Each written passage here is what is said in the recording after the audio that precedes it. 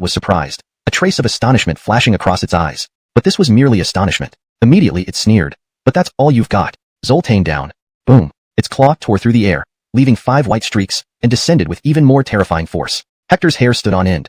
He could no longer avoid it. Instantly, he summoned the Kirin True Intention Laroiagram. With a thud, the Kirin True Intention Laroiagram blocked the half-saint model tiger's strike. The half-saint model tiger's eyes showed deeper surprise. This human truly had many tricks up his sleeve and was immensely powerful. What kind of pattern was this? It could block his attack. Heh, human Fred, you've really impressed me. But it ends here. Shatter. Bang, bang, bang. The half-saint model tiger continuously attacked. After a few heavy blows, Hector's Kirin True Intention Laroiagram couldn't withstand the assault anymore and shattered instantly. At this moment, within Hector's body, the extreme Jiag and extreme Yin forces collided, tearing through his flesh. Boom. In a critical moment, a silver-white mask appeared on his face. Instantly, it repaired the tearing forces within him, temporarily elevating his cultivation to the peak of the 6th heaven of the Dalton realm. You go ahead. I'll hold him off. Suddenly, Hector pushed Adelina away, turning to face the approaching, ferocious model tiger. He formed seals and manifested the True Intention Laroiagram of the Jeffrey art. 1 True Intention Laroiagram. 2 True Intention Laroiagrams. 3 True Intention Laroiagrams. 4 True Intention Laroiagrams. 5 True Intention Laroiagrams. 6 True Intention Laroiagrams. Under the influence of the silver mask, Hector quickly manifested 6 True Intention Laroiagrams. The model tiger, now in front of him, coldly said, "Boy, bring out your full strength. Let me see just how powerful a human demon is." "You'll see." With gritted teeth, Hector thrust the diagrams fiercely forward. Phew, that's Hector. Actually fighting a half-saint model tiger? Heaven, holy cow. This kid has guts, daring to confront a half-saint head-on. Is he insane? At this moment, some passing human martial artists, both demonic and orthodox, saw the confrontation and were stunned. Boom. With their exclamations, Hector thrust his palm forward.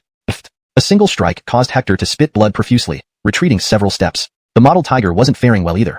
Its claw was broken halfway, with blood dripping out. The human martial artists stared wide-eyed, unable to believe their eyes. Hector is only at the middle stage of the Dalton realm, yet he managed to injure a half-saint head-on? Damn, am I seeing things? Phew, Hector of the Kirin Manor. Being able to injure a half-saint model tiger at the middle stage of the Dalton realm, his combat power is terrifying. Even our great demon sex disciples might not achieve this at his level. Everyone was thoroughly shocked. The model tiger trembled with anger, glaring at Hector with intense killing intent. He was a half-saint of the beast race, being injured by a mere human Dalton realm middle-stage fighter in front of everyone. If word got out, where would his dignity be? Dwight Manfred, I'll tear you to pieces. The half-saint model tiger roared, eyes blazing as it lunged towards Hector. After that strike, Hector's energy was nearly depleted. He immediately pulled out a bottle and took numerous high-grade vitality pills, preparing to use the Jeffrey art once more. He could still muster one more attempt. Afterward, he would likely be powerless. At that moment, you asked me to leave first. I was moved and have decided to help you. The spirit chicken suddenly returned. You help me? Hector glanced at him skeptically. This spirit chicken was sly and cunning, sharper than any human. Perceiving Hector's distrust, the spirit chicken clenched its teeth. Humph. We beast race are more trustworthy than your humans. Don't you believe me? Fine, today. I'll show you what true discretion means. Break. Boom. Suddenly, the spirit chicken's aura changed dramatically. A fierce aura emerged from its brow, causing Hector's eyes to widen. In that instant, he saw a miniature version of the spirit chicken appear from its brow. This miniature figure had a human-like body with a chicken head, identical to the spirit chicken. Only the eyes differed, exuding immense dominance, making everything before it seem like ants. Chapter 806, The Imperial Lyrivine Technique of the Fiend Race. Hector sensed an incredibly terrifying force emanating from the small figure. This power was absolutely no less formidable than that of a half-saint fiend race member. After the little figure appeared, it immediately formed a fist seal, transforming into a brilliant light and rushing forward at great speed. The half-saint striped tiger was greatly alarmed and instantly swung its claws towards a distant mountain. That mountain looked surprisingly like a black chicken, standing upright from afar. All right. Hector nodded and rushed forward immediately. Boom. From behind him came wave after wave of powerful attacks. Pooh. Hector's golden field cracked instantly. Once again, Hector concentrated on manifesting the Qilin True Intent Laroiagram, but just as it formed, it was struck and shattered again. Pooh. Pooh. Pooh. Hector coughed blood heavily and almost collapsed several times, but he gritted his teeth and persisted. Father! The demon mustered all its strength and roared loudly. Boom. Suddenly, from the top of the giant black mountain erupted an extremely terrifying aura. Under this aura, Hector was utterly stunned. How potent this fiend chi was. It brought about an oppressive pressure comparable to their Dwight Man race's sage. Clearly, this was a sage of the fiend race. Meanwhile, a powerful fiend chi shot up into the sky from the chicken mountain and arrived here in an instant. A middle-aged man dressed in black with a square face appeared, his presence imposing even without any anger. Seeing the severely wounded demon, his eyes filled with murderous intent. It was you?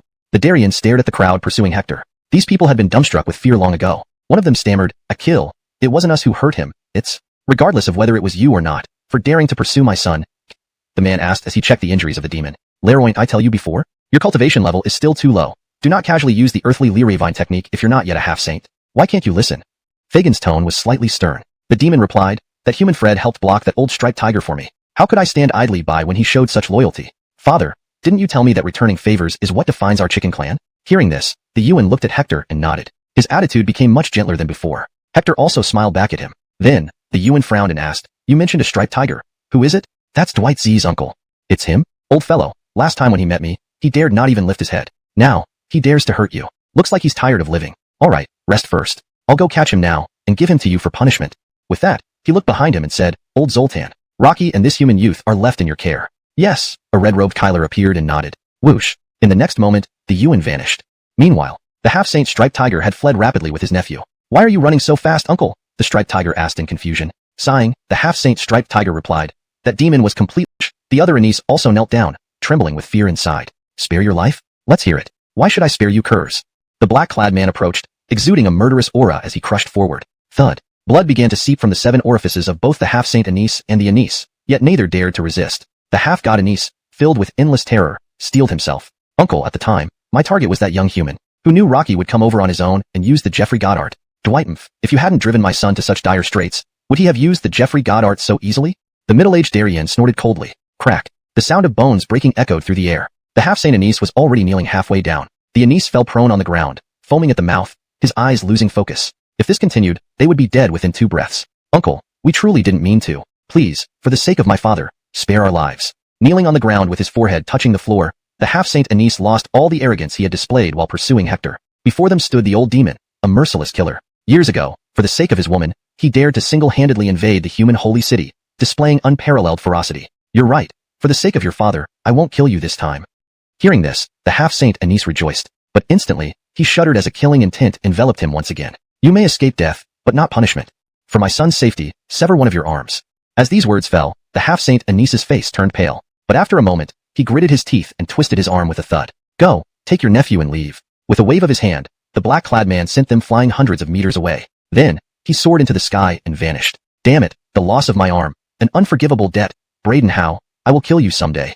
The half-saint Anise clenched his teeth, glaring at Braden Howe's retreating back. Uncle, no need to wait for that day. We can take our revenge in just a couple of days, said the Anise, standing up shakily with a sinister smile. Do you have a plan? The half-saint Anise narrowed his eyes. Revenge now would be best. This Braden Howe killed a nobleman's son in the holy city 6 months ago. That human noble is said to be coming out of seclusion soon. We only need to bring that human noble here and let them fight like tigers. Indeed, you are smart. How about that? When will the noble arrive?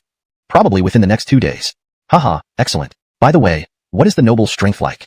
He won't be weaker than Braden Howe. Good. Once they weaken each other, we will kill his son in front of Braden Howe, and then end him in despair. The half-saint Anise spoke with hatred. Meanwhile, Hector sat cross-legged, his body rumbling as his strength rapidly recovered. In just an hour, he was almost fully healed. Upon returning, Braden Howe saw this and nodded. You kid, for someone so young, you're impressively strong. That Anise wasn't weak. Among our demon race, few can match him at the same level. Yet, you defeated him despite being at a lower realm.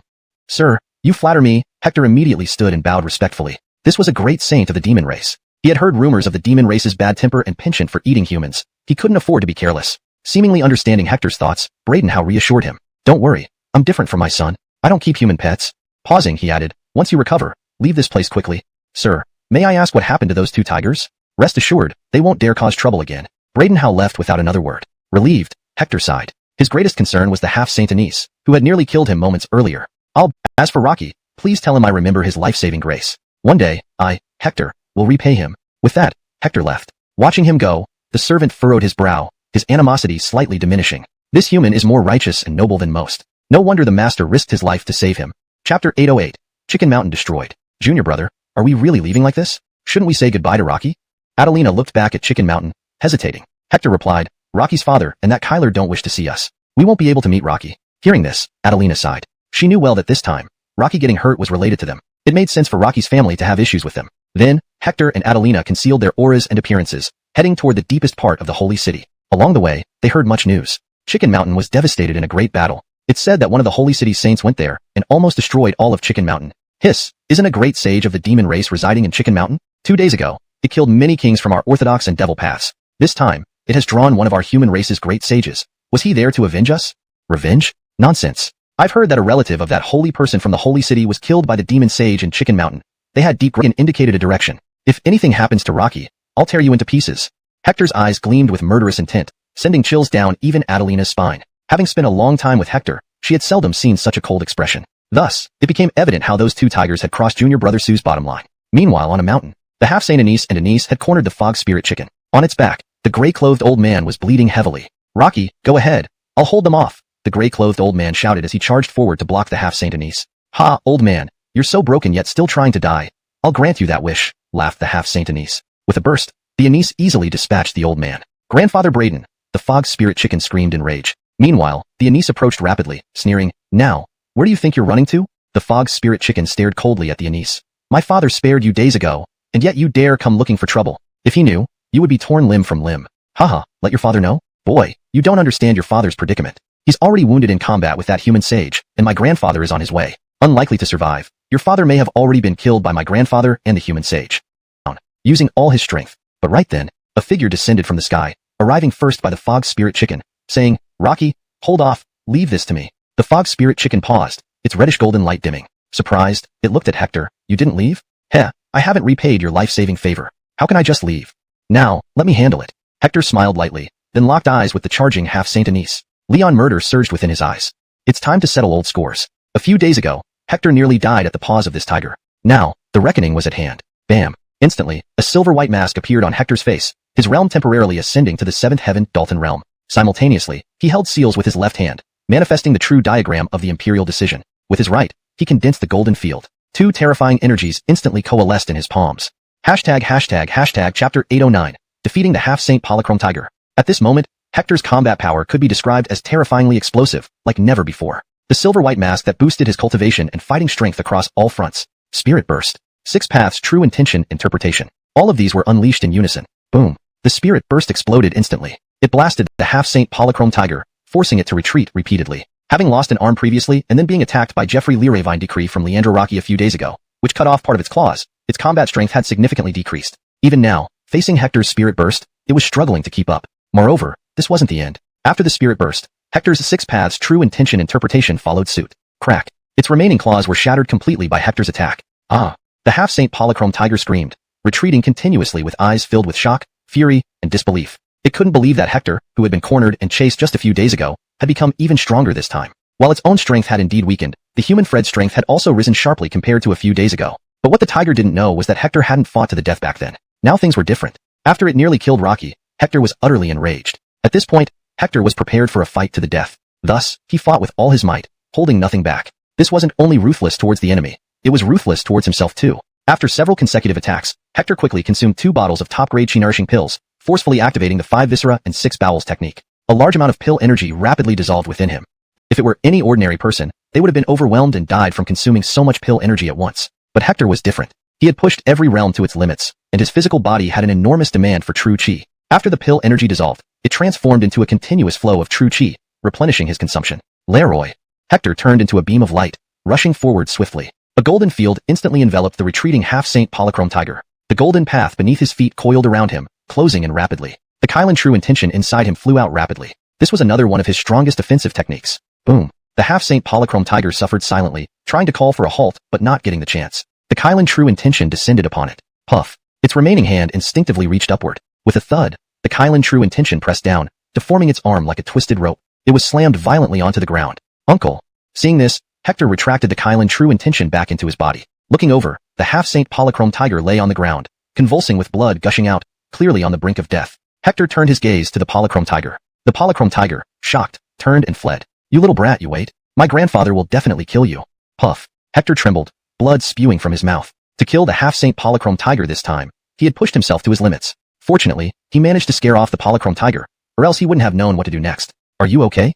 Adelina and Leandro rushed over, worried. Hector waved his hand, glancing around. "There are still many people watching us closely. We need to stay alert." Upon hearing this, Leandro felt a chill and nodded. He also sensed countless pairs of eyes staring at them from all directions. If Hector showed any signs of exhaustion, he would certainly be attacked by those with ill intentions. Leandro transmitted a message. "Can you hold on?" Having been reminded by Hector, he became slightly tense. Before Hector arrived, he had already sustained severe injuries. If those people closed in now, their situation would be extremely perilous. Hector replied, "Don't worry, it's not too serious. I just need to rest for a bit." Standing still, Hector secretly activated the 5 viscera and 6 bowels technique to dissolve the pill energy within his body and replenish his strength. Meanwhile, there was a stir among the surrounding crowd. What kind of monster is Hector? He actually defeated the half-Saint Polychrome Tiger? How did he manage to do that? Look at his cultivation. He's only in the middle stage of Dalton Realm, yet he can defeat the Polychrome Tiger. This guy is definitely stronger than our great demon sect's demon sons. With such terrifying combat power, he'll probably be invincible in our northern border martial world during the next Holy Demon War. Do you think he's standing there motionless because he's exhausted and no longer poses a threat? Heh, I don't think so either. Khalil, to go try your luck? You might be able to take his head. No thanks. I don't want to die prematurely. This monster can even defeat a half-saint demon race member. If I go up, it'll just be suicide. However, a few peak Dalton Realm experts still stared intently at Hector, with murderous intent in their eyes. Go or not go? Two of them hesitated slightly before finally approaching Hector, exuding a murderous aura. One of them was Carlos. A few days ago, he had been tricked by Hector and nearly died under the half-saint Polychrome Tiger's hands. He hadn't forgotten this grudge. Hector sensed Carlos's murderous intent and sneered, Carlos, I've been waiting for you. Today, we settle our accounts. Boom. In an instant, an extremely terrifying aura erupted from Hector, and he instantly moved away from his spot. Seeing this, Carlos's face became incredibly solemn. Thud. They engaged in combat. Though Hector hadn't fully recovered to his peak state, his current cultivation and combat power were not inferior to Carlos. After several exchanges, Carlos grew increasingly alarmed. Although Hector wasn't as fierce as when fighting the half-saint Polychrome Tiger, his overall strength was no less than Carlos's. Recalling that this monster was just a mere ant he could crush at will half a year ago, Carlos couldn't help but shudder. If Hector got more time, he would surely be doomed. So, he needed to kill Hector early and stop giving him time. Hector, just wait. I'll come back to kill you again. After exchanging over 100 blows and realizing he couldn't kill Hector, Carlos turned and left. He was about to break through to the half-saint realm soon, within a few days. So, he planned to return after a few days to kill Hector. At that time, Hector wouldn't be his match. Once he broke through to half-saint, his combat strength would skyrocket rapidly. Chapter 8:10. Are you, chicken, serious? Hector did not chase Carlos. Even if he were to pursue Carlos, he could not kill him in a short period of time. Furthermore, many king-level beings around were watching closely, began eating large bites, their mouths full of grease. But at this moment, they didn't care about that as Hector alone consumed most of the semi-saint modeled tiger. If it were anyone else, consuming this much would certainly cause them to burst from the pure energy within the modeled tiger's body. Remember, this was a semi-saint. The energy contained in the flesh, even just half, was enough to burst 10 peak kings. Yet Hector ate half by himself. If someone witnessed this, they would be dumbfounded. This was Hector. His foundation was incredibly strong. Half a model tiger was barely enough for him. Now, his cultivation had reached the peak of the 6th level of the Dalton realm, the peak of the middle Dalton realm. To break through to the late stage required at least 5 times the energy compared to before. Without this model tiger, he would need another month to advance to the late Dalton realm. But now he didn't need to wait. A day later, Hector completely refined all the power of the modeled tiger within his body. Boom. At this moment, he finally broke through to the 7th level of the Dalton realm, advancing all the way to the peak of the 7th level. Hector stood up, sensing the power within his body, his eyes sparkling with intense light. With my current cultivation, if I unleash my full combat power, I can defeat a semi-saint model tiger at its peak. This was Hector's strength after breaking through. Leandro, standing my saint auras with intense fighting spirit. He also wanted to see who would be stronger between him at the late Dalton realm and a semi-saint. Puff. As he spoke, Hector lifted his hand, and a beam of king-level light shot out, instantly turning the screaming individual into a mist of blood before they could react. Phew, that was a peak late-stage king realm expert, and Hector just killed him from a distance? At this moment, several peak king realm experts took notice of the commotion, frightened and retreating hastily. They guessed that Hector's combat strength must have reached the semi-saint level. Can Hector handle them? At this moment, Leandro appeared, staring solemnly at the 3 rapidly approaching semi-saint tigers. Hector narrowed his eyes, saying, once we kill them, I'll go with you to find your father. All right, take care of yourself then, Leandro nodded, retreating swiftly. Junior brother Sue. Adelina's face showed concern. Leandro glanced at her and chuckled. Relax, he'll be fine. Oh, do you like him? Hearing this, Adelina blushed and glared at Leandro. You, a chicken.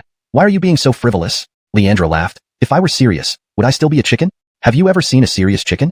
These words carried profound implications, making Adelina glare fiercely at Leandro. You're of a semi-sage. When they unleashed their full strength, it was formidable beyond compare. Even the mighty Dalton realm spectators had to muster all their defenses from afar. Even standing far away, some of the slightly weaker Daltons appeared deathly pale. A semi-sage. Though not yet a sage, they bore the revered name. Their combat power exceeded that of the peak Dalton realm by a significant margin. Even Hector, facing the howling sky-splitting attack from the Beast Clan's semi-sage, had to unleash his full potential. An external golden field enveloped him. New World Road materialized beneath his feet. The Chilean true intention pattern emerged on his skin. Thud. Using 3 minds as one. Thud. He blocked the first wave of the howling sky-splitting attack. This move left the Tiger Clan's semi-sage utterly shocked. This was an incredibly powerful strike. An unwary peak Dalton realm expert would be severely injured instantly. And now, Hector, a human youth who had just reached the late Dalton realm, was still standing, killed together. At this moment, another semi-sage charged forward with overwhelming killing intent. As a semi-sage, dealing with a Dalton realm warrior was like squashing an ant. But in Hector, they saw a threat, not someone they could easily crush. So, he discarded any pretense of dignity for a semi-sage. Today, if it meant killing Hector, hitting his teeth from afar. Unfortunately, he was too weak to help, only able to silently root for Hector and curse these 3 old men incessantly. Adelina watched with worry filling her beautiful eyes. In the past, Hector had been unstoppable against others because he faced Dalton Realm warriors. But this time was different. Facing semi-sages, 3 of them no less. One semi-sage alone was enough to make any late Dalton Realm warrior despair. 3 together, even a deity might be helpless if pitted against Hector at the same realm. Indeed, as they predicted, Hector's situation was dire. The third howling sky-splitting strike pierced through his Qilan true intention pattern, instantly wounding him gravely. Blood poured from his 7 orifices, and he was sent flying through the air. Sigh. Hector can't escape this one, someone sighed sharply. Haha, Fred. You dared to kill our Tiger Clan members. You'll pay for it today. With a maniacal laugh, a semi-sage rapidly approached Hector, spreading his fingers wide and snatching at him. After enduring the continuous strikes, Hector was already gravely wounded. To the semi-sage, Hector was now a spent force, ripe for the taking. Not just he, but even the distant onlookers shared this thought, whether from the Beast Clan or Human Clan. Yet, in the instant his hand nearly grabbed Hector, a torrential surge of killing intent flashed through Hector's eyes. In a split second, boom, a silver-white, mysterious mask appeared on his face. In that moment, Hector's injuries healed instantly, and his cultivation temporarily surged to the peak of the 8th heaven Dalton realm. Crack. As the Tiger Clan's semi-sage's hand neared, Hector moved with blinding speed, grabbing his wrist and pulling hard. Phew. Blood spewed. A Grand Beast Clan semi-sage had just lost an arm to Hector in an instant. The sight of a semi-sage's blood drenched Hector and left everyone watching in stunned silence. What just happened? Wasn't Hector gravely wounded? How did he suddenly grow stronger? And in such a disadvantageous position, he managed to tear off an arm from a fully powered semi-sage? His ferocious demeanor left everyone heart-stoppingly anxious. Aya. The Beast Clan's semi-sage, in excruciating pain, rapidly retreated. But Hector, moving like lightning, swiftly closed in, his golden field spreading out and instantly enveloping the semi-sage. It ends here. I send you on your way. Phew. A streak of sword light flashed, a thin line of blood soaring into the sky. But the next moment, and if this Fred becomes a saint in the future, he will definitely be another Jalen. Qilan Manor already has a Jalen. With Hector added, it will undoubtedly become the greatest orthodox power, possibly even surpassing the Vernon sect. Boy, you are too strong. If you can survive this battle, you will surely break through to the peak of the Dalton realm soon. In the coming years, you have a chance to challenge the Saint realm. Many people were amazed. Not only from the demonic path, but also the righteous path. They saw in Hector the shadow of the former Jalen. Kill.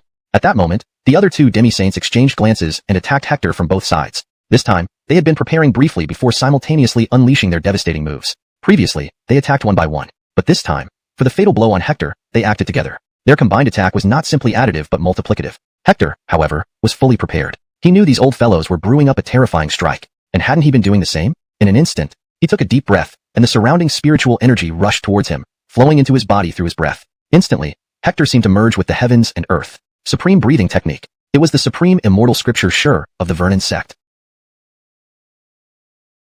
1 true diagram, 2 true diagrams, 3 true diagrams, 4 true diagrams, 5 true diagrams, 6 true diagrams. Wearing the silver-white mask and empowered by the supreme breathing technique, Hector's 6 true diagrams were so powerful that even he didn't know what level of destruction they could cause. But at this moment, considering the destructive power wasn't the issue. His sole intention was to slay these 3 demi-saints of the Tiger Clan together. This thought was bold. If any late-stage Dalton realm warrior throughout history had attempted it, it would seem like an impossible dream. But Hector turned the seemingly impossible into reality. Not good. Join forces to defend. At this moment, the 3 demi-saints of the Beast Clans sensed a lethal threat from Hector and immediately formed seals with their hands. They manifested the absolute technique of the Tiger Clan. Tiger Dalton descends. Boom. Instantly, the faint holy domains around them merged, forming a massive tiger several yards tall, emitting golden ripples that protected them at the center. At the same moment, this massive tiger extended its enormous claws, reaching down from the sky and fiercely smashing towards Hector. Compared to the mammoth tiger formed by the 3 demi-saints' holy domains, Hector looked tiny, like an ant, completely disproportionate. But the size didn't alter the outcome. Boom. Under the influence of Hector's mysterious silver-white mask and the supreme breathing technique, the 6 true diagrams transcended any previous levels of power. In an instant, thud. The holy domain transformed into a mighty tiger disintegrated under Hector's long-range palm strike. The golden ripples surrounding the 3 beast demi-saints turned to ashes in a moment. Thud. The 3 tiger demi-saints spurted blood from their bodies, flying out horizontally. They landed heavily on the ground. For a moment, there was dead silence in the area. Everyone stared wide-eyed, disbelief evident in their expressions. 3 formidable demi-saints. Even working together, they were defeated by a late-stage Dalton realm human warrior. If anyone hadn't seen it with their own eyes, who would believe it? Before this, if someone had told them a late-stage Dalton realm warrior defeated a demi-saint, they wouldn't have believed it, thinking it must be hearsay or fabricated nonsense. Defeating 3 demi-saints? That was pure fantasy. Perhaps not even the great emperors of old achieved this feat. But today, someone did. That person was Hector. Hiss, this monster. Is he reincarnated from an immortal king? Whether or not he's an immortal king reincarnate, I dare say that among all late-stage Dalton realm warriors throughout history, Hector is absolutely the unrivaled champion. Frightening, incredibly frightening, unprecedented even in history. Even their demon Jeffrey, at Hector's age, might not have matched his prowess. Do you think I haven't made up my mind yet? Hector sneered, drawing his sword. You dare. We are semi-sages of the Tiger Clan. If you kill us, you won't live either. The semi-sage with a severed arm screamed. At this moment, the only thing giving him some semblance of safety was the presence of the Tiger Clan behind him. Let's see if I dare or not, Hector sneered. Puff. As soon as he spoke, the head of the Tiger Clan semi-sage flew off instantly. Go. The other two Tiger Clan semi-sages were terrified and started running immediately. Puff. But they were already severely wounded. How could they escape from Hector? They took just a few steps before being cut down by his sword. Dead without a doubt. Albert, take their bodies with us. Hector glanced at the mist spirit chicken still dazed far away, and said indifferently. Yes, sir. The mist spirit chicken was overjoyed, spreading its wings. The three Tiger Clan semi-sages flew towards it and landed on its back. His face lit up with joy, knowing that today would bring another feast for them. Whoosh. Then, under the watchful eyes of countless people from both the righteous and evil paths, Hector and company quickly disappeared. Not long after, news of this battle spread across the region, causing quite a stir. Hiss. Did you say that Hector killed 3 semi-sages from the Tiger Clan single-handedly? Yeah, the news is fully spread. It's hard to imagine how Hector managed to kill 3 semi-sages from the Tiger Clan alone. After all, his cultivation is still only at the late stage of the Dalton realm. A late-stage Dalton realm can kill 3 ordinary demon race semi-sages who aren't strong enough for a late-stage Dalton realm practitioner to handle. This guy's potential is truly terrifying. Given more time, he might be able to slay sages. With Hector's extraordinary talent, once he reaches the peak of the Dalton realm, there's a high possibility he could slaughter sages. Haha, slaying sages? He must first survive. I heard a rumor that the Tiger Clan is enraged. The top-ranked Gus among their 10 semi-sages has emerged from seclusion and is searching for Hector. Gus? I've heard of this brute. It's rumored that he once fought an equal battle with a sage who had just entered the sage realm. To be able to match a sage with the strength of a semi-sage, this tiger's talent is almost on par with the elite successors of our northern border realm's top forces. That tiger's talent ranks among the best in the demon races. If he faces Hector head-on this time, Hector will find it very difficult to win. Of course, even though Herb Sue is powerful, he can currently only contend with stronger semi-sages. Against a monster like Gus, who can rival a sage at the semi-sage level, Hector Whimsect as Hector, their enmity has reached an irreconcilable point. I also heard a rumor that last time Carlos almost got killed by that Miss Spirit Chicken due to Hector's involvement. Now that Carlos has emerged from seclusion, he must be looking for revenge on Hector and the Mist Spirit Chicken. This time, Hector is in danger. With Gus from the Tiger Clan now hunting him and Carlos breaking through to the semi-sage realm, Hector will likely face their combined attack if he shows himself. Soon, the news of Carlos reaching the semi-sage realm spread. Then, Carlos left the place, seeking Hector and the Mist Spirit Chicken. Hector and the Mist Spirit Chicken were his sworn enemies. The moment he broke through, he sought vengeance. At this moment, Hector had consumed 2 semi-sage striped tigers. After digesting for 3 days, he finally fully refined them. Boom. At this moment, Hector's cultivation broke through to the peak of the 8th heaven of the Dalton realm, reaching the peak of the late-stage Dalton realm. With his current strength, if he encountered the 3 Tiger Clan semi-sages from a few days ago, he wouldn't need to use full force, just raising his hand would suppress them. This was Hector's current strength. Hector stood up, sensing the power within his body carefully, a satisfied smile creeping onto his lips. Hector, it's bad. You must leave this area immediately. Gus from the Tiger Clan has emerged from seclusion and is heading this way. As soon as Hector emerged from seclusion, the Mist Spirit Chicken rushed up, worry evident on its face. Chapter 8:14, Supreme Half-Saint Gus. Brandering Hector's seclusion, Demon went out to gather information about his father and unexpectedly learned that Gus had emerged from seclusion and was searching for news of Hector. Hector asked in surprise, is Gus very powerful? Has he reached the Saint Realm? Demon paused, unsure what Hector meant but still replied anxiously, he's a half-saint, extremely powerful. The 3 half-saints you encountered a few days ago, he could suppress with just a wave of his hand. Let me put it this way. Gus is an outstanding individual among the young generation of the Tiger Clan, a leader. In the future, he has a great possibility of becoming the patriarch of the Tiger Clan. It seems he indeed has some strength, Hector nodded calmly. Where is he? I'll wait for him here. Boom. As he spoke, Hector directly released his aura, instantly startling many martial artists and demon races nearby. His cultivation had once again increased compared to a few days ago. His overall combat power was now incomparable to before. He wanted to face off against the most elite half-saint to see how strong he had become. Perfectly, since Demon said Gus was the leading figure among the young generation of the Tiger Clan, he would wait for him here. His aura, a terrifying demonic aura like dark clouds rapidly approached from the horizon, shocking everyone around. Hiss, that's the Tiger Clan's Gus. He's come, a demon race member exclaimed in shock. Gus? Who is he? On the human side, many didn't know much about Gus, but the overwhelming pressure he exuded was undeniable. You don't even know Gus? You really are ignorant. He is one of the 10 young supreme beings of the demon race and the leader of the young generation of the Tiger Clan. Although he is only a half-saint, he can contend with newly ascended saints. Hiss, so you mean Gus is a supreme half-saint? Yes, a supreme half-saint. He is virtually invincible in the half-saint realm. He has emerged from seclusion to kill Hector. Holy crap, look over there. That burst of aura. It's Hector, right? Yes, it's indeed Hector. Holy crap, Gus is in this area, and he dares to release his aura. Is he provoking Gus? He killed 3 half-saints of the Tiger Clan 3 days ago, and now he's daring to release his aura. Does he think he can kill Gus like before? Shut up, Gus is here. The moment Gus arrived, Hector also released his aura, instantly stirring up the area. Though the 2 auras were separated by tens of thousands of meters, at their level of cultivation, even a slight release of aura could be fully sensed. Gus had been searching for Hector to kill him, and Hector releasing his aura. What did that signify? Anyone with common sense could understand. Hector was blatantly challenging Gus. Master, that man is Hector, a gray-clothed Kyler beside Gus said gravely, hands clasped behind his back. Gus coldly stared at the mountain range where Hector was located, a mocking smile playing on his lips. Knowing I'm here, he still dared to deliberately release his aura. This kid is even more arrogant than rumored. I enjoy people who are bold. Killing them feels satisfying. Tell my father and the clan Kylers that I will bring back this human kid's head soon. Have them prepare celestial wine for my return. The old servant will inform Lord Master and await your return. The gray-clothed Kyler bowed and quickly left. Standing there, Gus narrowed his eyes, staring at the mountain range where Hector was located. Suddenly, he raised his hand and fiercely slapped out. Boom! Under the watchful eyes of various demon races, human devil paths, and righteous forces, a terrifying palm imprint shot out like lightning. Initially palm-sized, it grew larger as it approached until it was towering 3 zhang high, striking down like the hand of a deity. After the palm strike, Gus said indifferently, "Receive my first palm. If you can withstand it, you have the qualifications to make me." At this moment, Hector stepped out, looked up at the void where the Gus was approaching through the air. A trace of envy surfaced in his eyes. Walking on air, truly admirable. I wonder when I will be able to do that.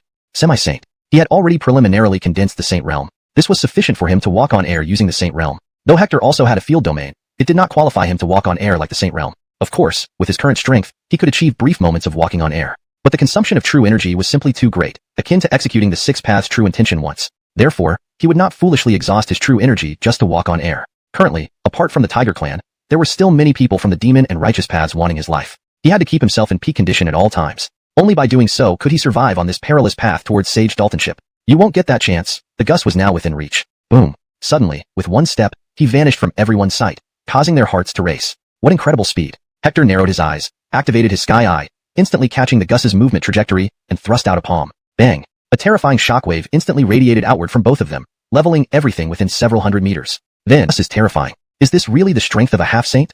Someone trembled in fear. Many showed extremely shocked expressions. They had seen many half-saints before, but none possessed such terrifying destructive power within the half-saint realm. This was the first time they witnessed such power. For Hector to exchange blows with this monster without defeat was simply unbelievable, especially considering Hector was merely at the late Dalton realm. Their shock and incomprehension deepened. How could a late Dalton realm have such formidable combat power? It was inconceivable. At this moment, after evading, Hector noticed that despite the Gus's enlarged form, his speed increased rather than decreased. In an instant, he appeared behind Hector.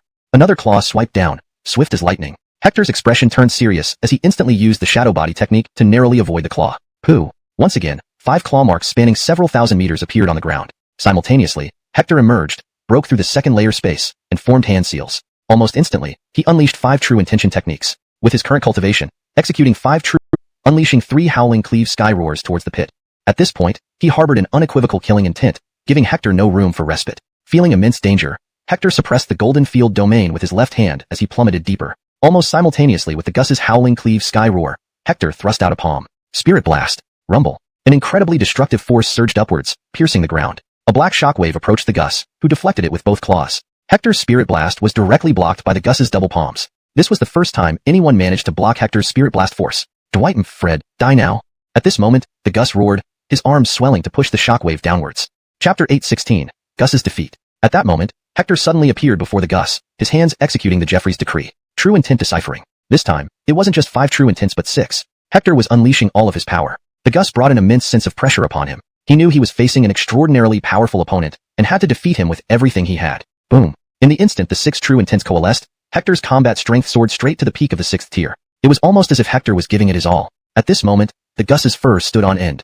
He felt a deathly peril. Instantly, without hesitation, any top half-saint who has just stepped into the saint realm. At that moment, everyone on the demon side stared in astonishment. Who would have thought that Gus, acclaimed as one of the 10 supreme beings among the younger generation of their race, would be defeated by a human youth at the late Dalton realm? Similarly, both the righteous and demonic path humans were profoundly shocked. While they knew Hector was a monster comparable to the demonic disciples, even to Jalen, they hadn't expected him to defeat Gus at this realm. Boom. After one move, Hector immediately took a large amount of top-notch chi-nourishing pills, activated the 5 viscera and 6 bowel technique, rapidly refining the pill energy. His figure flashed, instantly bursting out of the ground, and once again charging towards Gus. Gus was not killed but severely injured. He had to seize this opportunity and kill him, leaving no chance for escape. Thud. Gus plummeted quickly to the ground, bleeding profusely. The previous exchange had already inflicted severe injuries upon him. Faced with Hector's renewed assault, retreat entered his eyes. Kid, next time, What? A supreme being of the Tiger Clan's younger generation, fearing death like this? Just as he was about to deliver a parting threat, Hector's words ruthlessly choked him. Hearing this, Gus's eyes bulged. An intense humiliation spread through him,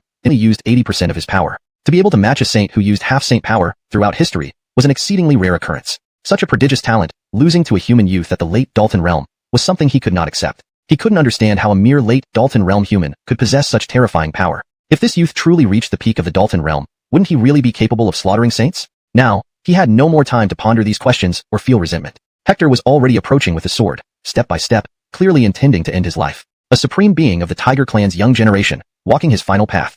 Do you remember when Gus, upon entering the half-saint realm, held his own against a demon sage? How majestic he was. All demons believed he would become a top sacred Dalton, maybe even a demon Jeffrey, dominating our demon world, renowned for eternity. Who would have thought such a genius would die at the hands of a late Dalton realm human youth? Truly unpredictable. After this battle, this human youth will likely cause seismic shifts in the sacred Dalton path. All demons and anyone on this path will know that a world-class genius has appeared in this sacred Dalton competition. Many were awestruck. They seemed to see the rise of an invincible emperor through Hector. Gus, defeated? At that moment, Jake appeared, looking at the battered Gus, a massive wave crashing through his heart. Back then, he had contended with Gus of the same generation and lost. He deeply understood Gus's formidable strength and terror. A monster so terrifying that it would leave any demon of the younger generation in despair. But today, this monster was defeated by the human Hector. At this moment, Hector was already standing close to Gus, gripping the sword hilt, expressionless. May you find peace in the next life.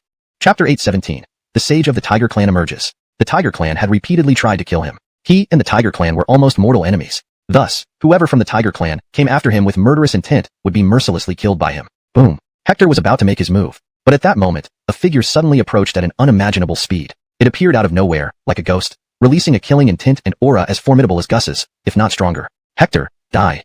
The person who appeared was none other than Carlos, who had recently broken through to become a half-step sage. Before this, he had been aware of Hector but deliberately stayed hidden to deliver a fatal blow at the crucial moment. Now, he had finally seized the opportunity in the shadows. After battling Gus, Hector had nearly exhausted his strength. At this moment, delivering the final blow would surely guarantee Hector's death. Moreover, it was a surprise attack. Hector wouldn't have enough time to react. Carlos, I've been waiting for you for a long time. However, at that moment, Hector's lips curled into a sneer. In truth, when Carlos approached within 1,000 meters, he had already been detected by Hector's sky eye. Hector remained calm to lure him closer. Boom. Instantly, a silver-white mysterious mask appeared on Hector's face. The moment it appeared, his expended stamina was instantly restored to its peak. Furthermore, his cultivation temporarily broke through to the pinnacle of the Dalton realm. His overall power had greatly increased compared to before. Hector turned, drew his sword. A streak of sword energy flashed, slicing off Carlos's arm as blood splattered across the sky. No, Hector, you? Carlos jumped back in shock, his hair standing on end, retreating quickly with disbelief in his eyes. At this moment, not only was Hector's stamina restored, but his strength was also significantly enhanced compared to when he battled Gus. Was his aura indicative of having reached the pinnacle of the Dalton realm? Terror instantly swept over Carlos. Without hesitation, he turned and fled. Meanwhile, Hector watched Carlos escape without pursuing him. Instead, he severed Gus's head with one swift stroke. Then, holding the long sword in both hands, he swung mightily under the watchful eyes of countless demons, righteous cultivators, and devil cultivators. One sword soaring immortal. A terrifying wave of sword energy sliced through the void. Next moment, Carlos's head was severed from his body, soaring into the sky. At that moment, the entire scene fell silent. Another top-notch half-sage, dead, and not after a fierce battle, but instantly killed by Hector. Had this monster not been exerting full effort from the start? That's not right. He relied on that silver-white mask. Could it temporarily enhance his cultivation? Someone noticed Hector's silver-white mask, shuddering in surprise. At that moment, Hector turned, hoisted Gus's corpse onto his shoulder, glanced around, and beckoned to Demon and Adelina, who were still in shock, saying, "Let's go eat tiger meat." Demon paused, then exclaimed joyfully, "Haha, top-notch half-sage black tiger meat. I've never tasted it before. Today will truly be a feast." Yet inside, he was immensely shaken and fearful. Hector had killed the supreme young master of the Tiger Clan. This time, Hector had indeed caused a major stir. He believed. Their side currently only had a few half-sages, unable to oppose a demon sage. Each kept a low profile, fearing being targeted by the demon sage and risking deadly consequences. Hector has really stirred up trouble this time, many sighed. To cause a sage's pursuit while at the Dalton realm, this was either unprecedented or extremely rare. In the past, those who attracted the attention of a sage were at least top-tier half-sages. Hector, however, faced a sage's pursuit while still at the late-stage Dalton realm. Currently, Hector had parted ways with Demon and Adelina, fearing their involvement. Before parting, he left each with a leg from the top-tier half-sage tiger. He kept the rest for himself. Instead of leaving the area, Hector went directly to a mountain close to Tiger Clan territory. There's a saying that the most dangerous place can also be the safest. Hector held the same belief. He trusted that even if the Tiger Clan wanted to kill him, they wouldn't expect him to not only not flee but to get even closer to them. Upon entering the mountain, Hector set up a concealment array. Then, he took out the body of the top-tier half-sage Gus and started a fire to roast it. Top-tier half-sage wasn't something ordinary flames could cook. Hector used his true chi to generate flames. It took 2 whole days to fully roast it. After 2 days, Hector's true chi was almost entirely depleted. But looking at the perfectly roasted tiger meat, emitting a mesmerizing aroma, Hector's eyes gleamed. After completely refining this top-tier tiger meat, my cultivation should reach the pinnacle of the Dalton realm. Hector, at the late-stage Dalton realm, could defeat the top-tier half-sage Gus who could rival a sage who just entered the sage realm. Once reaching the pinnacle of the Dalton realm, his overall strength would skyrocket. By then, he estimated that he might be able to contend with a sage. Chapter 818. Peak of the Dalton realm. Following this, Hector began to devour the half-sage variegated tiger in large bites. After days of roasting by Hector, the flavor of this meat was so rich and aromatic that it almost seemed to melt the tongue. Under the influence of Hector's visceral techniques, the meat melted upon entering his mouth. Streams of pure power instantly permeated through Hector's entire body. This variegated tiger wasn't comparable to other half-sage tigers. It was a peak half-sage, an existence capable of rivaling true sages within its domain. The strength contained within its flesh was several times purer than that of other half-sage variegated tigers. Normally, with Hector's current power and background, breaking through to the peak of the Dalton realm would be nearly impossible within a month. However, after consuming the black tiger's flesh, the true strength of a sage. The only thing he knew was one phrase. All below the sage realm are mere ants. This meant that regardless of how powerful one was below the sage realm, they were only fit to be crushed when faced with a sage. This saying wasn't just words, it was an ancient belief verified by countless ancestors. Hector stroked his chin. Were sages truly as powerful as legend? Just if he managed to defeat a sage with the cultivation of the peak Dalton realm, would it prove that the saying passed down by ancient sages was false? If anyone knew Hector's current thoughts, they would be profoundly shocked. Throughout history, there have been many brave souls daring enough to challenge sages, but almost none dared to hope for victory against a sage solely on their own might at the peak of the Dalton realm. Even if there were any, those people relied on external forces, and no one has ever achieved victory purely based on their combat power. There were precedents of peak Dalton realm experts defeating severely injured sages, but to achieve such a feat when the sage was at full power was unheard of. At least, history had no record of such an occurrence. Therefore, for Hector to wish to defeat a sage with peak Dalton realm cultivation was practically a pipe dream. Indeed, there were instances where half-sages defeated sages. Notably, Harel, and the ancient emperors, including some supreme geniuses of olden times, among others. Take Gus for instance, who had previously engaged with a sage on equal terms. Later, that sage informed the black narrowed his eyes. The perception of a sage was indeed incredibly strong. Just a casual glance was enough to be sensed by the demon sage of the Tiger clan. He wondered what the demon sage's reaction would be if he knew that he was Hector, whom the Tiger clan had been hunting. Unconsciously, a strange smile spread across Hector's lips. What? A sage approached our Tiger clan? Being personally invited by our clan leader and referred to as a brother, it must be at least a sage. The words spoken by the Tiger clan leader, father of Gus, without any embellishment, alarmed the demons of Mount Dwight, who braced themselves for confrontation. At present, the two other demon sages had left the Tiger clan to join other demonic clans in attacking the holy city. Thus, Mount Dwight was left with only one sage. If the newcomer was also a sage and harbored ill intentions, it wouldn't be a good situation for them. But Hector remained silent, continuing to scan Mount Dwight with his heavenly eye. Those in the Tiger clan trembled in fear upon sensing Hector's perception, lying prostrate on the ground, feeling uneasy. Though Hector only released his perception, they instinctively felt an overwhelming dread. This perception undoubtedly belonged to a sage. Dwight, brother, isn't it rather impolite of you to scan our Mount Dwight so carelessly? Seeing the lack of... That's him. How did his strength suddenly become so powerful? Has he possibly stepped into the semi-sage domain? Quick, get away, he's coming. At that moment, everyone inside Tiger Mountain was panicked, fleeing towards the higher elevations of the mountain. Meanwhile, Hector stepped forward without concealing his aura. Wherever he went, the ground cracked. The ones trying to flee were caught up by him, collapsing onto the ground, immobilized. He didn't kill indiscriminately. Although these tiger demons were enemies of humans, they held no grudges against him personally, so he wouldn't act rashly. But the demon sages of the Tiger clan would not be spared. They had been hunting him relentlessly during this period, even attacking Rocky's father, the father of the mist spirit chicken, alongside 3 other sages. Rocky's father was still missing. For both Rocky and himself, he needed to demand an explanation. You see, Tiger Mountain seems to have a powerful figure seeking trouble for the Tiger clan. The Tiger clan has been too arrogant lately, massacring humans everywhere. This time, they might have provoked a human sage. That's odd. All our major clans are besieging Holy City. Where did this human sage come from? Could it be someone from outside who recently...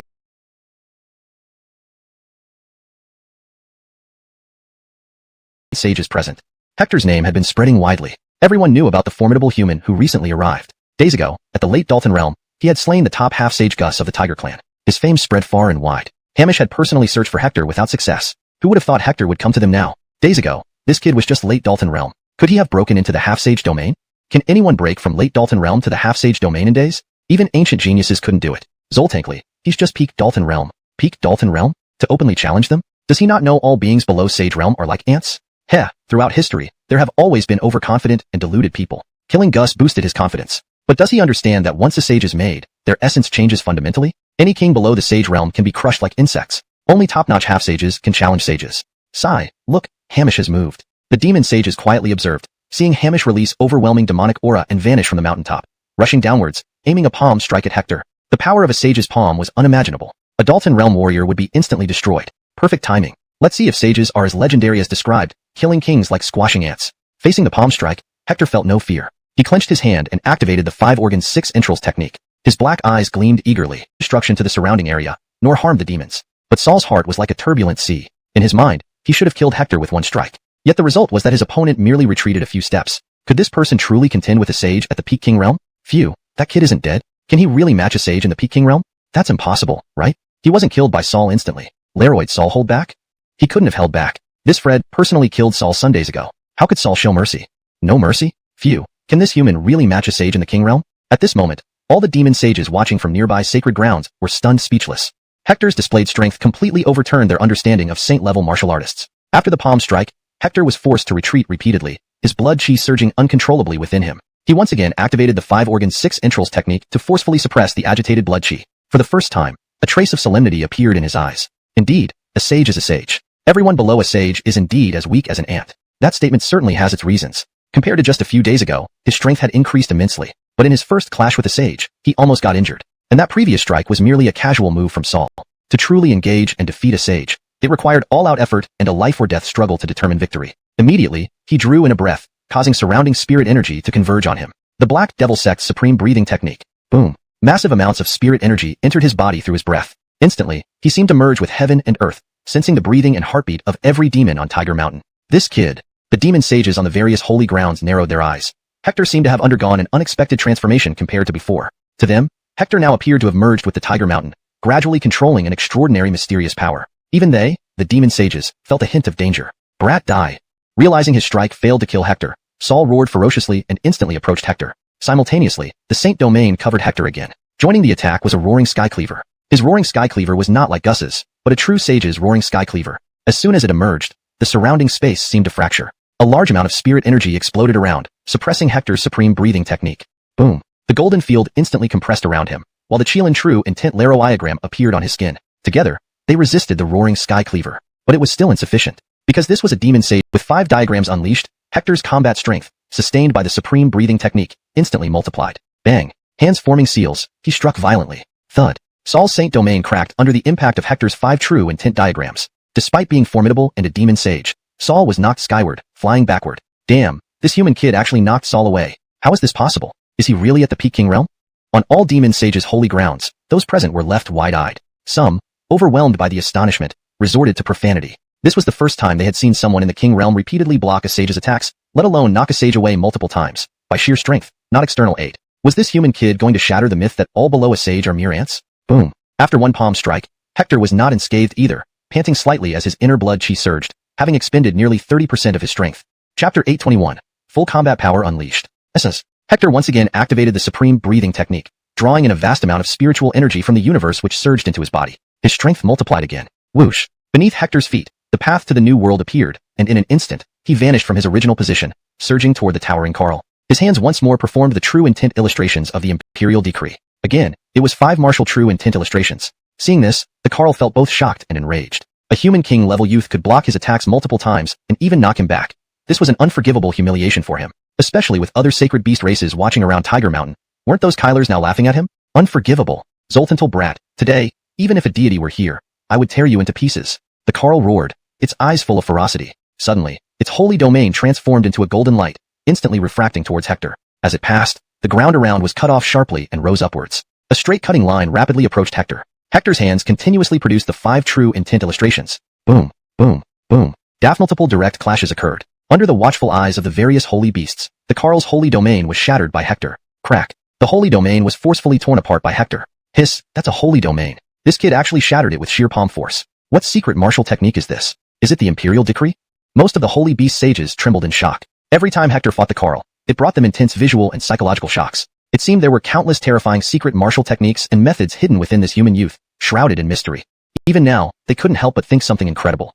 Could this human youth really kill a saint while only at the Dalton realm? When this unimaginable thought surfaced, even they were startled. They immediately shook their heads to dispel it. Since ancient times, no one had ever killed a saint at the Dalton realm. Even though Hector temporarily demonstrated formidable power and even cracked the Carl's holy domain, it didn't change the outcome. Because the power of a saint wasn't just limited to what they saw before. If the battle continued, Hector would die. Indeed, as expected, after continuously using the supreme breathing technique and true intent illustrations, Hector's strength had already been depleted by nearly half. If this happened just a few days ago, his power would have been completely drained. Immediately, Hector swallowed an elixir of highest quality chi cultivation, activating the 5 Viscera 6 Fu organs technique to metabolize the elixir's power and replenish his greatly depleted physical strength. At this moment, a terrifying aura that made Hector's hair stand on end instantly engulfed him. The Carl closed in instantly, its body. So, the Carl spared nothing. As long as it could kill Hector, how many of its clan members died didn't matter anymore. At this moment, Hector immediately used the phantom body technique, entering the second spatial layer. But even then, it couldn't completely evade the Carl's roaring sky ripper. Its sound waves spread into the second spatial layer. Startled, Hector realized this was the first time he encountered an attack that could affect the spatial domain. Is this what a saint's power looks like? Crack. The second spatial layer where Hector was located directly exploded. Hector instantly exited the second spatial layer. Meanwhile, he compressed the golden field to its limit, covering only his entire body, along with the appearance of the Qilin True Intent illustration. He once again activated the supreme breathing technique, unlocking potential within him, allowing the Qilin True Intent to overlap subtly with the golden field. Phew. The second spatial layer, the golden field, and the Qilin True Intent protected Hector from 99% of the force, but some still got through, causing blood to gush from his 7 orifices, his head buzzing loudly. Hiss, still not dead? At this moment, the remaining holy beasts in the various sacred lands were so astonished that their eyes popped out. Even they would find it difficult to withstand the Carl's attack in Hector's place. The Carl, being a powerful figure in the first heaven of the Holy Realm, had launched a blow that posed a huge threat. Yet, it hadn't immediately killed Hector, surpassing everyone's expectations. Even the Carl's eyes showed a hint of disbelief. But after the astonishment, it opened its monstrous maw wide and bit down fiercely toward Hector. Meanwhile, Hector's head buzzed, leaving him unable to react in time. Instantly, under the watchful eyes of the saints on the holy mountains, Hector was swallowed whole by the Carl. This time, the kid should finally be dead. The holy beasts collectively sighed in relief. If Hector survived again, they would be utterly frightened by his combat prowess. Some had lived for hundreds of years and never seen someone at the peak Dalton realm engage in such a fierce battle with the Carl. The Carl had put forth its best efforts. If this still couldn't kill Hector, the age-old wisdom that all below a saint are ants would become a joke. Chapter 822. Hector's slaying of a sage. Thus, when they saw Hector swallowed by the Carl sage in one gulp, their hearts that had nearly leapt into their throats finally settled.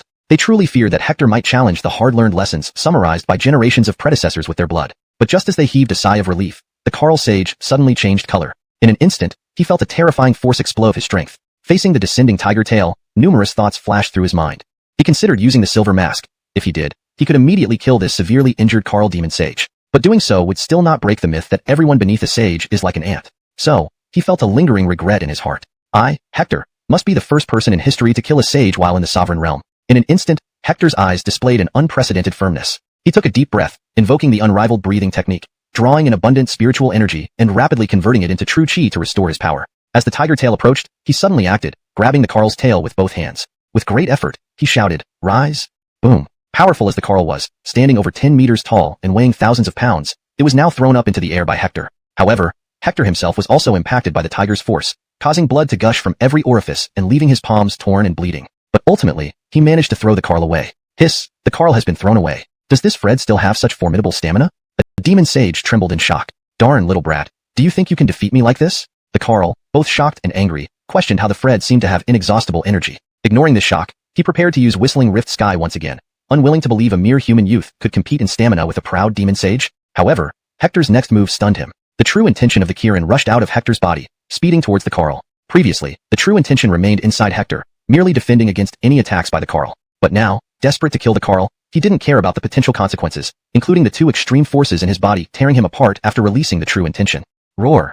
Without time to think, the Carl roared again, unleashing Whistling Rift Sky. Instantly, the true intention of the Kirin dimmed slightly but was not shattered, striking the weakened Carl straight on due to its excessive fatigue. Pooh! The Carl soared upwards, blood gushing from its entire body, pushed skyward by the impact of the true intention of the Kirin for over 100 meters. Subsequently, Hector recalled the true intention of the Kirin, suppressing the two extreme forces. With a pooh, he coughed up blood, barely standing, quickly drawing his sword and embedding its tip into the ground to stabilize himself. Thud. The Carl demon sage slammed heavily left alive.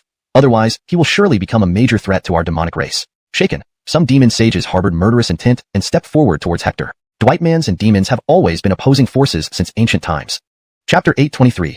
Intimidating the Beast Race. Boom. At this moment, the remaining holy beasts guarding each of the great beast sanctuaries had reached a consensus to make a move against Hector. Hector's potential was simply too terrifying. Standing at the peak of the Dalton realm, he could slay sages. What a fearsome potential and combat strength. Throughout history, there had likely never been someone as formidable as Hector. His existence caused everyone in the various beast sanctuaries to tremble. Only with Hector's death could they rest easy. After his battle with the Carl, although Hector had killed it, his physical energy had been greatly drained and would not recover in a short period. Therefore, they believed this was the best time to kill Hector. If they missed this opportunity, killing him again would be several times more difficult. Indeed, you have finally come.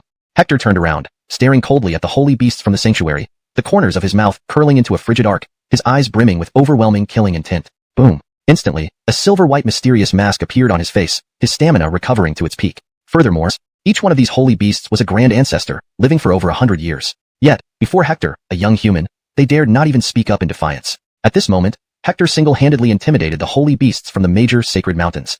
Next, Hector did not let the Tiger clan off. Since they wanted to kill him, he decided to devastate Tiger Mountain. Soon after, Hector plundered all the treasures on Tiger Mountain. The tiger demons dared not utter a sound, shivering and cowering on the ground. A joke, their clan leader had been killed. They didn't dare even glance at Hector. It wasn't until half a day later, when Hector left, that they dared breathe deeply. Heaven, he didn't finish us off. Otherwise, we would all be dead. Where did this monster come from? Standing at the Dalton realm, yet able to butcher sages. If he reaches the demigod realm, slaughtering sages will be child's play. I fear that our path to sage kingship might soon be overturned by this guy, surpassing Jalen's several years ago. Soon afterward, the news spread, shaking the region. Even the human righteous and demon paths learned about Hector's feat of butchering sages. For a short while, the region fell into silence. After the calm, came a storm of chaos. Whoa, that monster Hector actually slaughtered a holy beast of the Tiger clan at the peak of the Dalton realm. How can this be? Human Beast War. The sacred city had produced a sage source, offering anyone who obtained it the ability to comprehend sage Dao and become a sage within a short period. This irresistible lure drew both humans and beasts. Thus, the battle between humans and beasts lasted 6 months. Both races suffered tremendous losses during this time. Dwightmans, even the righteous and demon paths, put aside their differences to collaborate temporarily against the beasts. Chapter 824. Seclusion for half a year, emerging as a half-saint. Over the past half-year, numerous sage beasts and Dwightman sages have fallen. Blood flowed freely around the entire holy city, with opportunists lurking, ready to seize the corpses of fallen sage beasts or Dwightman sages. Simultaneously, amidst continuous battles, both the human race and the beast race saw the emergence of several half-saints. Among them were even a few new sages. For example, Bill, Fog Spirit Chicken, broke through to the half-saint stage during a major battle between humans and beasts. He became a leading figure among the younger generation. On the human side, many exceptional individuals emerged. Some hailed from within the holy city, while others came from outside. Among them were several half-saints from the demon path who slaughtered numerous beast race members. After absorbing their flesh and souls, these demons rapidly improved in strength. One of them even attained sagehood, relentlessly hunting down beast race members. This caused chaos and fear within the beast race. Ultimately, a peak initial stage Saint Realm powerhouse appeared on the Among them were 2 massive tiger beast sages, peak second stage sages of the Tiger clan. The other 3 were human practitioners of the demon path, including 1 new demon sage. Tiger clan, you dare to ally with the humans? The Darien was instantly alarmed upon seeing the tigers and humans. He then saw Bill shielding behind him and ordered, Albert, hurry and go. Your father will hold them off. Father, I'm not leaving. I want to fight alongside you. Dwightry, leave. You staying won't help me. You'll only slow me down. Go. As he spoke, the Darien charged forward. Humph. Neither of you will leave here alive today, the Tiger clan sage snarled. However, his expression changed abruptly as he sensed a second stage aura emanating from the Darien. Had this chicken broken through? Albert glanced at his father and then turned to leave, tears streaming down his face. He knew his father was right. His presence wouldn't help much. Both tigers were peak second stage sages. The 3 human saints, 2 being peak second stage, and even the weakest was a first stage genius, none of which Albert could handle. Despite being a top half saint, he could barely match an ordinary first stage saint. Any one of them could crush him effortlessly. At this moment, 1,000 miles away from the holy city, on a distant mountain, a terrifying aura surged skyward, covering an area of dozens of miles. Anyone nearby would have been stunned by the sheer force of this aura. Although it was merely a half-saint's aura, its power rivaled that of a second-stage saint, almost unmatched. After half a year of seclusion, I finally broke through. This saint realm is indeed challenging, Hector murmured to himself. Previously, it took him days to break through each stage. Now, it required half a year. And this was just the half-saint stage. Transitioning from half-saint to sage required much more time, multiples of what it took to go from king to half-saint. Of course, under normal circumstances. If there were great opportunities, advancement could be quicker, though still measured in years. It was said that Harold took 3 years to advance from half-saint to sage. Hector was 18. Even if he spent 3 years, he'd still be 21. Harold, now 24, had nearly become an emperor within those years. Yet, Harold was known as one of the youngest peak sages ever. Afterwards, Hector left the mountain and scanned the area with the sky eye. Everyone has left? Hector wondered. He had only secluded himself for half a year. What was once a bustling area now seemed completely deserted. He visited nearby holy mountains, but found all remaining beast race members had also departed. Hector immediately realized everyone must have gone to the holy city. The holy city was the endpoint of the St. Dalton Road. Harold received the holy source there, breaking through to the saint realm within 3. Hector would stand out even among those top-tier prodigies. After breaking through to the half-sage stage, if Hector encountered Saul again, he could suppress and kill him with just a wave of his hand. Only second heaven realm sage monsters might be able to match him. Boom. As he traveled, Hector's speed was incredible, almost covering kilometers in an instant. This was the ability of a sage. Sages can travel thousands of miles in a day. No joke. It's like a walking teleportation array, incredibly formidable. Along the way, Hector saw the bones of humans and beasts scattered everywhere, as if on a battlefield. The closer he got to the holy city, the more dead humans and beasts there were. This caused Hector to frown. Demon, he's injured? Suddenly, Hector narrowed his eyes. An overwhelming killing intent filled his gaze. Someone was hunting Rocky. Whoosh. In an instant, he vanished from the spot. At this moment, dozens of miles away, Pooh, one of Demon's wings was nearly torn off by a new sage of the demon path. Dwight Demon, your time is up. Stop struggling uselessly. Go down and join your father, the Darren sneered, killing intent billowing as he struck Demon, making him spit blood and crash into the ground. Demon gritted his teeth, eyes filled with boundless hatred. You killed my father? The Darren approached, coldly laughing. Your father, ignorant fool, helped the righteous path multiple times and opposed both the demon path and the beast clans. If not him, who else? As for you, associating with the traitor Hector 6 months ago is a capital offense. Today, I'll kill you first, then after some time, I'll pull that little bastard Hector out and kill him too. Boom. As he finished speaking, he waved his hand, and his sage domain instantly crushed down, causing the surrounding space to explode under its suppression. The ground sank dramatically. This was a sage's domain, powerful enough to crush any martial artist below the sage realm. Seeing this, Demon closed his eyes. He knew he was doomed today, but suddenly, a faint voice sounded beside him. Rocky, it's been half a year since we last met. Is this how we greet each other? It was Hector. Demon's body trembled, and he immediately opened his eyes to see Hector smiling at him. His pupils constricted sharply, eyes brimming with disbelief. Hector, turning his back to the Darren, casually waved his hand. With a snap, the Darren's domain split open, followed by a loud boom, disappearing instantly. All this happened in the blink of an eye. Hector had just lifted his hand and destroyed a prodigious hands. Sighing, Hector said, looks like I have to do it myself. Taking a step forward, whoosh, he vanished from the spot. When he reappeared, he was right before the Darren. The Darren paled. Hector had clearly been thousands of meters away. How could he suddenly be here? He knew he couldn't escape. Even if I die, I won't let you off easily. Boom. Instantly, a destructive aura erupted from him, several times stronger than before. Hector, get away. He's self-destructing. Demon screamed in terror, pale-faced. How terrifying was a sage's self-destruction? It could flatten a 10-mile radius in an instant. Even a second Heaven Realm sage would need to evade. Unfortunately, the Darren faced Hector. Hector's golden field extended instantly, enveloping the Darren. Domain compression. The destruction within the Darren's body was suppressed and forced back into him. This can't be. How can you suppress my self-destruction? The Darren was terrified. It was his first time seeing someone contain his self-destruction at such close range, especially since Hector was only a half-sage. A half-sage, suppressing his self-destruction? The only explanation was that Hector's domain was no longer an initial sage domain, but a perfect one, comparable, or even superior to a sage's. With your strength, you can't struggle against me. I told you, commit suicide, and I'll leave you whole. Unfortunately, you don't know when to quit. Since that's the case, Hector sighed. Pooh. Next moment, domain compression. The Darren, unable to resist in the slightest, instantly turned to ashes. This made Demon's spine shiver. A prodigious demon sage was crushed to death by Hector? Yes, crushed, just like killing an ant. This kid's strength rivals a peak second Heaven Realm expert, doesn't it? Chapter 826, The Warhawks and the Pacifists. Half a year hadn't passed, yet Hector's rapid increase in strength left even Wu Zoltangji, the freakish chicken demon, utterly astounded. Thankfully, Hector was his friend.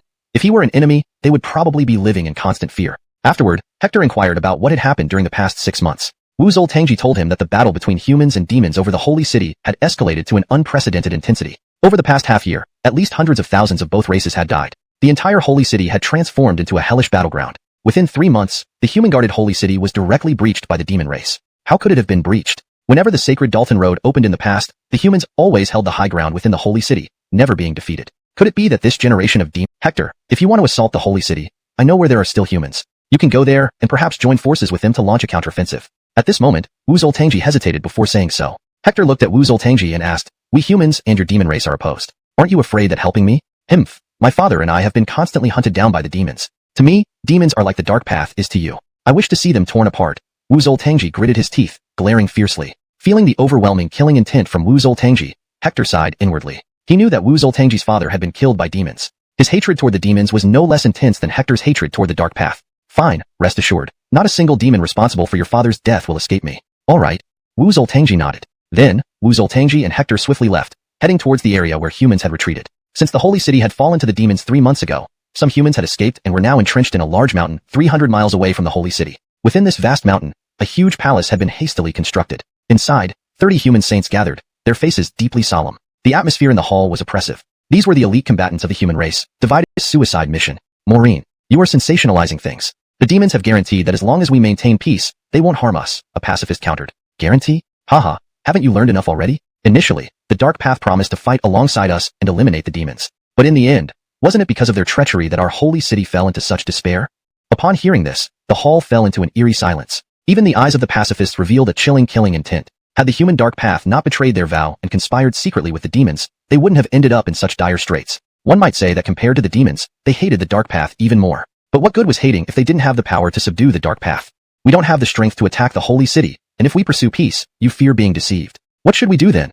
Another saint posed the question. What else can we do but hide here? Once the sacred Dalton Road reopens, we will leave our ancestral land and return to the outside world, leaving the holy city to those beasts, the saint sighed. Abandon our ancestral land? You fool, do you wish to infuriate our ancestors from beyond the grave?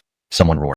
You. Inside the hall, the arguments between the pacifists and warhawks continued unabated, having lasted for over 2 months without reaching any conclusion. Ha, everyone. You've been arguing for 2 months and still haven't come to a decision? If you don't decide soon, our dark path and the demon army will attack you in 3 days. When that time comes, all that will await you is death. Just then, a black-clad man suddenly walked into the hall from outside. Chapter 827, Dwight Manrace, Hector. At the sound of these words, the grand hall instantly fell silent as everyone abruptly turned their gazes towards the entrance. Upon seeing the visitor, the faces of those present who advocated peace instantly turned grim. The war advocates, however, wore dark and murderous expressions. The newcomer was a new saint from the demon path. He had collaborated with a few other new saints from the demon path to launch a surprise attack on them, catching them completely off guard. This led to heavy losses, forcing them to flee from the holy city and ending up in their current dire situation. It's you son of a dog. You still dare to come here? Are you asking for us to tear you limb from limb? A red-robed Kyler with an explosive temper shouted, unleashing his holy power, ready to strike. The black-clad man, Inigo, cast a glance at the Kyler with a faint sneer. With smiles plastered on their faces, the peace advocates flattered and humbled themselves before Inigo, which pleased him immensely. All right, I'll give you 1 more day. If you don't submit to us by then, the day after tomorrow will be the anniversary of your deaths. Ha ha ha. Laughing, Inigo turned to leave. His laughter echoed through the hall, making many grit their teeth with rage. If they could, they would have liked to detain this traitor. Suddenly, a shadow darted into the hall like a ghost, stopping directly in front of Inigo. The laughing Inigo instantly paled as an extremely powerful holy domain enveloped him. He instinctively tried to retreat, but a palm pressed down on his shoulder. Another palm instantly held his chin. Thud. An irresistible force lifted him off the ground. His teeth flew out along with a mouthful of blood. Dwight? This sudden turn of events left everyone in the hall speechless, staring incredulously at the newcomer. This young man, barely 18, had struck a new demon saint, causing him to spew blood and fly back. Such strength was terrifying. Damn it, who are you, to dare strike me? Do you know who I am? Inigo, rising into the air, roared angrily, preparing to threaten the stranger with the might of the demon path and beast race. But this threat meant nothing to Hector, only made his death quicker. Definitely wasn't aligned with the beast race or the demon path. Hector replied, Dwight Manrace, Hector? Hector? Why does that name sound familiar? Many saints in the hall pondered in silence. Suddenly, one saint stammered, Are you Hector who attacked Tiger Mountain 6 months ago, slaying Saul with peak Dalton level cultivation? Upon hearing this, all the saints in the hall showed a mixture of recognition and shock. It was indeed him. No wonder he was so powerful. 6 months ago, Hector's legendary feat of climbing Tiger Mountain and slaying Saul spread throughout the holy city. Everyone had been stunned by Hector's terrifying combat prowess. However, most didn't believe that Hector could achieve such a feat with peak Dalton level cultivation. Historically, no one had ever killed a saint while at the Dalton level. Yet, regardless of whether they believed it or not, one thing was certain. Hector was undoubtedly a peerless genius. Seeing the legendary Hector appear, a daring notion sprang in their minds. Had Hector truly killed a beast saint with peak Dalton level cultivation 6 months ago? Otherwise, how could he casually crush a demon saint with just half-saint strength?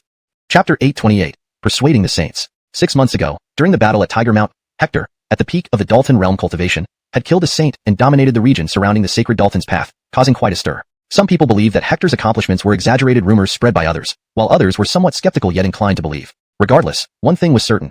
Hector had indeed killed a demon sage. Whether or not he relied on external means wasn't too important, and did nothing to diminish his feat. Now, this powerful individual suddenly appeared here, naturally leaving everyone in awe. May I know why Herb Sue has come? Amadeo, representing the peace faction, said with a smile. Regardless of whether Hector's feats were genuine or not, the strength he just displayed was enough to garner significant attention. This young man possessed power comparable to that of a second heaven Saint Realm cultivator. Even among their group, only a few third heaven Saint Realm experts could suppress him, and those third heaven Saint Realm individuals were only a handful of old veterans. Most importantly, this youth still held boundless potential. Already a half-saint, it was merely a matter of time before he became a full saint. Thus, Hector could not be ignored, even by him. Hector glanced at them and said, I came here hoping all of you would join me in attacking the sacred city, killing the demon Taoists, driving away the demon race, and reclaiming our human territory. Since ancient times, the sacred city had always been under the control of the human race. Upon learning this, Hector felt indignant and unsatisfied. His visit today was for the purpose of uniting air, making him blush with shame. Amadeo also said in a deep voice, Herb Sue, we want to reclaim our territory, but not now.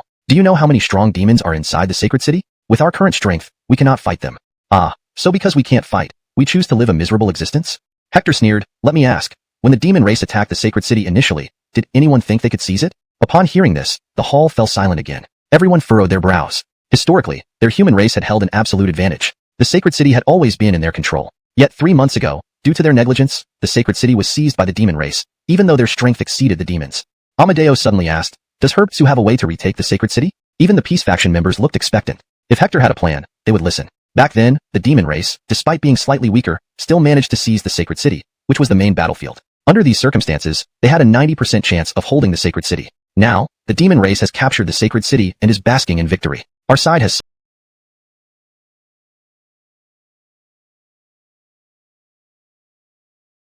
suffered a major blow. They subconsciously believe we are unable to oppose them. We can take advantage of this psychological factor and launch a surprise attack. Secondly, the demon Taoists are inherently ambitious and won't settle beneath others. Although they appear to work for the demons now, it's only because the opportunity hasn't come yet. By giving them even a 30% hope, they will dare to risk launching a sudden attack on the demons. Hector's words awakened everyone, both the war faction and the peace faction alike. They couldn't help but feel energized. Indeed, Hector pointed out two crucial points. Even Amadeo's gaze softened toward Hector. He hesitated and asked, Herb Sue, do you have specific steps? I do, Hector smiled, detailing his plan. After listening, even Amadeo and the peace faction began to hesitate. Implementing Hector's plan indeed held promise, but any slight mistake could lead to catastrophic casualties. However, success would not only drive a wedge between the demon race and the demon Taoists, but also allow them to severely damage the demons and reclaim the sacred city. So, two paths lay before them. First, follow Hector's plan. Second, continue to endure. Seeing the silence from the peace faction, Hector remained calm, patiently awaiting the result. He believed that deep down, these advocates of peace also wished to reclaim the sacred city and wash away past humiliation. The demonic race agreed.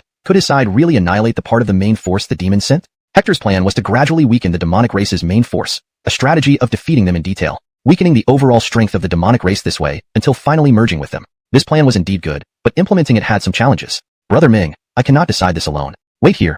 I'll be back shortly, the man said. All right, then I'll await Jeremiah's good news. Fagin swiftly left. About 2 hours later, he returned with a group of people. The strongest among them was at peak 3rd level Holy Realm, and the weakest were at 1st level Holy Realm, totaling 50 people. Seeing this, Amadeo felt an immense pressure. These 50's collective strength rivaled everyone else combined. Engaging them would be troublesome. Even if they did win, their own forces would suffer heavy losses. Brother Ming, let's go. Our forces, together with yours, are enough to destroy them. The Yuan grinned. The rest of the demons also looked fiercely ready for battle. These 7 or 8 stubborn old men from the Miao clan dared to rebel against us again. This time, we'll send them to the netherworld to meet their ancestors. Last time, over 100 members of the Miao clan were killed, yet they still don't know when to stop. Daring to proclaim they will, someone hurried back to the Grand Hall, announcing, all of you. The demons have dispatched 1/3 of their main force to attack us. What? 1/3 of their strength? Everyone changed color. The atmosphere in the Grand Hall became extremely tense. Hector sneered coldly. They came just in time. Gentlemen, I have set up a poison formation in the Grand Hall. When they step in, join me in dealing with them. Hector had inherited the poison Jeffrey skills but had never used poison. Now, there was no other choice. Reclaiming the holy city was worth any price. Throughout history, humans and demons were always adversaries. Entering this assault on the holy city, countless humans were slaughtered by demons. Their hands were stained with blood. Therefore, he would not hesitate. Kill one. Kill them all.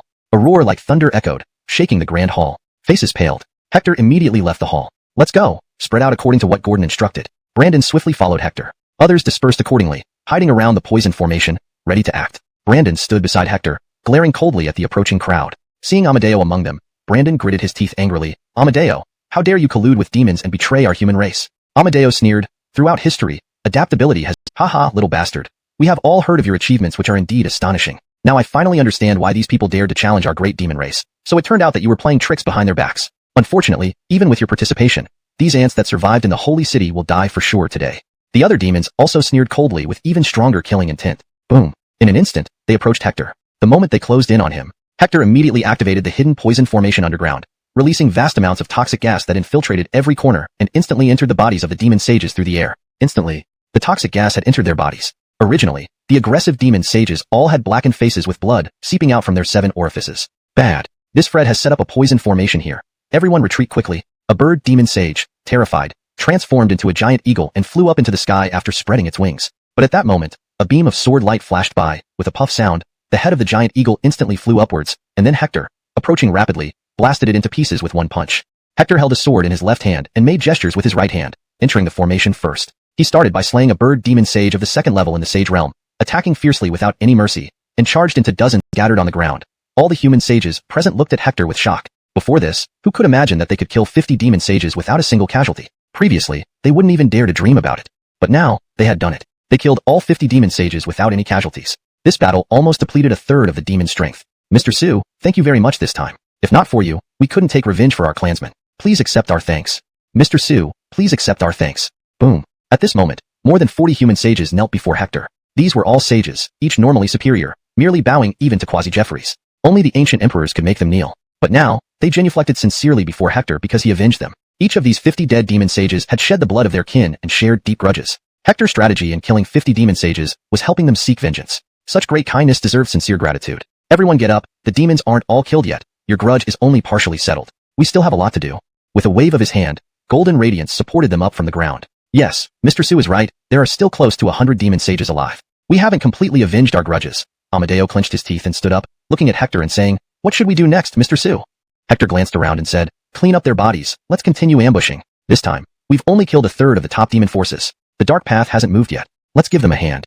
Alright, start cleaning up. I'll lure them here." Hector's figure flashed, quickly leaving the area. Watching Hector leave, a sage admired, "Mr. Su is truly a prodigy, young but capable of slaughtering sages with such superb means, making us kill 50 demon sages effortlessly. Yes, with Mr. Su, I believe we can soon avenge our deceased clansmen and retake the holy city." Exactly, as long as Mr. Su is with us, there's hope to retake the holy city. At this moment, all the sages clenched their fists tightly, brimming with confidence. Hector left carrying a large eagle's head. At midnight, inside the holy city, the demon sages began to feel uneasy. Because, according to their estimation, their people should have returned 3 hours earlier. But now, none of them had returned, making them increasingly anxious. "Do you think Fabian might be in trouble?" a demon sage asked uneasily. "It won't happen. This time, we sent 10 third-level Sage Realm experts, outnumbering Brandon's group by 5 and surpassing their overall strength. Moreover, Amadeo is already on our side, making it easy to kill Brandon's group with inside support. Show yourself." Suddenly, several peak third firmament, Saint Realm powerhouses instantly unleashed their holy domains, preparing to seal off the surroundings and apprehend the intruder. But at this moment, Hector had already used the phantom body technique and quickly moved away from the area after throwing the eagle head. With Hector's current strength, as long as he was prepared, no one below the 4th firmament Saint Realm could trap him. Where did he go? After searching fruitlessly, several peak third firmament fiend saints finally looked grave. The intruder had escaped right under their noses. If this news spread, it would undoubtedly be a huge blow to their authority. "You look, there are some words left here." Suddenly, a fiend saint trembled and cautiously pointed out. Immediately, all the fiend saints turned their gaze and saw a line carved on a stone pillar. "Dwight Man Race Hector." These simple 4 characters sent all the fiend saints into a frenzy. It seems the person who brought the eagle's head was this individual. Investigate him immediately. Even if we have to dig 3 feet underground, I will find him and tear him limb from limb. Indeed, a good move by Hector. To dare leave a message in our territory, showing complete disregard for us. Very well, starting today, there is no place for you on this holy Dalton road. Fiend Race's top combatants. Now, the fiends fell for Hector's stratagem again, believing they defeated the eagles because they were poisoned. Overconfident in their strength, the fiends naturally believed the eagles were only killed due to poisoning, a classic ploy. This meant the fiends fully trusted in the deception. The fiends then arranged another third of their elite forces. Given their preparation, controlling this force effectively would lead to another total annihilation. All of this was thanks to the young man named Hector. Because of him, everyone felt a glimmer of hope in retaking the holy city. It made them admire and appreciate Hector deeply. Thankfully, this young man was on their side. Had such a cunning and formidable creature emerged on the fiend side, the human race might have faced destruction. Ladies and gentlemen, let's proceed according to plan. This time, we have another feast ahead. Hector smiled slightly, gesturing outside, where people began bringing in roasted fiend saint's flesh. Instantly, the hall was filled with rich energy. Even a single breath felt mouthwatering. Fiend saint meat? I've never eaten it. I tasted a little 30 years ago, but this time, we get whole carcasses. Thanks to Master Su. This is sacred meat.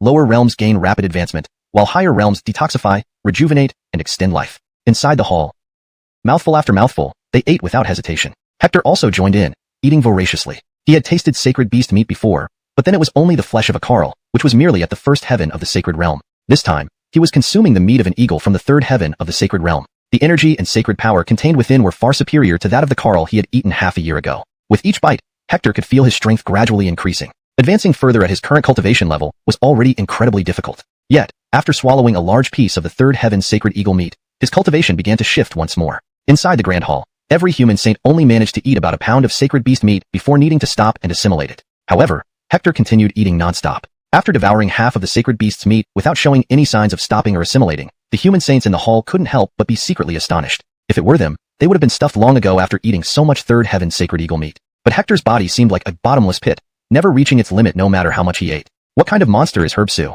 Is he really just a half-saint? Too frightening. If I ate like him, I'd have burst long ago. He seems completely unaffected, and at this rate, he might even finish an entire 3rd heaven sacred beast by himself. I'm beginning to believe that Herb Su truly killed the Carl sacred beast with only peak Dalton level cultivation half a year ago. Half-saint status, only a step away from the sacred realm. Yet this single step had trapped countless warriors. Some spent their entire lives stuck at the half-saint level. A saint and a half-saint were entirely different concepts. Despite both having the word saint, the gap between them was vast. Now that I want to break through, I must infiltrate the holy city, obtain the source of saintliness, and comprehend the essence of sainthood to advance faster into the sacred realm. Feeling the strength within his body reach peak half-saint, Hector's gaze turned towards the grand hall's entrance. His eyes gleamed with determination. The source of saintliness grew on a massive tree in the holy city and was nearly ripe according to the timeline. Thus, his priority was to infiltrate the holy city and secure the source. Herb Su, my lords, the demon race has set out. Just then, a half-saint outside the hall quickly entered, bowing respectfully. Oh, they're here. A saint asked, how many came? 1/3 of their combat strength, the half-saint replied respectfully. Ah, 1/3 indeed. The saints nodded. This matched exactly what Herb Su had predicted. Let's prepare. The time for hunting has come again, Hector said, standing up with a smile. Haha, good. The saints laughed heartily. Meanwhile, the half-saint reporting felt envious, looking at Hector seated on a high dais, respected by all the saints. The difference between them was as vast as the heavens and earth. When would he ever reach Herb Su's level? Shaking off the thought, he knew such an achievement was beyond his reach. He hoped that his relatively talented son could achieve something close to Hector in the future. Even reaching 1/3 of Hector's prowess would be commendable. Report. At that moment, another half-saint entered, excited. Herb Su, just as you predicted, the dark forces have started to move after seeing the demon race lead away 1/3 of their combat strength. They haven't made their move yet. Hector smiled. They won't dare make a move before we do. Everyone in the hall couldn't help but laugh. The dark forces were crafty, acting only when certain of success. They wouldn't attack the demon race in the holy city until Hector's side made their move. Suya, come out and die. Suddenly, a furious voice filled with murderous intent echoed from the mountainside, causing the entire hall to vibrate. Haha, they've arrived. Let's go out together and claim our share of the sacred beast meat, Hector laughed, sweeping out of the hall. The saints inside couldn't help but laugh too. Compared to the first time, they felt much more relaxed facing the 1/3 combat strength of the demon race. Model tiger. The words on the tip of the model tiger's tongue abruptly stopped. An overwhelming killing intent exploded within his eyes instantly. His whole body trembled violently as he recognized this leg belonged to their clan's demon sage, his own nephew, who had been killed and whose leg appeared here. Clearly, his nephew had been slain by the opponent and became food on the plate. Zoltantal bastard, I'll kill you, the gainer roared, eyes bloodshot, charging towards Hector instantly. Those surrounding demon sages were enraged when they saw Hector throw out a tiger leg. If that Wayne became Hector's meal, what about their dead clan members? Clearly, their fates would be no different. Realizing this, their rage erupted like a volcano. Kill this brat. Capture this brat. Flay him alive, and devour his flesh. I want to suck his blood and pull out his tendons. Within moments, dozens of demon sages were incited into a frenzy by Hector, rushing towards him. A cold glint of cunning flashed through Hector's eyes. He had planned all this from the start, just waiting for these demon sages to fall into his trap. Whoosh! Hector didn't get up. Only when the stronger demon sages, including the gainer, approached did he swiftly retreat. Zoltantal beast, old man can see how far you can run? The gainer slapped a claw down. At this moment, Hector smiled, stepping hard on the ground and sneered, that sentence should be spoken by me. Boom. As Hector spoke, he activated the poison array again, releasing a massive amount of toxic gas that instantly engulfed an area spanning several kilometers. Instantly, the faces of nearly 50 demon sages changed dramatically. This is a poison array. Everyone, fall back. Dwitry, push forward. This Fred is indeed devious, setting up such a large poison array. How did he manage it? What good does it do to say this now? Retreat quickly. The demon sages were frightened out of their wits. Only then did they realize why the group of demon sages who came before had been wiped out. Unexpectedly, it wasn't due to drinking Hector's poison wine. They had simply stepped into Hector's poison array and fell victim to his design. But now, realizing this, it was too late. Kill. Don't let them escape the poison array. Meanwhile, Brandon, Amadeo, and over 40 saints emerged from all directions. Amadeo, you treacherous old thing. You really betrayed us? A peak 3rd stage Sage Realm demon sage snarled upon seeing Amadeo. Dwight, your demon clan has killed so many of our people. Do you think I would submit to you? It's your own stupidity. Kill. Avenge our clansmen. Kill. Enemies meeting face to face, red with rage. The human saints who had taken antidotes immediately charged into the poison array, blocking the path of the demon sages. Carl never retreated, coldly staring at Hector with murderous intent. Zoltantal brat, today, even if I die, I will drag you down with me. Boom. His enmity toward Hector had reached the point of mutual destruction. Thus, he made no effort to resist the poisonous gas with his true chi, allowing it to enter his body. Instead, he gathered all his strength for one final strike, lunging fiercely at Hector. Hector was alarmed, immediately activating his phantom body technique, entering the second spatial layer. Simultaneously, he compressed his holy domain to its limit, enveloping his entire body. Pop. The space where Hector stood in the second layer cracked instantly. Even though Hector had entered the second spatial layer, he was still forcibly expelled. The immense power of the giant claw tore apart the holy domain around Hector. Forced to act, Hector formed hand seals, executing the Imperial Carter intent laroiogram, barely blocking the claw. However, Hector himself was forced to step back continuously. Surprise flashed across his eyes. Is this the power of a peak early stage Sage Realm? Even with his current combat strength, he couldn't fully withstand it. Meanwhile, the gainer was astounded. This was his full force attack. How could Hector, merely a half-sage, block it? He wanted to launch a second attack, but was severely weakened by the poisonous gas. Blood seeped from his 7 orifices with a spurt. Seeing this, Hector took advantage, using the new world path technique to rush forward. The likes of you will never succeed in killing me in your next life. Leroy. Boom. In an instant, Hector executed the true intent laroiogram. With the 6 true intent laroiograms unleashed, Hector's combat power reached its zenith. The mottled tiger clenched its teeth, expending its last ounce of strength for its strongest blow.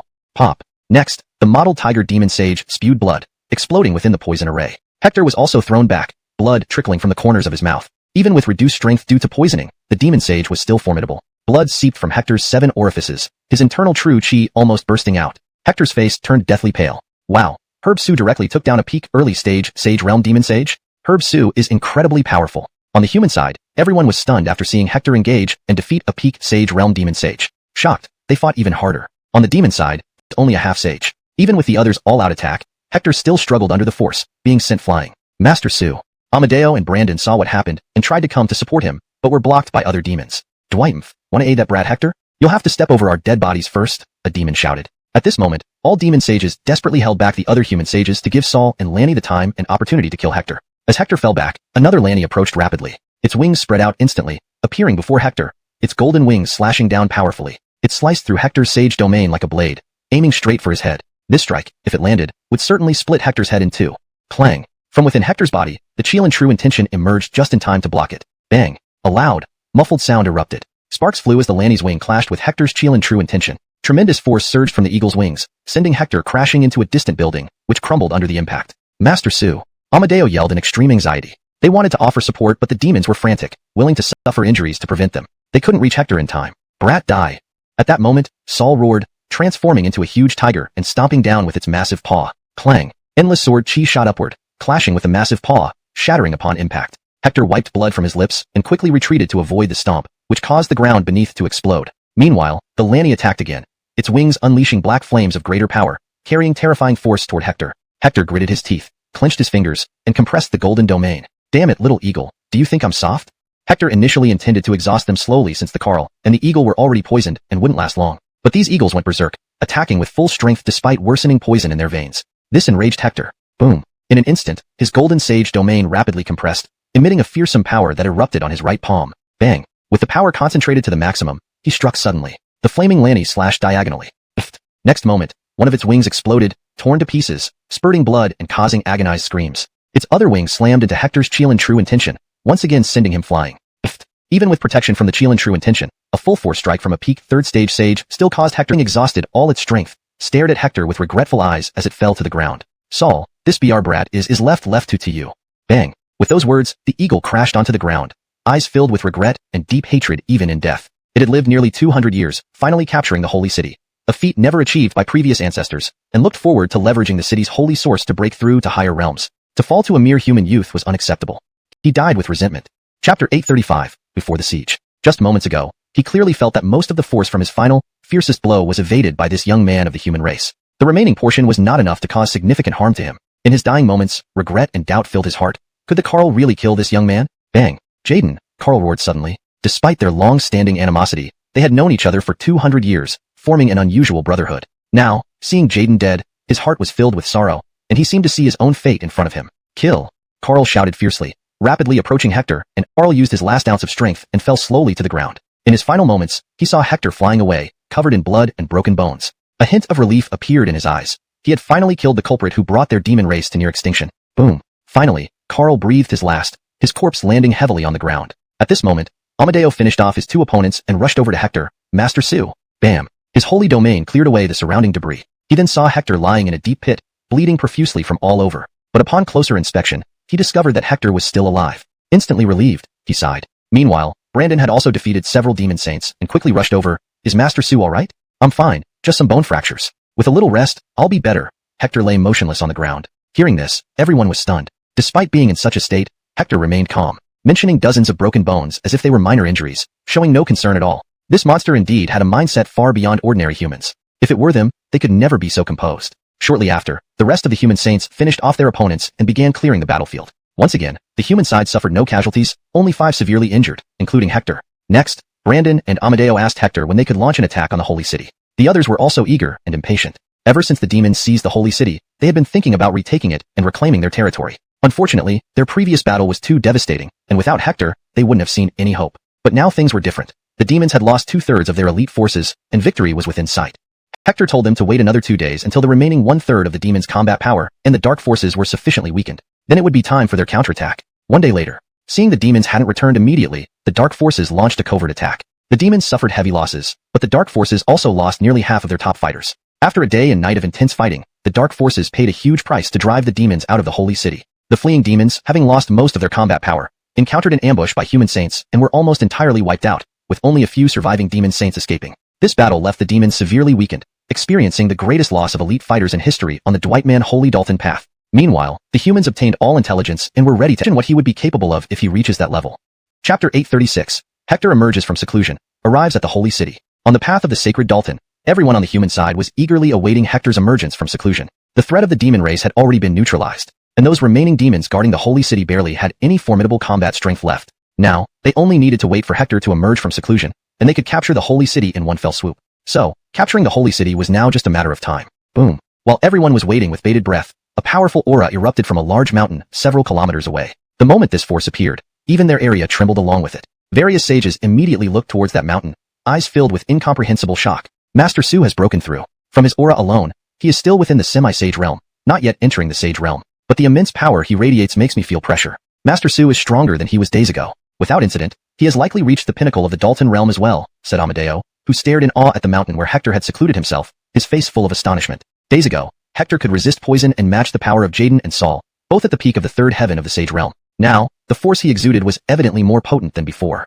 Clearly, the current Hector was now likely capable of contending with fully empowered warriors at the third heaven of this incredible. Master Su has created the first ever non-sage who can practice through secret skills. If he were a demon, growing wings would be understandable, but he genuinely relies on his own strength and new world path to traverse the air. All the human sages were stunned. Hector had once again shattered their understanding of martial arts. Boom. Almost instantly, Hector arrived beside them. Brandon quickly approached, examining the gradually disappearing golden path under Hector's feet with amazement. Master Su, what martial technique is this golden path beneath your feet? It's truly miraculous that it allows you to traverse the air, Brandon exclaimed. Upon hearing this, all the sages held their breaths, eyes burning with curiosity, eager to know more. Hector glanced at everyone, instantly grasping their thoughts, and smiled. It's a new martial technique I created. Before, it could only enhance speed. During recent seclusion, I gained some insights, which led to this ability to traverse the air.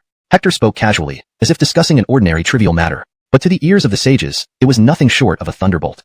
Phew. Master Su is only 18 and can create a new martial technique rivaling the sacred domain. Master Su truly stands out among millions of geniuses. Even in the near-immortal era or the ancient immortal era, or even the mythic era, Master Su would be among the greatest prodigies. Master Su, creating a domain comparable to the sacred domain at this level. Such prowess would even make him stand out in the era of prodigies during the mythic age. I strongly feel that our era is about to see another Daryl. Yes, our human race might soon have a new emperor. At this moment, everyone looked at Hector, feeling waves of excitement surge within them. Over the years, there had been several near Jeffreys, but no emperors had appeared in nearly 10,000 years. The main reasons were twofold. First, celestial anomalies had worsened, making it unsuitable for emperors to appear. Second, there hadn't been any world-changing geniuses. But now, they saw hope in Hector, the hope for a new emperor to be born. Let's go. It's time to capture the Holy City. Hector waved his hand, gazing at the distant towering city walls reflected in his black eyes. That was the Holy City. Boom. As soon as he spoke, the new world path extended into the void beneath Hector's feet. He took a step, moving swiftly forward as if walking on solid ground. Meanwhile, the other sages activated their sacred domains, riding them through the air. Hector walked on the new world path, while they rode their sacred domains. Both were traveling through the air, but in different ways. Some sages wondered if Hector would fall from the void if someone severed his new world path, but they quickly dismissed the thought. They needed to focus on capturing the Holy City, not indulge in idle speculation. Soon, a massive city loomed in their view, stretching endlessly. This was the final stop on the path of the sacred Dalton, the most revered and solemn endpoint. Inside this holy city stood a gigantic sacred tree, bearing fruits called sacred source fruits. It soared tens of thousands of meters high, allegedly connecting to a heavenly palace at its peak. Within the heavenly palace, it was rumored that eternal beings surpassed the limits of the martial arts resided. Many people had tried climbing up the sacred source tree to meet these immortals, but all failed as they neared the top, unable to advance further, blocked by an inexplicable force. Chapter 837. Holy Demon Zoltanked. Saint City, we've finally returned. Seeing the Saint City in front of them, the saints from the demon race trembled with excitement. They had initially thought they would never be able to reclaim the Saint City within their lifetimes. But now, the opportunity was right before their eyes and it seemed almost within easy reach. According to the intelligence they had obtained, there were only a dozen or so demon experts left within the Saint City who couldn't hinder them much. With their collective strength, capturing the Saint City wouldn't come at too high a cost since the human side possessed overwhelming power. Haha, I will take it down. After I capture it, I will personally open the gate for you all, said a peak third heaven realm saint, laughing as he stepped through the air, charging toward the Saint City. In an instant, he slapped his hand forward as he approached. At that moment, rows of demonic figures stood on the city walls. When they saw the human saints attacking, they didn't show much panic, seemingly having anticipated this. Boom. Under the watchful eyes of Hector and other human saints, when the peak third heaven realm saint's palm approached the Saint City, a powerful force instantly neutralized his attack. Then, a streak of black light shot out like lightning, instantly dispersing the saint's holy domain. Crash. The saint plummeted immediately, his expression turning pale with fear. His holy domain had vanished without explanation. Attempting to reactivate it, he found the black light firmly suppressing the domain inside him, preventing its release. Instantly, he recognized this as an extremely terrifying formation known as Holy Demon Zoltank, a taboo array of the demonic path. Once set up, it suppresses all holy domains within the array. He couldn't fathom how this happened. Setting up the Holy Demon Zoltank array is extremely difficult and time-consuming. It usually takes years. The demons hadn't controlled the Saint City for more than 3 months. How could they have already established such a massive Holy Demon Zoltank array? Hiss, it's actually the Holy Demon Zoltank difficult. Even if we manage to open it, what awaits us behind could be their deadly formations, Amadeo said solemnly. They realized that despite nearly eliminating the top demon warriors, the remaining demons were still challenging to attack. Capturing the Saint City was proving far more difficult than expected. Hector took a step forward, treading on his new world path towards the Saint City. Leave it to me. On the walls of the Saint City, 5 demon saints watched Hector approach, eyes filled with unease. The Holy Demon Zoltank hadn't completely suppressed Hector's new world path, only cutting a small section. This realization made them understand that Hector posed a significant threat to their great demon sect. Hector, how dare you betray our great demon sect and come here? Do you think we can't handle you? Said a peak second heaven realm Avram, gritting his teeth. Hector was a humiliation to the great demon sect. He had infiltrated their sect and killed many genius talents within months, escaping unscathed, an extremely rare occurrence in their history. Seen as a disgrace by everyone in the great demon sect, they wished to brutally kill Hector. This person who infuriated the great demon sect now stood before them. Despite the urge to attack, they held back. 6 months ago, Hector had been capable of slaughtering saints even as a mere king. Now, as a semi-saint, he was even more formidable. Moreover, they learned that the 1/3 elite forces sent by the humans had all been killed by Hector, alongside human saints led by Holy Dalton Liu. Although they didn't know the specifics, they knew Hector was immediately flew into a rage, activating the Holy Demon Zoltank array. Beams of Holy Demon Zoltank shot out towards Hector, covering the sky. Boom. A holy domain appeared around Hector, but upon contact with the Holy Demon Zoltank, it vanished just as quickly as the human sages had before, also suppressed. But Hector was already nearing the top of the city wall. Only a little distance remained. Yet this small gap proved incredibly challenging because the demon path sages were fully aware of Hector's intent to reach the wall and would not give him the opportunity. At the moment Hector's holy domain was thoroughly suppressed. Even more Holy Demon Zoltank descended from the sky, instantly engulfing him and his path to the new world. Master Su, be careful. The human sages, watching this unfold, turned pale with shock. They saw Hector being swallowed by the Holy Demon Zoltank. The light had completely restrained his holy domain within his body. At any moment, Hector would plummet from the height of nearly 200 meters. Even someone as powerful as Hector, having reached the limits of each great realm, with physical strength that could be considered among the strongest in history, might not survive such a fall. Aware of the immense danger, Hector's inner chill and true intention suddenly emerged, blocking most of the Holy Demon Zoltank. But some of it still managed to seep through, threatening destruction of the demon path after their benefactor's death. How could they call themselves human? Just as Amadeo spoke, a cold voice suddenly echoed beside the Wilson, making all his hairs stand on end. With your meager abilities, you dare dream of killing me? Who gave you such delusions? Boom. As soon as the words fell, a golden road abruptly appeared from nowhere, extending directly to the top of the city wall. Simultaneously, a figure moved with lightning speed.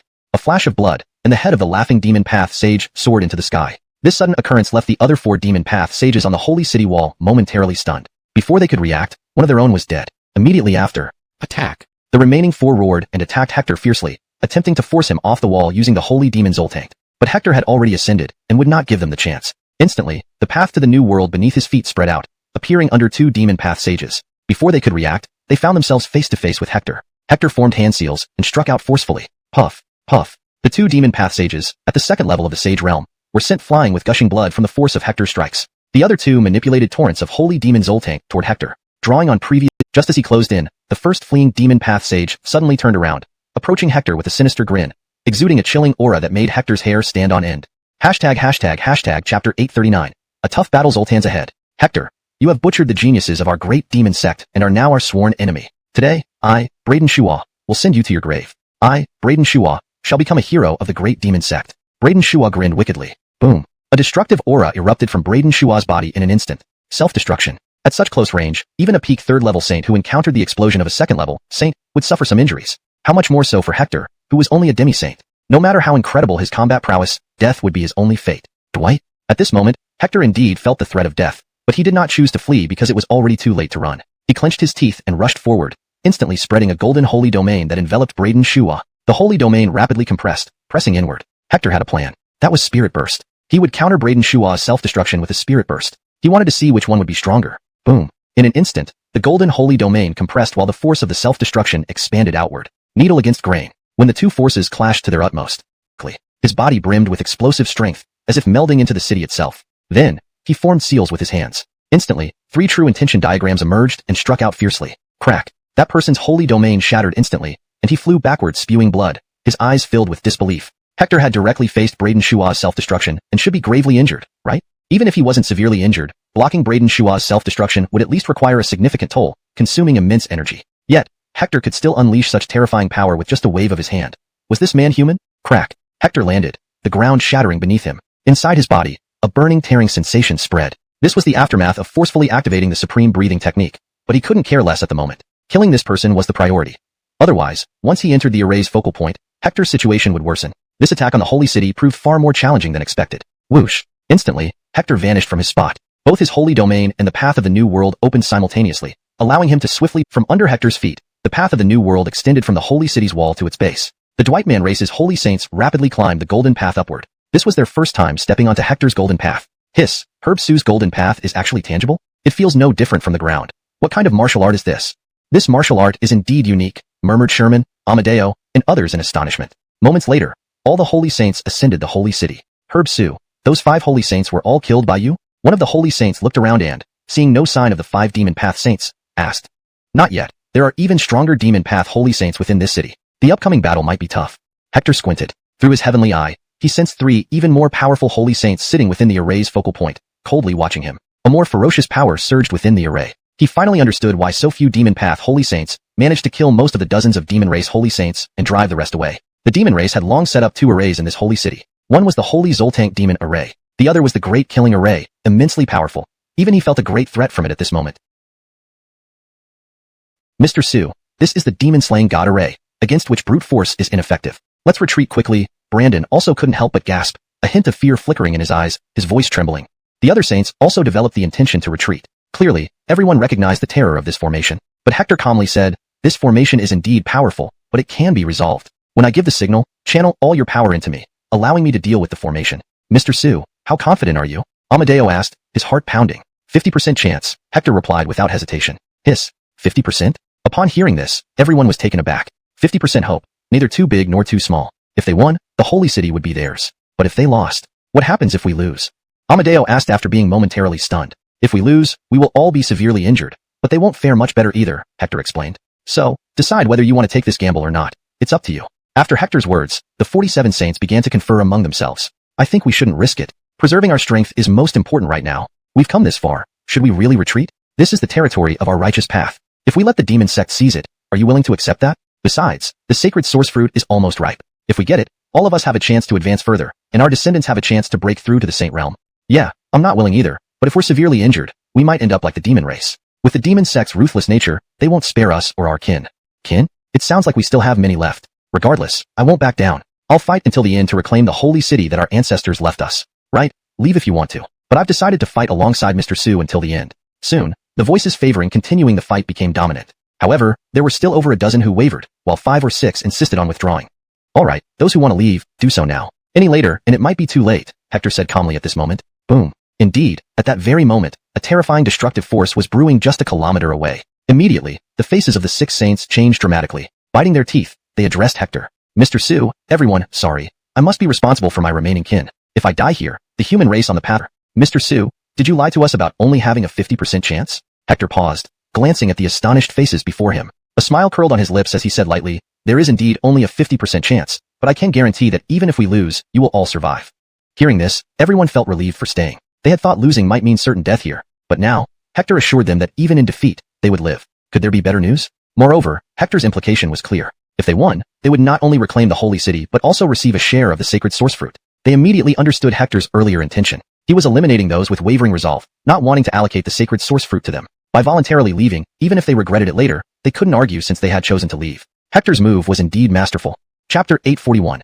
Using their own tricks against them. At this moment, the 12 people who had left gathered together, discussing among themselves. Is it really right for us to leave like this? Someone frowned, feeling that this act lacked loyalty. After all, they were alive only because of Hector. Moreover, they had fought alongside those people as comrades in arms. Abandoning them like this was unacceptable both morally and ethically. However, others opposed this sentiment.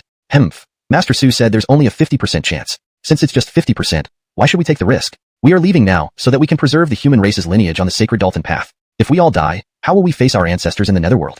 Hope they can defeat the devil path and capture the sacred source tree, sighed another person, guilt gnawing at his heart. What if they get the sacred source fruit? Then what do we do? Asked another, coveting the fruit. This statement silenced many. Suddenly, the saint who felt guilty spoke up. We agreed beforehand that if they secure the sacred source fruit, we won't get a share. It's something they've earned with their lives. But he was immediately rebutted by several others. If most of them die, the surplus could be ours. Would it be better to let it rot instead of dividing it? Yes, even if they win this battle, they'll likely suffer heavy casualties. Once many of them are gone, and given the number of sacred source fruits available, why shouldn't we use them for cultivation? Hector didn't know what these people were thinking. If he did, he would surely be enraged. They were utterly ungrateful. Meanwhile, Hector and his companions were approaching the Devil Slayer Leroy Vine array. Hector, I never thought you'd make it this far. You've truly surprised us, remarked one of the 3 Devil Path saints inside the array, standing up with countless black blades appearing above their heads. These blades were immensely. This was an unprecedented experience. SSS, what kind of martial art does Master Su possess? How terrifying, to harmonize our pulses, breaths, heartbeats, and divine power with his, making us almost a single entity, exclaimed a saint, his voice trembling with disbelief. They also sensed Hector's power rapidly increasing after receiving their divine power. Threads of divine power began to emerge around Hector. In this moment, it seemed he was about to ascend to the saint realm. Brandon and Amadeo, being wise and experienced, instantly recognized the significance. Amadeo's eyes flashed with insight. He whispered to Brandon, "Old man, doesn't Master Su's technique resemble the C technique of the Devil Path?" Brandon nodded seriously. It indeed resembles C. How could Master Su have mastered the Devil Path techniques? Moreover, this is the first chapter of the Supreme Breathing Technique, which can achieve such harmony, indicating Master Su has reached the pinnacle of cultivation, nearly merging with all things. Master Su is a genius unseen for tens of thousands of years. With such skills in our support, there's hope to resist the Devil Path Devil Slayer Leroy Vine array. Amadeo nodded vigorously, looking at Hector's solitary but powerful figure, sensing the potential to overcome the Devil Path. Inside the array, the 3 Devil Path saints watched Hector descending toward Hector and his group. Is that the demon-slaying god array? So terrifying. In the peak early holy realm, it's undoubtedly invincible. Hector and the others are surely doomed. At the same time, the 12 holy saints who had left watched the terrifying black blades falling like a flood, their hearts stirred by overwhelming waves. Even from over 1,000 meters away, they could feel the terror radiating from these blades. Under such force, they felt as insignificant as ants. Merely watching from afar made their hearts race in fear. How could they face it head-on? Thinking about this sent shivers down their spines. After the demon-slaying god array activated, a single thought emerged simultaneously in their minds. Hector and the others were finished. Boom. Almost instantly, Hector's breathing and pulse synchronized with the other saints. With a thunderous sound, Hector's divine killing ability erupted with unprecedented strength. It was as though a deity had awakened, emitting terrifying power fluctuations that rapidly spread from him and the other saints, flattening everything around them. At this moment, under the supreme breathing technique and the buffs from the other saints, Hector temporarily broke through to the holy realm, from half-saint to holy saint. Even for ordinary martial artists, such a breakthrough would skyrocket their combat power. They could suppress their pre-half-saint. Not even the combined light slashes of the 3-peak Holy Saints demon-slaying god array could withstand it for a moment. They were instantly shattered by Hector. And after shattering the black blades, it surged directly toward the 3-peak Holy Saints of the demon path. We can win. The saints beside Hector glowed with excitement, but inwardly, they marveled. This wasn't a 50-50 battle. It was total domination. Hector's mention of a balanced fight clearly aimed to clear out those wavering members from their ranks. Puff, Demon Slayer incarnate. Suddenly, the 3-peak 3 heaven saints bit their tongues and spat out streams of blood, injecting them into the demon-slaying god array. Instantly, a massive figure, like a divine beast, stepped out of the array. Its aura was far more terrifying than the earlier swarm of black blades. In one step, it slammed down a fist, treating Hector as an ant. Seeing this, the saints held their breaths, trembling with fear. Cortez shouted, "Master Su, get away!" The rest of the saints held their breaths, their eyes filled with shock. They thought the swarm of black blades was the array's most terrifying attack. Clearly, they underestimated it. This was the true horror of the demon-slaying god array. Whoosh! But Hector seemed unaffected. Stepping on the ground, he soared into the sky, clenching his fist and striking with full force. Bang! A powerful boom using the supreme breathing technique and borrowed the power of those Kylers. His combat power in the holy realm rivaled that of a peak 3rd heaven holy saint. Chapter 843. The Demon Dao Sage After Devouring Souls. How could this be? Herb Su actually won? Leroyant he say he only had a 50% chance? Seeing the countless blades and the massive figure being obliterated by Hector, the dozen or so Dwight Man sages watching from afar were all stunned. Amidst their shock, someone immediately reacted and gritted his teeth. Damn it, that little brat Hector was actually deceiving us? Infuriating. This little punk deliberately lured us into not splitting the sacred origin fruit. He deserves to die. At this moment, the Dwight Man sages who had left felt an uncontrollable rage seething within them, with looks of extreme malice. They now harbored deep resentment toward Hector, even surpassing their hatred for the demon clans and the demon Dao. However, they failed to realize that if they hadn't had ulterior motives, would it have come to this? Hector did offer them a choice, but they rejected it on their own. How could they blame Hector for that? Just wait. Even though that brat won, he will surely be exhausted. When the time comes, we will still need to help him fight the other demons. The sages exclaimed, eyes lighting up. Then, they fell silent again, intently observing the battle, hearts pounding with anticipation. No matter the outcome of the battle, everything Hector was doing now was merely laying the foundation for them. The best scenario would be if Hector and the demon Dao fought each other to the death. If Amadeo, Brandon, and others knew this, they would curse loudly. This behavior was nothing short of despicable. If not for Hector, would they even be alive? Ungrateful beasts. Still hoping to seize the sacred origin fruit. Absolutely shameless. Boom. After obliterating the massive figure, Hector didn't intend to let up. His figure flashed, swiftly arriving above the demon slayer array. He cast a cold glance downwards, formed a fist seal, and delivered a devastating blow. These three were not dead yet. Only after killing them would the victory be complete. Damn it, little brat. You'll pay a price for wanting to kill us. Feeling Hector's unstoppable killing intent, the three-peak realm three-demon Dao sage's eyes turned bloodshot. Boom. In an instant, terrifying soul-devouring energy erupted from them. At this moment, to kill Hector, they completely disregarded the consequences and used the forbidden method of the demon Dao. The soul-devouring transformation from the devouring soul art began instantly. A vast amount of icy energy burst. There was only slaughter, no reasoning. Gaining immense power came at the cost of losing reason. Boom. Just two roars, more powerful than the Tiger Clan's sky-tearing howl, instantly shattered everything around them.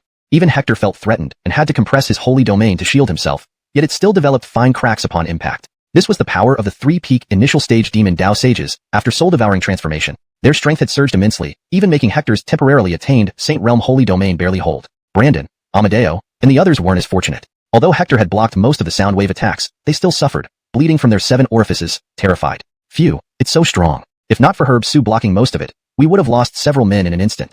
Retreat quickly. Amadeo and Brandon shouted, rising hastily. Boom. Instantly, they retreated. Now, Hector's battle against the three-peak realm 3-demon Dao sages undergoing soul-devouring transformation was beyond their capabilities to join. Chapter 844, Critical Situation. Master Su, you must win. As they retreated, the sages led by Brandon and Amadeo all began to pray for Hector in their hearts. Anyone could see that the strength of the three-peak... Bang, bang, bang. In an instant, Hector exchanged 7 or 8 punches with the 2 spirit-devoured demonic sages. Both demonic sages were sent flying directly by his impact, and Hector himself kept retreating as well. In his retreat, one of the demonic sages, who had previously been sent flying by Hector's blow and spitting blood, suddenly struck from behind him. A large amount of cold energy surged forward, making Hector immediately feel numb all over, almost freezing up. Scram. Hector turned around fiercely, took a slight breath, activated the supreme breathing technique, and resonated with the mountain range. Instantly, the cold air passed through his body and entered the ground. Hector realized the supreme breathing technique allowed him to resonate with any surrounding structure temporarily, turning them into one entity and thus directing the cold air entirely into the buildings. Meanwhile, the fist of that demonic sage had already rushed towards him. Perfect timing.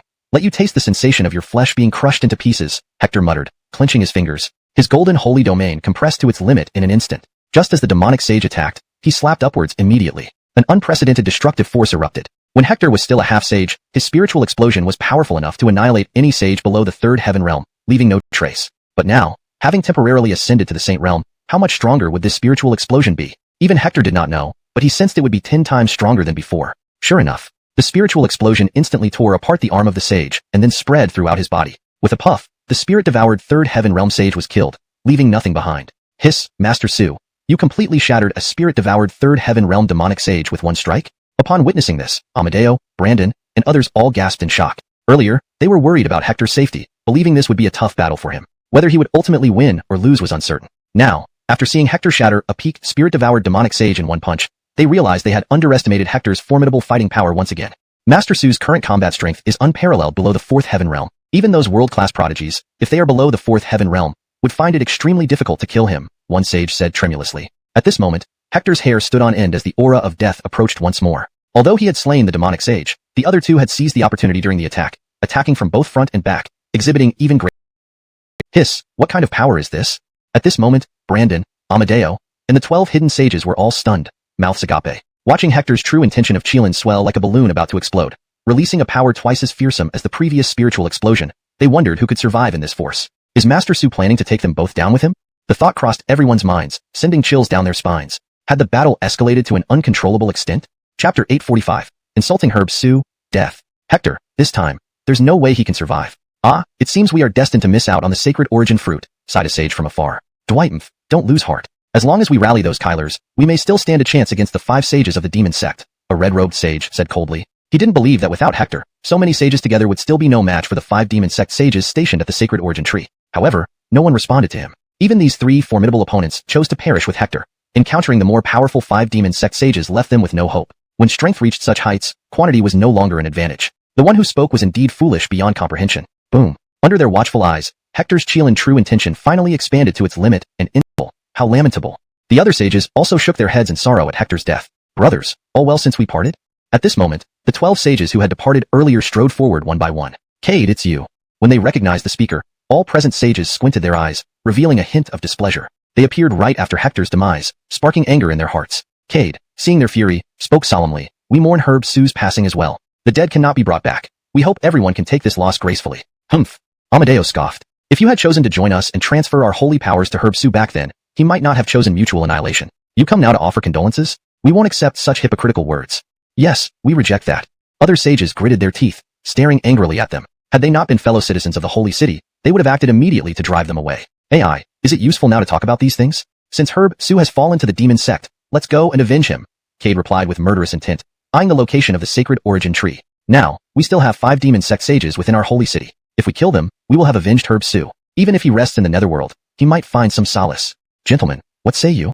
Finishing, Cade looked towards the grieving sages. Amadeo glared coldly at Cade. Earlier, Herb Su gave you a choice, to join us against the demon sect sages. You refused. Now that he killed those sages, you appear. Don't think I don't know your intentions. I tell you this, even without the sacred origin fruit, we will never collude with traitors like you.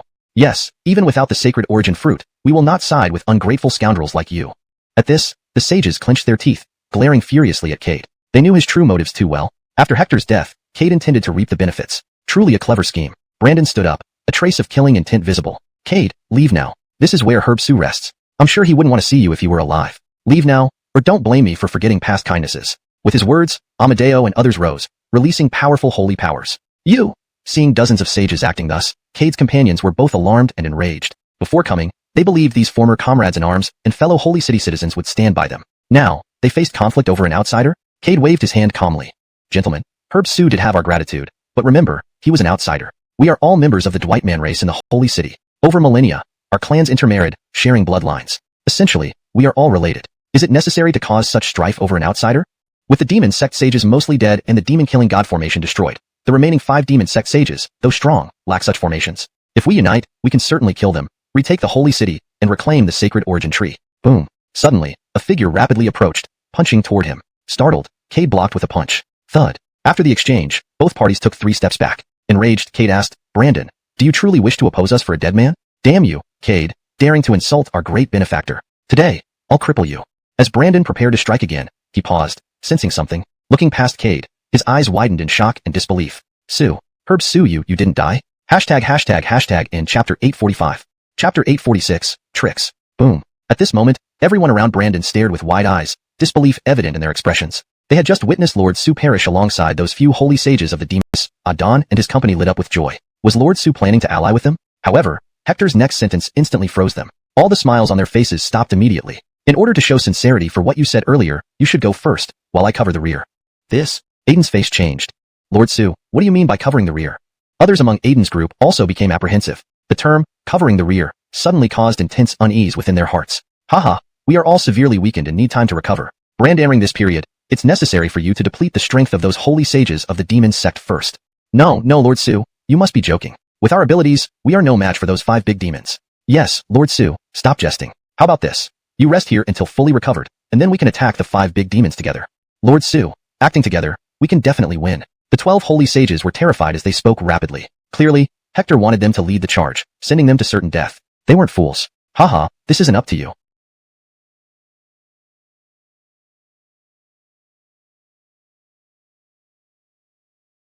Adon was the strongest and most strategic thinker. A flash of ferocity passed through Aiden's eyes as he suddenly smiled. Lord Su, since you want us to lead the charge, we naturally won't refuse. Who else but you has such great kindness to us?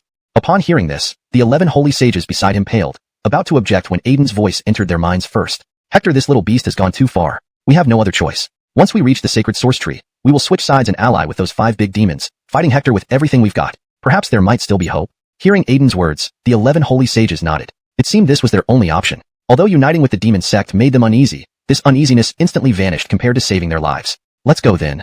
Hector sneered, murder in his heart. Just then, he caught a flash of hate in Aiden's eyes. He knew Adon wouldn't comply easily. Lord Su, Adon is cunning. Be wary of him, warned Brandon, passing Hector a message while glancing at Adon leading the group ahead. Don't worry, I already have a plan. They stand no chance, Hector replied with a smile. Seeing Hector's confident expression, Brandon hesitated to say more. Beside him, Amadeo remarked telepathically, trust Lord Su. Such a wise person wouldn't let Adon gain any advantage. Vie for the position of future patriarch. Have you sensed it? The aura of Emiliano and the others has completely vanished.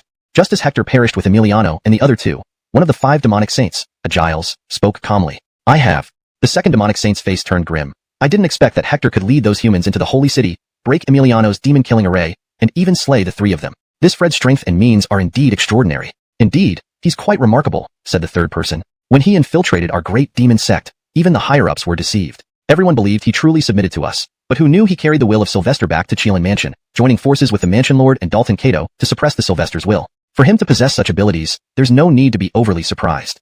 The 4th demonic saint snorted coldly after these words. So what if he killed Emiliano? If he dares to come here, I'll be the first to kill him. Alright, the holy origin fruit will ripen in half a day. But before that, we must take Hector's head and bring it back to our great demon sect, eliminating a significant threat, said the 5th demonic saint, filled with murderous intent. Though shocked by Hector's prowess, they did not take him too seriously. They were confident. Boom. They struck out, colliding fists with Hector. After one blow, both retreated 3 steps, while Hector only stepped back 1. Immediately, the expressions of the red-clothed and black-clothed men became serious. They were both peerless geniuses at the 3rd heaven of the saint realm. Yet, Hector, merely a half-saint, hadn't been killed immediately. Moreover, his displayed strength was almost equal to theirs. Although they had only used a small portion of their power, it was evident Hector hadn't utilized much either. Clearly, this person was a formidable adversary. Realizing this, they retracted their disdainful glances and exchanged looks. Let's finish this quickly. With that thought, they prepared to attack again. But at that moment Hector said, you might as well all come at me together. Otherwise, you really can't kill me. Hee arrogant. 2 of us are enough to kill you. Why do we need 5? Don't be so cocky, Hector. The Yuan sneered and rushed forward with the Avram. Frowning, Hector swiftly retreated to stand beside Adon and others, saying, it's your turn to act. Boom. As he spoke, Hector's holy domain enveloped Adon and the others, hurling them towards the charging black-clothed and red-clothed men. This scene caused their faces to change dramatically in shock. The pressure from these 2 was no less terrifying than the 3 departing from their 7 orifices, clearly on the verge of collapse. Damn it, let's fight to the death. Even if we die, we'll drag this brat down with us. Young whelp, let's die together then. At this moment, even Adon realized his fate was sealed. Bloodshot eyes and a terrifying force of destruction burst out from within him. Not just him, but the other 11 saints all exploded in unison at this moment. They were no longer afraid of death, because they knew very well that they had no other choice. Death was certain, but before dying, they planned to take Hector along with them. The combined explosion of 12 saints. How terrifying would the destructive power be? Even Hector felt fear. Instantly, a golden path appeared beneath his feet, speeding him away into the distance at an extreme speed. In fact, all this was part of his plan, to force Adon and others to the brink, making them resort to the last-ditch effort of self-destruction. Initially, he intended to use Adon at all as self-destruction to deliver a fatal blow to the 5 experts of the demon path. Unfortunately, only 2 of them came. However, even 2 were sufficient. Now, both the Yuan and the Avram were utterly shocked, their hair standing on end. They never expected that at the critical moment of their attack, Adon and the others from the righteous side would be pushed by Hector into a corner, forcing them to collectively self-destruct. Hector's tactics are truly terrifying. Is he really just an 18-year-old youth? Terrifying, too terrifying. Brandon, Amadeo, and others were struck with awe, exchanging glances, seeing the growing dread in each other's eyes. They were not only amazed by Hector's combat prowess, but more terrified by his cunning. Such a monster. If anyone made him an enemy, they would likely never sleep soundly again. Bang. As they were shocked, the Yuan and the Avram crashed into the ground, almost certainly dead. Meanwhile, the remaining 3 men stood up fiercely, their gazes fixed on Hector with a mix of fury and dread. They didn't expect Hector to unexpectedly use Aiden's self-destruction to kill 2 of their formidable comrades in such a short time. Hector's move was flawless, leaving them no choice but to take him seriously. Hector, the holy source fruits here can be divided equally, said a blue-clothed man suddenly. With Hector and the 30-odd saints behind him, even they couldn't help but feel cautious and began to compromise. If they were still 5, they wouldn't fear Hector. But now, they were only 3. And Hector was not only astonishingly strong, rivaling any of them, but also crafty and unpredictable. Who knew what other tricks he might have up his sleeve? Therefore, for now, they chose to concede. So, to the ears of the blue-clothed man and others, these words were a massive insult. Hector was openly mocking them. As top geniuses of the great demon sect, when had they ever been insulted like this? Hector, you're going to die. The blue-clothed man and the others were furious, rushing towards Hector. Hector, if you really have the skills you claim, fight us yourself? Fagin in the wide robe fiercely shouted. Heh, okay. Seeing the trio approach, a sly smile curved Hector's lips. Hashtag chapter 849. Fierce battle. Kill. The 3 men in blue garments exploded with rage, their intent to kill Hector reaching a boiling point. What was the holy source fruit? What was the sage realm? At this moment, none of that mattered. They had only one thought in mind. Kill Hector. Meanwhile, a silver-white mysterious mask slowly surfaced beneath Hector's skin. After his life-or-death battle within the Demon Slayer formation, Hector had secretly used the silver-white mask. Through a year's exploration, he had mastered its use even further. He could now wield it for up to 2 hours. Only 1 hour had passed so far.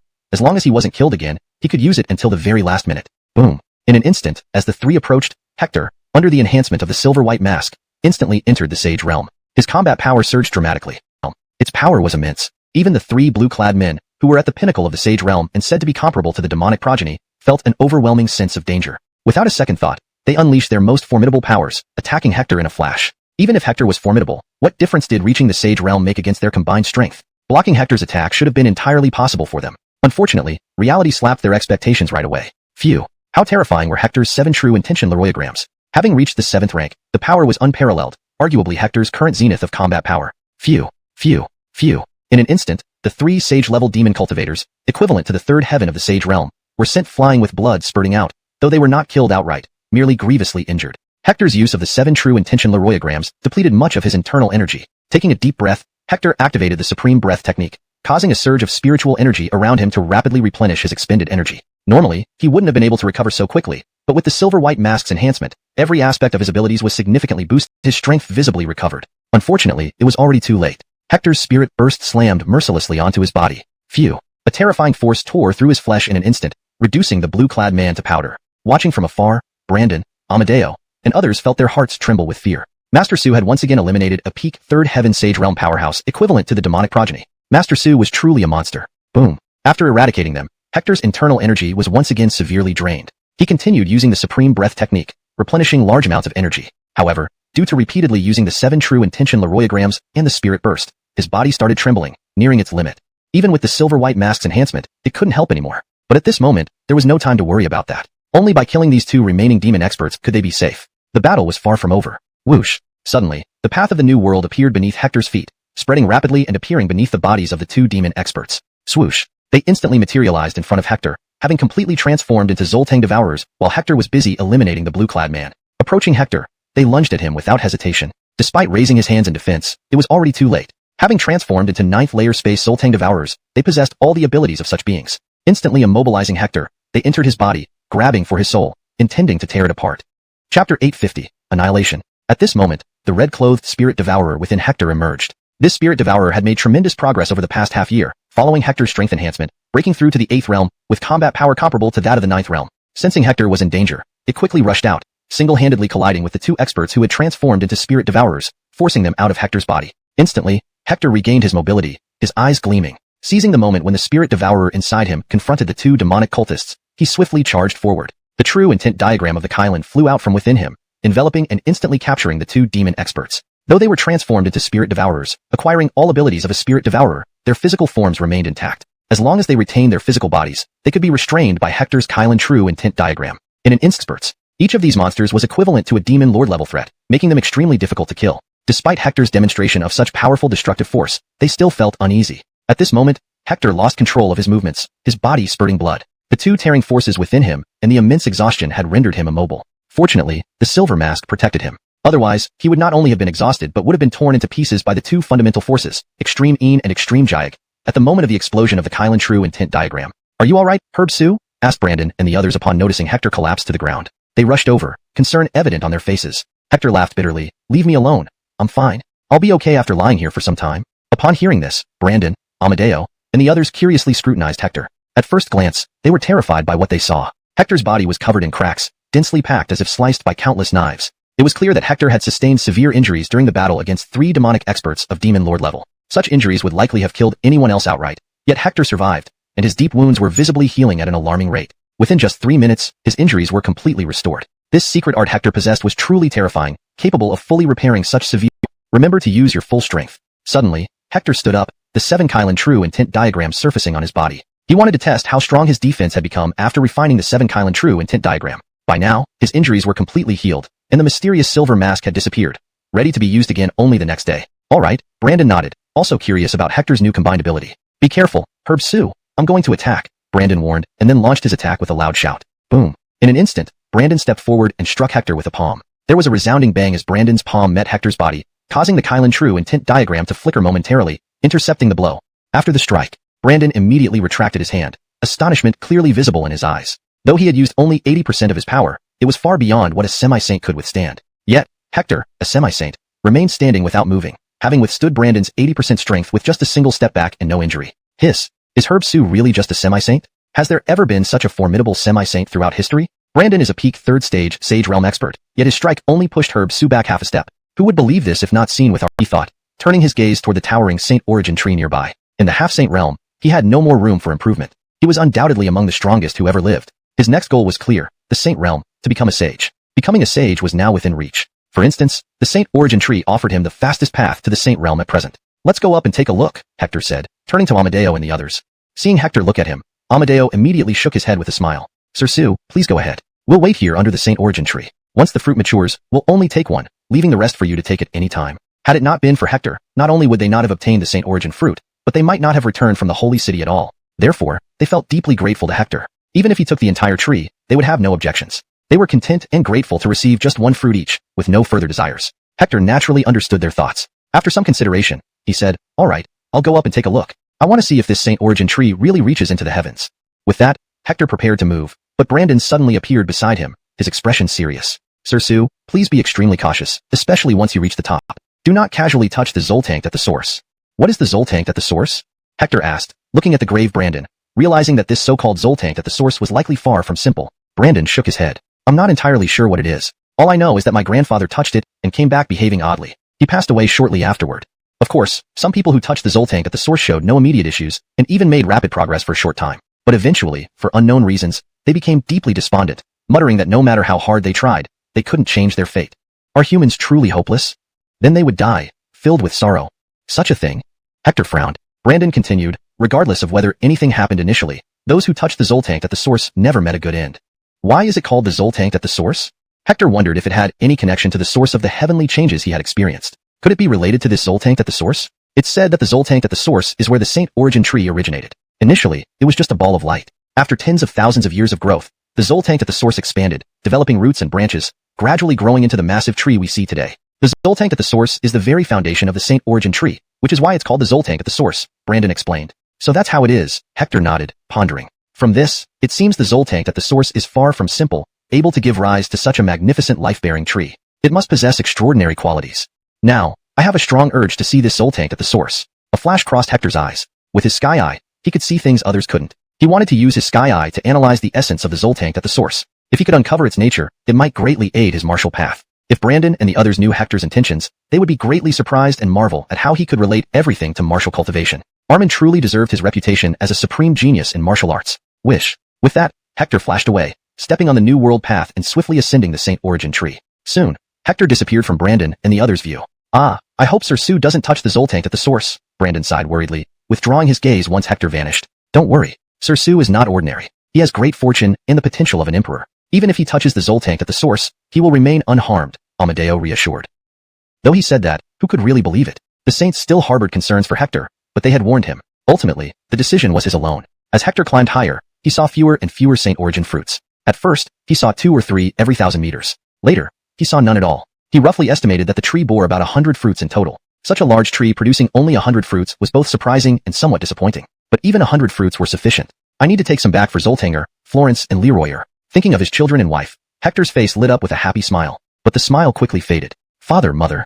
A trace of sadness clouded Hector's eyes. His father and mother were no longer with him. How wonderful it would have been if they were still here. Please continue to provide text for translation as needed.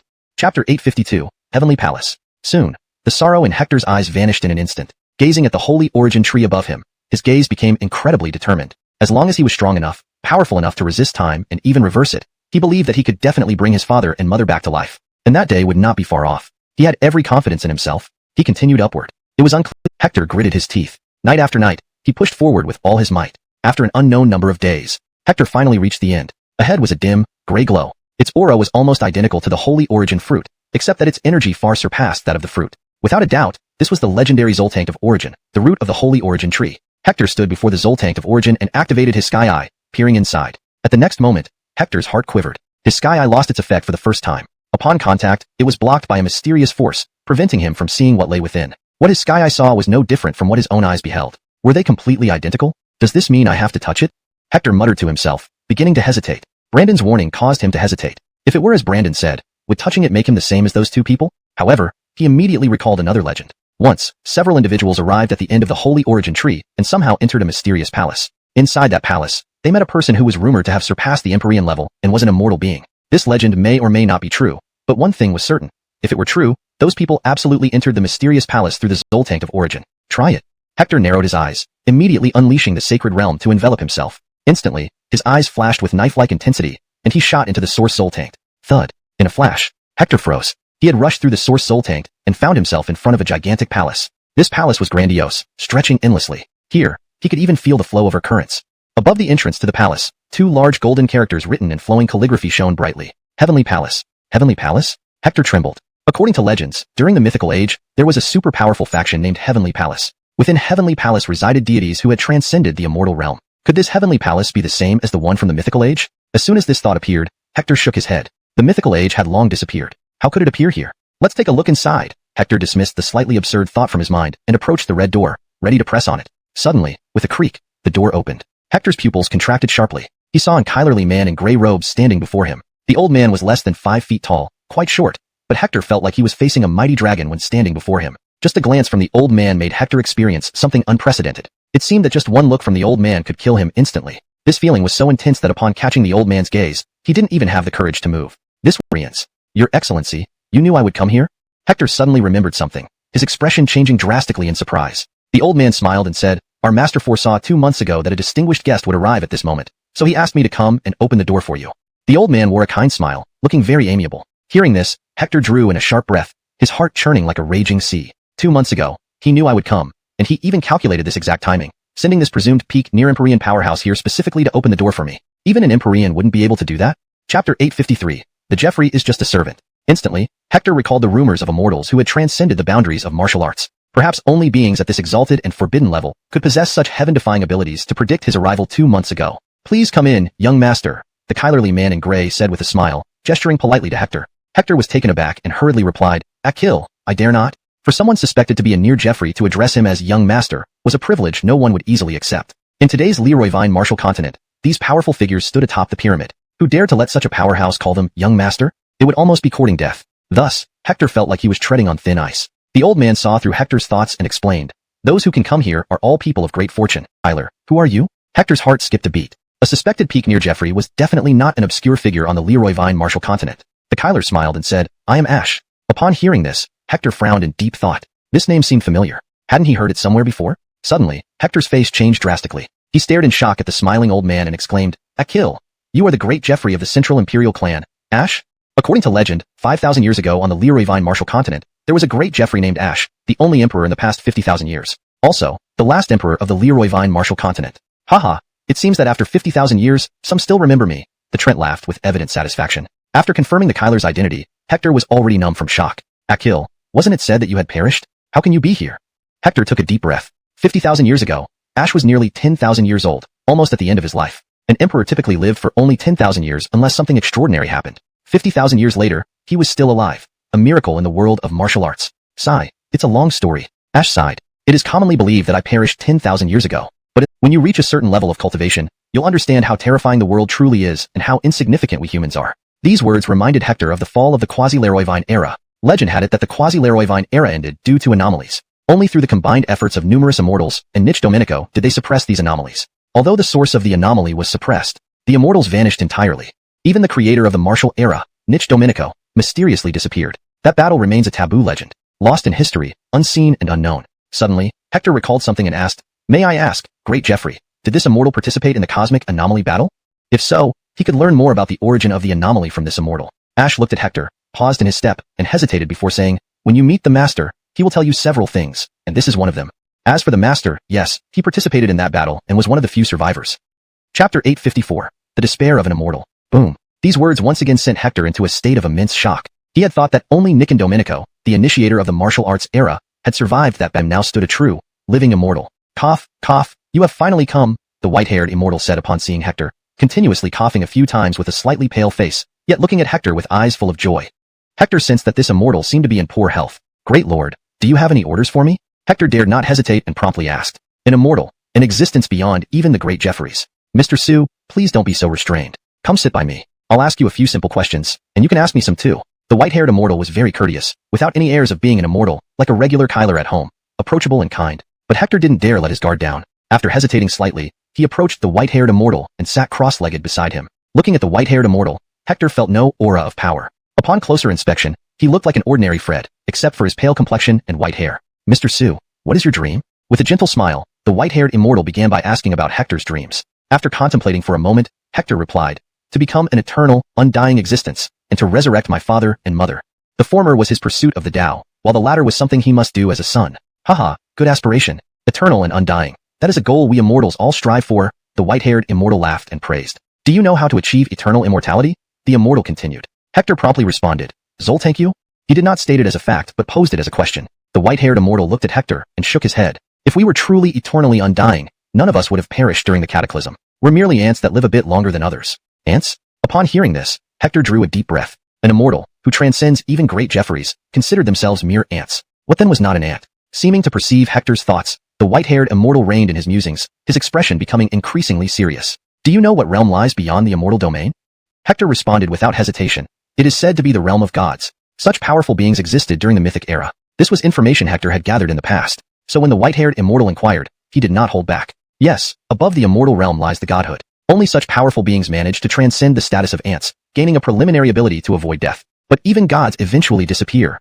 Instantly, Hector recalled a certain entity that surpassed the immortal realm. A god. The white-haired immortal continued. At that time, all the immortals traced the origin of the anomaly. We fought collectively and barely managed to suppress it after almost all the immortals perished. Great lord, do you know where the origin came from? Hector immediately asked. The white-haired immortal looked at Hector and shook his head. We don't know its origin. All we know is that it appeared out of nowhere, with powers nearing that of a demigod.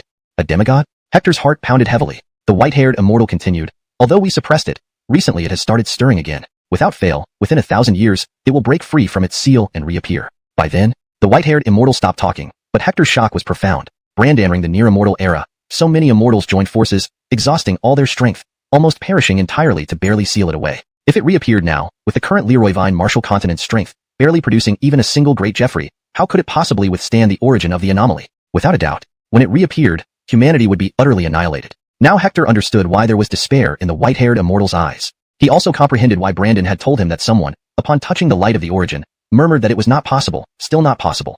Humanity really had no hope. Almost a luxury now, let alone a Bryson. The white-haired Bryson sighed. Indeed, this is its influence. Even though it is sealed, it still exerts irreversible effects on our world. But if you can become a Jeffrey under these circumstances, even standing at the Jeffrey realm, your power will rival that of the first level of the Gideonevity realm. Hector pondered and then asked, Senior, after sealing it for so many years, don't you know what it is or where it comes from? If we knew, perhaps we could tackle it at its source. The white-haired Bryson shook his head. We don't know. We only know it appeared at the end of the near-immortal era. As for where it came from, no one knows. But what? Hector felt his heart skip a beat. The white-haired Bryson looked at Hector and explained, Your current era is the martial arts era. Before the martial arts era was the near-immortal era. Before the near-immortal era was the immortal ancient era. Before that, it was the mythical era. It is said that before the mythical era, there was an even older primordial era. Do you know that these eras have disappeared into history? Hector nodded. The white-haired Bryson continued, Many of these eras' disappearances are unrecorded. Only the near-immortal era, remains in our memory. Have you thought about what happens when all remnants of these eras die off? Dwightmans are constantly weakened by it, losing power, until the strongest lifespans are less than 1,000 years, or even less than a century. One day, will our descendants remember how the near-immortal era vanished? Boom. Lose. I've deduced that their disappearance wasn't simple. At the end of each era, there were significant events, similar to the destruction of the near-immortal era, all suffered from external attacks. As for what caused the fall of the immortal ancient, mythical, and primordial eras, I don't know. The only thing known is part of the truth about the near-immortal era. But I have a bold guess. Their disappearance might be linked to what ended the near-immortal era. The forces that wiped out these eras must be far more powerful than what we sealed away. For instance, the mythical era had gods surpassing Bryson's, yet not even they could prevent its collapse. The gods vanished, and the mythical era was erased from history, never to return. Hector took a deep breath, his face turning grim. A force even gods couldn't handle? What kind of existence could that be? Haha, young man, that kind of power is beyond our comprehension. Thinking about it won't change anything. All we can do is prepare to reseal it once it breaks free, and that will require both your and our efforts. Our and yours. Hector was taken aback. Yes, the white-haired Bryson affirmed, you and us. We old fellows left after the near-immortal era collapsed, but we believe we will reappear once it breaks free. Over the years, we haven't entirely hidden ourselves. We've been seeking allies for the next seal. I told you it has already been weakened. Even if it breaks the seal, it can only just touch the boundary of immortality, the Desmond said. And we are not alone in this battle. Besides us, other powerful figures will return within the next century. As he spoke, the Desmond raised his head and looked up at the sky. Hector's heart skipped a beat. Return? This reminded him of the various eras' powerful figures imprisoned in the Leon Cage. Senior, do you know about the Leon Cage? Hector immediately asked. Upon hearing this, the Desmond withdrew his gaze and looked at Hector, speaking solemnly. How do you know about it? Because I've been there twice. HM? You went there twice? How did you come back? This time, the Desmond was surprised, looking at Hector in astonishment. He could barely escape with his life after going there, yet Hector, merely a minor warrior, managed to go twice. Seeing the Desmond's surprised expression, Hector replied with a wry smile, by chance. Noticing Hector's reluctance to elaborate, the Desmond didn't press further. Everyone had their secrets. I naturally know. In fact, I once went there with Nichang Domenico. That place imprisons top-tier warriors from different eras. It is said that deep within, a god is imprisoned, but we don't know if that's true. Based on Nichang Domenico's and my calculations, some of the powerful beings in the Leon Cage will soon leave and return to our world. Senior, do you know what the Leon Cage really is? Hector asked, a question that had troubled him for a long time. The Desmond shook his head. We don't know. The origin of the Leon Cage is very mysterious, appearing out of nowhere. If it weren't for a fortunate discovery, we wouldn't even know of its existence. Its mystery parallels that of the source of anomalies, both originating from unknown realms. But one thing we can confirm is that the Leon Cage has no malicious intent towards humans. It indirectly protects us. I suspect that our human race has survived from the primal chaos era until today because of it. Otherwise, we would have been long extinct. For instance, near the end of the near-immortal era, some top-tier immortals mysteriously appeared, and thanks to them, we were able to seal the anomaly source. And these strong individuals, based on our calculations, likely originated from the Leon Cage. So, this time, when the anomaly source breaks free from the seal, the souls of those deceased warriors will return to the world, just like at the end of the near-immortal era. Therefore, we shouldn't despair. As long as they return, we still have hope. Hearing this, Hector breathed a sigh of relief. If these powerful figures returned, they indeed possessed the strength. Hector replied immediately. Jeremiah, see him out. Yes, master. Herb Sue, please follow me. All right. Hector stood up, gave the Desmond a final bow, and left. A moment later, Hector and Ash arrived outside the hall. Senior, can I ask you one last question? Hector suddenly asked. Go ahead. Ash smiled. How powerful are immortals? Hector had always been curious about this, and had forgotten to ask the Desmond due to the urgency of the situation. Ash paused for a moment, then said, Do you know why I'm still alive? Because of that, Senior? Hector realized. Ash nodded. Logically, I should have died 5,000 years ago, but my master injected a diluted drop of immortal blood into me, granting me an additional 80,000 years of lifespan. Upon hearing this, Hector gasped, his voice trembling. A drop of blood gave you 80,000 more years? This was just a drop of immortal blood. It was unimaginable how extraordinary it would be if all of an immortal's blood were given to one person. Chapter 857. Hector ascends to sainthood. As if aware of Hector's thoughts, Ash smiled and said, Herb Sue, you're overthinking it. A drop of the immortal's blood has been infused into my body, allowing me to live for an... He then asked, Senior, can an emperor stand against an immortal? After pondering for a moment, Ash replied, I cannot. But there is someone who can. Who? Hector hurriedly asked. Ash responded, Nichi Domenicotu, the initiator of the martial epoch. I heard the master mention once that Nichi Domenicotu fought an immortal while still at the emperor level and emerged victorious. He is the only one to have achieved such a feat at the emperor level. Hector nodded. Thus, it seems the gap between the martial and immortal realms is not insurmountable. Hector, I believe you can do it as well. Ash smiled warmly at him. A realization dawned on Hector. Senior, do you already know my past? Of course. The master has calculated that you defeated a demon sage in the Dalton realm. Being able to defeat a demon sage at the king level, once you ascend to the emperor level, you will undoubtedly match the prowess of Nichi Domenicotu back then, Ash remarked. Hector smiled indifferently. Let's hope so.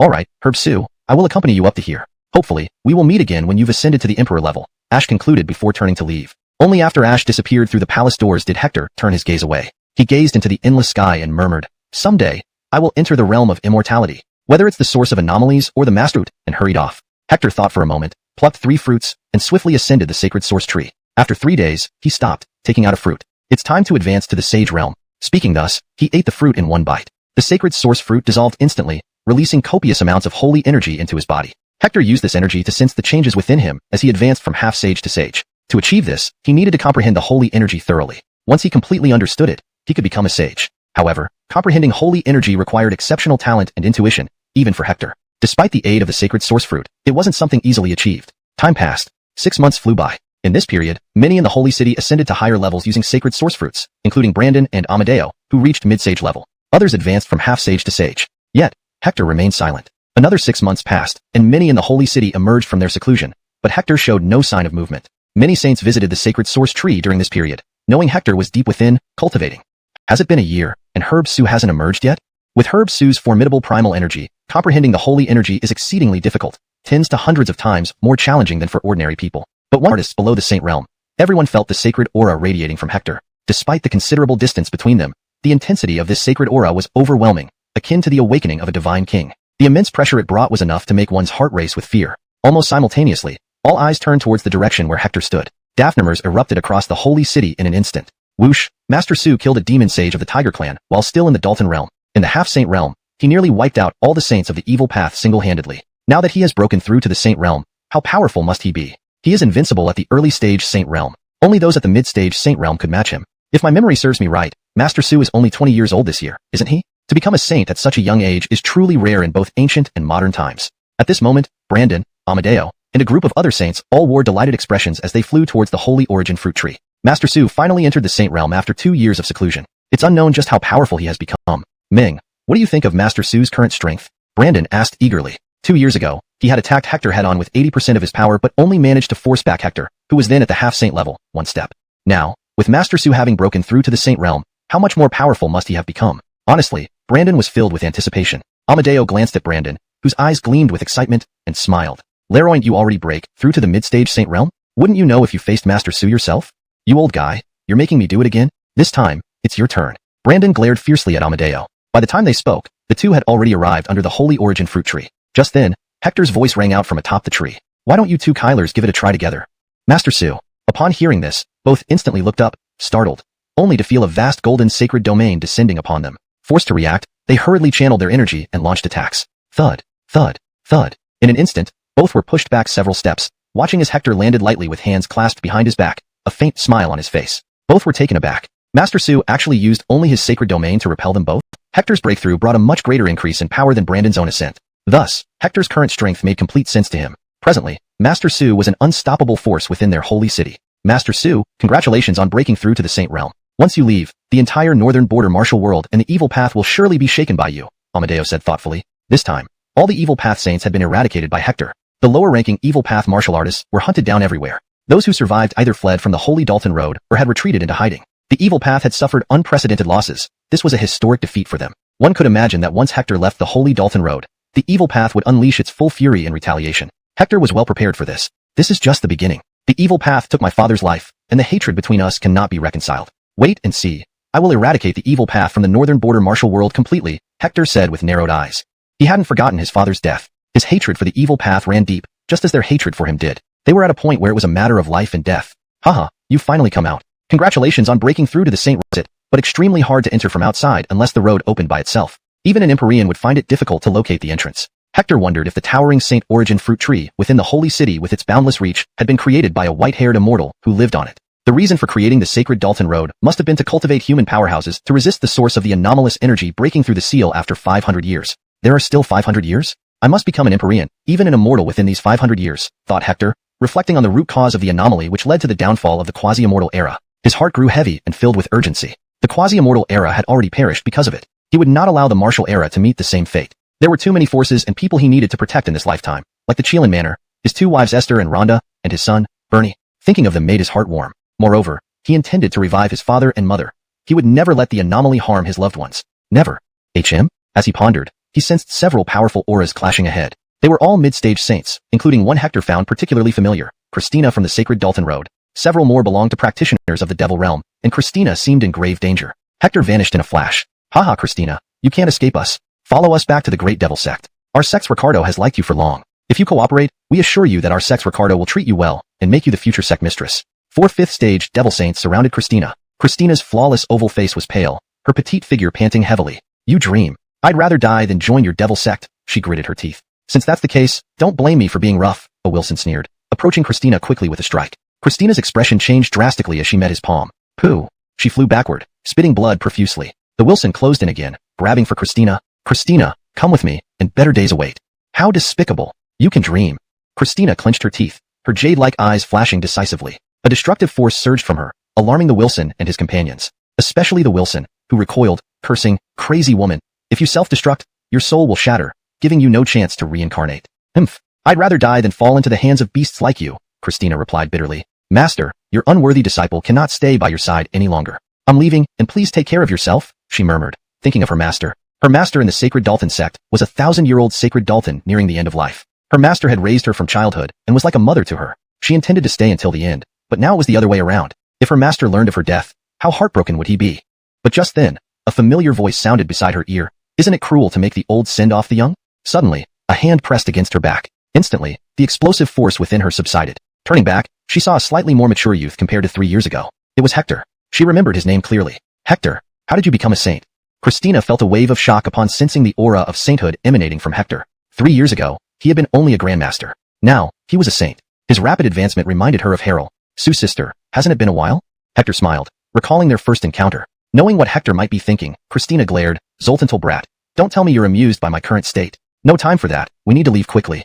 She realized there were still 5 mid-stage devil experts nearby, and they couldn't afford to reminisce now. Hector, it's you. Well done for advancing to the Saint Realm. Today, your head and Christina's will be our prize, said the Wilson as the devil surrounded Hector and Christina aggressively. Seeing this, Christina was a peak 4th heaven sage. Before she could understand what happened, blood was spurting out like a fountain from his chest. Meanwhile, the other 3 demon path experts who had been giving her trouble were now attacking Hector with their sage realms. But Hector merely raised his hand and fiercely slapped it onto their sage realms. With a crack, he tore them apart barehanded. The overwhelming strength left her speechless. To be able to tear apart 3 peak 4th heaven warriors' sage realms barehanded.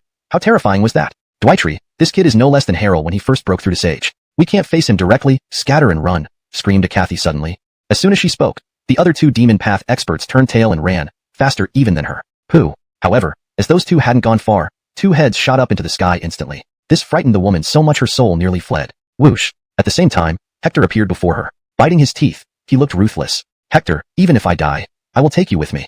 Boom. Destructive aura erupted from her body. Self-destruction. She and 3 other demon path experts had pushed Christina into an impossible situation earlier, and now Hector had done the same to her within a minute. Heh, self-destructing in front of me. Who gave you the courage? Hector smirked coldly, pressing his palm on the Kathy's head. Next moment, holy light entered her body, instantly suppressing the imminent explosion. Pooh. Blood gushed out from her 7 orifices, her holy Dao power fading away. Her face turned pale, her eyes filled with terror. In front of Hector, did she not even have the right to self-destruct? This Fred was too frightening. He would surely become a huge threat to their demon path in the future. She closed her eyes, ready to die. Unable to even self-destruct, what else could she do? I won't kill you. Go tell Vernon Sec that Hector has returned. The revenge for my father will be taken shortly. Have them prepare their heads. With that, Hector waved his hand. Pooh. The Kathy flew away and crashed heavily several hundred meters away. Rising up, she stared deeply at Hector, saying, rest assured.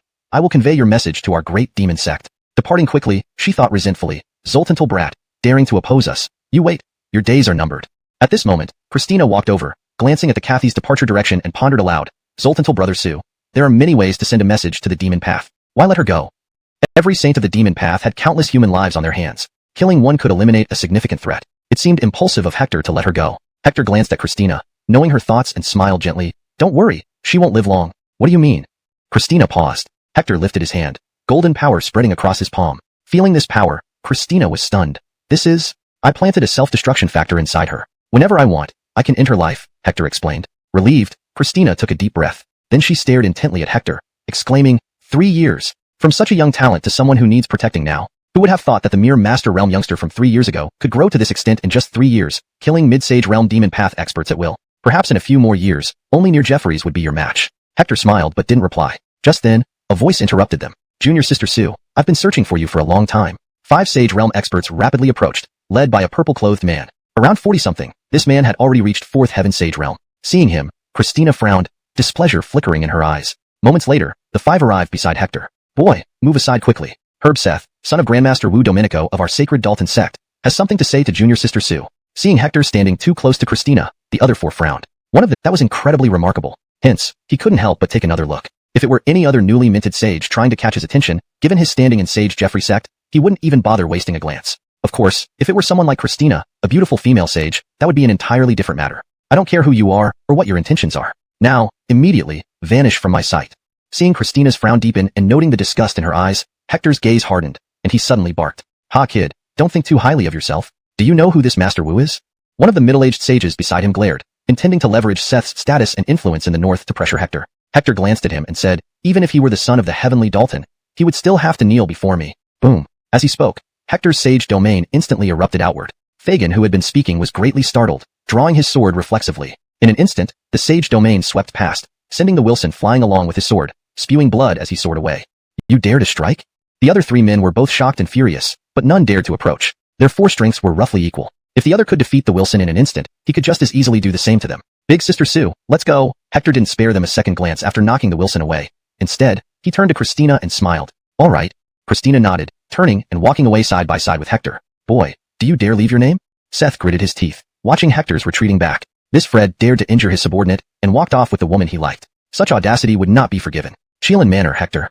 Without looking back, Hector responded. What? Chelan Manor, Hector? Could he possibly be the Hector who disappeared for 2 years from Chelan Manor? When these words were spoken, the 3 sages accompanying Beryl were visibly shaken. 2 years ago, Hector's combat prowess was astounding. He was already famous in the martial circles of the northern border, and many believed he would be the second Cato. No one had expected that Hector, who had vanished for 2 years, would return as a sage. The 3 sages from Sage Jeffrey sect's expressions turned grave. Even when Hector wasn't yet a sage 2 years ago, he had infiltrated the Vernon sect, causing chaos and killing several of their top geniuses. Later, he forcibly defected from the Vernon sect. They never thought they would encounter such a figure. Hector, very well. I remember you now. Just wait. I'll settle scores with you, Seth growled, a chilling intent rising in his eyes. He didn't care whether Hector or Jai Gyork, anyone who dared contest for a woman with him deserved death. Haha, Zoltantal brother Sue, Seth is known to harbor grudges easily. Now that you've offended him, he's bound to cause trouble for you. After they left, Christina seemed happier, a smile returning to her face. Fear the Vernon sect? I fear no one. He should come to me. Otherwise, I might never get a chance to deal with him. Not only was Hector unafraid, but he also wanted to confront Beryl. His nonchalant attitude surprised Christina slightly. For 3 years, this young man had remained unchanged from when she first met him. Back then, this small fellow was only a minor martial grandmaster in front of her. Facing a sage, he showed neither humility nor arrogance. Now, having become a sage himself, he remained composed and calm, facing any challenge without the slightest hint of fear. Haha, big sister Sue, don't look at me like that, or I'll think you've taken a liking to me. Hector paused, his lips curling into a bright smile as he looked at the distracted Christina. He remembered how Christina provoked him multiple times 3 years ago in Qinghue town on Dahong Mountain. Now was the time to repay her. Christina gazed deeply at Hector, teasingly. You already have 2 women and even a son. Flirting with an innocent lady like me. Aren't you afraid your wives will spank you at night? Haha, fear? There's no such word in my dictionary. He was teased by such a stunning woman. A succubus indeed. Hector immediately took a step back and shook his head. Big sister Sue, I think. Whoosh. In the next moment, a wave of fragrance approached, and Hector's entire body trembled, his eyes wide with disbelief. Hashtag chapter 862. Return as a saint. As Hector took a step back, Christina suddenly stepped forward, quickly closing the distance between them. She lightly touched Hector's lips and immediately pulled away. Hee brother Sue, you helped me this time, and I have nothing to repay you with. So, here's a kiss, she said with a chuckle. Hector shivered all over, his face instantly turning bright red. What the hell was going on? His mind was filled with the fleeting moment of Christina's kiss. Brother Sue, did you find my kiss fragrant? Hector instinctively nodded, but immediately realized it was wrong and shook his head vigorously. At that moment, he wished there was a crack in the ground to swallow him up. If it was fragrant, brother Sue, do you want more? My kisses are just for you. Christina winked at Hector, noticing how flushed his cheeks were. She never imagined that this fearless little man would be so bashful. Interesting, extremely interesting, entertaining. In an instant, Hector caught the mischievous glint in Christina's eyes. He immediately realized that he had been teased by her. A hint of ruthlessness flashed across Hector's eyes as he swiftly closed the gap between them and grinned. One mere kiss. How could that satisfy me? I think Sister Sue mentioned something earlier about offering yourself to me. Hearing this, Christina's smile froze on her face. She clearly felt Hector's hand landing on her slim waist at some point. Indeed, the sensation was quite pleasant. Hector planned to continue teasing this impish Prudence who dared to play tricks on him. But immediately, slap, his hand was slapped away by Christina. Christina reined in her smile and looked at Hector with a serious expression. Brother Sue, if you truly like me, come and fetch me in an 8-man sedan chair from the Holy Dalton sect. With that, Christina turned and walked away. The moment she turned, her heart raced wildly, pounding uncontrollably. This little man has really grown up? Christina thought back to 3 years ago. 3 years ago, Hector still appeared very young and naive. Under her teasing, he would never dare to counterattack so boldly. But now, not only did he match her words, he even dared to touch her. This little man had truly grown up and became increasingly audacious. However, that feeling wasn't too bad either. Thinking of this, Christina's glass-like eyes curved into crescent moons. Meanwhile, Hector remained where he stood, watching Christina's retreating figure and recalling the scenes that had just transpired. He shook his head. Sigh, this imp, one shouldn't believe everything she says. If taken seriously, it would only lead to embarrassment. When they first met, this imp began to tease him right away. Teasing seemed to be this imp's style. Therefore, he wouldn't take this imp's words seriously. Who knew if it was deliberate or not? Moreover, they had only met 3 times in these 3 years. Could someone fall for him after just 3 meetings? He didn't think he had that much charm. So, he regarded Christina's statement, if you like me, come and fetch me, as another attempt to tease him. Elsewhere, the female saint from the Vernon sect returned to the sect. Facing her was the sect's prodigy, Preston. After hearing the report, Preston's face darkened. This brat, he has only been on the path of the sacred Dalton for 2 years, and has already returned as a saint. Moreover, upon returning, he dared to kill my men. It looks like he's tired of living. You 4, bring Hector back to me immediately. This time, I will turn him to ashes. Preston cast a cold glance at the 4 subordinates behind him. Yes, prodigy lay. The 4 nodded and quickly left. As the 4 left, the female saint's body suddenly swelled, and a destructive force erupted from within her. No, prodigy lay, save me. The female saint, but you also dared to scheme against me. Very well, indeed. This time, I must kill you. Boom. Preston took a step and vanished instantly. Soon after he left, news spread throughout Mount Dongmati and swiftly swept through the entire Vernon sect. You're saying Hector has returned from the path of the sacred Dalton and has become a saint? Yes, this time he returned and killed 4 saints near Preston, using one of them to set up Preston and dealt him a severe blow. This Hector is really restless. He just became a saint and returned, daring to be so high profile. Does he wish to die faster? This brat, even when he was only a grandmaster, dared to infiltrate our Vernon sect and killed so many top talents. Now that he has returned as a saint, he might be even more arrogant. Just wait, now that he's back, our higher-ups in the Vernon sect won't let him off. Meanwhile, on North Magic Jeffrey Mountain, Tamara received the news of Hector's return, a cold and ruthless look flashing across his eyes. Brat, don't expect to escape alive again this time. Chapter 863, alarming the entire Qilin Manor. Very soon, news of Hector's return after disappearing for 2 years and attaining sainthood swept across the entire northern border martial arts world. Wow, Hector, assigning 2 golden saints to depart from the manor and greet Hector. Big brother York, you are finally back? Simultaneously, on another peak, Esther and Rhonda were stirred into action, standing atop the mountain gazing into the distance beyond Qilin Manor. After years of cultivation and focused nurturing by Qilin Manor, they had all entered the half-saint realm. They even killed a saint from the Vernon sect each within the last year, making them famous throughout the northern border cultivation world. Rumble. At the same moment, a nearly 4-year-old Fred with sword-like brows who bore a striking resemblance to Hector stood nearby. He was Bernie, Hector's son, born as a natural emperor and saint. Separated from Hector for 2 years, despite being just over 3 years old, Bernie had already grown to 1.6 meters tall. He was a born saint, his cultivation reaching the master level. Being a master at 3.5 was an unparalleled existence even throughout the martial arts history of Leroy Vine Martial Continent. Auntie Mother, I've heard father has returned. Bernie joined Esther and Rhonda, looking out over the clouds, calmly stating, Zoltantal Leroy, your auntie and I will go to welcome your father now. Stay here and wait for us, alright? Rhonda smiled gently, looking down at her son who was almost as tall as her shoulder. Bernie looked straight into Rhonda's eyes, saying sternly, I want to go with you to meet father. No, you're too weak to leave Qilin Manor yet. Rhonda shook her head firmly. Mother, I am already at the peak master realm, almost ready to become a grandmaster. I can protect myself, Bernie argued. Before Rhonda could reply, Unkylerly Golden Akil appeared, chuckling, let this old man accompany Zoltantal Leroy to welcome Herb Sue. Braden Sr. Upon seeing Albin, Rhonda and Esther bowed respectfully. Albin was one of Bernie's masters, a peak saint nearing quasi-Jeffrey status, and among the top 4 strongest saints in Qilin Manor, a revered Kyler due to his invaluable contributions. Braden Sr., Lord Manor Master said not to let Zoltantal Leroy go out. If Patriarch finds out, Rhonda frowned. Haha, don't worry. I have already discussed this with the Patriarch, who agreed to let me take Zoltantal Leroy within 100 miles of Qilin Manor. Rest assured, within this range, Zoltantal Leroy will be perfectly safe. Hearing this, Rhonda exhaled in relief. Come on, let's go welcome that little brat Hector. It has been over 2 years since I last saw him. I wonder if he has changed much and how powerful he has become. Albin waved his hand, a holy light enveloping Rhonda, Esther, and Bernie, transforming into a streak of light heading towards the entrance of Qilin palaces of the sacred Dalton sect. Zoltantal Brother Sue, up ahead is the sacred Dalton sect. Let's go in for a visit. 2 years ago, many ladies in our sect admired you after hearing of your feats. You'll definitely be warmly welcomed this time and maybe even showered with affection from young maidens. Christina winked playfully at Hector. Chapter 864, a handsome face in vain. I am a married man, and it's immoral for you to tempt me like this, Hector said with a smile. Immoral? Christina teased. When you were touching my waist, how come you didn't talk about morality? Where was your sense of ethics then? Hearing this, Hector laughed helplessly. Wasn't I also being provoked by your devilish charm? Since you took advantage of me, I had to reciprocate. Otherwise, I'd be at a loss. As he spoke, Hector deliberately touched his lips, which made Christina glare at him. You little rascal, taking advantage and still putting on an act. Wait until we get to the Holy Dalton sect. If you dare to say these things there, see what happens. Hector rubbed his nose and chuckled but didn't respond. He knew that Christina was revered as a goddess in the Holy Dalton sect. The number of men who adored her could circle the sect 100 times. If he dared to speak like this in the Holy Dalton sect, he would surely be drowned by the saliva of those who admired Christina. So let's take a trip there. Honestly, I've been wanting to visit the Holy Dalton sect, renowned alongside our Qilin Manor, to see just how impressed you had seen her walk this closely with anyone. Now, seeing the young black-robed youth so near their goddess and laughing together, their jealousy exploded. Instantly, countless hostile gazes gathered on Hector. Hector felt these stares and rubbed his nose, saying bitterly, it looks like Sister Sue's popularity in the Holy Dalton sect is really high. If I go in, will I come out? Hee. Need Big Sister's protection? Christina asked with a smile. Yes, please. Hector grinned widely, chuckling, that depends on your performance. Christina smiled and quickened her pace. Greetings, Leroy Rector Sue. Dwight and dreads of Holy Dalton sect disciples rushed over, all bowing respectfully to Christina. Meanwhile, many of them glared at Hector, wishing they could incinerate him. Ignoring their hostile glares, Hector walked alongside Christina into the depths of the Holy Dalton sect, which infuriated the surrounding disciples even more. This guy was utterly unreasonable, not even sparing them a glance. Yet, some female disciples looked at Hector with admiration in their eyes. This young man looks incredibly handsome, matching perfectly with Leroy Rector Sue. However, at his age, he might just be a king-level practitioner, and a king doesn't have the qualifications to match Sue Goddess.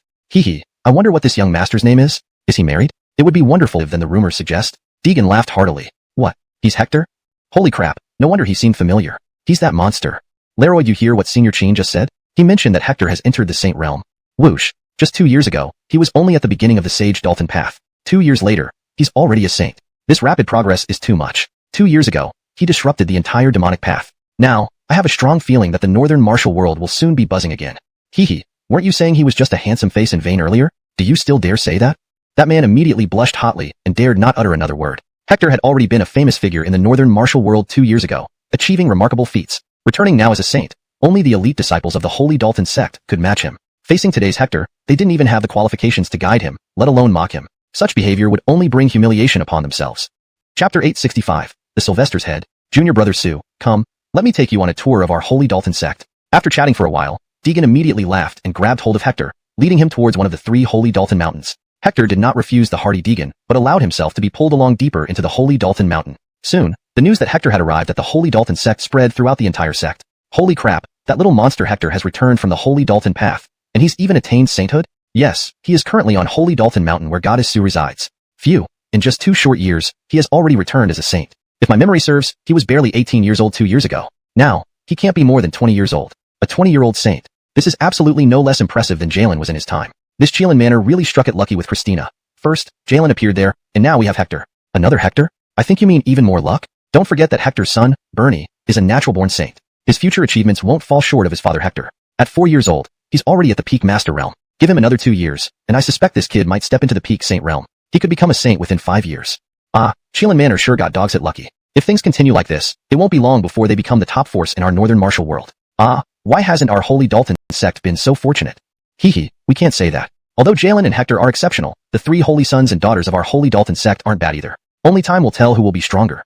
Not necessarily. Apart from Jalen, Hector, and Bernie, Chelan Manor also has 3 other holy children. When you add them all together, they far surpass our generation. So, in terms of potential, Chelan Manor is way ahead of us. Why say so much? We should hurry over to Goddess Sue's place. I want to see how extraordinary Hector is according to the rumors. I haven't even met him yet. Lord Sue coming to our Holy Dalton sect is great. I've always wanted to meet such a talented young man. Now, finally, I get the chance. In an instant, disciples from the other 2 Holy Dalton mountains rushed toward Christina's lineage upon hearing the news. Meanwhile, on the nearby Holy Dalton mountain close to Christina, Seth's face darkened ominously. So you dare to come to our Holy Dalton sect, Hector. This time, I absolutely won't let you leave easily.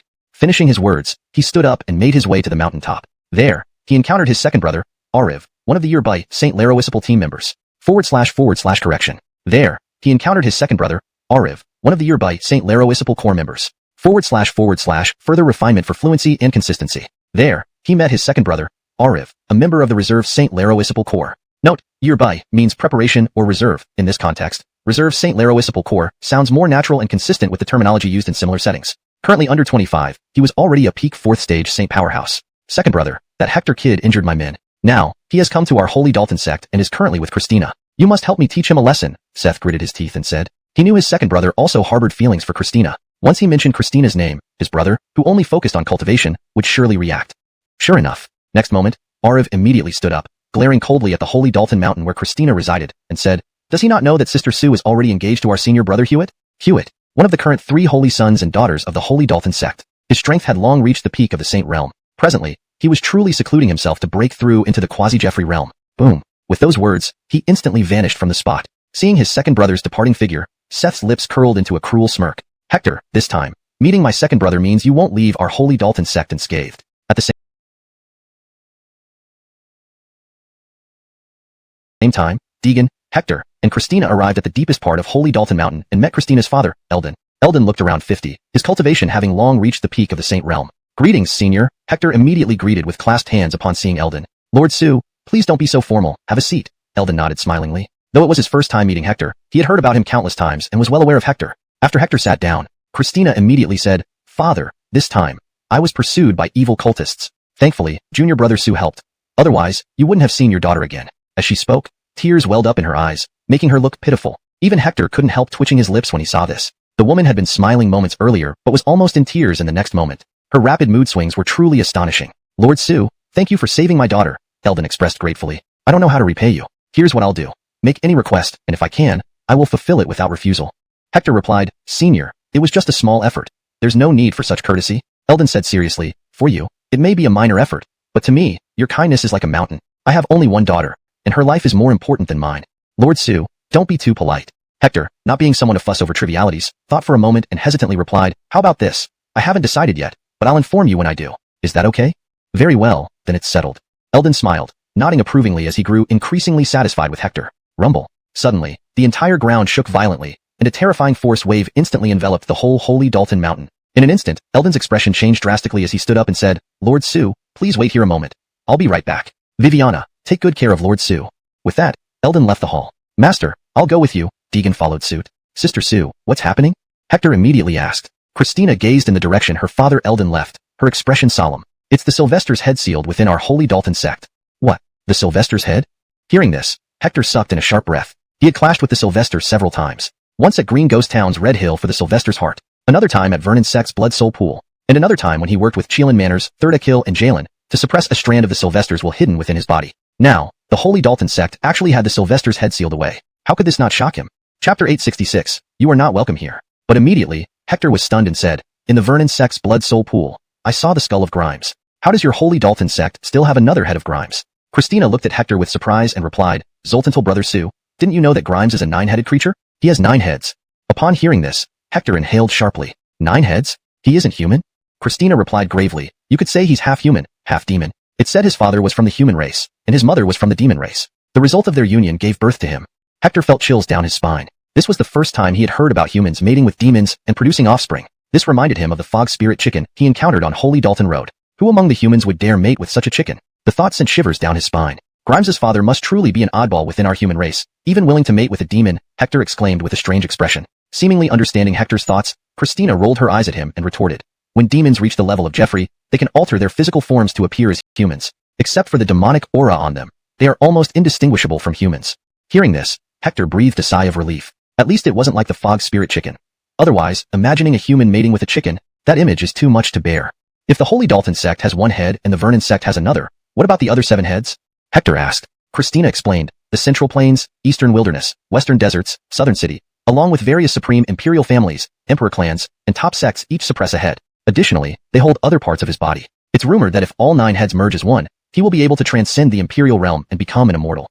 Hector commented, with each major force suppressing a head, there's virtually no hope for him to unite all 9 heads. Christina shook her head. That may not be so. It's said 2 of the heads suppressed by the Jaig imperial clan of the Central Plains were rescued by the Heavenly Demon sect and the Blood Demon clan of the Central Plains. There's also the head suppressed by the Qian imperial family of Southern City, which mysteriously disappeared. And the head under the control of the Buddhist clan in the Western Deserts escaped 6 months ago and vanished without a trace. The more she spoke, the graver her face became. Meanwhile, Hector listened in disbelief. 3 of the 9 heads had already escaped. Moreover, 1, he would only become an immortal. Immortals are certainly fearsome, but the races, human, demon, or others, are faced with the source of anomaly. That threat attacks indiscriminately, regardless of race. Therefore, the source of anomaly is the common enemy of all races. Grimes's emergence might not be entirely bad. He'd have to ally with humans against the common threat, whether he liked it or not. Besides, the human race still harbors several hidden immortals who won't let a freed Grimes run rampant. Boom. At this moment, a powerful presence entered the courtyard where Hector and Christina stood. The outer gate swiftly swung open with a bang. Ariv strode in with folded hands. Instantly, Hector sensed the intense killing intent in Ariv's eyes. What do you want here, Ariv? Christina frowned and showed obvious displeasure upon seeing Ariv. Ariv had pursued her many times before but was repeatedly rejected. After she betrothed herself to Hewitt of the Holy Dalton Mountain, Ariv finally gave up under pressure. However, she knew he still had feelings for her and would seize any chance not to give up. Because of Ariv's dominance, any man who came close to her over the years faced various threats or mysteriously disappeared. Where they vanished to, she had a few suspicions. Zoltantal sister Su, I'm glad you returned, but why did you bring this Fred with you?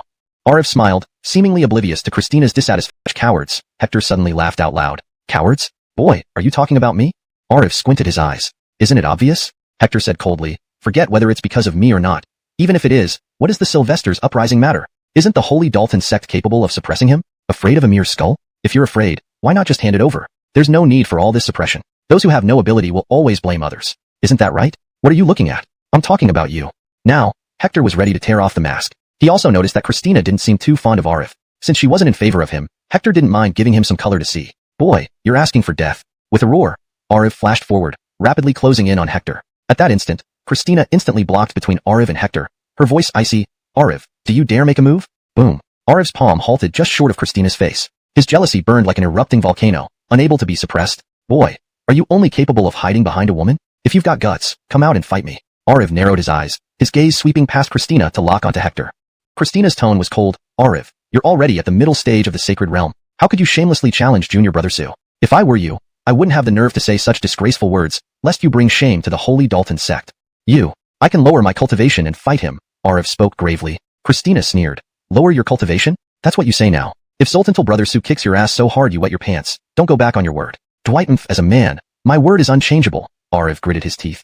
The more Christina protected Hector, the more he wished he could tear Hector into pieces. Moreover, he wasn't speaking impulsively. He knew Hector's combat prowess was extremely formidable, likely on par with the level of sacred sons, but he himself wasn't weak either. Fine, Zoltantal brother Su is at the first stage of the sacred realm. You should also suppress your cultivation to the first stage, Christina smirked. As you wish. With a roar, Arif suppressed his cultivation to the first stage of the sacred realm. Hector, now what reason do you have to hide behind a woman? Sigh, honestly, it's my first time at the Holy Dalton sect, and I really didn't want to cause trouble, but you keep pushing your face towards my palm. If I don't hit you, won't I lose face? Hector sighed, somewhat helplessly. Ha, hit me? Hope your strength matches your mouth. Slap. Before he could finish his sentence, he was sent flying, his face burning hot, crashing outside the gate with great force. How is this possible? Arif was shocked and enraged. Just now, he hadn't seen how Hector had struck. In the blink of an eye, he had been slapped away. Instantly, he tried to get up. But at that moment, Hector reappeared before him like a ghost, kicking straight at his face. Boy, you're too audacious. Earlier, it was a slap. Now, he dared to stomp on his face? Is Hector the little bastard mocking him? Boom. In an instant, Arif elevated his cultivation by one realm, finally managing to barely track Hector's movements. Suddenly, he raised his palm and slammed it down, his eyes bloodshot with rage. He intended to shatter Hector's leg bones with this strike. The next moment, crack. The sound of bone breaking echoed. This time, it wasn't Hector's leg bone but Arif's hand bone. Bang. Arif flew backward as a black shadow, smashing a nearby rock formation to pieces. Hiss. Isn't that senior brother Arif? He was actually sent flying by Herb Su. Damn, Herb Su is truly a powerhouse. He can casually thrash even senior brother Arif? No, senior brother Arif's cultivation was just at the third stage of the sacred realm. He suppressed it. Even with suppressed cultivation, he was 2 realms higher than Herb Su but still couldn't match him. It seems Herb Su's combat power is nearly invincible at the peak of the early sacred realm. At that moment, the commotion caught the attention of surrounding disciples and even sages of the Holy Dalton sect, causing exclamations of surprise. Boom. Simultaneously, the rock formation exploded. Arif rushed out, disheveled and filled with rage, glaring at Hector. At this point, he no longer suppressed his cultivation, instantly elevating it to the 4th stage of the sacred realm. Zoltantal brat, daring to humiliate me. Today, I will tear you limb from limb. His roar was filled with venom, sending chills down everyone's spines. Meanwhile, Hector turned into a flash, again delivering a kick straight to Arif's forehead. Many people couldn't help but secretly admire his courage. In the early sacred realm, perhaps only Hector dared to kick Arif directly. Demon extermination phantom palm. Arif shouted. Instantly, his figure transformed into countless illusions. Hector's kick crushed one of the figures into nothingness. Around Hector, numerous Arifs appeared, each identical, striking with perfect synchronization. Countless punches bombarded Hector from all directions. Seeing this, Christina's expression changed dramatically. She yelled, Arif, Zoltantal brother Su is my father's honored guest. Bang. Instantly, his saint domain endured dozens of attacks in a blink. These attacks were not illusory but actual and solid strikes. Crack. Almost immediately, his saint domain cracked under the attack. Numerous fist imprints surged towards Hector directly. Hector glanced once, gripped with one hand, and instantly compressed the fractured saint domain to its extreme. Then, he clenched his 5 fingers. The compressed saint domain exploded suddenly, centered around him, like a volcano erupting at its peak in that moment. Spiritual burst. Boom. Destructive force spread visibly at lightning speed in all directions. Those surging fist imprints and black figures vanished instantly without a trace. Spit. Even as strong as Arif was, he was now spitting out mouthfuls of blood, flying backward again. A golden path appeared beneath Hector's feet, carrying him swiftly away from the scene. Under countless astonished gazes, Hector instantly caught up to Arif who was flying out and grabbed his right leg with one hand. With a swing, Arif was instantly thrown up. Then, with a loud bang, he crashed heavily onto the ground. Instantly, the ground cracked open, forming a man-shaped pit. Arif lay within it, blood oozing from all 7 orifices of his body, continuously flowing out. Hiss, senior brother Arif was defeated? Heaven. Senior brother Arif has the cultivation of 4th heaven of the sacred realm and is a member of the Saint Son Reserve Group, who has hopes of becoming a Saint Son in the future. And now, he was defeated by Herb Su. Heaven. Is Herb Su really just stepping into the sacred realm? Judging from his martial aura, he indeed is at the 1st heaven of the sacred realm. Being able to defeat senior brother Arif at the 1st heaven of the sacred realm, this Fred is absolutely no less impressive than Harold back then. Even if one of our Holy Dalton sect Saint Sons were to challenge Herb Su, they would have to suppress their cultivation to a realm 1 stage higher than Herb Su. At the same realm, they wouldn't be Herb Su's match. Hiss, Herb Su is practically invincible at the 1st heaven of the sacred realm. Even if our Holy Dalton sect's founding ancestor came, at the same realm, they might not be stronger than him. This Fred is terrifying. In the future, he will definitely become a patriarch-level master who establishes a sect. All around, continuous exclamations of surprise arose. The horrifying combat power displayed by Hector stunned all the disciples of the Holy Dalton sect present. Zoltansteining to the surrounding exclamations, Christina was also repeatedly shocked. Although she knew Hector's combat power was as formidable as the monster Harel, actually witnessing it left her with a different feeling. Could my little brothers, he, Hector, would never do meaningless things. Hiss, that's Arif's grandfather, Henrik. He actually came, and with this old guy's hot-tempered nature, his grandson was beaten, yet he didn't immediately intervene. Heaven, when did Henrik, that overbearing and protective old bastard, become so reasonable? Many people quickly recognized the identity of the Trent and looked surprised. Seeing Hector retract his right foot, Henrik smiled faintly and said, "Herb Sue, I deeply apologize for the previous rudeness." Henrik's apology made all the Holy Dalton sect disciples watching the battle more astonished, eyes widening in shock. Is this really that petty Henrik? Grandfather, help me kill this brat, Ariv snarled from the man-shaped pit, grinding his teeth. Now his grandfather was here. He could seek revenge. Hold your tongue. Can you offend Herb Sue? Henrik suddenly shouted, yanking Ariv up and making him swallow several pills. Turning to Hector again with a smile, he said, "Herb Sue, this was due to my grandson's impudence. This bottle contains 3 mid-grade Saint Essence pills. Consider it old me apologizing on his behalf. I hope Herb Sue does not hold a grudge against a mere youth." What the heck? Henrik's actions continuously stunned the Holy Dalton sect disciples. Chapter 869. Glorious Achievements. As the saying goes, one should not hit a smiling face. Hector naturally wouldn't offend a high-ranking member of the Holy Dalton sect over such a minor matter. He calmly took the brown bottle handed to him by Henrik and put it in his robe, smiling. It was just a misunderstanding. I, Hector, am not that petty. Sir, you can take him back, but I hope nothing like this happens again. Yes, naturally. Herb Sue, next time. When there's an opportunity, I'll treat you to dinner as a token of friendship, Henrik said, his smile broadening as he saw Hector put away the bottle. All right, if there's an opportunity, definitely, Hector nodded with a smile. Herb Sue, then I shall take my leave. With that, he turned around, carrying Ariv, and quickly left. Throughout the encounter, his attitude towards Hector was exceptionally good, which left everyone dumbfounded. Was this still the usually tyrannical and fiercely protective Henrik? Even Christina was startled. When Henrik arrived earlier, she had been incredibly tense, fearing that Henrik might attack Hector. But who would have thought that Henrik's attitude would be so friendly that it made her think he might have gotten his head stuck in the door on the way out? Why else would he suddenly become so reasonable? It was unbelievable and beyond her understanding of Henrik. Not only was it her, even Ariv and Seth, who had followed closely behind, were thoroughly confused. On the way, Ariv gritted his teeth. I've been severely injured by that little brat Hector, and grandfather doesn't even help me take revenge. Why did you apologize to him and give him a bottle of mid-grade Saint Essence pills? Why? Do you know what Hector has accomplished on the Holy Dalton Road? Henrik's expression darkened, glaring at his grandson with eyes burning with rage. Ariv felt a chill run down his spine. This was the first time he had seen his grandfather so enraged. He asked hesitantly, what did he do? Beside him, Seth sneered, what could he have done? He's just a 20-year-old saint. So what? There are many saints like him in our Lyriavine martial continent. Even our sect's senior brother Arvid became a saint before he was 20. Slap. Before he could finish speaking, he was slapped across the face. Seth, holding his burning cheek, looked at his grandfather Henrik in shock. Grandfather, you hit me? Don't think I don't know why your Kyler brother went after Hector. If not for you, would your Kyler brother have been beaten by Hector? Once we return, you will reflect on your actions and stay in your room for 3 months. If you step out, I'll break your legs. Seth paled in fear and didn't dare say another word. He knew his grandfather very well. If his grandfather said it, he would do it. Henrik took a deep breath, looking at both his grandsons, and sighed. If he were merely a 20-year-old saint, it wouldn't be much of an issue. Such prodigies aren't common, but they're not unheard of. We cannot afford to be cowed by this alone. Then what is it? Ariv quickly calmed down, knowing his grandfather's character. For his grandfather to be so wary and willing to offer compensation to resolve the conflict, Hector must have extraordinary qualities beyond being a 20-year-old saint. He killed a demonic race saint when he was still at the Dalton realm, Henrik said abruptly, taking a sharp breath. What? Killed a saint at the Dalton realm? How is that possible? Both Ariv and Seth paled in shock. Grandfather, how is that possible? Since ancient times, all beings below the saint realm are mere ants. No one, not even a king emperor, can kill a saint at the Dalton realm, Ariv exclaimed. Grandfather, was that saint already heavily injured, allowing Hector to take advantage and kill the demon saint at the Dalton realm? Seth couldn't help but interject. Ariv nodded in agreement, thinking it was the only plausible explanation. Indeed, only such a scenario could explain killing a demon saint at the Dalton realm. Henrik coldly glanced at Seth, making him retreat a step and cover his cheeks, afraid of another slap. The demon saint Hector killed was at the peak of his power, without a single injury.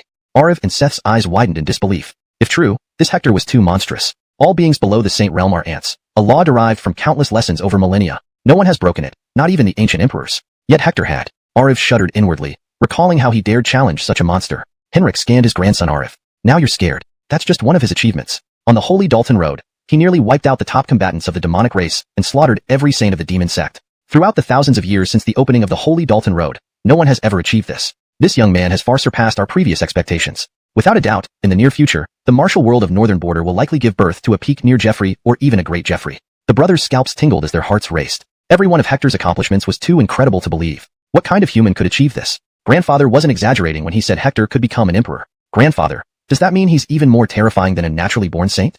Ariv asked in shock. A naturally born saint is only powerful up until the near Jeffrey stage. In terms of potential, none compare to Hector unless they are the best among them. Otherwise, none can match him, Henrik marveled. He then warned him chose to watch and wait. It was evident how much grandfather dreaded Hector. Boom. Just then, 2 powerful auras erupted from the base of the mountain in the distance. Feeling these auras, Henrik's expression immediately changed as he focused his gaze and exclaimed in surprise. Those 2 old fellows from Chelan Manor were supposed to be in seclusion breaking through to near Jeffrey realm. Why have they come here? Grandfather, Who are they? Seth asked curiously. Henrik said sternly, 2 out of Qilin Manor's 4 golden saints. Their strength is only second to Kato. What? 4 golden saints? Upon hearing this, Arav and Seth's faces instantly paled.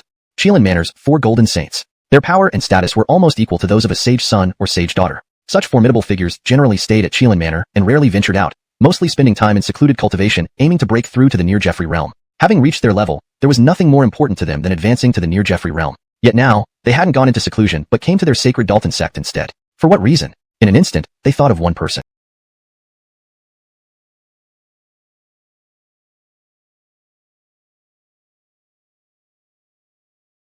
Ordinary disciples, was dumbfounded.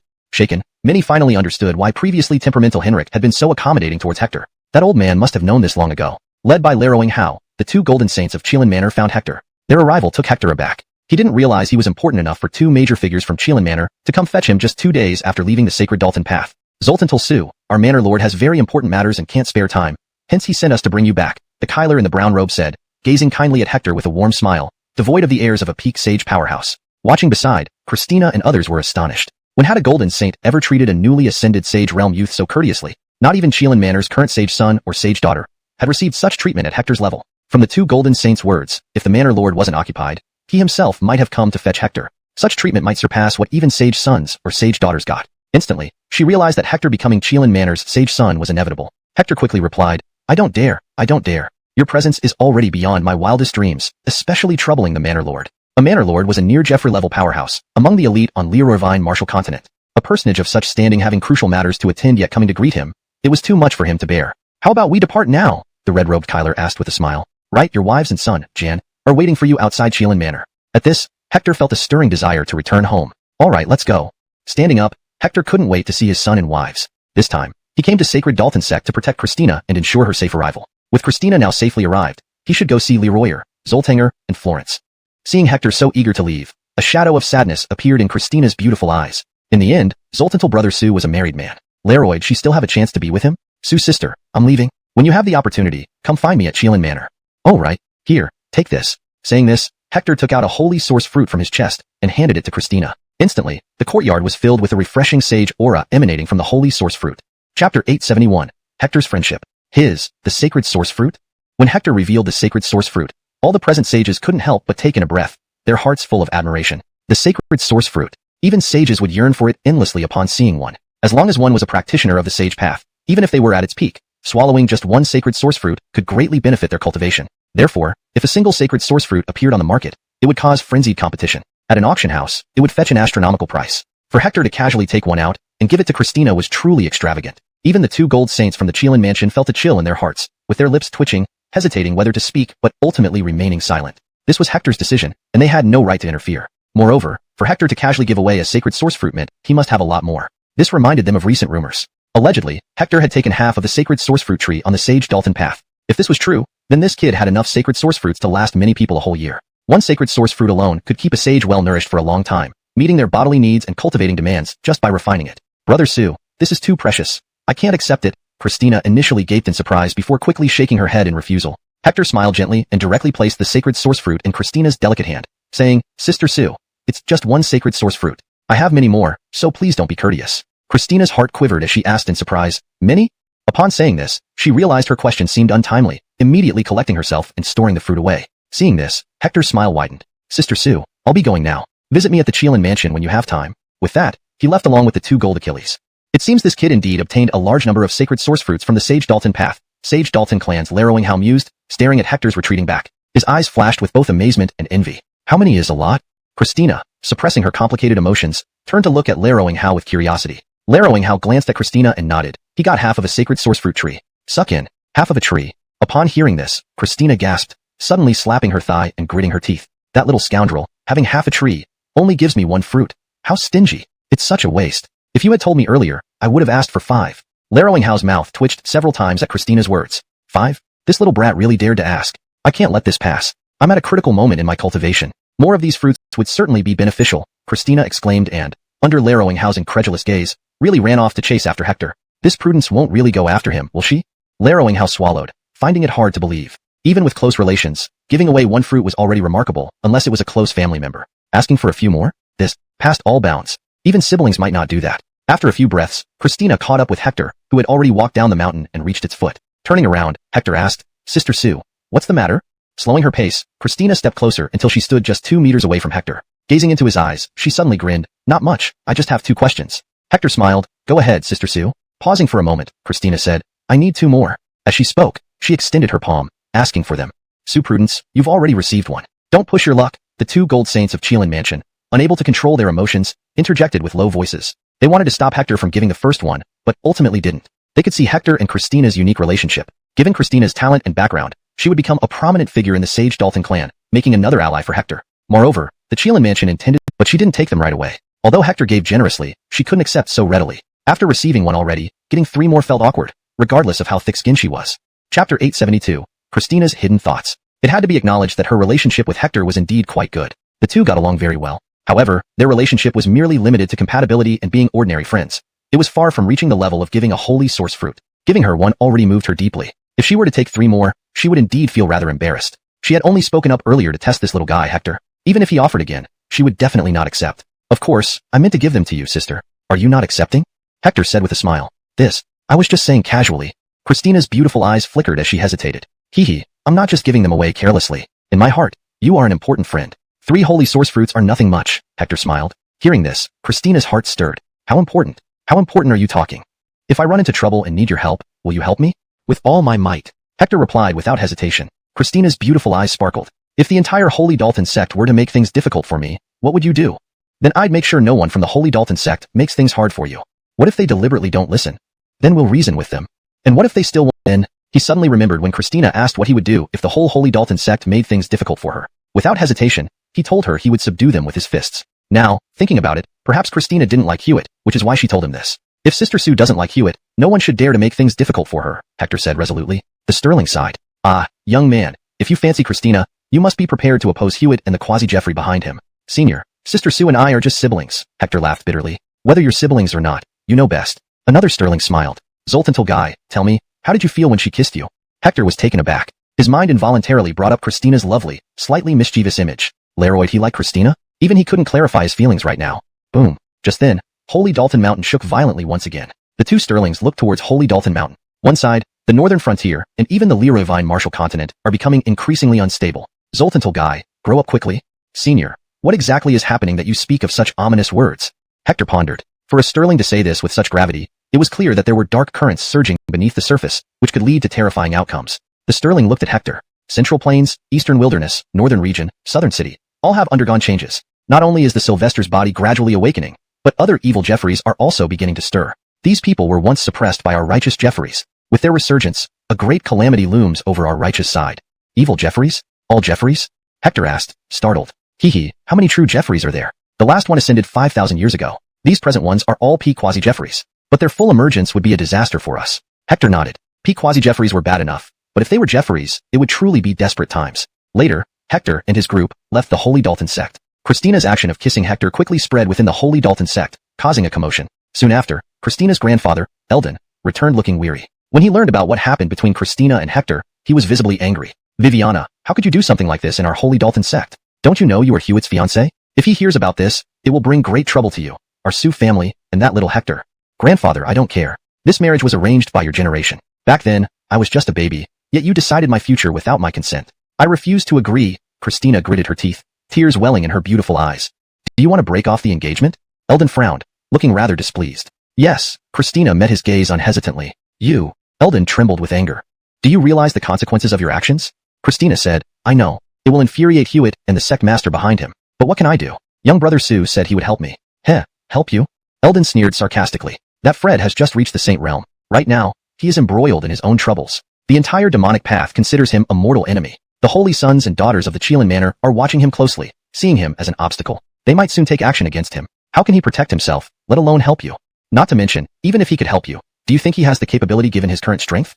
Chapter 873, Alexei arrives. Eldon's 3 consecutive questions made Christina's face pale. Indeed, many powerful forces and individuals were now eyeing Bernietti, each one of them incredibly formidable. He himself was already in grave danger. How could he possibly help her? Moreover, with Bernietti's current strength, he was far from being able to help her escape her troubles. Seeing his granddaughter's expression turn incredibly grim, the anger in Eldon's eyes gradually dissipated, and he sighed. "Mayor, grandfather knows that you have no feelings for Hewitt, but affection can be cultivated over time. Besides, you know about Hewitt's potential. It's highly likely that he will become a near Jeffrey in the future. Once he reaches that stage, with his talent, there is a great probability that he will attain the peak of near Jeffrey, becoming one of the strongest in our northern border realm and even on Lyra-Vine Marshall continent. Marrying him would not be an unworthy choice for you. Haha, grandfather, when you arranged my childhood betrothal initially, was it really just because of this? Wasn't it also for your own benefit, for the Sue family? Christina lifted her head, glaring at her grandfather Eldon with resentment, speaking sternly. Ridiculous, how do you speak to your grandfather like that? I did indeed consider the Sue family, but wasn't it also for finding you a better alliance? Eldon shook in anger. I don't care what you think, grandfather, I absolutely will not become engaged to Hewitt. Christina shook her head. Himph, it's not up to you. You will remain here in seclusion for a while, until you see reason. Only then will you be allowed out. Dezhuang. Yes. Suddenly, Deegan appeared. For this period, do not let your junior sister out without my permission, understand? A commotion erupted within Holy Dalton sect. The scene of Christina kissing Hector had been witnessed, and spread quickly. Phew, Christina really kissed Hector? It's true, I saw it with my own eyes. Damn, Christina is Hewitt's fiancée, and she kissed Hector. Does this count as giving Hewitt a cuckold's horns? If Hewitt finds out about Sue Jr.'s sister's actions, what will happen? Which man can tolerate his fiancée consorting with other men?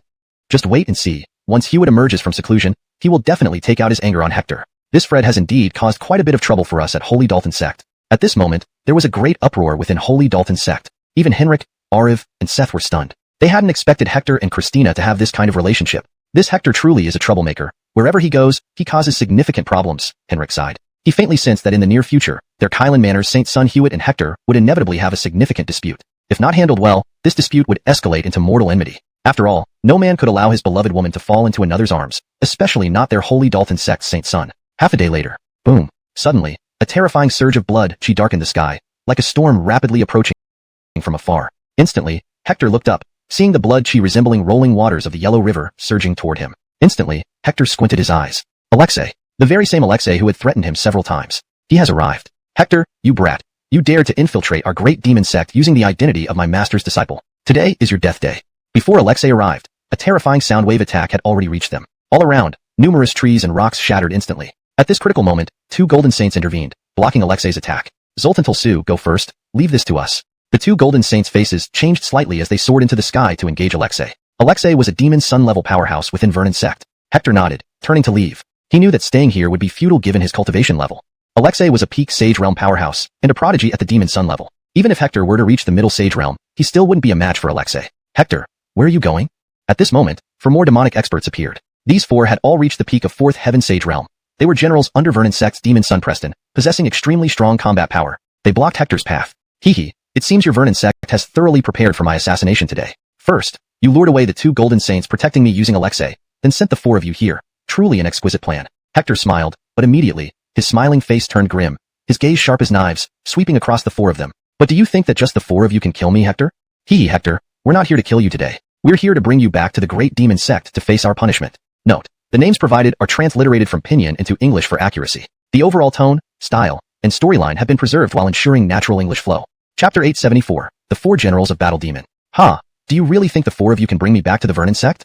Hector sneered coldly. We'll see if you can withstand us. The 4 men stepped forward. Hector, don't engage them. They are generals under Preston, each with astonishing combat strength. You cannot win by force. Retreat immediately. A worried voice from a Sterling rang out. Boom. However, a Balthazar approached swiftly, saying coldly, it's already too late for this. Rip. A terrifying golden sword energy suddenly appeared, tearing through the air and accompanied by a thunderous sound as it arrived abruptly at Hector's chest. Hector's eyes narrowed sharply as he retreated quickly, evading the attack. But at the same time, the other 3 rapidly closed in and attacked together. In an instant, Hector's retreat was completely blocked off. Hector's gaze flashed. Since these 4 were determined to fight him to the end, so be it. Boom. His internal organs resonated, unleashing his secret power, and he delivered 3 punches almost instantly. Thud, thud, thud. After the 3 punches, Hector and the 3 opponents were swiftly forced apart. Hector's expression grew serious as he realized that each of these 3 possessed power not inferior to Ariv at the same realm. Kid, you've got some skills. Taste my blade.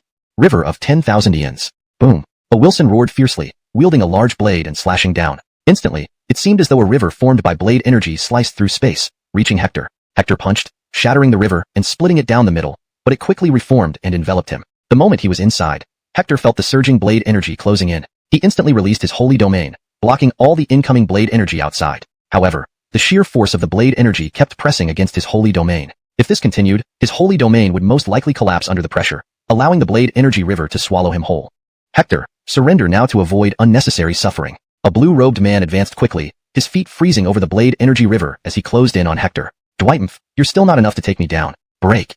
Hector roared, compressing his holy domain while forming hand seals, launching 3 true intuitions instantly. Crack. The blade energy river split, and Hector soared into the sky, breaking free. But just then, the blue-robed man extended his hand, and a black whip from his waist pierced through like a serpent. Crack. Instantly, Hector's holy domain was shattered, the whip speeding toward his face with incredible speed and force. At the last second, Hector raised his hand and caught the black whip, but then his entire body tingled in alarm as the whip slipped like an eel from his grip, aiming straight for his eyes.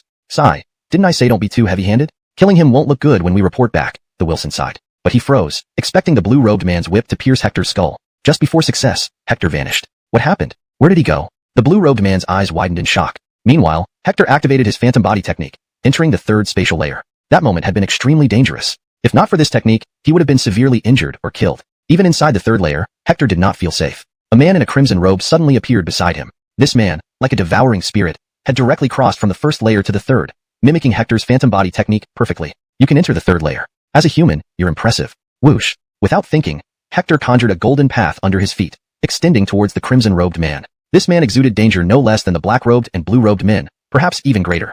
Boom. Cold aura erupted from the man, almost identical to a devouring spirit. Hector's eyes flickered. Despite being human, this man's techniques resembled those of a devouring spirit. Is he transforming into one? No, he hasn't fully transformed. If he had, he would lose rationality and human characteristics. Clearly, he hasn't transformed yet retains similar abilities. Extremely dangerous. While Hector was astonished, the man vanished. He entered the space, Hector exclaimed, activating Sky Eye immediately, seeing the man penetrate 9 layers with icy energy closing in. 2 startling red beams shot from Hector's Sky Eye, piercing the 9th layer, blocking the crimson-robed man. Simultaneously, he formed hand seals, manifesting touch spirit hands, pressing against the advancing man. Thud. The crimson-robed man's advance halted, the cold aura receding. Heh, you've got some skills, but this is far from enough. Come here. The man grinned sinisterly, sprouting huge arms that lunged at Hector. Hector dodged but was grabbed by the arms pulling him from all directions, distorting the space around him. Next, he found himself within the 9th layer, appearing physically, not just spiritually, with the man's 4 arms forming horrifying seals. Hector sensed he was exposed despite being in the 9th layer.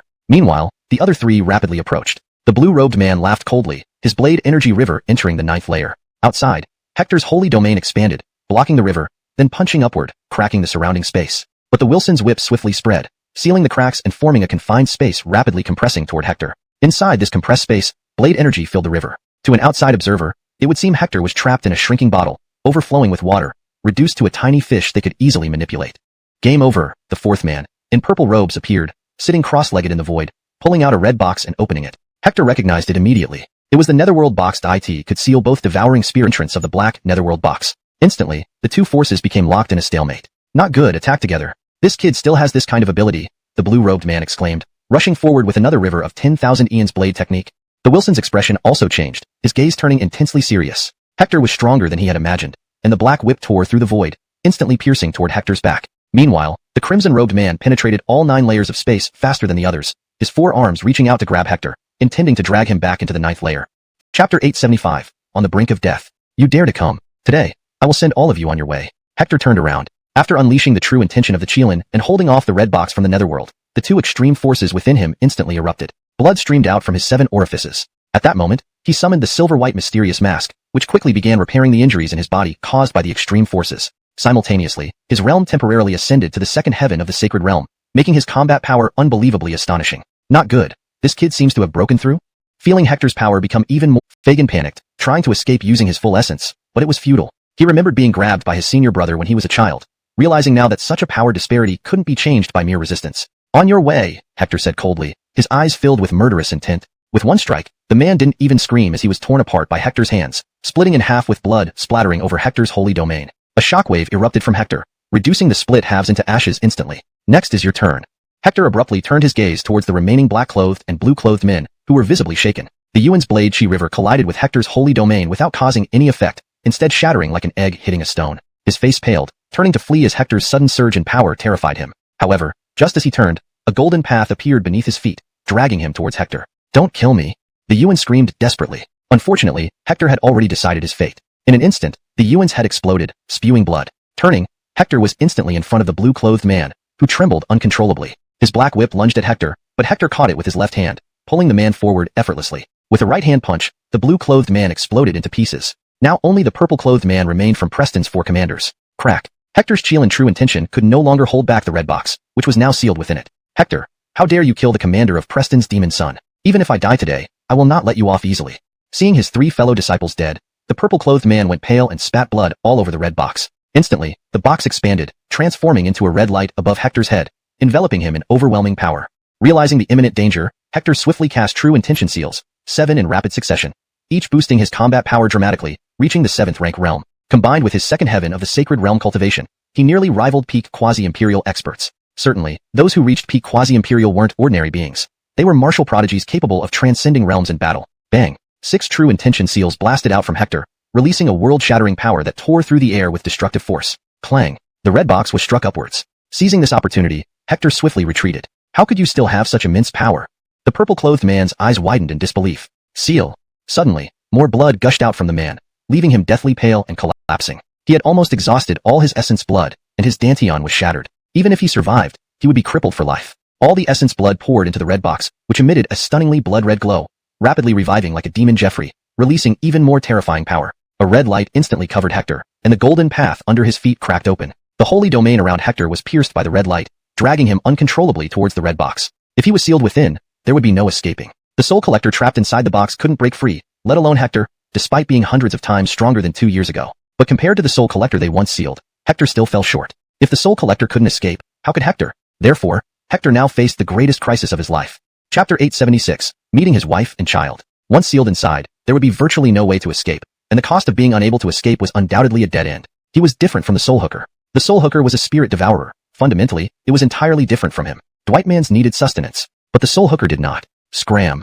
In an instant, Hector erupted. A terrifying destructive force surged out of his body. This power was countless times more fierce than his 6 paths true meaning Laroiogram solution. At this moment, Hector chose to self-destruct. He used the power of self-destruction to counteract the nether box. Poof! Instantly, Hector's body shattered into pieces. The unleashed force hurled the nether box away, smashing into the distance and causing the ground to collapse. The light of the nether box rapidly dimmed. Haha Hector, you brat, you're finally dead. I've removed a great threat for the demon sect. Ha ha ha. At that moment, the purple-clothed man also slammed into the ground, blood spewing from all orifices. Even if he could survive, he would only be a cripple. Sue Kid. At this time, the 2 gold saints battling Tad far away felt the explosion's force from Hector's side and were all taken aback. They had come out of seclusion personally to escort Hector, fearing any mishaps, but who knew that a mishap would still occur. Hector's death was absolutely an unimaginable huge loss for them in Qilin Manor. Haha, this is the outcome of opposing the great demon sect. Haha, we won't continue playing with you too. We'll meet again. Tad laughed loudly, sending 1 gold saint flying with a punch before swiftly leaving. His purpose here was to kill Hector. With that goal achieved, there was no need to stay any longer. Damn it, Hector is dead.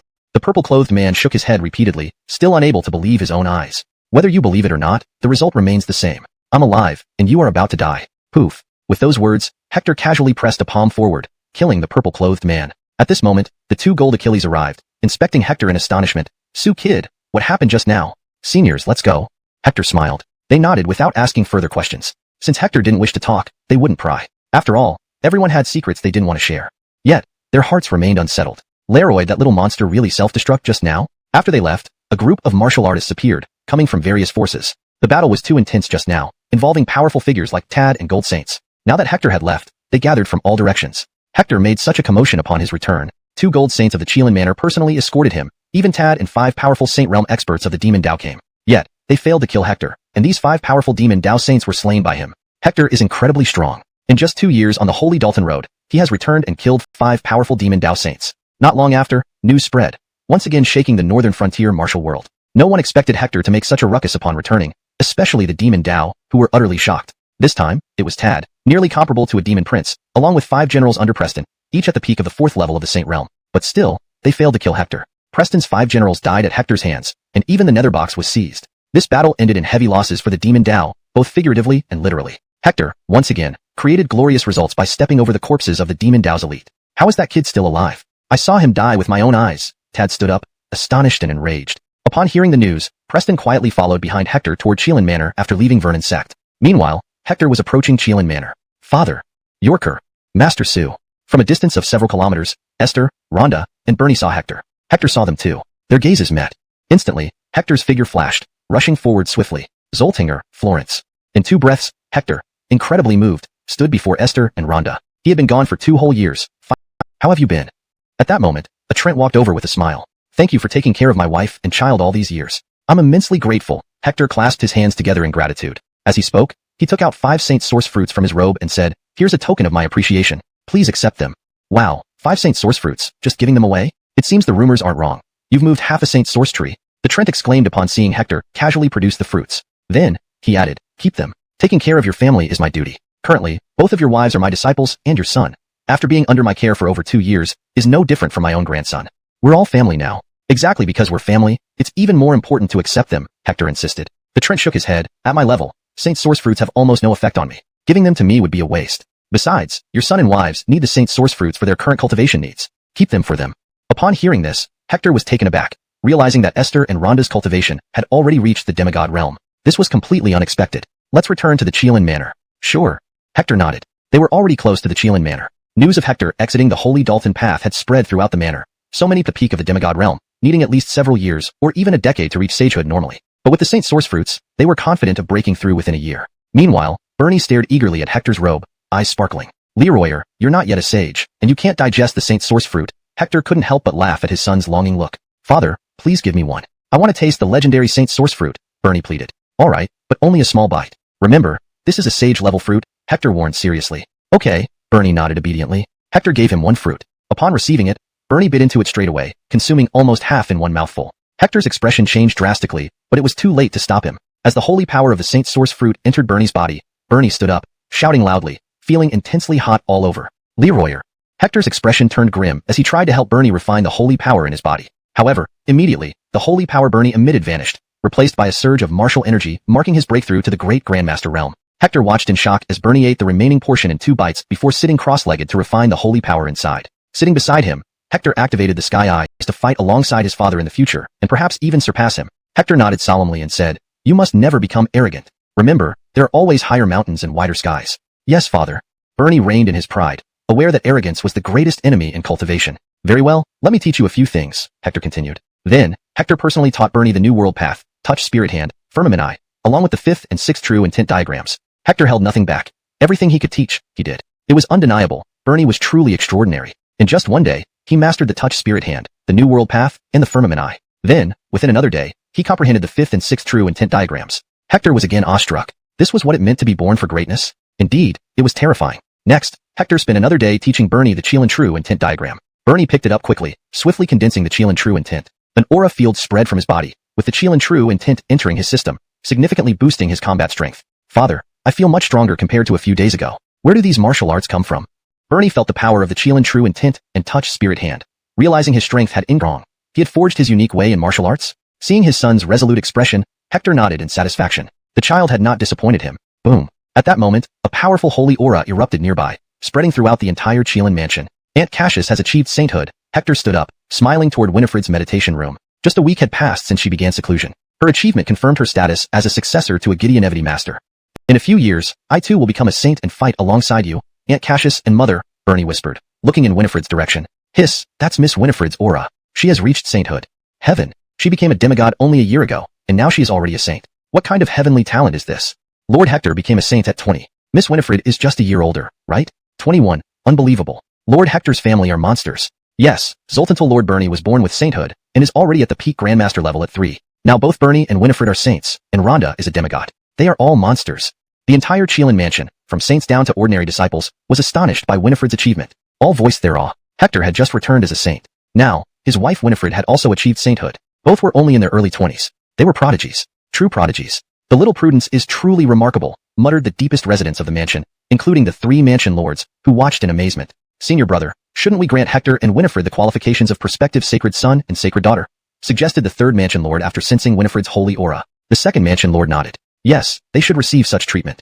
The 1st mansion lord ordered, "Send word. In 3 days, host a grand banquet for Hector and Winifred, granting them the qualifications of prospective sacred son and sacred daughter. Everyone must attend." Yes, a black-clad Kyler stepped forward, his cultivation reaching the peak of sainthood, second only to Dalton Jeffrey and the 4 golden saints. Boom. Soon, news spread, shaking the entire Qilin mansion. The 3 mansion lords would personally bestow the titles of prospective sacred son and sacred daughter on Hector and Winifred in 3 days. Instantly, the whole mansion buzzed again. Hector and Winifred had just become saints, yet they would receive such prestigious treatment from the mansion lords, an unprecedented event in the history of the Qilin mansion. A high likelihood he would stand at the pinnacle of the near Jeffrey realm. He even had the potential to transcend and become a Jeffrey. Indeed, the whole family were prodigies. Naturally, Qilin Mansion could not treat them like other saints. Anyone with a bit of sense understood the intentions of the three mansion lords, so no one dared to oppose. Congratulations, Sultanger, for breaking through to the Saint Realm, Hector smiled at Esther. This wouldn't have happened without you. Because of you, I broke through to the Saint Realm so quickly, Esther replied with a smile. Even so, it's your talent that allowed this. Otherwise, even with the sacred origin fruit, you wouldn't have broken through this fast, Hector chuckled, shaking his head. Ah, father, aunt, stop flattering each other. I just got word that the three mansion lords have ordered a grand feast for you two as prospective Lyrivine son and Lyrivine daughter in 3 days, Bernie interrupted, rushing in with a big smile. To receive such high honors right after we break through to the Saint Realm, this is quite surprising. Hector rubbed his nose, feeling rather taken aback. From what he knew, to be eligible as prospective Lyrivine son or Lyrivine daughter, one's cultivation should at least be in the late stages of the Saint Realm, and they must be under 30 years old. While he and Esther met the age requirement, they didn't meet the Saint Realm late stage requirement. Father, rules are dead, people are alive. All rules are made by people. If the three mansion lords believe it can happen, then it can. Bernie laughed. Why worry so much about it? You're right, Leroyer, Hector nodded with a smile. By the way, father, when do you think Mother will break through? If Mother also breaks through to the Saint Realm within these 3 days, would she also receive the title of prospective Lyrivine daughter from the three mansion lords? Bernie threw out 2 questions in quick succession, catching Hector off guard. After a moment of contemplation, Hector nodded and said, if your mother can break through within these 3 days, there's a possibility. Haha, then Mother needs to step up her efforts. Bernie laughed loudly. For the next 2 days, Qilin Mansion was bustling with activity. The 4 Golden Saints personally oversaw the preparations. The entire mansion was decorated lavishly with lanterns and banners. At the same time, invitations were sent to major powers of the northern border cultivation world such as Holy Dalton Sect, Spirit Martial Hall, and Myriad Saints Pavilion, inviting them to attend the grand feast for the prospective Lyrivine son and Lyrivine daughter. The news caused a sensation throughout the north. Whoa, Hector just became a saint, and is returning to Qilin Mansion to be designated as a prospective Lyrivine son? Incredible, incredibly. In Qilin Mansion's history, even Jalen was appointed as a prospective Lyrivine son only at the peak of the middle stage Saint Realm. This Hector just became a saint, and has been designated already. The treatment is far better than Jalen's back then. What are the three mansion lords thinking? Isn't this too lenient towards Hector? Favor? You say it well. You really don't know who Hector's family members are if you say this. Hector himself aside, his wife Esther is a saint at only 21. His son Bernie is a natural-born saint, destined to stand at the peak of the Saint Realm. His other wife Sydney is already half-saint, and rumored to be closing in on the Saint Realm. In the future, his entire family will likely stand at the peak of the Saint Realm, even becoming emperors. Why shouldn't they receive such favor from the three mansion lords? If I were in their shoes, I might favor them even more. Meanwhile, various forces receiving invitations were hastily sending saints with gifts to Qilin Mansion for the grand feast of prospective Lyrivine son and Lyrivine daughter. Zoltantal brother Sue is becoming a prospective Lyrivine son. Upon hearing the news, Christina felt overwhelmingly joyful. She sought out her grandfather and requested to attend. Eldon looked at his granddaughter, frowning slightly. He knew she harbored feelings for Hector. As a grandfather, he wanted to support her, but she was already betrothed to Hewitt. You may go, but you must not do anything improper. Avoid drawing Shangguan clan's attention. If you promise this, grandfather will let you go together. Eldon feared most the Shangguan clan. Their influence within the Holy Dalton sect was immense, even revered by their sect's lord. All right, grandfather, rest assured. I'm only going to celebrate for Zoltantal brother Sue, Christina promised. Meanwhile, the demonic side was brimming with animosity. The more prominent Hector became, the more it gnawed at them. Major powers sent their saints bearing gifts to Qilin Mansion. In no time, Qilin Mansion became the focal point of the entire northern border martial world. Hector and Esther, the central figures of this grand feast, naturally became the focus of all major powers. After all, they were the main characters of this event hosted by Qilin Mansion. Chapter 880, Meeting Under the Moonlight. Before the third day arrived, representatives of many major forces came to Qilin Mansion bearing lavish gifts. This included top-tier powers from the northern border like Sacred Dalton Sect, Spirit Martial Hall, and Myriad Saints Tower. Their relationship with Qilin Mansion was relatively good. By the second day, they had already started arriving in succession and were arranged in one of the most prosperous areas of Qilin Mansion. Christina naturally arrived as well. Upon her arrival, she immediately started inquiring about Hector's residence. When she found out he was not far from her, she left quietly. Eldon knew this but sighed, calling a celestial maiden. Christina, big sister Sue, why have you come? Hector's heart stirred. Christina smoothed a strand of hair from her forehead and smiled. Tomorrow is the day you become a quasi-holy son. Representatives from all the major forces are here, and I am among them. Only then did Hector realize. For behemoths like their Qilin Mansion, when someone became a quasi-holy son, it was customary to invite major forces to witness it. It was also a way of informing righteous forces that this was Qilin Mansion's quasi-holy son, and whoever encountered him outside should show respect. Quasi-holy sons represented the face of Qilin Mansion. Any provocation would incur Qilin Mansion's wrath, a price few could afford. This was why Qilin Mansion invited everyone to bear witness, and there were other reasons, such as flaunting their achievement to other forces. Big sister Sue, it's cold outside. Please come inside, Hector said with a smile. Christina shook her head. No, thank you. I only came to see you and ask you something. Go ahead and ask, Hector replied. Christina looked into Hector's eyes. In a month, I will marry Hewitt, but I don't want to marry him. Hector frowned. If you don't want to, then don't. Not marry? Christina laughed bitterly. Our Sue family can't offend the Shangguan family. You know how influential they are in Sacred Dalton Sect, one of the most powerful clans, heavily favored by our sacred sovereign. If I refuse, many people will oppose me, including our sacred sovereign. Hector raised an eyebrow. I once said no one should force you into anything you don't want to do.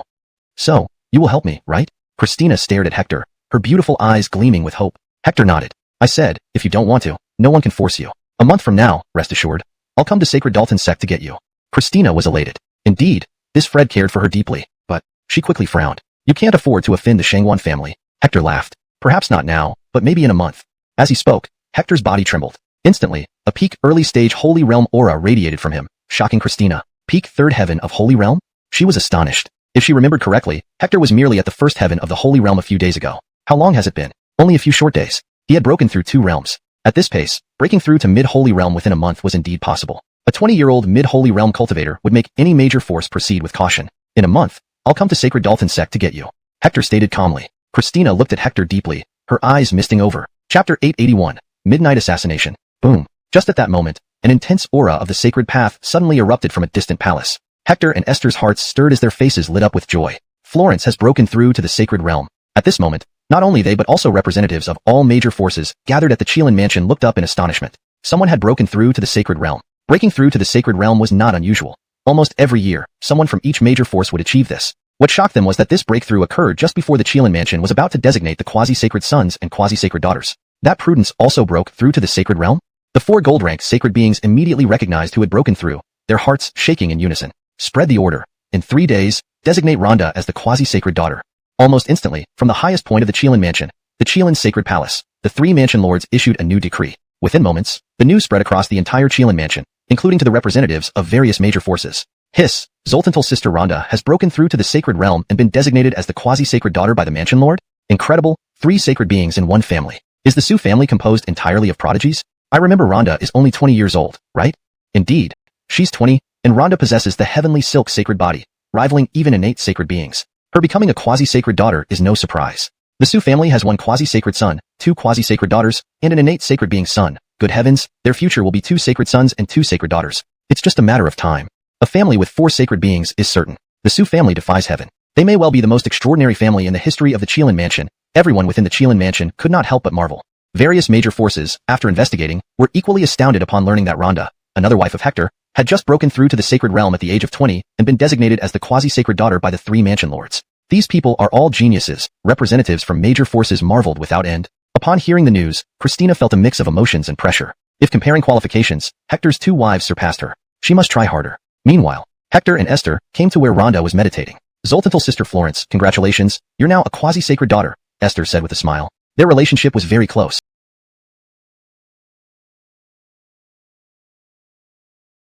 Like sisters. Rhonda smiled back. Luckily, I broke through in time. Otherwise, I would have been holding you back. Hector laughed. We're all one family. No more talk of holding back. From now on, don't say such things. Okay, Rhonda nodded, smiling sweetly. Mother. Suddenly, a joyful voice rang out as Bernie rushed toward Rhonda. Rhonda held Bernie, affectionately ruffling his hair. What's wrong, little Leroy? Mother, I missed you. Bernie looked up at Rhonda. After only 2 days apart, you already miss me? Imagine if Mother were to meditate for months, or even years. Would you develop a longing illness? Dwight, if Mother meditates, I'll meditate with you. Then whenever I miss you, you'd be right there with me. Zoltan steaming to the conversation between mother and son, Hector felt immense guilt. He had always been away training, leaving little time to watch his children grow. These past 2 years, Bernie must have missed him deeply. He was not a qualified father. Father, will you stay this time? Bernie looked at Hector with bright, expectant eyes. Hector felt a pang of pain. I won't leave for at least a month. That's great. For this whole month, our family can finally be together, Bernie rejoiced. Father, tonight, can we sleep with Mother? Sure, Hector nodded earnestly. Hector stayed behind, lying in bed with Rhonda and Bernie. Bernie asked about Hector's youth, and Hector patiently recounted some of his youthful mishaps. Until midnight. Suddenly, there was a knock at the door. A voice called out, Brother Su, this is Rashad Lon. Master sent me here to deliver something. Could you please deactivate the protective array? Rashad Lon? Hector frowned. He didn't know this person. But Rhonda explained, she is one of the 3 disciples taught personally by Lord Aslan. She's taken good care of me these past 2 years. Speaking, she got up to deactivate the array. To protect Bernie, wherever he frequently stayed, Qilin Mansion set up protective arrays and assigned 3 experts to guard nearby. But since Hector and Rhonda were present tonight, deep within the Qilin Mansion, no additional guards were needed, as Hector himself was an expert. Besides, they were in the most secure central area with added protection. I'll go instead. You and Bernie rest, Hector smiled, getting up to walk outside. The array's core was nearby. Removing it would temporarily stop its function. Soon, Hector deactivated the array. Come in. Creak. The door opened, and a figure darted inside. Boom. In that instant, Hector saw a somewhat clear face which suddenly contorted into a grotesque, hungry ghost-like expression, bloodshot eyes glaring wildly. Boom. In an instant, the figure exploded. A self-detonation. A terrifying wave of serious injuries, blood oozing from his 7 orifices. Father. York Gu. Rhonda and Bernie were horrified. Hector waved them off and said gravely, I'm fine. Whoosh. At this moment, another person swiftly entered the ruined palace, searching for Hector. It's her. Standing in the third layer space, Rhonda's face changed abruptly as she recognized this person. Who is she? Hector narrowed his eyes, a murderous aura rising within him. She is another disciple of Lord Aslan, named Clara. Clara searched through the ruins with a fierce expression. Seems like Hector and his family are all dead. Very well. Our great demon sect has eliminated 3 major threats. Junior Sister Rashad Lawn, you did not die in vain. You will become a hero of our great demon sect. After saying that, Clara was about to turn and leave. But suddenly, she sensed something amiss and turned around sharply, delivering a heavy palm strike backward. Whoosh. Hector swiftly emerged, activating the supreme breathing technique, causing surrounding spiritual energy to instantly converge into him through his breathing. Simultaneously, he activated the mysterious silver-white mask,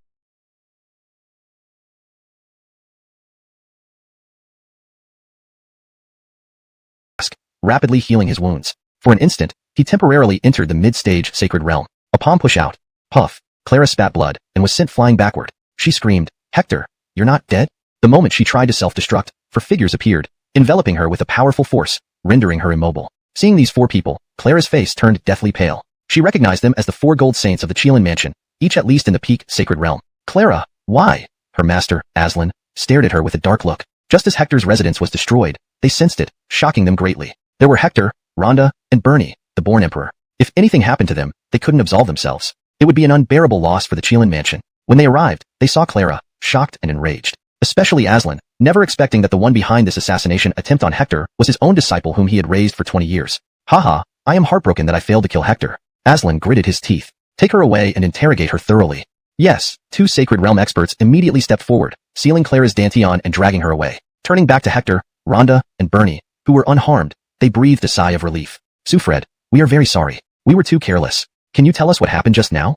Hector recounted everything to the 4 gold saints. Hearing this, they became furious. These demonic forces have hidden deeply enough to infiltrate my disciples. How many more of them are hiding in our Qilin mansion? Aslan shuddered in fear. Thankfully, Hector reacted in time. If this happens again, and a familiar person suddenly self-destructs, could Hector block it? Order everyone within 10 meters not to approach Hector's family. Anyone daring to come close shall be killed without mercy. Sufred, rest assured, no one will threaten you anymore. After giving further instructions, the 4 personally escorted Hector's family to another place and initiated 3 layers of formations. They arranged their most trusted guards 10 meters away to supervise each other. If anyone suddenly approached Hector, others would restrain them. Meanwhile, the 3 heads of Qilin Mansion also ordered secret investigations to uncover the demonic infiltrators in their mansion. This time, the demonic forces were too arrogant, attempting to assassinate Hector right in the Qilin Mansion territory, even resorting to self-destruction. The entire mansion fell into panic. Guests from various powers also heard the news and were shocked. Branding this critical time for appointing the next sacred son and daughter, the Vernon sect dared to send a sacred realm expert to assassinate Hector's family, a blatant insult to the Qilin Mansion. Fortunately, Hector was unharmed.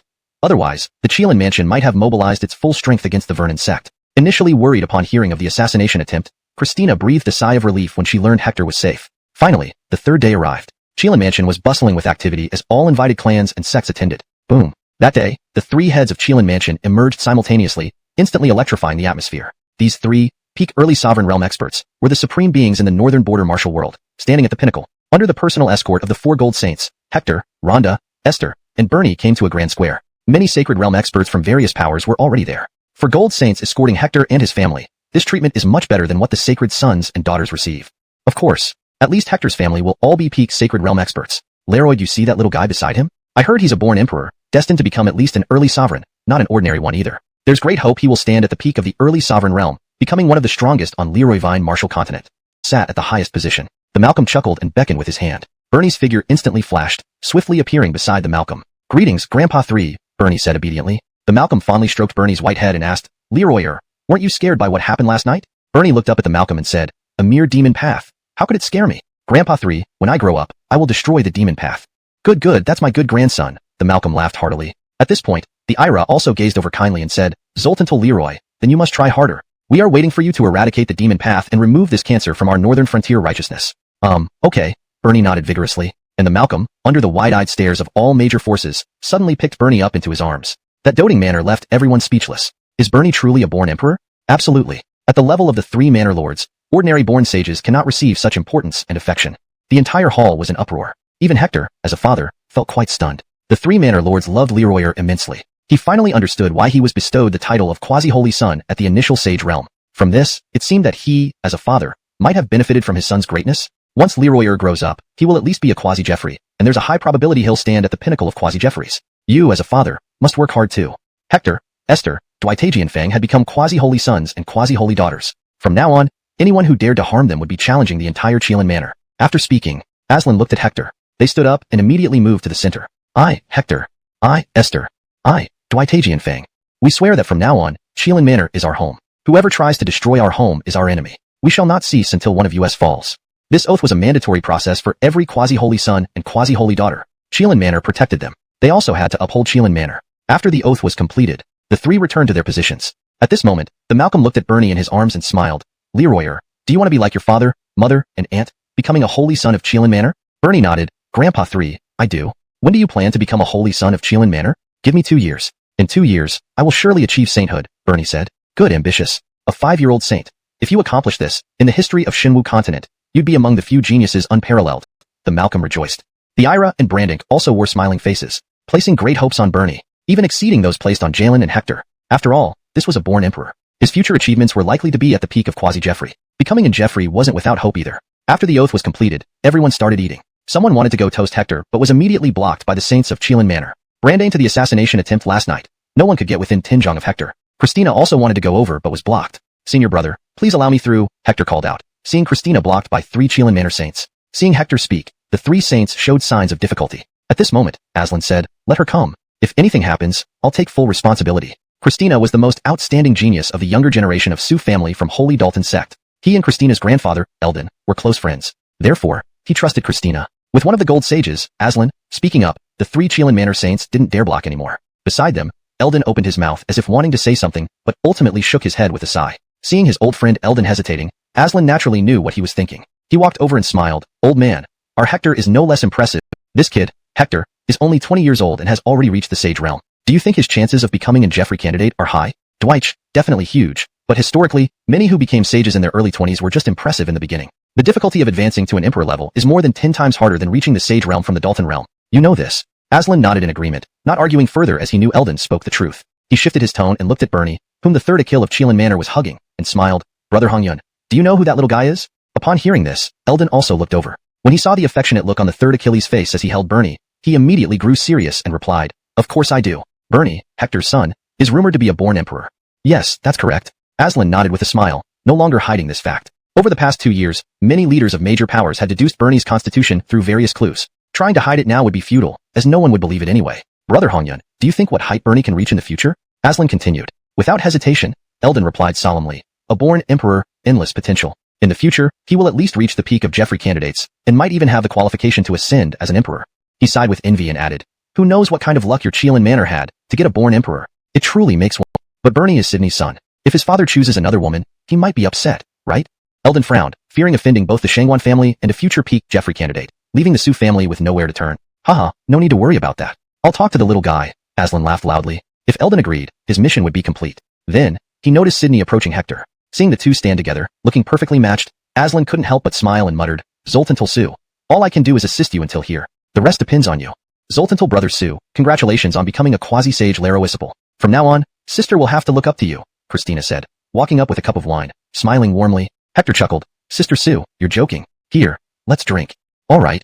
Christina raised her cup and clinked it with Hector's. She then turned to Sydney and Esther beside Hector and smiled. I assume these two must be Sister Florence and Sister Zoltang. Sister Su, both Esther and Sydney nodded and smiled. They already understood Christina's intentions and would support her if Gideonshing didn't object. Sister Su, our Gideonshing isn't very adept at matters of the heart. If you have anything to say, please share with us. We will support you. Esther stepped forward and major forces knew that Bernie was born with imperial destiny. His potential and talent meant that as long as nothing went wrong, he would at least reach the peak quasi-Jeffrey level in the future. Such a person was a treasure for any force on the Leroy Vine Martial continent, requiring all-out nurturing. They could easily imagine that once Bernie grew up, the future Qilin mansion might well rival the imperial clans and royal families of Donghuang and Central Plains, as well as the top-tier sects. And Hector, Esther, Rhonda, and Bernie were all family. What a family they were. Many sages from various factions who attended the banquet couldn't help but sigh in admiration. To have such a gifted family was enviable indeed. Soon, the banquet ended. People from various factions began to leave one after another. Not far away, Hector and Christina stood alone together, while Carson stood at a distance, watching them with a complicated look in his eyes.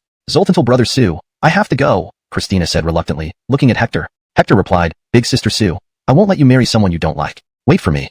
All right, Christina nodded. Suddenly, she quickly approached, pecked Hector's cheek lightly, and then turned to leave swiftly. Hector was momentarily stunned, his heart pounding. He wished Christina would stay, but he didn't say anything. Carson, seeing this scene from afar, sighed inwardly. They're all gone. Stop staring. Your eyes are bulging out. At that moment, Esther and Rhonda walked up, glaring fiercely at Hector. Hector touched his nose, giving a wry smile. He didn't dare speak at this point. Though the two women seemed magnanimous, he knew they still harbored some jealousy. Hemph, you know your place, they coldly snorted, then exchanged glances and couldn't help but giggle. Tonight, you'll accompany a kill Sister Zoltang, Rhonda tossed off, then looked meaningfully at Zoltanger and whispered, Zoltanger, do your best. Our little Leroy wants a brother. Upon hearing this, Esther blushed instantly, glancing at Hector who smiled gently. A brother isn't enough.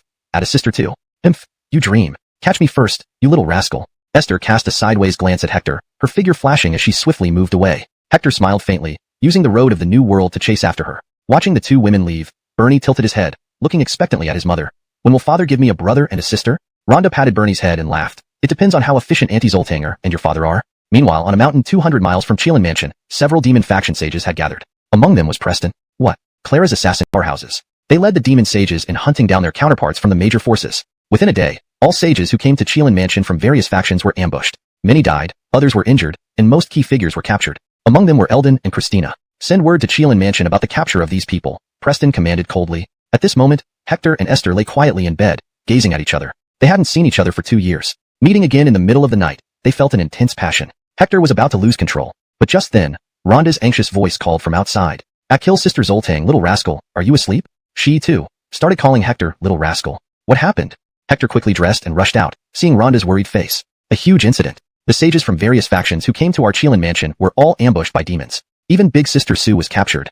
Chapter 886, Cruelty. Sister Sue was captured by the demon cult? Upon hearing this, Hector and Esther's expressions instantly changed. What happened exactly?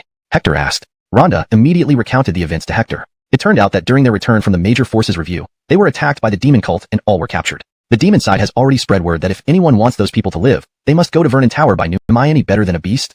This time, I must go. Even if you stop me, I still will. Hector stared firmly at Aslan, refusing to back down. Aslan looked at Hector and saw the unshakable determination in his eyes. With a sigh, he said, You can go, but you must stay close to me. Do you understand? Yes, Hector nodded. At this moment, 3 powerful auras appeared from afar and landed here. 3 more golden saints arrived. Together, they agreed. Have other sects been notified? Hector asked. Frisco explained, this time, the demon cult only invited our Chelan Manor. If we notify others, they will wipe them out completely.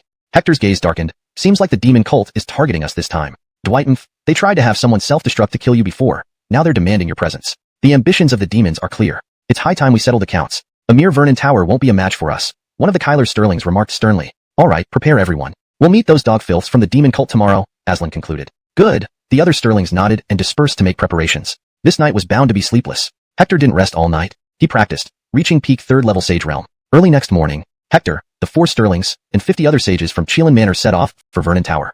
Vernon Tower, a huge nether artifact controlled by Preston and Tad, was placed within a vast canyon. Inside the tower, the various power sages were imprisoned in the deepest levels. Currently, atop Vernon Tower stood 2 individuals, Preston and Tad. Preston asked coldly, Do you think Hector will come? He will definitely come. That kid values loyalty and righteousness. These sages are here for him. Knowing they're imprisoned in our Vernon Tower, he'll surely try to save them, Tad replied coldly. He had dealt with Hector several times. Though crafty, Hector was inherently righteous. With hostages in hand, they weren't afraid he wouldn't come. The dog filth of the demon cult, Grandpa Hector has arrived. A roar suddenly echoed in the area. Hector appeared first, flanked by the 4 sages and over 50 Chelan Manor sages, including Esther and Rhonda who were also sages. Brother Sue, don't come here. When Christina saw Hector, her tears flowed uncontrollably. Eldon sighed, not expecting the Fred to actually show up. Knowing the demon cult primarily targeted him, they were well prepared this time. Even with the 4 Sterlings, Hector might not escape death. Haha, Hector back. This was the first time he had seen Hector, who usually appeared very easygoing, so full of killing intent. It was clear that the demon Dao's actions this time had completely infuriated the young man. You little brat, we'll go with you. Dwight, Jian Fong and Esther stepped forward. Hector looked at them and shook his head. They only want me to come alone. You don't need to go. Don't worry, it won't be easy for them to kill me. Upon hearing this, Dwight, Jian Fong and Esther immediately recalled that Hector possessed a mysterious silver-white mask which could bring him back from the dead once. Don't go. It might hold him back. After hesitating, Aslan didn't insist on holding Hector back anymore. He knew that if he continued to detain Hector, the young man would definitely resent him. All right, little brat, be careful. Dwight, Jian Fong and Esther nodded. They also knew that, with their current strength, they might end up being more of a hindrance than help to Hector. They suddenly realized that even though they were already saints, their strength was still relatively weak. At least, compared to a massive organization like the Vernon sect, their current power was still inadequate. Hector, looks like you're going to have everyone in the second floor killed because of you. If so, then fine, kill them now. At that moment, Tamara raised his hand, and an ominous tearing force spread throughout the second level of the Vernon Tower. The saints from various powers in the second level all wore expressions of despair. When they fell into the hands of the demon Dao, they had already prepared themselves to face certain death. Master Su, you shouldn't come. Even if you do, we will still die. Yes, Master Su, don't sacrifice yourself for us. You must live on to avenge us. At this point, the remaining saints from different forces inside the second layer of the Vernon Tower all shouted out loud. Shut up. Preston snorted coldly, eyes full of murderous intent, raising his hand and instantly killing those who spoke. Hector watched, eyes nearly popping out of his sockets, roaring, Stop! You bastard! Boom. Hector rushed forward instantly. At this moment, Aslan's expression tightened. Get ready, support Hector anytime. Okay. All the other saints nodded, each of them preparing their holy energy, ready to save Hector at a critical moment. Boom. As Hector rushed forward, about to get close, Tamara instantly charged down from the top of the tower, launching a palm strike at Hector. Hector, this time you will surely die. However, at that moment, Aslan suddenly appeared below and blocked with a palm, facing off with Tamara. Aslan was instantly sent reeling backward, while the descending Tamara was halted. You can't stop me, them, Hector explained. On the way here, the Gold Saints, including Aslan, had thoroughly briefed him on the detailed information about the Vernon Tower. Hector had also formulated some plans. If everything went according to his plan, there was hope to rescue everyone. Of course, that was assuming his plan worked. So, Hector was betting on winning. Connect? Impossible. Each level is incredibly sturdy. Even a late-stage Saint Realm powerhouse would find it extremely difficult. One saint immediately shook his head, thinking Hector's idea was far-fetched. Hector scanned the defeated expressions of the various saints and said, Everyone, anything is possible. Immediately, transfer all your holy energy into my body. After speaking, Hector summoned the mysterious silver-white mask. Upon appearing, Hector's cultivation temporarily broke through to mid-stage Saint Realm. Simultaneously, he breathed in deeply, activating the supreme breathing technique. In an instant, the surrounding spirit energy surged into his body through his breathing. At this moment, he glowed from head to toe, seemingly fusing with the Vernon Tower. The supreme breathing technique, known as the ultimate technique, was manifesting perfectly. Master Su's aura suddenly strengthened greatly. Is this the Demon Dao supreme breathing technique?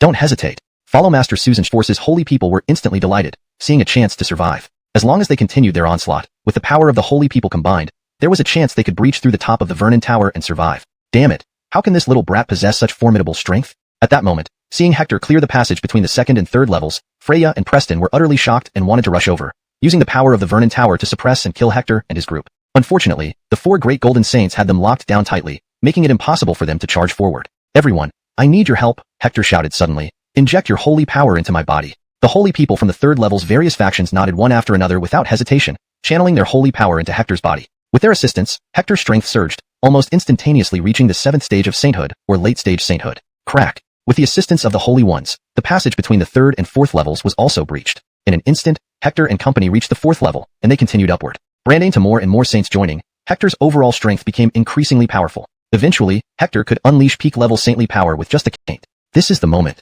Hector's eyes gleamed brightly. Boom. He punched outwards. This punch sparkled brilliantly like the golden sunlight, incredibly dazzling. With a resounding clang, the top of the Vernon Tower was instantly breached. Everyone was overjoyed. Haha, finally, we've cleared it. We survived. Cheers echoed throughout the entire Vernon Tower. However, at that moment, Hector's face was unusually grim. A terrifying sense of crisis instantly swept over him. Without a second thought, he immediately grabbed Christina and Eldon beside him, activated the Holy Realm simultaneously enveloping nearly 30 people, and disappeared on the spot, entering the third-dimensional space. Meanwhile, the Vernon Tower exploded instantly. A terrifying force tore through the area. Some of the holy people, still celebrating their joy, had no time to react and were instantly reduced to ashes. Simultaneously, the second-dimensional space was also affected momentarily. Having no choice, Hector immediately summoned the Qilin True Intention Map, covering the 30-plus holy people. FUD. After several consecutive vibrations, the Qilin True Intention Map finally blocked the tearing force. However, Hector himself suffered severe injuries, bleeding profusely. But under the restoration of the silver-white mysterious mask, he instantly recovered. Dead. When they saw over 100 holy people disintegrate in an instant, the surviving 30-some holy people were all dumbstruck with horror. Cold sweat trickled down their spines. Luckily, they had been close to Hector earlier, and Hector had pulled them along. Otherwise, what happened to these over 100 holy people could have been their fate too. At that moment, Hector's eyes turned bloodshot, his killing intent raging like a storm. Over 100 holy people. These people came from various factions, participating in the grand feast for his quasi-saint son. Now, they all died before his eyes. Freya, Preston, you both must die. Hector roared. At this moment, Preston and Freya frowned deeply. They had exerted so much effort, but failed to kill Hector again. Most importantly, they realized that Hector managed to escape this round due to the supreme breathing technique of their great demon sect. After a roar, Hector loudly declared, "Channel your lives into me." Boom. Without hesitation, the surviving 30-plus holy people once again channeled the remaining part of their holy power into Hector's body. Instantly, Hector's cultivation temporarily broke through to the late peak stage. Boom. At the same time, he performed hand seals, relying on the saint's holy power to evolve 6 true intention maps. Instantly, Hector evolved 6 true intention maps. At this moment, Hector can't kill him today. Prepare to retreat. The two glanced at the 4 golden saints who stood guard before Hector, each brimming with murderous intent. The 4 golden saints were still at their peak, while they themselves were already injured. Continuing the fight would be pointless. Retreat! Preston suddenly shouted. Boom. The over 100 saints he had brought swiftly withdrew. Kill.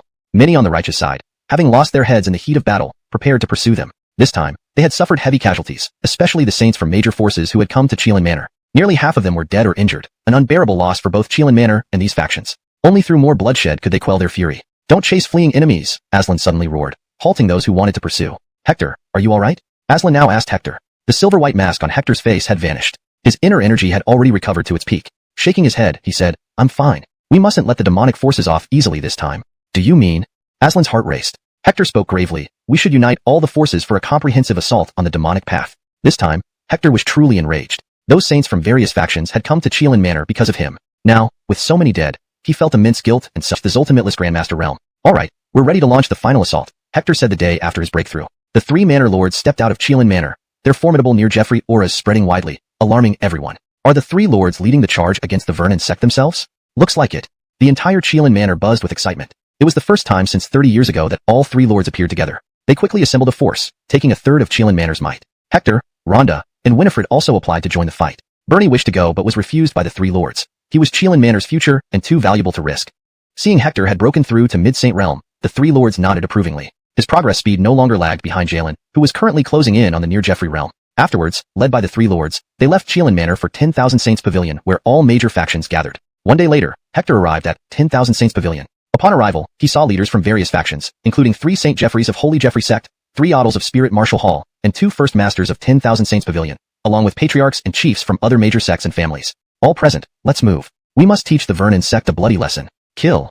Immediately, faction leaders with their saints attacked the Vernon sect en masse. The Vernon sect activated protective formations, and their 8 patriarchs along with leaders of the great Imperial Mountains gathered. They knew their actions had thoroughly enraged all major factions. Forewarned, they prepared well. Come out, you demonic scum of the Vernon sect, a St. Jeffrey of Holy Jeffrey sect suddenly roared. Boom. As the words echoed, the 3 lords of Qilin Manor, 2 Pavilion Masters of 10,000 Saints Pavilion, 3 Hall Masters of Spirit Martial Hall, and 3 patriarchs of Holy Jeffrey sect launched their attack. As peak 3rd stage near Jeffrey realm powerhouses, even the Vernon sect's defensive formation began to falter under their onslaught. Kill. Almost simultaneously, the Vernon sect's 8 patriarchs retaliated fiercely, accompanied by their soul-devouring entities which held back the 10 peak near Jeffreys from Qilin Manor, Holy Jeffrey sect, Spirit Martial Hall, and 10,000 Saints Pavilion. Hector was shocked. Only then did he realize just how formidable the Vernon sect truly was. Alone, it could oppose Qilin Manor, Spirit Martial Hall, Holy Jeffrey sect, and 10,000 Saints Pavilion. Indeed, its strength was horrifying. No wonder all 3 lords needed to act together. Otherwise, they wouldn't stand a chance against the Vernon sect. Heard ridicule and contempt from the other 3 Emperor Mountains. It could be said that if any mountain within the Black Devil sect bore the deepest resentment toward Hector, it was undoubtedly the Northern Devil Jeffrey Mountain. Hector remained silent. No matter what, the way of demons should be exterminated. Furthermore, the way of demons had killed his father and mother, and even the destruction of Jinyang Martial College had been orchestrated by them. One could say that there was no reconciliation between him and the way of demons. It would only end with one's death. Kill. Puff. Hector unleashed the supreme breathing technique, establishing a special connection with the entire Northern Devil Jeffrey Mountain. His combat power surged after breaking through to the mid-stage of the Sage Realm. 4 late-stage Sage Realm demon experts were obliterated with a wave of his hand. After dispatching them, Hector charged through, killing countless demonic experts along the way. The righteous side watched on, eyes widening in astonishment. Hiss, Lord Su's combat strength is incredibly powerful. It's not just a bit stronger than during the Black Devil Tower battle a month ago, exclaimed a sage who had participated in the Black Devil Tower battle a month prior, unable to hide his shock. Boom. Zoltantal brat, die. Suddenly, a late-stage Sage Realm expert appeared and struck Hector with a palm. Hector glared coldly at him, pushing the supreme breathing technique to its limit. Vast amounts of speed, they seemed almost unbeatable. But at that instant, Hector wore a mysterious silver-white mask. In an instant, his cultivation temporarily broke through to the 5th heaven of the Sage Realm. Boom. Hector's Saint Domain spread out instantly, colliding with the Saint Domains of the 3 late-stage Sage Realm demon experts. Crack. Their Saint Domains instantly shattered. Simultaneously, Hector stepped onto the path of New World and vanished instantly. 3 heads flashed past alongside him. Puff. Puff. Puff. Heavenward soared. 3 late-stage Sage Realm demon experts were instantly slain by Hector. The surrounding demon experts all shuddered in fear. Hiss. These 3 gentlemen were peak 7th heaven of the Sage Realm. They were actually instantly killed by Hector. A demon expert gasped in horror. Another demon expert trembled. Now Hector's combat strength might be enough to match a peak late-stage Sage Realm expert. Peak late-stage Sage Realm was also the peak 8th heaven of the Sage Realm. Reaching this level, who wasn't an unparalleled genius? Even when facing someone multiple realms higher, Hector could still cross realms in combat. This was simply unimaginable. Who else wants to die? After killing the three of them, Hector's momentum grew even stronger, each strike taking down many demon experts' heads. Hector, I will confront you. Streams of blood spurted out from afar. Many sages nearby shrieked and retreated rapidly. Hector also quickly retreated to avoid a drop of blood. That drop of blood fell beside him, directly creating a large indentation on the ground. It was a drop of blood from a quasi-Jeffrey. A single drop of blood from a quasi-Jeffrey carried a trace of Imperial Dao power. Even just a drop of blood was beyond the reach of ordinary sages. In other words, the gap between a sage and a quasi-Jeffrey was not inferior to the gap between a king and a sage. A quasi-Jeffrey is injured. Hector's eyes widened as he looked up, his expression heavy. Chapter 891.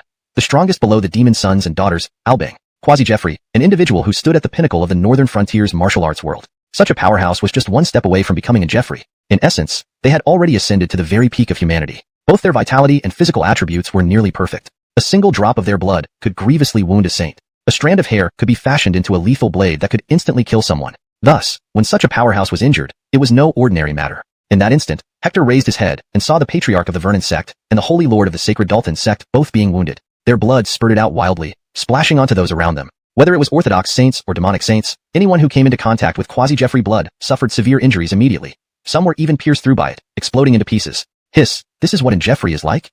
Hector was startled. He originally thought that reaching sainthood was already incredibly powerful, far surpassing Dalton's. But now, seeing how even the quasi-Jeffrey's blood alone could instantly severely wound or even kill many saints, he truly realized just how terrifying Jeffreys were. In Lyravine Martial Continent, there were two sayings. One was all beneath saints are ants. The other was those who do not become Jeffreys cannot control their own life and death. Previously, he had deeply felt the first statement, because the gap between Daltons and saints was indeed unimaginably large. Even someone as powerful as him in the peak Dalton realm had barely managed to kill a fiendish sage after exerting every ounce of effort. If it was others, it would have been even more difficult. As for the second statement, he was witnessing it firsthand now. Compared to saints, Jeffreys were incomparably stronger. Jeffreys could completely govern the lives and freedom of all beings. What he saw before him greatly impacted Hector. His body stood on end. In that instant, the Yuan vanished from his line of sight, moving so fast that Hector's eyes couldn't follow. Instantly, he activated the Eye of the Firmament, barely catching a faint shadow. This black shadow sliced through his saint domain like paper. Shocked, Hector instantly moved backward, but a streak of sword energy rapidly approached. Clang. Hector immediately used the true intention Laroiagram of the Qilin to block this sword energy. However, what happened next shocked Hector beyond measure. A black long sword silently slid between him and the true intention Laroiagram, pushing upwards slightly. The true intention Laroiagram detached from his body and shot into the sky. Simultaneously, the Yuan appeared beside Hector like a ghost. Boy, it's over. In the split second his voice sounded, the long sword tore through the air, instantly arriving at Hector's throat. The aura of death enveloped Hector. Unstoppable. No escape. Hector's brow twitched. He knew that the gap between him and this man was too great. Even if he activated the mysterious silver-white mask, it wouldn't compensate for the disparity. At this moment, he thought of demon blood, and the demon sons and daughters of the Vernon sect. This man was definitely on par with the demon sons and daughters. Even if not, his strength was nearly identical to theirs. There was nothing left to lose. Hector unto death, but encountered the righteous forces attacking our great demon sect. For Hector to die by his hand is also a form of honor. The surrounding demon cultivators commented. Zoltan Tulsu. The four gold saints of the Qilin Manor noticed the commotion here, each showing a drastic change in expression. Hector was almost a quasi-saint, and given his talent, he was destined to become a saint. Who knew he would meet his end here? The one who attacked was recognized as Albang, who had failed to become a demon son recently. Known as the strongest below the demon sons and daughters of the Vernon sect, none could compare. Chapter 892. Killing Albang. Kill these demon cult monsters and avenge Mr. Su. Kill.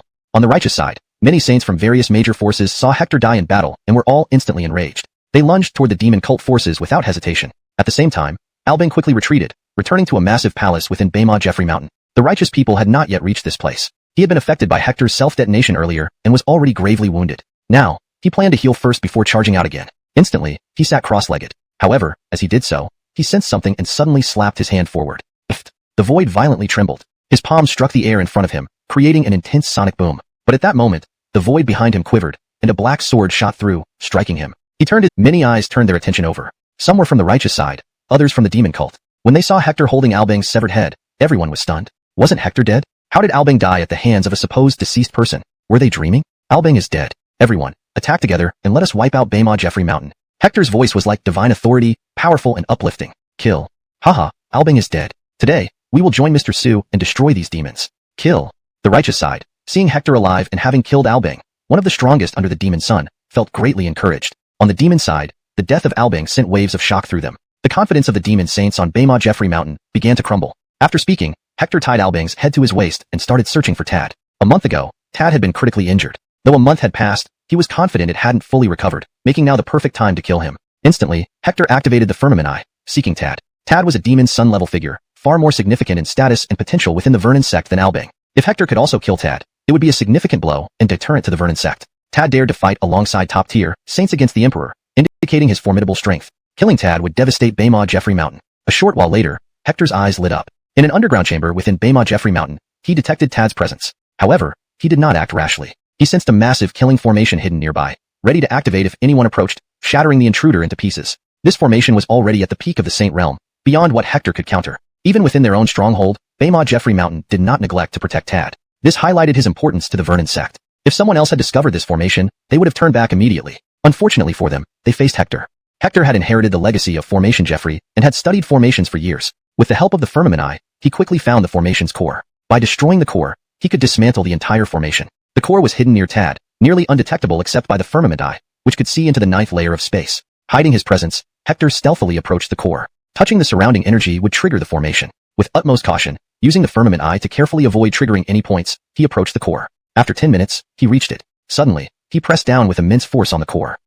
The core instantly exploded, dismantling the entire formation. In that moment, Hector's figure appeared and immediately attacked by two extreme forces within him. Shocked, he immediately sat cross-legged and condensed the true intention of Qilin. Soon, the true intention of Qilin took form and was placed inside his body. The tearing force was gradually suppressed. The extreme Jiag force and extreme Yin force finally balanced out. Zoltantal Brat, are you okay? Just then, Rhonda and Esther arrived at the basement. Seeing the ruins and Tad's severed head, they were startled. This was Tad after all, who had been killed by Hector. They were indeed surprised. Hector shook his head and immediately consumed a holy origin fruit. Others would use medicinal pills for healing, but he dared to use the holy origin fruit directly, an extravagance that would leave anyone gasping in astonishment. However, Hector still had over 20 holy origin fruits left, enough to help him reach the peak of the holy realm. So, he wouldn't hesitate to use them, especially since he was in the Vernon sect, where dangers lurked everywhere. Currently, quickly recovering his strength was most crucial. Within 5 minutes, Hector's cultivation had returned to its peak. After absorbing part of the holy origin fruit's power, he reached the peak of the 4th heaven of the holy realm. Let's go. It's time to get out. Hector stood up. The two women nodded and together with Hector, rushed out of the basement into the outside. She enveloped Hector, Esther, and Rhonda. It was intended as a fatal strike. Startled, Hector immediately wrapped Esther and Rhonda in a holy domain and activated his phantom body technique, entering the 3rd space. The sword energy sliced through the 2nd space and weakened slightly but remained incredibly lethal. It made Hector's scalp tingle. Without thinking, he pushed the two women away and compressed the holy domain into a point to intercept the sword energy. The compressed point clashed with the sword energy, slicing through it. With a thud, it hit Hector's chest, tearing his skin and causing blood to spurt out. Caught in a life-threatening situation, Hector gripped both hands, one emitting extreme Yin force, the other extreme Jiag force, and merged the opposing forces, creating an immense energy that sandwiched the arriving sword energy. With a loud puff, the fused extreme Yin and extreme Jiag forces released a destructive force, instantly neutralizing the sword energy. Yet, Hector spat out a mouthful of blood and flew backward. Just as Preston tried to make another move, 2 Sterlings from the Qilin mansion appeared beside Hector. Preston's gaze turned grim, and he stopped attacking. "Sue Fred, are you alright?" One of the Sterlings asked anxiously. He saw the 1-inch-long tear on Hector's chest, nearly injuring his heart. "I'm fine." Hector shook his head, glaring fiercely at Preston. Luckily, he reacted in time. Otherwise, Preston would have assassinated him, and possibly Florence and Zoltanger too. "Preston, I'll kill you next time," Hector vowed as Preston had crossed his limit. "Heh, waiting for you to come to your death," Preston replied coldly. The righteous side withdrew rapidly. The demon side did not pursue, having suffered heavy losses. Zoltank the North Demon Jeffrey Mountain, which was overrun by Hector and company, there was no spare strength to chase after the righteous side's holy realm cultivators. Soon, all righteous factions retreated. The news of the attack on the Vernon sect quickly spread across the northern martial arts world, causing uproar. Dwight, the last major counterattack on the demon path was 200 years ago, right? That time, the battle lasted 3 days and nights, with almost all saints from both sides perishing, including one quasi-emperor each from the righteous and demon sides. This time, though only 1 day, the brutality doesn't seem any less. Too scary. 3 quasi-emperors from the righteous side were heavily injured, one from the Qilin mansion, one from the Sage Dalton sect, and one from the Spirit Martial Hall. The demon side isn't faring well either, for quasi-emperors were gravely wounded, and even a soul reaper of imperial level was sealed. 2 demon princes and 1 demon princess also died. Who killed the 2 demon princes and 1 demon princess? It said one prince was killed by Hewitt from the Sage Dalton sect, another prince by the combined efforts of the Saint Sons from the Qilin mansion and 10,000 Saints Tower, while the demon princess was killed by multiple factions, Saint Sons and daughters working together. Actually, you're misinformed. 2 powerful figures comparable to demon princes and princesses were also killed by Master Su alone. 2 such figures were killed by Master Su. Who are they? One is Tad, disciple of Finn Venerable, not a demon prince, but equally powerful. The other is Albang, relatively weaker but still the strongest under the demon princes, and he too was killed by Master Su. This ended the great battle, leaving everyone in awe and reflection on the ferocity and cost of the conflict. Herb Su killed Tad, who was on par with the demon prince, and Albang, the strongest under the demon princes. How did he manage to do that? He only recently entered the Holy Realm. Could he really have killed them? We don't know. Now, Herb Su has been placed on the demon path's highest priority assassination list. His head is worth more than any of our righteous faction's holy sons or holy daughters. In this battle, Herb Su's achievements far surpass those of the holy sons and holy daughters from all the major factions involved in attacking the Vernon sect. He dispatched Holy Realm cultivators to Central State and Eastern Wasteland to request assistance from the Heavenly Demon sect. The righteous side also received this information. They naturally would not wait passively. Each faction sent Holy Realm cultivators to Central State, Eastern Wasteland, and other places for support. At the Qilin Mansion, Hector was entrusted with an important mission. He was assigned to go to Central State. Chapter 894, The Ferryman. This time, Hector was heading to the Central region's Nine-Dragon dynasty. It was then the most powerful dynasty. It was said that the dynasty's ancient ancestor was an incomparably powerful figure who had reached the peak of the 9th layer of near-Jeffrey cultivation. Even many imperial clans that had once given birth to Jeffreys viewed it with trepidation. One must understand, in this era without Jeffreys, a peak 9th layer near-Jeffrey powerhouse was an unparalleled overlord. Unless these imperial clans utilized their imperial weapons and awakened their deep-seated strength, they could hardly match the Nine-Dragon dynasty. The Qilin Manor maintained a fairly good relationship with the Nine-Dragon dynasty. Rumor had it that the peak 9th layer near-Jeffrey Kyler of the Nine-Dragon dynasty had come to the northern border for training in his youth and had been favored by the previous manor lord of the Qilin Manor. Their relationship was close. Although the last generation's manor lord had died, the Kyler from the Nine-Dragon dynasty would certainly remember this favor and arrange experts to visit them. Of course, besides that, during the Vernon sect's expedition to the central region, and inviting the Heaven Demon sect forces mobilized almost all sages for the offensive. All in all, there were merely over 1,000 sages. But just when he stepped down from the transmission array in the central region, Hector sensed hundreds of sages within a 30-mile radius. And this was only within 30 miles. The expanse of the central region was said to be 5 times larger than that of the northern border. With hundreds of sages even in this small area, one could imagine how many sages there were across the entire central region. No wonder almost all top forces of Liray Vine Martial Continent are located in the central region. This isn't without reason, Hector sighed. Haha, little brother, you're from out of town, aren't you? At this moment, a hearty laugh rang out. Hector turned back. It was a beardy man around 40 years old, looking at Hector with a smile. Hector nodded. Zoltantal brother, do you know where you're headed? If you don't know your way, you can seek me out, the beardy man chuckled, adding, right? First, let me introduce myself. My name is Fife. In this region, people mostly call me Master He. Being new to the area, Hector indeed needed a guide. I'm Hector. I'm going to the Nine-Dragon dynasty. Can Master He help me cross the river? After stepping off the transmission array, Hector arrived at a seashore. It was said that, Zoltantal brother, no matter where you go eventually, you will return to me. To add, let me remind you that there are many black boats here. Though their prices might be slightly lower than mine, you have to be careful. Once aboard, you may lose both life and fortune. Hector ignored him and walked away, immediately attracting several other ferrymen. Upon asking, Hector's face darkened. Most of their prices were higher than Fife's. A few were lower by a few thousand, but those ferrymen did not look trustworthy at all. Ultimately, Hector returned to Fife. Hee. Welcome back, little brother, Fife grinned. Congratulations for not choosing those cheaper ones. You think they are black boats? Hector narrowed his eyes. Hee, whether or not, you'll know soon, Fife laughed sinisterly. Zoltantal brother, follow me. I can't guarantee absolute safety, but rest assured, I won't harm you.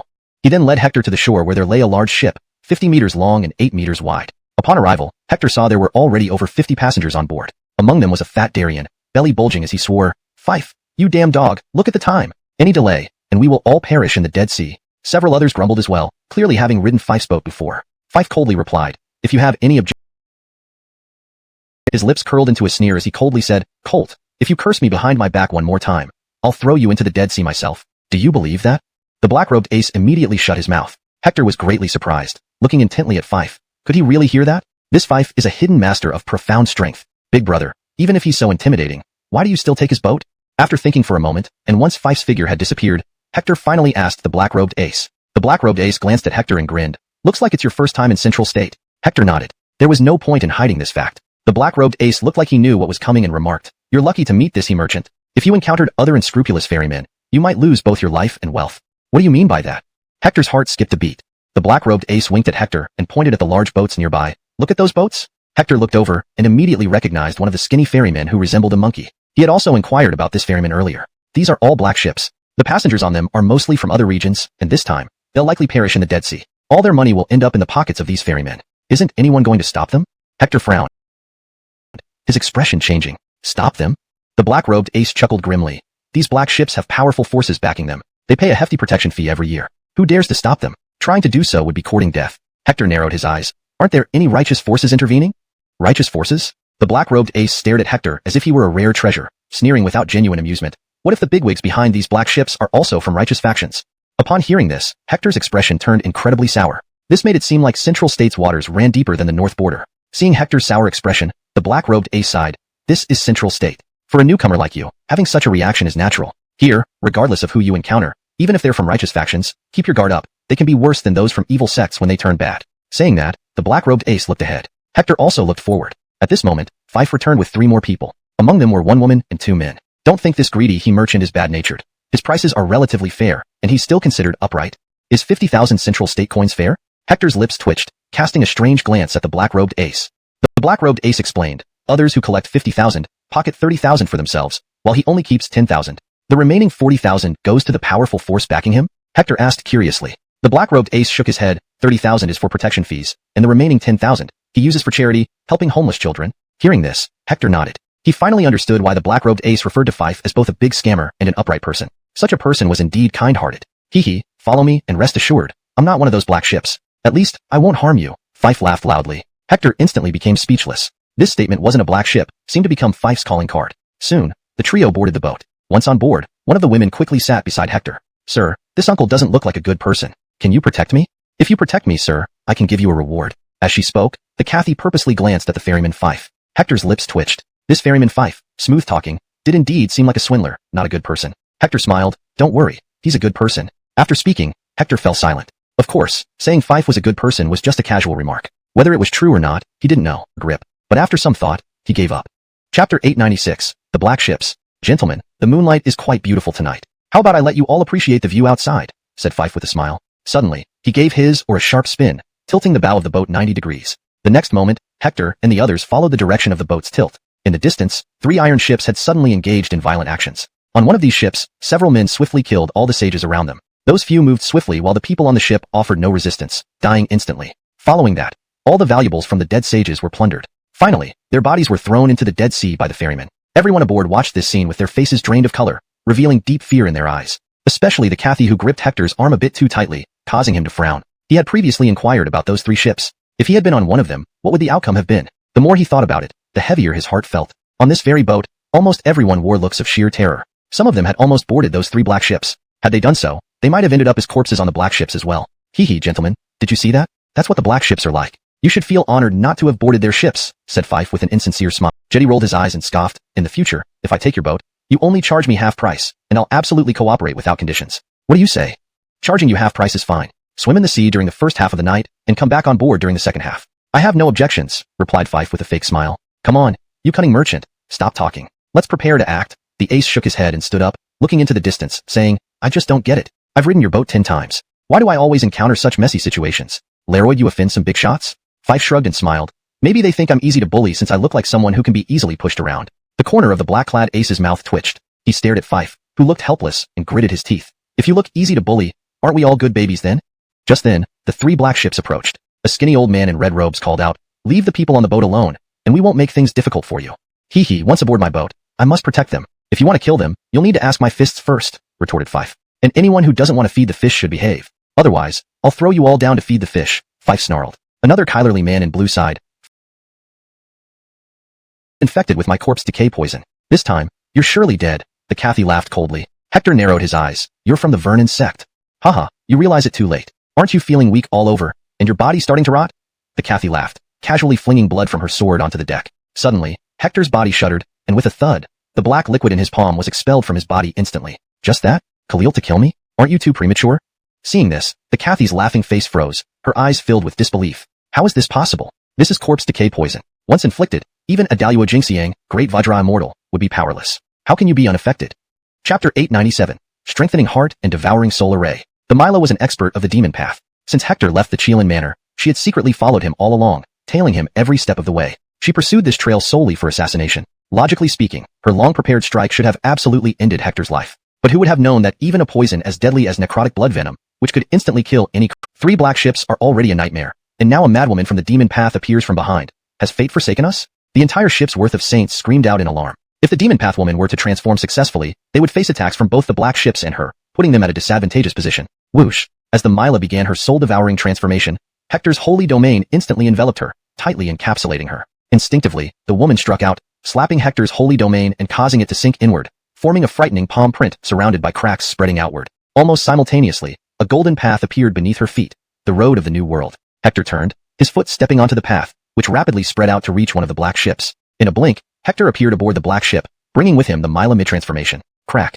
Finally, Hector's holy domain was torn apart by the woman. At this point, Hector had swiftly moved to the rear end of the ship. The holy experts on board were utterly stunned. A transformed demon path expert appearing on their iron ship seemed impossible. Across from them, the black-clothed behemoths were similarly shocked. Initially, several of them intended to push the soul-devouring Mila off the iron ship to be devoured by the sea. Instantly, the 8 holy experts launched their attack, led by a peak late-stage Saint Realm powerhouse, Saint Tier 8. Hector gave a cold laugh, disappearing just as their attacks approached. It was phantom body technique. Boom. Their attacks missed. Meanwhile, a red soul-devouring entity appeared beside them. Whoa, another Tier 9 space devourer? Everyone exclaimed in shock. This devourer had been hidden within Hector's body, preparing to eliminate them. At the same time, the Mila killed 3 more people, overwhelming the rest. Immediately, the black ship fell into chaos under the combined assault from the Mila and the Tier 9 space devourer.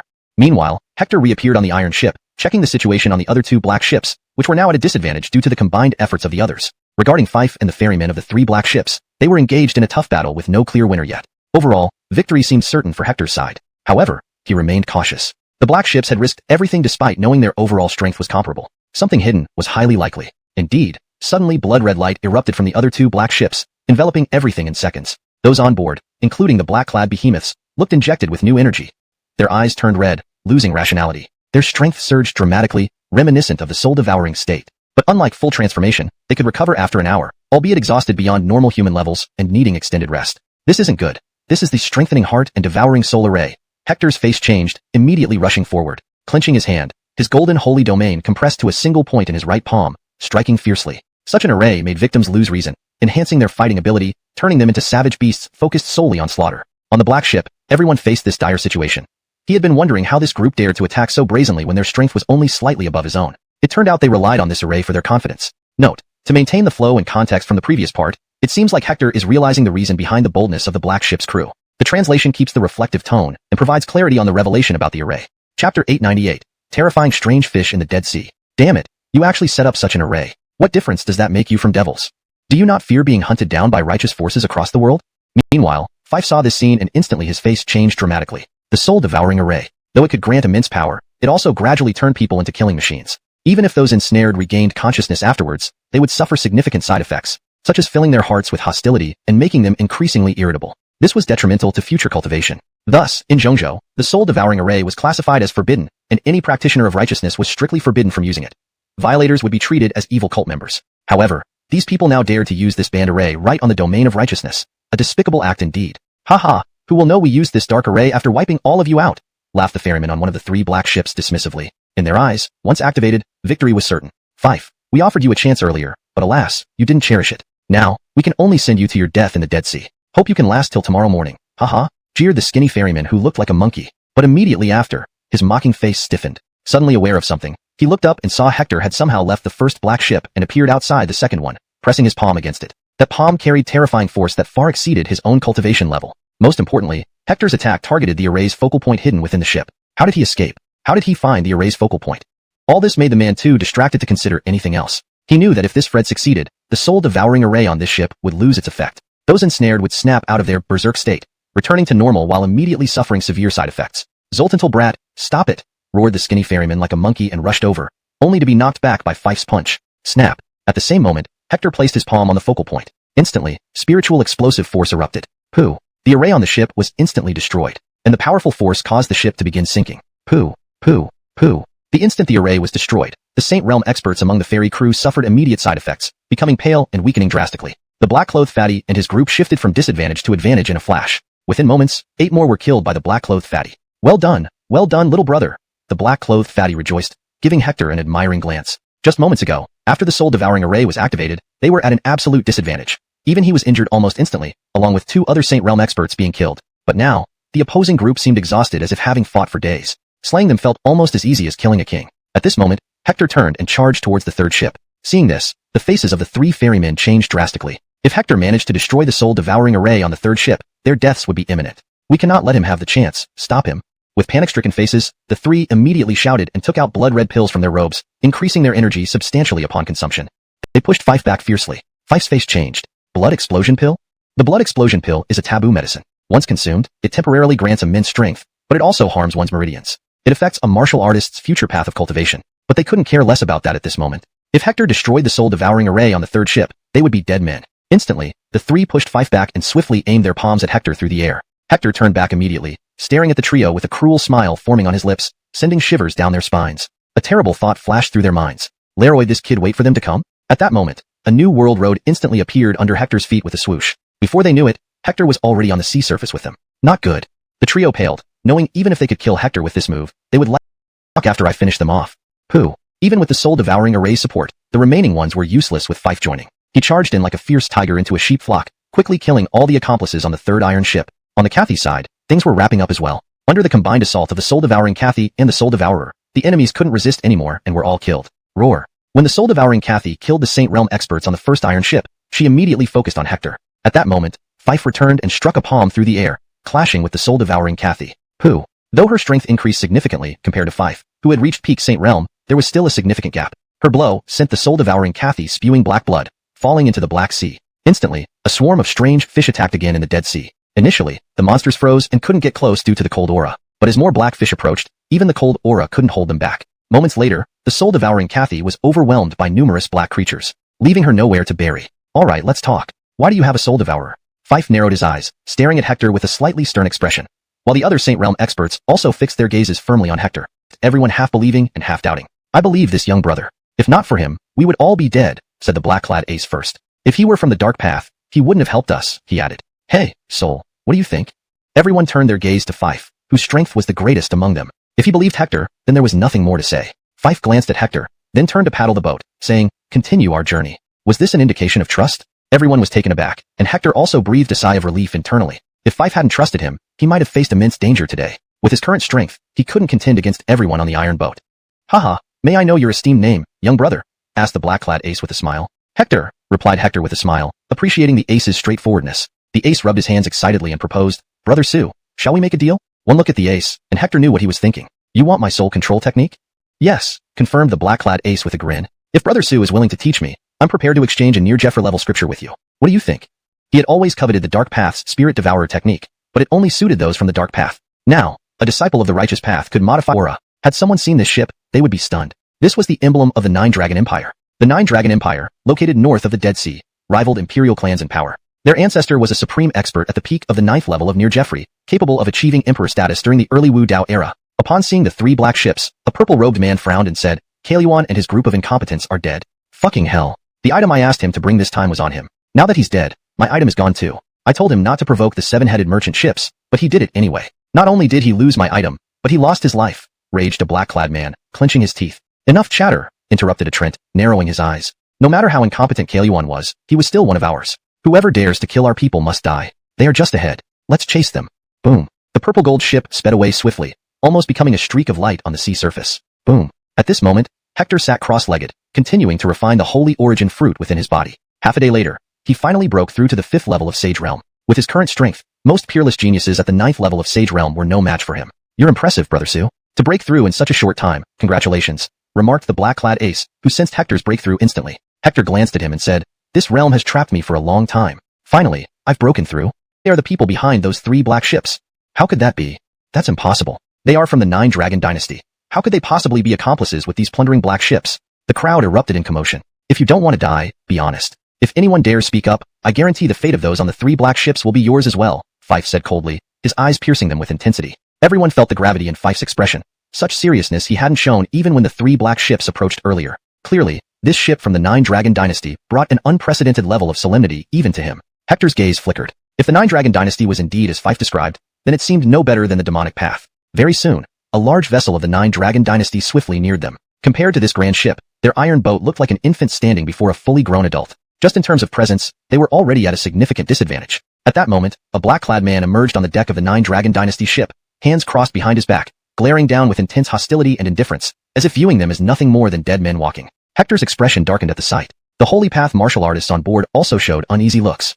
Was it you who killed the 3 black ships led by Kaelyuan just now? The black-clad man scanned the iron ship, his gaze finally landing on Fife, the ship's helmsman. Fife shook his head. I do not know any Kaelyuan, nor did I encounter any black ships. Is that so?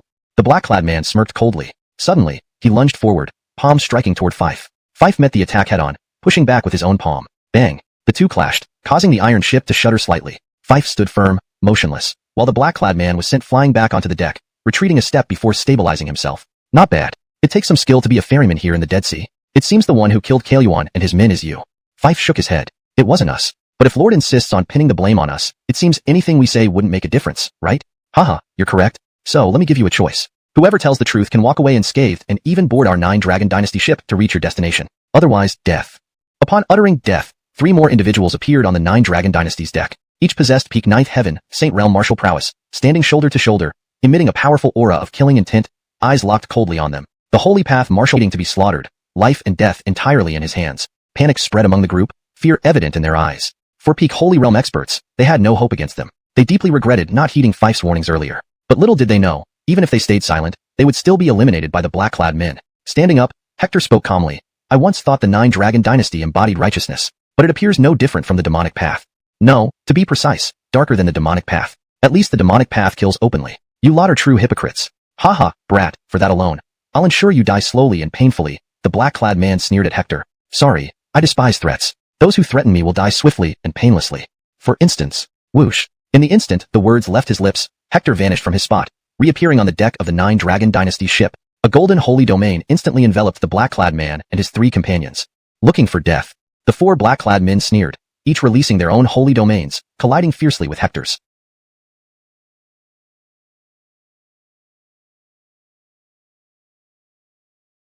Chapter 901. Dragon Transformation. Bang, bang, bang. The 4 individuals' sacred realms collided with Hector's sacred realm, immediately resulting in an intense clash. In just a fleeting moment, they had clashed 3 times. After the 3rd clash, Hector swiftly flew away, while the 4 of them were also forced to retreat consecutively. Their eyes revealed a look of solemnity. This youth could actually take on 4 people at once. More importantly, they could see that his cultivation was merely at the mid-stage of the sacred realm. Being able to confront all 4 of them at the mid-stage of the sacred realm. Where did this kid come from? He was a monster. Dwight. At this moment, a cold snort sounded. Immediately after, and Jace appeared. With a palm, he reached out, piffed, his hand, as sharp as a blade, incredibly terrifying, instantly tore through Hector's sacred realm and grabbed toward Hector's chest. If this palm were to hit Hector's chest, it would surely tear him apart. Hector's expression immediately changed. He prepared to activate the Imperial Intent technique. But at that moment, a figure moved like lightning, quickly closing in on the Jace, exchanging a palm strike with him. Thud. The old Darien quickly landed on the deck, while Fife also returned to the ship's deck with Hector. Are you alright? Fife looked at Hector, his eye. No. The martial saints on the iron ship were terrified, their faces turning pale. If the iron ship was thrown into the Dead Sea, none of them would survive. The strange fish in the Dead Sea wouldn't just make things difficult for them. Even a quasi-Jeffrey would find it challenging. Boom. At this moment, Hector and his companions approached and attacked the 3 men, each pressing a palm toward the trio in black. The Darien shouted. Now that their iron ship is far from here, if we can knock them all off our 9-Dragon ship, they will surely perish. While speaking, the Darien and another man directly used their sacred realms to overwhelm Hector. However, Hector did not use his sacred realm. Just as their sacred realms approached, he suddenly drew his sword. One sword to ascend immortality. Rip. Their sacred realms were directly slashed open by Hector, creating a huge crack. Hector quickly ascended the deck. Then, he formed seals with his hands, evolving the Imperial Intent technique. When Hector stepped onto the deck, both men were taken aback. Hector's strength seemed even greater than they imagined. 9-Dragon True God technique, the 2 yelled fiercely, also forming seals, gathering energy to form a massive purple-golden dragon, which, with its 5 claws, lunged at Hector. Hector slapped hard. 4 paths of the Imperial Intent technique.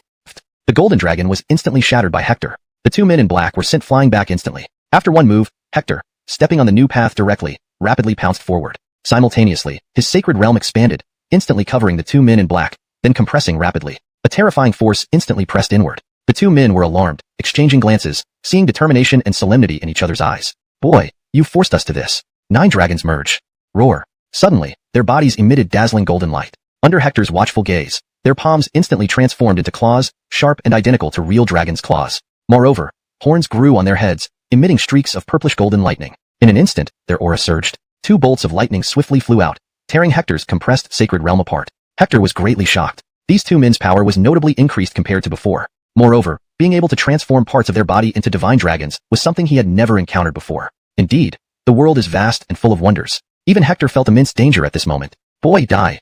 As Hector's sacred realm was torn apart, the Darien quickly closed in, his golden claws striking out, tearing fire. Stepping on the new world road, Hector quickly closed in, his hands evolving into the Jeffrey's decree as he struck once more. Crackling sounds erupted around them. A golden lightning bolt flashed from the Balthazar's dragon horn, streaking through the sky towards Hector. However, Hector did not attempt to counter it directly, but swiftly avoided it. Then, a crack appeared on the deck behind him, sending up a massive wave hundreds of meters long.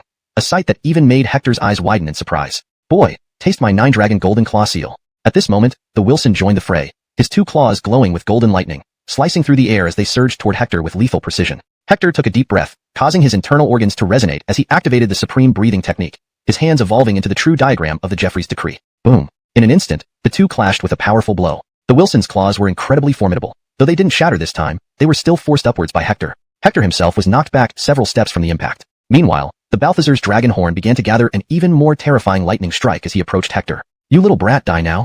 Dragon Rock Zoltanked. Rumbling thunder sounded as a more terrifying lightning bolt, exuding a destructive aura, gathered at his dragon horn, ready to erupt. Even Hector felt the annihilating power at such close range, leaving no place for him to escape.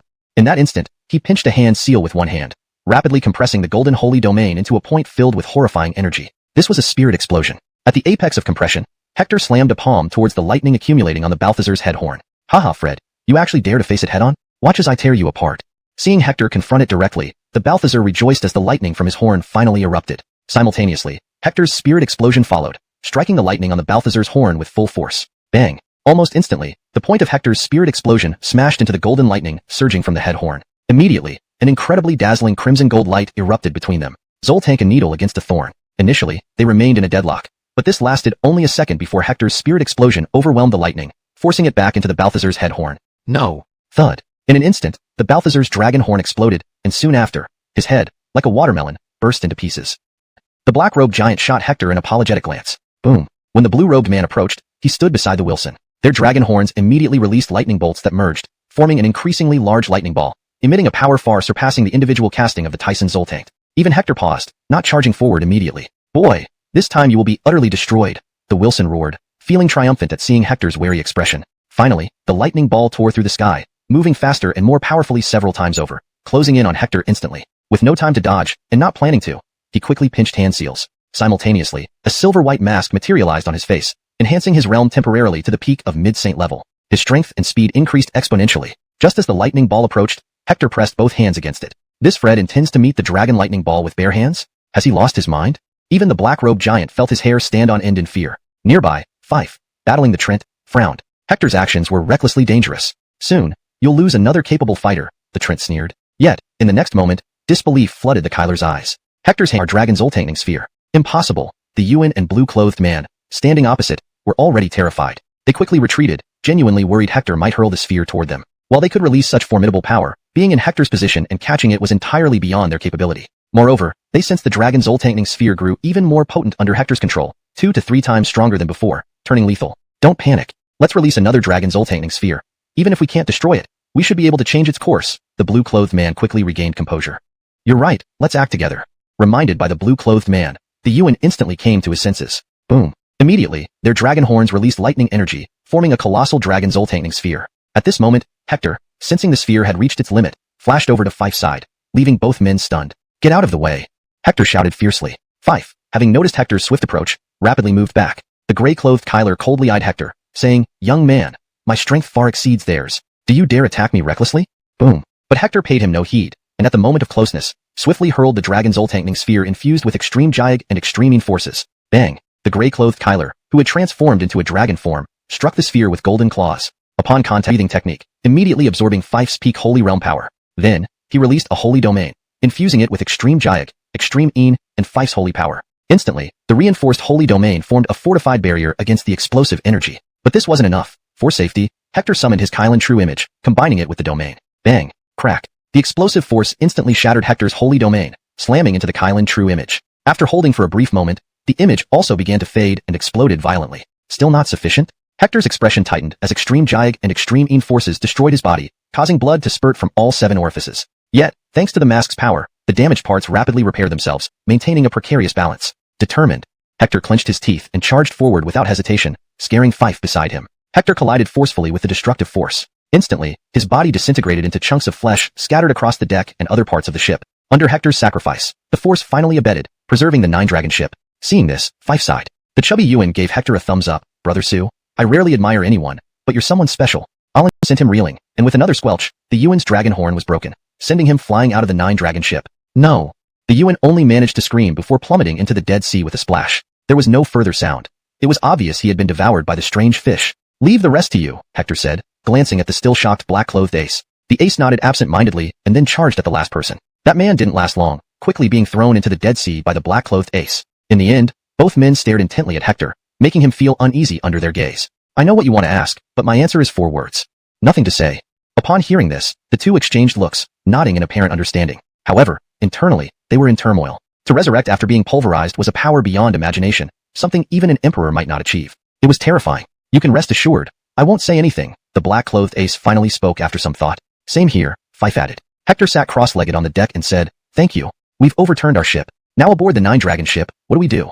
The black-clothed ace finally calmed down, frowning deeply as he examined the ship. This was a vessel of the 9-dragon dynasty. If discovered, they would be marked as enemies. The 9-dragon dynasty's pursuit would make it nearly impossible for them to survive in Zhongzhou. After all, the 9-dragon dynasty was one of the dominant powers in Zhongzhou, with its 9 dragons Elwyn being a peak quasi-Jeffrey. Even imperial clans would tread carefully around such a powerhouse. The situation they were in was extremely dangerous. Even Fife furrowed his brow, growing somber. Indeed, it was quite a predicament. If handled poorly, they would face the wrath of the 9-dragon dynasty. This is simple. Find a black ship, kill everyone on board, and take it. Won't that solve everything? Hector suddenly suggested. That's right, Brother Sue. You're a genius. Your brain works fast, the black-clothed ace exclaimed, eyes lighting up as he praised Hector. Fife couldn't help but view Hector with new respect. Not only did this young man possess supernatural abilities and combat prowess, but his mind was also sharp, thinking of solutions they hadn't considered. Let's do it, Fife agreed. The trio channeled their true chi into the 9-dragon ship, slowly navigating it through the surroundings. The 9-dragon ship moved via large quantities of true chi. As long as true chi entered the ship, it could move. Lear erect the true chi in a certain direction, and the ship would follow suit.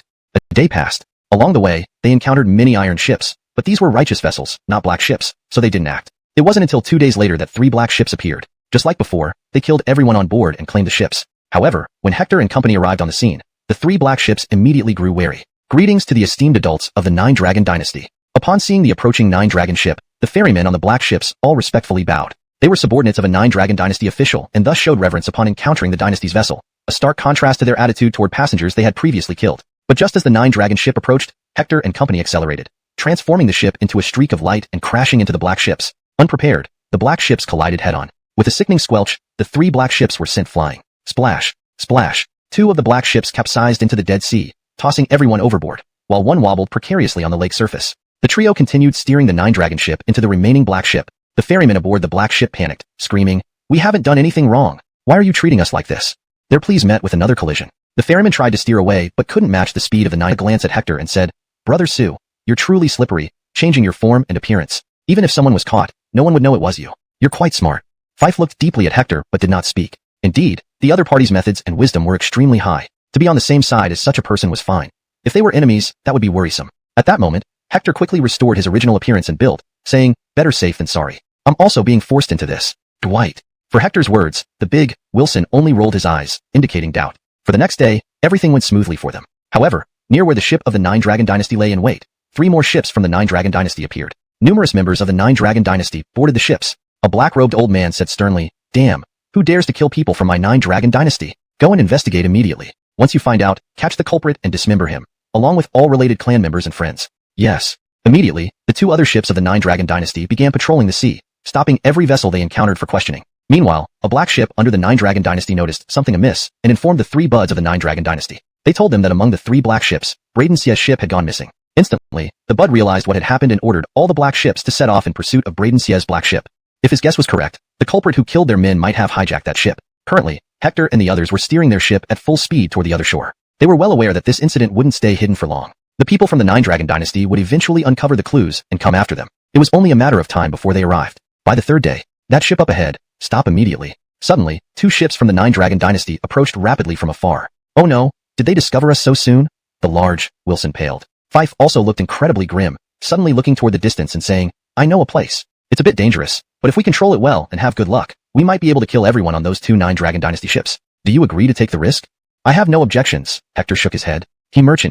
Why are you still hesitating? Run, urged the large Wilson. It was no longer a question of whether it was dangerous, but how to survive the immediate threat. Although he didn't know exactly how many experts were on those 2 9-dragon dynasty ships, he could be certain that this time, the number of experts chasing them would far exceed those they previously managed to kill. Without any hesitation, they steered the ship in the direction Fife had mentioned. Wait a moment. Suddenly, Hector's feed. The world held all sorts of strange things. At this moment, the 2 ships from the 9-dragon dynasty also slowed down significantly. Sir, this is the whale-swallowing domain. We can't go closer or we will die. I asked her on one of the 9-dragon dynasty ships trembled, speaking cautiously, as if fearful of drawing the attention of some monstrous creature. Dwightenf, what whale swallowing domain? If it meets my Great Nine Dragon Dynasty, it'll become a dead whale, sneered a middle-aged Wilson on one of the ships, producing a small golden sword from nowhere. This little sword exuded a terrifying aura, almost surpassing the Saint Dao realm, frightening the purple-robed man. Is that an Jeffrey-level divine sword?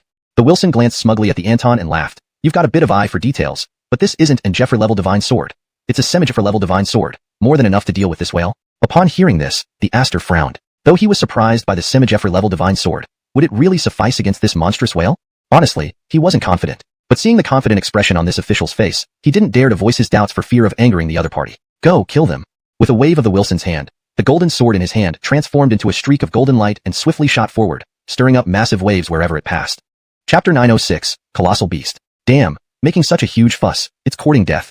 Suddenly, Hector and his two companions exploded with anger. Since arriving here, they had been trying their best to lower their profiles. Yet, that guy outside made such a big noise. Was he planning on dragging them all to their deaths? But now, it wasn't about considering whether they'd die together or not. It was about how to survive. For that half-step Empyrean divine weapon had already slashed through the sea surface, heading straight for them. Boom. The three were now left with no choice. They infused their true chi into the iron boat, causing it to rapidly swerve to the right under their control. SSSHH. A golden light instantly tore through the water, rising 10 meters high, passing just 10 meters from their right side. Though they avoided it, the upheaval still sent their boat flying horizontally, 30 meters above the water surface, with the boat tilting sharply. Reluctantly, the trio grabbed onto the boat while releasing holy realms to envelop the entire boat. But even a holy realm couldn't resist the inertial force at this moment. Their boat kept tilting more and more dangerously. If this continued, they'd be tossed into the sea where monstrous fish would eat every bone of theirs clean. We're done for, muttered the hefty Darien, his face turning pale as fear. They realized that the terrifying monster was now distracted by the nine-dragon boat. In comparison, the disturbances they made were negligible. This was the perfect opportunity to escape. Moreover, whoever was on the nine-dragon boat would undoubtedly engage the creature. They didn't want to get caught in the crossfire between these deities. Roar. Suddenly, a massive roar sounded. The trio looked up and widened their eyes. A golden sword-like object, dazzling like the sun, pierced through the layers of black mist. Only then did they see what kind of creature it was, a whale. This whale was unfathomably large. By sight alone, one couldn't even see its end. It was at least 100 meters tall, definitely the largest demon beast Hector had ever seen. The creatures encountered on the sacred Dalton's path were mere ants compared to it. Just a flip would flatten them to meat paste. Instantly, Hector thought of only one thing, a near Empyrean-level demon beast. There was no other explanation for something so colossal. The golden sword sliced through the air and rushed towards the whale demon, extremely fast and powerful. Above the whale's head, something akin to a tentacle, around 70 to 80 meters long, swung downwards with a clank, sending the golden sword flying into the sea, causing a huge tsunami to rush toward Hector and company. Damn. Even Hector couldn't help feeling his scalp tingle. If that tidal wave hit them, their boat would certainly be overwhelmed, leading to unimaginable consequences. Hold steady. Fife shouted loudly. He used his holy realm to completely envelop the iron boat, as did the hefty Darien. Suddenly, Hector stood up and gritted his teeth. Let it fly. With that, a new world path appeared beneath his feet, extending diagonally at a 45-degree angle toward the sky. His companions stared in shock. What the hell is this? Another new gimmick? Quick!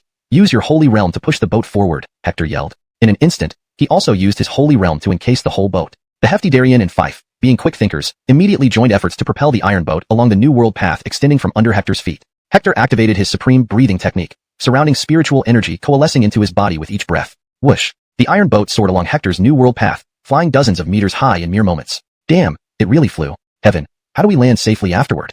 A gusty wind howled past as the hefty Darien turned white with fright, ignoring whether they could avoid the tidal wave despairingly, closing his eyes. At this moment, he recalled the massive creature swallowing the nine-dragon boat in one go. Their fate would probably be no different. Roar. Suddenly, that whale let out a deafening roar. Crack. The holy domain around the ship that Hector and company created started to develop countless cracks. It looks like our fate is already sealed. Even Fife sighed slightly, revealing a look of sorrow in his eyes. He hadn't expected to die here. At this moment, Hector seemed to recall something and immediately asked, Senior, can you help me? He was speaking to the bear in black inside him, who was a big shot, possibly an immortal. Even without his physical body, his soul force was still incomparably terrifying. Hee hee, little guy, even if you didn't ask, I'd help you anyway. The middle-aged Darien smiled faintly, then rushed out of Hector's body, eyes narrowing as an incomprehensible soul force shot out like tentacles, piercing through the void into the whale demon's consciousness sea. Next, the heavy-set Darien and Fife opened their eyes wide, seeing a scene they would never forget in their lives. Just then, that ferocious-looking whale revealed fear, turning and fleeing quickly until it disappeared into the mist. K. Am I hallucinating? Was it scared? The heavy-set Darien looked at Fife, stabilizing the ship to prevent it from tipping over when it landed in the water, or the outcome could be disastrous. Shipwrecked? Now is not the time for conversation. Bang. Ultimately, the three smoothly landed in the ocean. But at that moment, that whale reappeared. K. Here again? Damn it. Is this going to go on endlessly? Brother Sue, scared again. The ace swore, now certain that Hector had used some secret method earlier to frighten the whale away. Hector replied, "No need. This time it's not targeting us." Speaking, Hector noticed a Wadarian appeared on top of the whale, looking about 40 years old with a smile. "Senior, I am Nicola, Ajax of these waters. May I invite you to my mansion for a chat?" The Wadarian spoke very respectfully. Fife and the heavy-set Darien instantly stared in shock at Hector. This Wadarian could stand on a suspected quasi-Jeffrey level beast. She must be a quasi-Jeffrey level powerhouse herself. To make a quasi-Jeffrey level powerhouse call someone senior? Are you kidding? Who exactly is Brother Sue? Don't look at me, I'm no senior. Hector looked at them with a wry smile. These guys must have mistaken him for the person who frightened off the whale demon. "Kid Sue, shall we go?" the Darien asked at this moment. "Senior, they might be able to assist you," Hector hesitated before replying. "Alright, let's take a look. I'll try to hurry." Hector followed the Wadarian into the palace. The hall wasn't large, but it felt quite serene. There were almost no shadows here. Hector suspected that this palace might be occupied only by the Wadarian. Chapter 908. The zombie on the verge of becoming a Jeffrey. After they settled down, the Wadarian looked at Hector hesitantly and said, "Senior, I want to ask you for a favor. Would that be okay? As long as you're willing to help me, I can offer any price. I'll do what I can if it's within my power." The Darien nodded. He also had many matters he needed her help with. He could tell that this Wadarian was also a whale demon, incredibly powerful. A quasi-emperor level demon like her would be greatly beneficial to his search for his identity. "Senior, black fog has been swirling around this place for years. This fog has severely affected the growth of my kin, so they've all moved away. Only Claude and I can withstand the mist here using our Imperial Dao rule force. I want to ask Senior to help drive away this black fog," she explained. "Alright, I'll give it a try," the Darien nodded. Seeing him agree, the Wadarian rejoiced. "Is there anything you need from me, Senior? Please say, and I will do my best."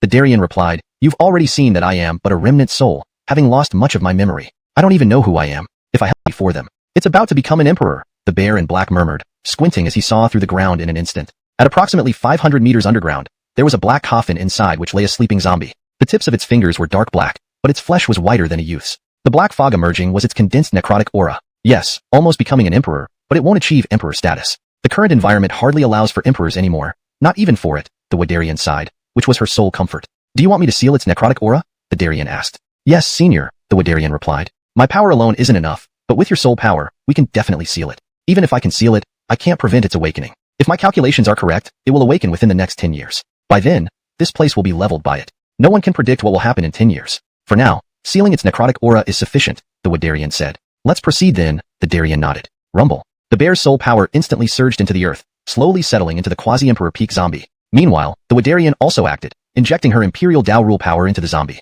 Combined, their powers effectively reduced the black mist emanating from the corpse. After 3 hours, the source of the black mist was thoroughly sealed. Dwight. Even a quasi-emperor level demon like the Wadarian was visibly but respect for the Darien inside him. Thus, he felt wary of the Wadarian. Seeing Hector accept the gift, the Wadarian nodded in satisfaction. But then, her expression changed abruptly. Looking afar, a cold murderous intent flashed across her eyes. "These people from the Nine Dragon Dynasty really never stop. Do they think I'm easy to bully?" ####Chapter 909. Confrontation with a near Jeffrey. "The whale demon, you dare to kill people from the Nine Dragon Dynasty. If you don't give me an explanation today, I will flatten this place." At that moment, a Trent stepped through the air, exuding a near Jeffrey aura. Behind him was an enormous ship carrying a group of people. The weakest among them had already reached the mid-Saint realm, while the strongest were at the peak Saint realm. Near Jeffrey? Capable of walking on air here? Hector was startled, and his expression turned serious. The strength of those who came from the Nine Dragon Dynasty this time was overwhelming, and he wasn't sure if the great demon beside him could hold them off. The fat Darien eyes gleamed with admiration, saying, "A near Jeffrey has already given birth to Imperial-level laws within their body, hence they aren't constrained by this place's rules." Hector suddenly understood. It seemed that one needed to be able to capture the trajectory of the near Jeffrey's actions. If a near Jeffrey wanted to kill him, he might not even get a chance to turn around before being killed. Near Jeffreys were simply too powerful. This resolve strengthened Hector's determination to become a near Jeffrey. As long as one hadn't ascended to Jeffrey, even a saint was no better than an ant in the hands of a near Jeffrey. There had been kings who escaped from saint's grasp, but for a saint to escape a near Jeffrey was like an ant escaping a human's hand, entirely impractical. The gap was too vast. "I must become a near Jeffrey as soon as possible," Hector vowed to himself. But he knew that rushing things wouldn't help. Even someone monstrous like Jalen, who became a saint at 20 years old, was now 24 and still trapped in the saint realm after 4 years. Becoming a near Jeffrey wasn't easy. F***CK. Watching this made my eyes ache, the fat Darien muttered angrily beside Hector. Hector turned and saw that the ace's eyes were bleeding. He couldn't help but grimace. Could it really be? Teasingly, Hector asked, moved by the strength of a near Jeffrey? Sheldon chuckled mockingly. Not moved, but frightened. Bullshit. The ace shot a glare at both of them and retorted. I tried my best to keep up with their speed just now. Hector pondered. So you could see their movements?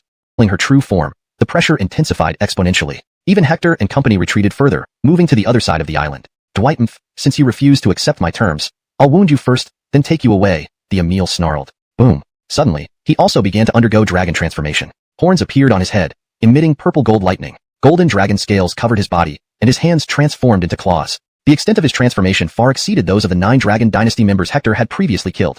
Which of them do you think will win? Hector, now somewhat nervous, asked. Both will likely end up severely injured, the Yuan replied. Then let me experience just how powerful the dragon transformation art of your 9 Dragon Dynasty is. The Cathy shouted. Boom. Suddenly, she charged forward. Her massive body struck fear into Hector and the people aboard the 9 Dragon ship. Were she to descend, her sheer size would crush them to powder and trigger a tsunami. Immediately, some people on the ship quickly steered the 9 Dragon ship backward. But right then, the whale that had disappeared earlier surfaced, opening its mouth to swallow everything in its path. Dare to bully my mother? I'll kill you all. Translation completed according to the guidelines provided. This realm is extremely difficult to achieve. Its difficulty is tenfold compared to advancing from king to half-step saint. This person, able to fight with this quasi-emperor level whale demon, must be a direct disciple of one of the Kylers of the 9 Dragon Dynasty. As he spoke, the Aster, who was at the half-step quasi-emperor level, had already engaged in battle with the quasi-emperor whale demon. Indeed, the Aster proved very powerful, matching the quasi-emperor whale demon without falling into a disadvantage. But after observing for a while, Hector still shook his head. Although this man was strong, he was slightly inferior to Jalen, whom Hector had encountered. The Magdalena faced off against the Trent of the 9 Dragon Dynasty, while the small whale demon faced the Aster. For the moment, neither side could easily gain the upper hand. Heh, should we go deal with those bastards on that ship? Suddenly, the fat Darien sneered, looking at the distant 9 Dragon boat with cold eyes. Fife shook his head. They haven't provoked us. There's no need for us to target them. Hector frowned. It seems they're about to provoke us. Sure enough, Fife noticed that the people on the 9 Dragon boat had started to land and were walking in their direction. Dwight, just as I expected. Not one of these dogs is good. The fat Darien gritted his teeth. Let's take them all down. Let's see first. But at that moment, a red light flashed, blocking their strikes. An array? The fat Darien paused, looking at Hector. You saw this early? Hector smiled. This is a peak 9th heaven quasi-emperor zombie. Without a powerful array suppressing it, it would have awakened long ago. These few saints don't have the ability to break through it. Hearing this, the fat Darien nodded, finally understanding why Hector stopped him. It seemed Hector had seen through it early on. He glanced at Fife and found that he too was calm, indicating he had realized the same thing. Only he had been worried unnecessarily. Damn, you all knew this but didn't tell me? The ace grumbled, displeased. Fife gave him a disdainful glance. You're just dumb. The ace was stunned. He then clenched his teeth. I'll kill you. Can you beat me? Seeing them bicker, Hector shook his head with a headache. Then he turned to look at the 8 people again, his face suddenly changing. Not good. We need to stop them immediately. With that, Hector charged forward. At that moment, the 8 individuals took out bottles from their hands. Opening the bottles revealed black blood inside, the essence blood of a zombie. If poured into the ground and detected by the buried zombie, there was a high probability it would awaken prematurely. Once the peak 9th heaven quasi-emperor, 4 of them were at the peak of the sacred realm, 4 more were late-stage peak, among whom were 3 world-class geniuses. This was a force beyond what Hector alone could withstand. In an instant, blood trickled from the corner of his mouth, yet he did not retreat. If this blood reached the ground, the consequences would be catastrophic. The 8 were all surprised by Hector's resistance. This brat was only at the mid-stage of the sacred realm but managed to block their combined assault. What sort of monster is this? Whoever you are, today, for daring to obstruct our 9 Dragon Dynasty, you will die. One of the men in black said furiously as he prepared to attack again along with the other 4 peak sacred realm experts. At this moment, the large Darien and Fife rushed over. Brother Sue, let us help you kill this bunch of dogs, roared the ace as he swung a huge red blade, blocking 2 attackers. Fife was equally fierce, forcing back another 2. With the 4 remaining late-stage, sacred realm attackers moving towards him, Hector smiled coldly. Activating the 5 Viscera 6 Entrails technique, his entire body's secret strength surged into his limbs. Swinging his fists, he attacked fiercely, driving the 4 back with blood trickling from their mouths. Boom. In an instant, realizing Hector's formidable strength, the 4 began transforming into dragon forms, their foreheads single palm strike. Not giving them time to think, they immediately lunged at Hector with their claws. Scatter! Hector roared, striking them back continuously. He then swiftly compressed the field around him, sealing the scattered zombie blood within his sacred realm. On his skin, the true intention formula of the Qilin emerged. He planned to temporarily imprison the blood using this formula until he could address it later after dealing with these intruders. Suddenly, a sword flash tore through his sacred realm, causing the blood to fall to the ground and seep in. Hector's expression changed drastically as he looked far away, seeing Alexandria laughing mockingly. We brought many more people. Although you are strong, even the strongest cannot defeat many. This time, this zombie must awaken. You cannot stop it. Speaking, the Alexandria quickly retreated. The 4 late-stage Sacred Realm Saints, who Hector had repelled, also glared menacingly at Hector, seemingly determined to remember his appearance for future retribution. Let's go, she gestured, causing the 4 peak Sacred Realm Saints who had been fighting the Fat Darien and Fife to withdraw swiftly. Hiss, really? The Fat Darien trembled. This place is no longer safe. We should leave. Hector sighed, shaking his head. The faces of the Fat Darien and Fife showed extreme displeasure. They too understood the gravity of the situation. Boom. Just as Hector and company were about to leave the island, the peak Quasi-Jeffrey 9th Heaven zombie within the black coffin under the Grand Tomb suddenly opened its crimson eyes. A terrifying necrotic aura erupted from its body, cracking the surrounding array formations instantly. Centered around the Grand Tomb, dense cracks spread, enveloping most of the island. Oh no, that zombie is awakening. The Alexandria stared in horror at the sight of the zombie, her eyes filled with fear for the first time. Haha, whale demon, till we meet again, laughed the Jace, retreating quickly. Damn it, your real aim was that zombie all along. The Alexandria shrunk back to human form. Mommy, what do we do? The whale beside her asked anxiously. Now we can only leave this place, hurry, she sighed. Okay. The whale nodded, looking toward Hector. Should we take them with us? With that senior here, their safety should be fine. Let's go, the Alexandria replied. Next, they sank into the Dead Sea's depths. My goodness, that monster is going to rise. The fat Darien turned back and paled in terror. The necrotic aura rose like a tornado, ripping through the grand tomb and shooting hundreds of meters into the sky. A horrifying sight indeed.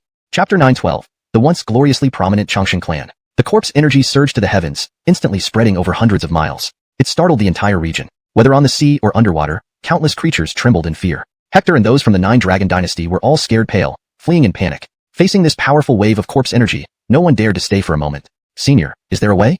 Hector immediately asked the mysterious entity inside him.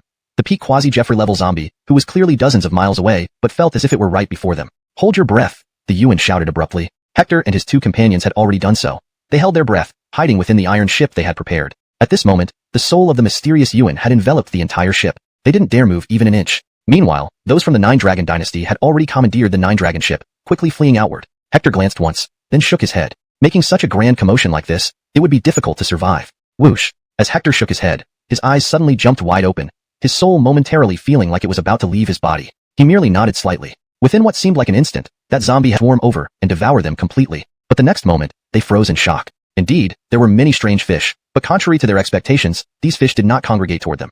Instead, they appeared greatly startled and fled rapidly in all directions. Was it that zombie that scared them off? They immediately expanded their holy realms, looking at each other in surprise. Hector heaved a sigh of relief and swam towards the black ship. We'll go out when it leaves.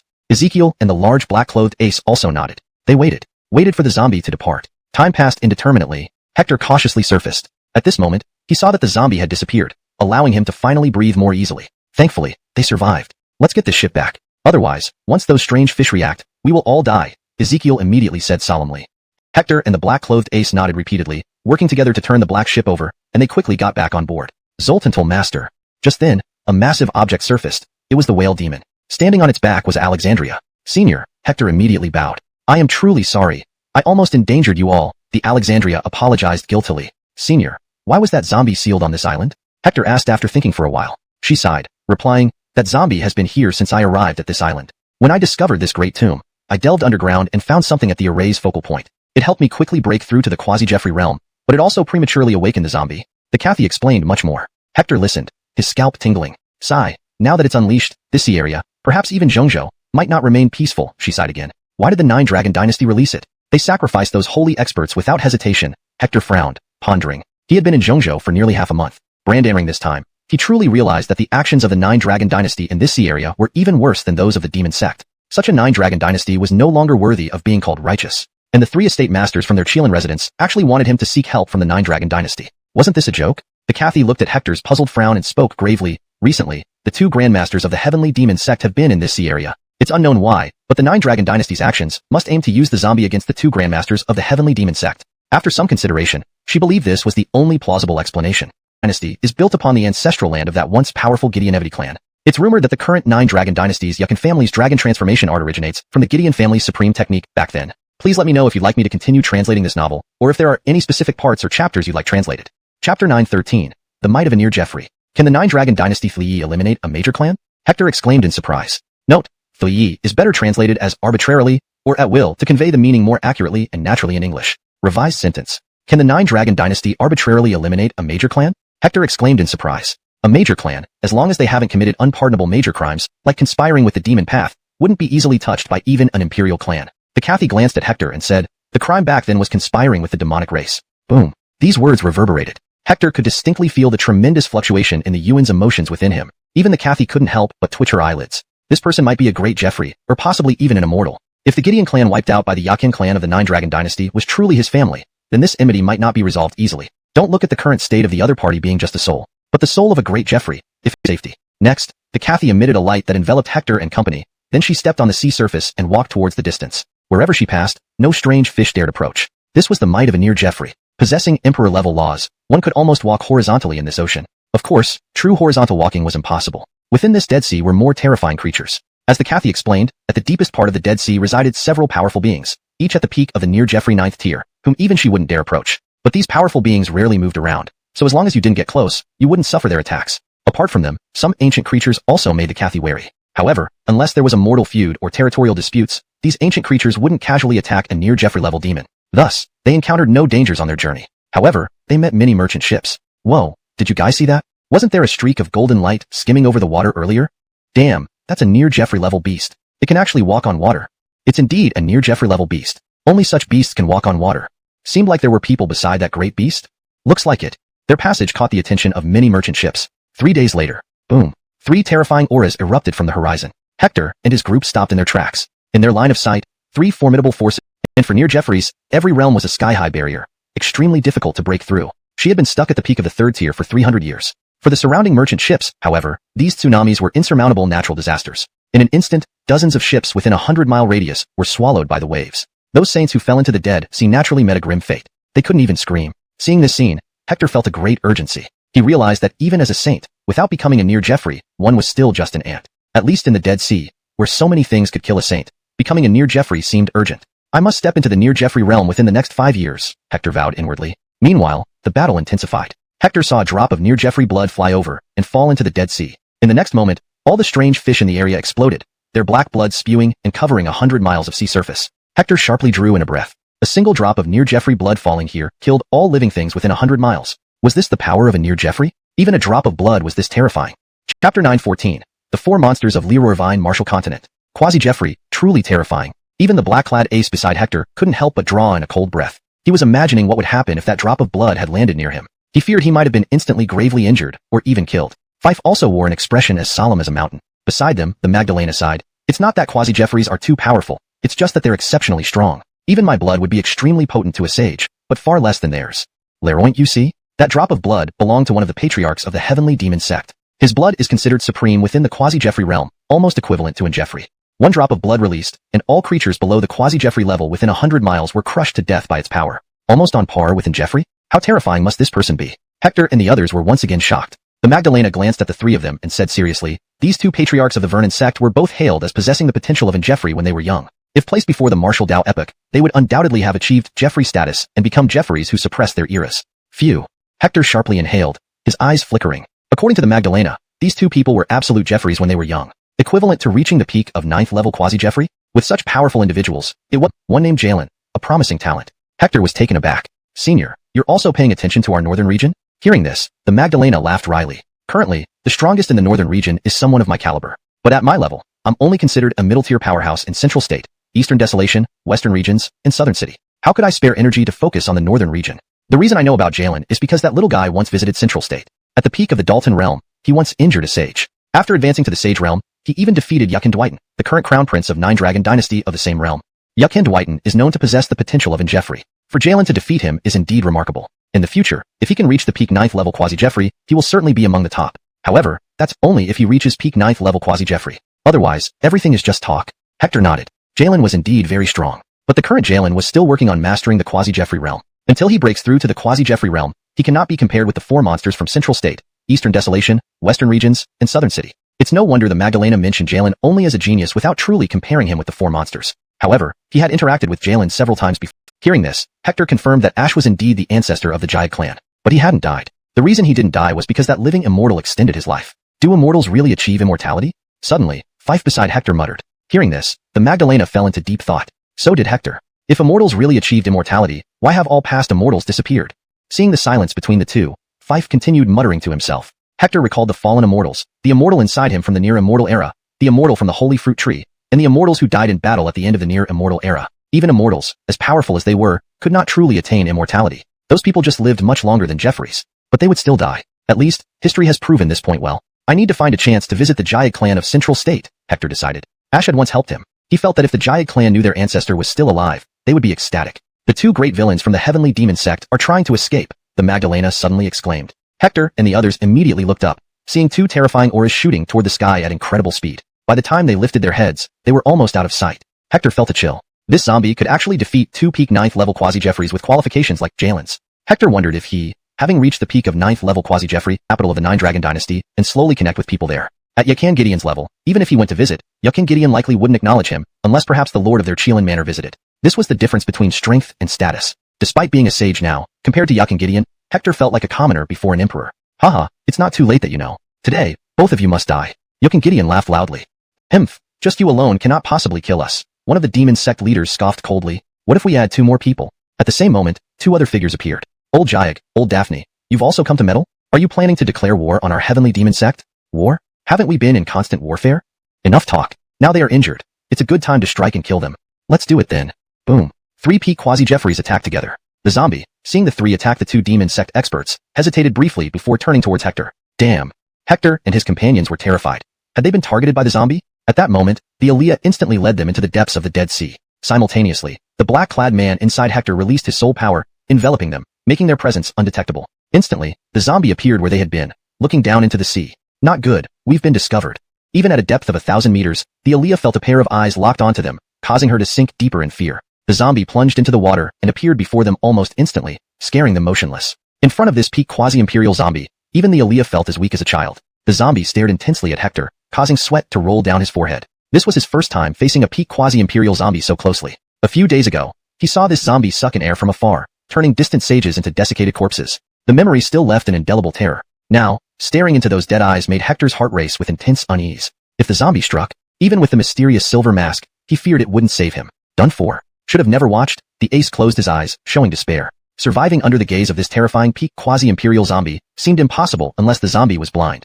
To die, just get it over with. Baby is scared, the ace muttered, almost peeing himself. Suddenly, the zombie extended its hand, ripping through the Aaliyah's imperial laws, grabbing Hector, tearing open his chest, and seizing the black-clad man residing within Hector's body. Zoltan Tulsu. The black-clad man glared. In life, I was an eternal. How dare a mere quasi-imperial insect humiliate me? But the zombie ignored him. Lacking a soul, zombies harbored unusual emotions toward souls. Bang. Held firmly, the black-clad man tried to unleash his soul power for a destructive strike but couldn't. Meanwhile, Hector, whose chest was torn open, grabbed the zombie's arm, smiling faintly. I'm still alive, and you're already so eager to mess with my body? The zombie frowned. Hector laughed. Well, it's a peak quasi-imperial zombie. To die having touched it isn't bad. Don't talk, Zoltan Tulsu, the black-cloaked man warned as his face changed. Swish. The zombie waved its hand, sending Hector flying, exploding into fragments. Meanwhile, the zombie had already yanked the black-clad man out of Hector's body, stepping out of the water. Dwight Rashad, the ace, and the Aaliyah sighed in relief. They thought they were done for, but the zombie had let them go. Brother Sue, he's dead just like that? Dwight Rashad shook his head sadly. They had fought alongside each other, becoming comrades in arms. But Brother Sue saved us just now, the ace remarked seriously for once. However, the Aaliyah showed no sentiment, only profound realization. She looked ahead, eyes brimming with unprecedented fear. She saw Hector, who had turned to dust, was alive again. No, it wasn't Hector. It only looked exactly like him. This new Hector grinned grotesquely, and her heart pounded as though she were staring into the eyes of a mighty dragon. If this creature chose, a single glance could end her life. Chapter 9:16. You are too weak. As a quasi-Jeffrey, even that zombie was far from being able to give her such an immense sense of oppression. Even a great Jeffrey wouldn't be much different, right? At this moment, chills were coursing through her body, penetrating deep into her bones and even her soul, causing her to go numb. Hearing Rashad and the black-clad Big Quentin also noticed her gaze and followed it. The next moment, they too were dumbfounded. Brother Sue, you're not dead? The black-clad Big Quentin was overjoyed. Without the strong perception of the Cathy who was also a quasi-Jeffrey, he swiftly rushed forward, extending his hand to touch Hector. However, in the next moment, Hector suddenly vanished from where he stood. What? Where did he go? Was he seeing ghosts? His palm touched empty air as if passing through an illusion, grasping nothing at all. He scanned the surroundings, but there was no sign of Hector. Had his eyes deceived him? He turned back with a puzzled look to ask the Ollie and Fife whether they had seen Hector. At that moment, he saw the face of astonishment on the Ollie. Meanwhile, Fife's voice trembled as he asked, Zombie? Zombie? The black-clad Big Quentin was startled. Could the zombie have returned? Thinking about this, he instinctively turned around again, and what he saw made his soul shudder, almost wetting his pants. What did he see? The supposedly shattered Hector now stood there with an exaggerated grimace of death, his left hand resting on the zombie's shoulder. This very zombie, who had managed to wound 2 peak quasi-Jeffreys of the heavenly demon sect and flee, was now held down by one palm of Hector, immobilized. How did this zombie reappear so quickly? He had only turned his head for less than a second, hadn't he? A second? The zombie reappeared. Hector, who was supposed to be dead, had grabbed the zombie's shoulder. What happened in that second? Something wasn't right with Brother Sue. His smile was terrifying. Compared to Hector, the current zombie seemed almost docile, not as fearsome as before. Hehehe, I've finally come out again. I didn't expect to encounter a zombie here. Weren't you quite rambunctious just now? Show some noise now, Hector squinted, staring at the zombie. The zombie roared, trying to shake Hector off, but he found himself unable to move. The palm on his shoulder felt like an emperor's seal, completely sealing off all his strength, rendering him immobile. Right? I forgot you're still under my control. Thump, thump, thump. His strikes grew faster and stronger, but Hector remained untouched. By the time the Ali and others arrived, half a minute had passed. Wah, is this guy a present-day Great Jeffrey? The zombie can't even touch him? The black-clad Big Quentin stared in disbelief. An uninformed observer might think the zombie had no strength. But they knew this was a peak quasi-Jeffrey zombie, one of the absolute strongest in Lyravine Martial Continent. Yet, he couldn't harm this man who looked like Hector at all. He must be a Great Jeffrey. A Great Jeffrey cannot be unharmed either, the Ali said sternly. If not, then this lord is an immortal?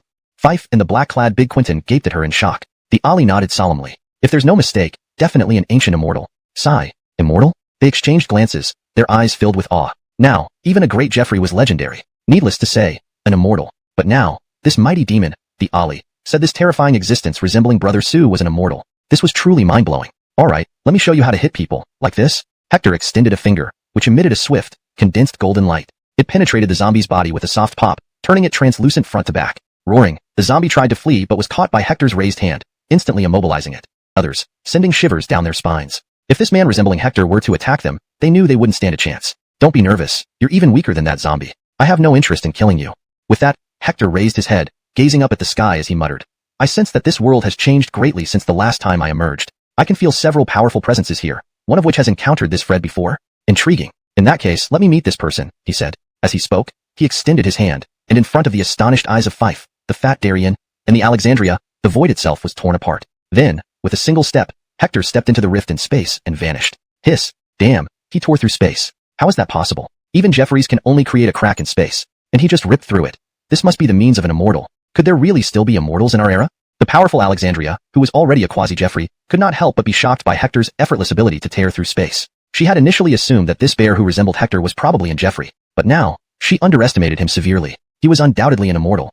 As for Fife and the fat Darien, they felt their hair stand on end. Cold sweat dripped from their hands and feet. This guy, tearing through space? Can humans even do that? It's too terrifying. To their knowledge, no one in the martial arts realm could tear through space so casually. Not even the ancient Jeffries could manage more than a mere crack. The ease with which this bear who resembled Hector tore through space was beyond the realm of martial arts. It was in the domain of immortals, surpassing the boundaries of martial arts. They instantly thought of the immortal realm, the realm that transcended martial arts. At this moment, Hector's speed in tearing through space rivaled light itself. Within just a few breaths, he crossed half of Central Continent. Suddenly, Hector stopped, focusing his gaze on a distant place, a deep void, an independent space separate from Lyravine Martial Continent, or any specific dimensional layer. This space coexisted with the one Hector inhabited. Here, lava flowed everywhere, bottomless and endless. Deep within the lava, a man sat cross-legged, bare-chested. His power was so immense that the aura of law around him could tear through space. Ancient Jeffries would be nothing more than ants before him. Any quasi-Jeffrey nearby would be terrified to their core, recognizing an immortal immediately. When this powerful immortal saw Hector's piercing gaze, he trembled uncontrollably, his eyes filled with unprecedented fear. Wooshans would consider them mere legends, just as they considered gods to be myths. Whoosh! Hector continued walking. After 3 breaths, he returned to the northern border. Zoltan his hand. He pressed down. Boom! The sacred Dalton path materialized, emitting boundless holy energy that spread throughout the area. At this moment, countless quasi-Jeffries, sages, Daltons, and other experts in the northern border martial world were awakened, all looking towards Hector's direction. Impossible! The sacred Dalton path reopened. How can this be? It's been less than 3 years since the last opening. The sacred Dalton path opens every 10 years. How did it open 7 years early this time? What happened? The northern border martial world was shaken to its core. Boom! At the same time, numerous quasi-Jeffrey level experts soared through the air, heading towards Hector's location to investigate. Just then, after summoning the sacred Dalton path, Hector took a step and instantly entered it. Nearby, some quasi-Jeffries reached out, trying to secure the sacred Dalton path for their disciples to train. However, a cold snort erupted from within the sacred Dalton path. In an instant, those quasi-Jeffries were sprayed with blood, plummeting from the sky unconscious. Chapter 918. Who am I? A mere cold snort. Several quasi-emperors instantly bled out and fainted. The news shook the entire northern border. Heavens, on the holy Dalton road, just a cold snort made those quasi-emperors faint. What kind of monster arrived on the holy Dalton road? Could it be an emperor? Only an emperor can do such a thing at the wrong moment, dragging out the holy Dalton road. Now, our generation has an emperor in the northern border martial world. Goodness, Lyravine Martial Continent hasn't seen an emperor for nearly 50,000 years. The last emperor fell 50,000 years ago.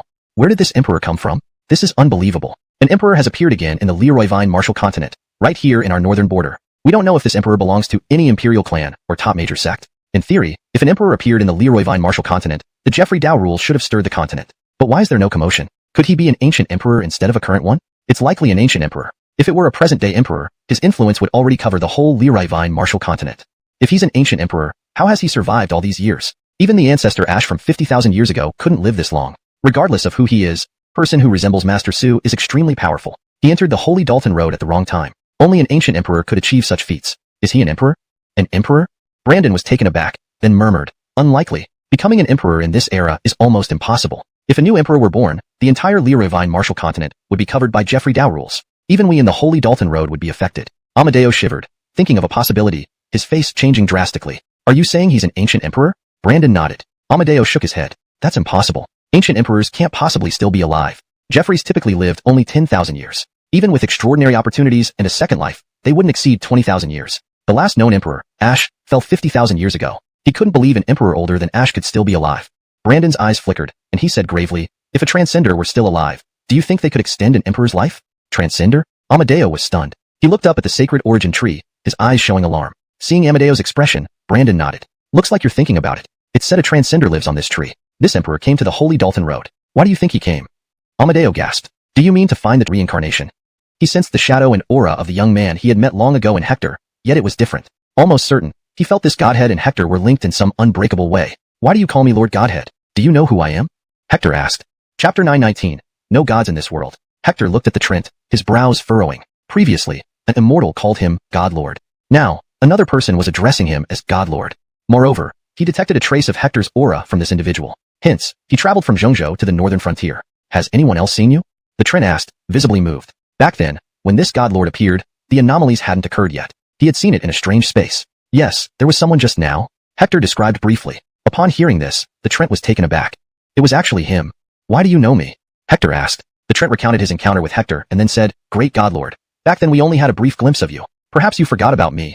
After all, I'm just an insignificant existence. The Trent couldn't help but laugh bitterly. Immortals, post the mythic era, were beings who stood at the peak. But before this man, they seemed like mere ants. Most importantly, after the disappearance of the mythic era, there were no gods left in this world. Yet, this man was the only god walking among humans. Furthermore, he once saw a portrait in an immortal's ancient tomb. That portrait was of the current God Lord. The immortal left a sheepskin scroll behind in their tomb, detailing this God Lord. From that, he learned that this God Lord already existed during the early immortal age after the mythic era. Leroy that mean this god was the only one who survived from the mythic era? This revelation shook him profoundly. And now, seeing this god again, it was the third time for him. First, in the ancient tomb. Second, in the strange space. Now, face to face. I don't remember. Hector shook his head, deep in thought. What else do you know about me? Tell me everything. Yes, the Trent complied, recounting what he saw in the ancient tomb. Hector frowned. Visualize that tomb in your mind right now. Daring not to delay, the Trent did as instructed. Instantly, the scene of the tomb formed in his mind. In the next moment, Hector grabbed the Trent while tearing open the spatial fabric. In a flash, both the Trent and Ash were stunned to find themselves in front of a massive ancient tomb. The Trent's mouth twitched in shock. He merely visualized the tomb in his mind. The next instant, the God Lord tore through space and brought the tomb before them. Was this the power of a god? It was terrifying. Legend said that gods could fully control the laws of space, even time. This alone was astonishing. But now, based on his mental visualization, the image was directly manifested before him. Such ability was beyond his imagination. Even the true gods and legends didn't possess such formidable power. Let's go inside.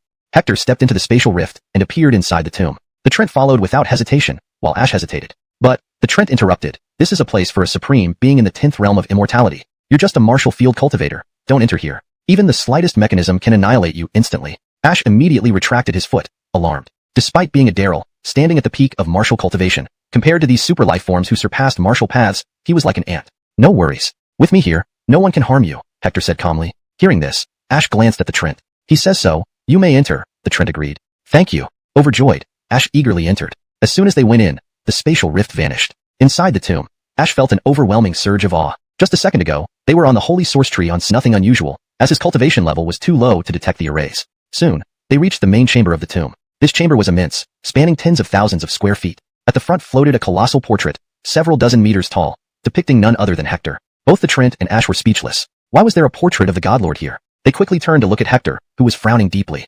Chapter 920. The mysterious figure above the river of time. Hector frowned. Here, there was indeed a portrait of him. Beneath this portrait, a row of golden letters was inscribed. These words flowed with the power of the law. After the mythic era, time had no gods, but I witnessed a true god. This true god was immensely powerful. Just a glance from him left me completely helpless. I asked where he came from, but he told me that he remembered nothing. I suspected that he originated from the vanished mythic era, but after the mythic era, time had no gods. Even if I spent my entire life searching for the truth, I could not find the whereabouts of the gods, or perhaps they all perished. 5 million years have passed. Even standing at the pinnacle of the immortal realm, I could not truly resist the power of time and ultimately reached the end of my life. On one day at the end of my life, I felt something, tore through space, and entered a place filled with the power of temporal rules. This place was incredibly mysterious, even posing a threat of death to me, yet I did not hesitate. I thought, at worst, I would die. so I rushed into the temporal rules. I originally thought I would die, but I was surprised to see that these temporal rules did not attack me. As I continued walking, I saw a long river. In this river, countless waves appeared, presenting different scenes. I saw the birth and destruction of eras, including my own life.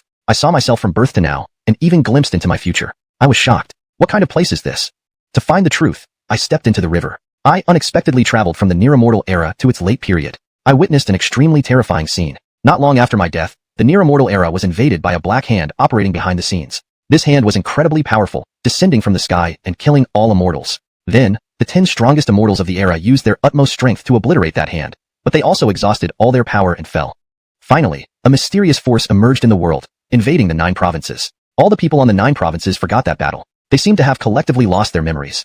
After they lost their memories, I encountered the Godlord. This Godlord was exceedingly powerful, able to reverse the flow of the river of time. I only glanced at him briefly, and he vanished.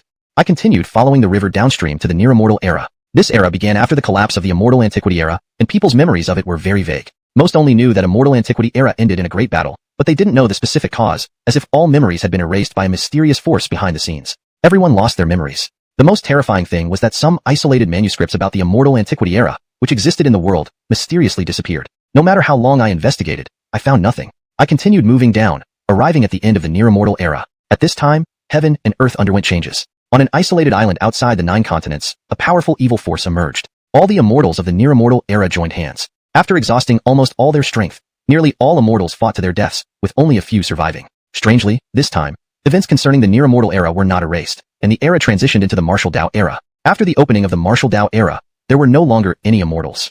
At that moment, I began to suspect that after the Mythic era, there were no more gods, and after the near-immortal era, there were no more immortals. Were these two things related? Was the disappearance of the Mythic era connected to the Black Hand behind the scenes? If my guess is true, that Black Hand must be incredibly terrifying, capable of annihilating even gods. It was hard for me to believe that the Age of Gods in the Mythic era had faced such an unimaginable external attack. And then I met that god again. I had seen him in the Immortal Antiquity era, and again in the Near-Immortal era.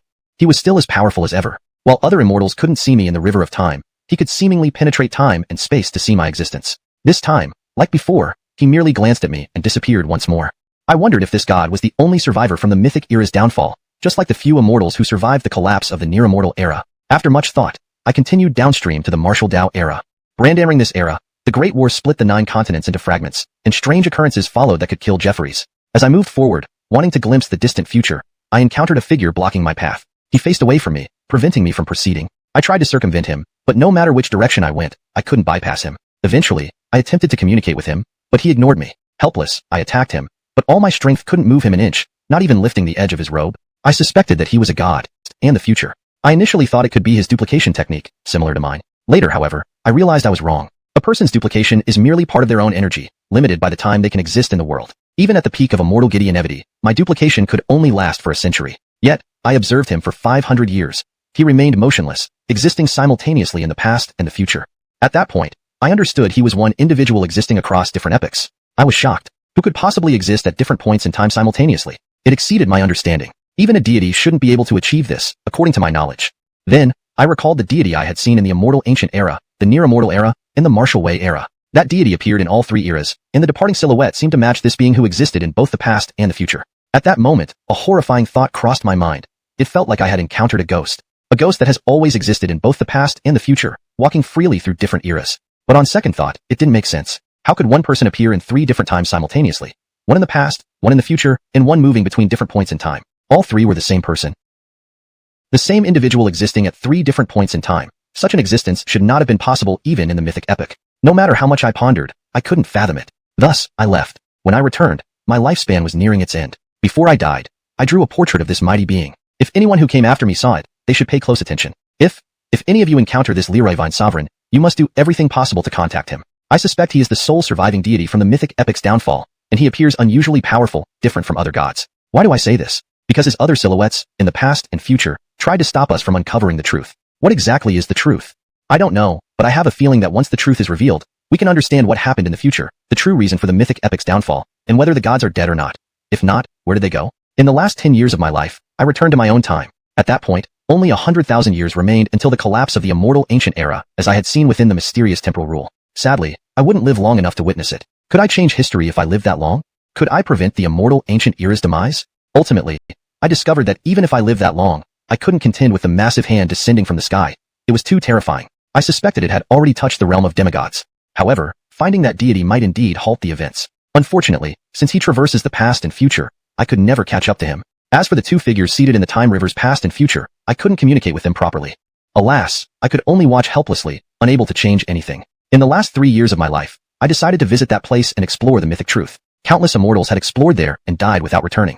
Zoltankly, I would meet the same fate, but I wanted to try. Even if death was certain, it would be no regret. Although the conversation ended there, Hector furrowed his brow. He understood. The immortal being, who witnessed the same person at various points in time, was undoubtedly him. But were those two figures sitting in the past and future also him? Why did he not remember his past? Meanwhile, the old gray-cloaked Kyler and Ash were profoundly disturbed internally. They were now certain that the deity walking through the epics, as seen by the powerful immortal at the peak of immortal Gideonevity, was the person before them. There was a significant possibility that the figure seated in the past and future was also this mysterious deity. According to the immortal, these two figures obstructed the past and future to prevent anyone from discovering the truth about the mythic epic and the future. What were they hiding? Why hide it? Was the future truth so terrifying that it had to be concealed? Master, what place did the adult refer to?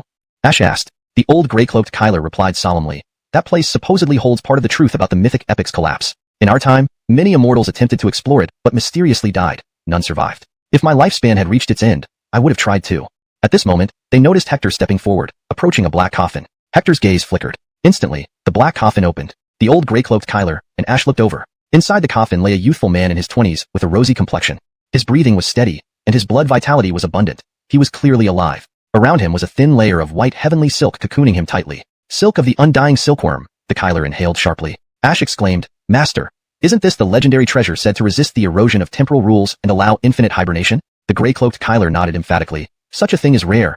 Even I couldn't find one in my era. Only the supreme immortals controlled such treasures. I never expected to see such a treasure here. This person, sealed so young, is likely the close relative of an undefeated immortal who stood at the pinnacle of appeared in his mind. A middle-aged man tore through space to arrive at a mysterious place filled with the power of time. Hector carefully sensed the surroundings and released his divine consciousness. The divine consciousness rapidly spread out from the tomb center, quickly radiating in all directions. Just 3 minutes passed. His divine consciousness had already covered the entire Leroy Marshall continent, including Central State, Eastern Wasteland, Western Borderlands, Southern City, and Northern Wilderness. Every inch of every place could not escape the scrutiny of his divine consciousness. No hits? Hector frowned, extending his divine consciousness further. Beyond the Leroy Marshall continent lay endless seas and isolated islands. In an instant, he sensed a massive island with an immensely powerful force approaching the level of immortality, yet far more terrifying. It was slowly growing, like an infant within a womb, bursting with vitality. Should it fully awaken, the entire Leroy Marshall continent would fall into fear. The collapse of the near-immortal era had been due to this anomaly. This was the origin of the anomaly. However, Hector glanced at it momentarily and swiftly moved on to other islands. In his eyes, it was merely a slightly larger ant, not worth worrying about. If he wished, a single divine thought could erase it. Yet, on that very island, the anomaly resembling a placenta began to tremble uncontrollably after Hector's divine consciousness left. It felt fear. At this moment, a mechanical voice emerged from inside, neither male nor female, trembling, saying, "A god. How can there be a god in this era? Eliminate. All must be eliminated." Then, the voice fell silent. The divine consciousness continued scanning until half an hour later when Hector suddenly opened his eyes. "I've finally found you." As he spoke, he prepared to leave. The Trent seemed to know what Hector was thinking and hurriedly said, "Venerable sir, please take me along." Whoosh. Before he finished speaking, everything blurred around him. In the next moment, he and Ash followed Hector to a remote island. This place. Both the Trent and Ash were utterly stunned. They found themselves on a remote island surrounded by the sea, clearly beyond the boundaries of the Leroy Marshall continent. Is this the power of a deity? To teleport away from the Leroy Marshall continent instantly? The Trent was also shocked. As an immortal, crossing the entire Leroy Marshall continent took days. Yet here they were, in the blink of an eye. Such speed surpassed his understanding. He suddenly remembered something. A deity, within certain dimensions of time and space, is nearly omnipotent. It would make him a top-notch emperor indeed, deserving of the title Jeffrey Sovereign. The Trent, sensing Ash's transformation, was equally astonished. With your strength, you cannot gain recognition of the time rules here. Follow me, don't touch anything recklessly, Hector said coolly. As he walked forward, the time rules that had nearly aged Ash to death parted before Hector. Learning from the experience, Ash dared not touch anything casually. He realized, despite being a peerless emperor in the martial realm, a single remote island could almost claim his life. He now understood that countless dangers threatened his life in this world. His previous confidence stemmed only from lacking exposure to realms beyond his level. Simply put, it was a matter of limited perspective. Be cautious. Even we immortals on the Leroy Marshall continent have many forbidden zones we dare not easily explore, let alone you, the Trent reminded, looking at the still-shaken Ash and sighing. Chapter 923. Altering Memories, History is all a Zoltane. Ash hurriedly nodded and closely followed Hector. After about a minute, they traversed through the time rules. In their line of sight, a long river appeared. This river had numerous splashes within it. Each splash contained images that depicted the experiences of various era's powerhouses. Hiss, there really is a river of time in this world? Ash drew in a breath. Even though he was in Jeffrey with extensive knowledge, this scene before him left him dumbfounded. It was exactly as described by the Darien within the ancient tomb, who had reached the 10th stage of immortality. Since ancient times, there has been a rumor that in a certain space-time of our 9 continents continent, there exists a river of time. One can see the past and future by following it. I have never believed it much, but I didn't expect it to be true, the Trent marveled. But at that moment, Hector suddenly said, this is just a river constructed by some person using divine power. It is not the true river of time. Just constructed? Upon hearing this, the Trent and Ash were slightly taken aback, showing expressions of confusion. Hector explained, I suddenly recalled that a long time ago, I went to a place where the real river of time existed. Once you enter it, you can freely travel through the past and future, going wherever you want. Hiss, travel through the past and future, go wherever you want. The Trent, an extremely powerful being, was also shocked by these words. If one could truly traverse through past and future and enter those eras, what would happen then? Apart from anything else, consider an arch-nemesis. If you couldn't kill them in the future, you could use the river of time to go back to when they weren't yet fully developed and eliminate them, nipping your enemy in the bud. Or perhaps, various eras powerhouses might use the river of time to change past tragedies and prevent them from happening. They could seek out future powerhouses to join hands in plotting changes for the past or travel together from the past to the future via the river of time to achieve true immortality. Seeming to realize the Trent's thoughts, Hector calmly stated, everything in the world has its own set of rules. No one can do whatever they wish. Not even I. Upon hearing this, the Trent nodded in agreement. If it were as he imagined, the world would have already gone into chaos long ago. Perhaps the era of mythology wouldn't have collapsed into history. The so-called true river of time must be heavily restricted by extraordinarily powerful rules. But by whom and how, they did not know. One thing was certain, as the Leroy Vine Master had said, even someone as powerful as he couldn't act however he wished. It was hard to imagine what kind of rule could limit even such an inconceivable monster like the Leroy Vine Master. Leroy Vine Master, can you return to that true river of time you once visited? Suddenly, the Trent asked eagerly. If they could reach that place, couldn't he ask the Leroy Vine Master to prevent the collapse of the quasi-immortal era, and save his loved ones too? After speaking, he looked anxiously at Hector, his eyes filled with desperate hope that the Leroy Vine Master would help him redeem his regrets. Hector gave the Trent a, who told you the mythical era definitely existed in the world you recognize? Hector retorted repeatedly, no, that can't be. Ever since I can remember, the mythical era has been deeply rooted in my mind. It has always been there. The Trent shook his head persistently. Even if the Leroy Vine Master said so, he refused to believe it, thinking the other party was mistaken. Hector sneered coldly. What if your memories are incorrect and altered by some mysterious force? Do you think they would still exist?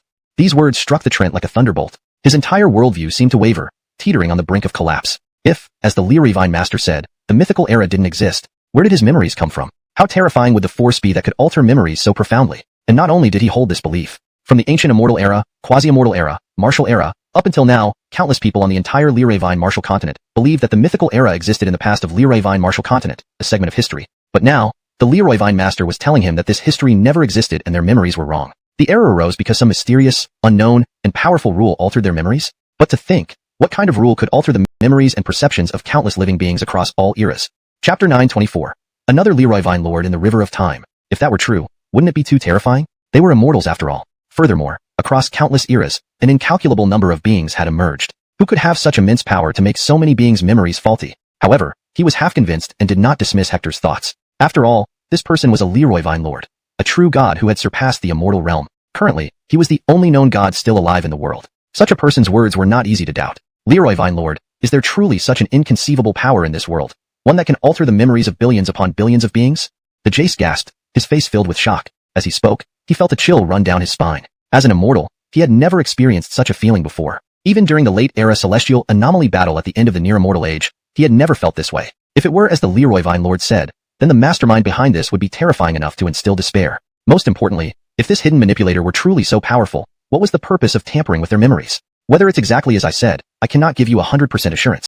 But I can feel that there must be a massive dark hand behind all this. You don't need to doubt its power. Even though I no longer remember who I am or where I came from, I have a strong perception that I once saw someone who could instantly sense whenever any being among billions thought of his name or presence. He could capture every single thought and clearly know what you were thinking. With just one glance, he could discern all the martial arts you knew, even if you hadn't used them. What? Can he also probe people's thoughts? Hearing this, the Jace's expression changed drastically, and he exclaimed in shock. Hector nodded. Isn't such a person omnipotent? Nearby, Ash cried out in astonishment. Hector glanced at him and replied, not quite omnipotent. At least, a voice inside me tells me that person still has formidable enemies. Upon hearing Hector's words, the two men felt even heavier hearts. How could someone who could instantly capture thoughts still have enemies? They suddenly realized how shallow their understanding truly was. Even the Jace, as an immortal, now genuinely understood that even a god might not be invincible. Let's go. We'll follow the river of time downstream to see just who the figure that person saw was and how powerful they were. As he spoke, Hector began walking downstream along the river of time, heading towards the future. The Jace and Ash followed in. Now, he saw himself in the present. Will we be able to see the future next? The Jace asked, taking a deep breath. He could predict potential future events, but it was just a general direction, not specific details. It was said that in the mythic era, some gods could vaguely glimpse the future, but their predictions were not always accurate. Hector frowned and continued forward. Bang! Suddenly, a massive figure appeared ahead of them, blocking their path.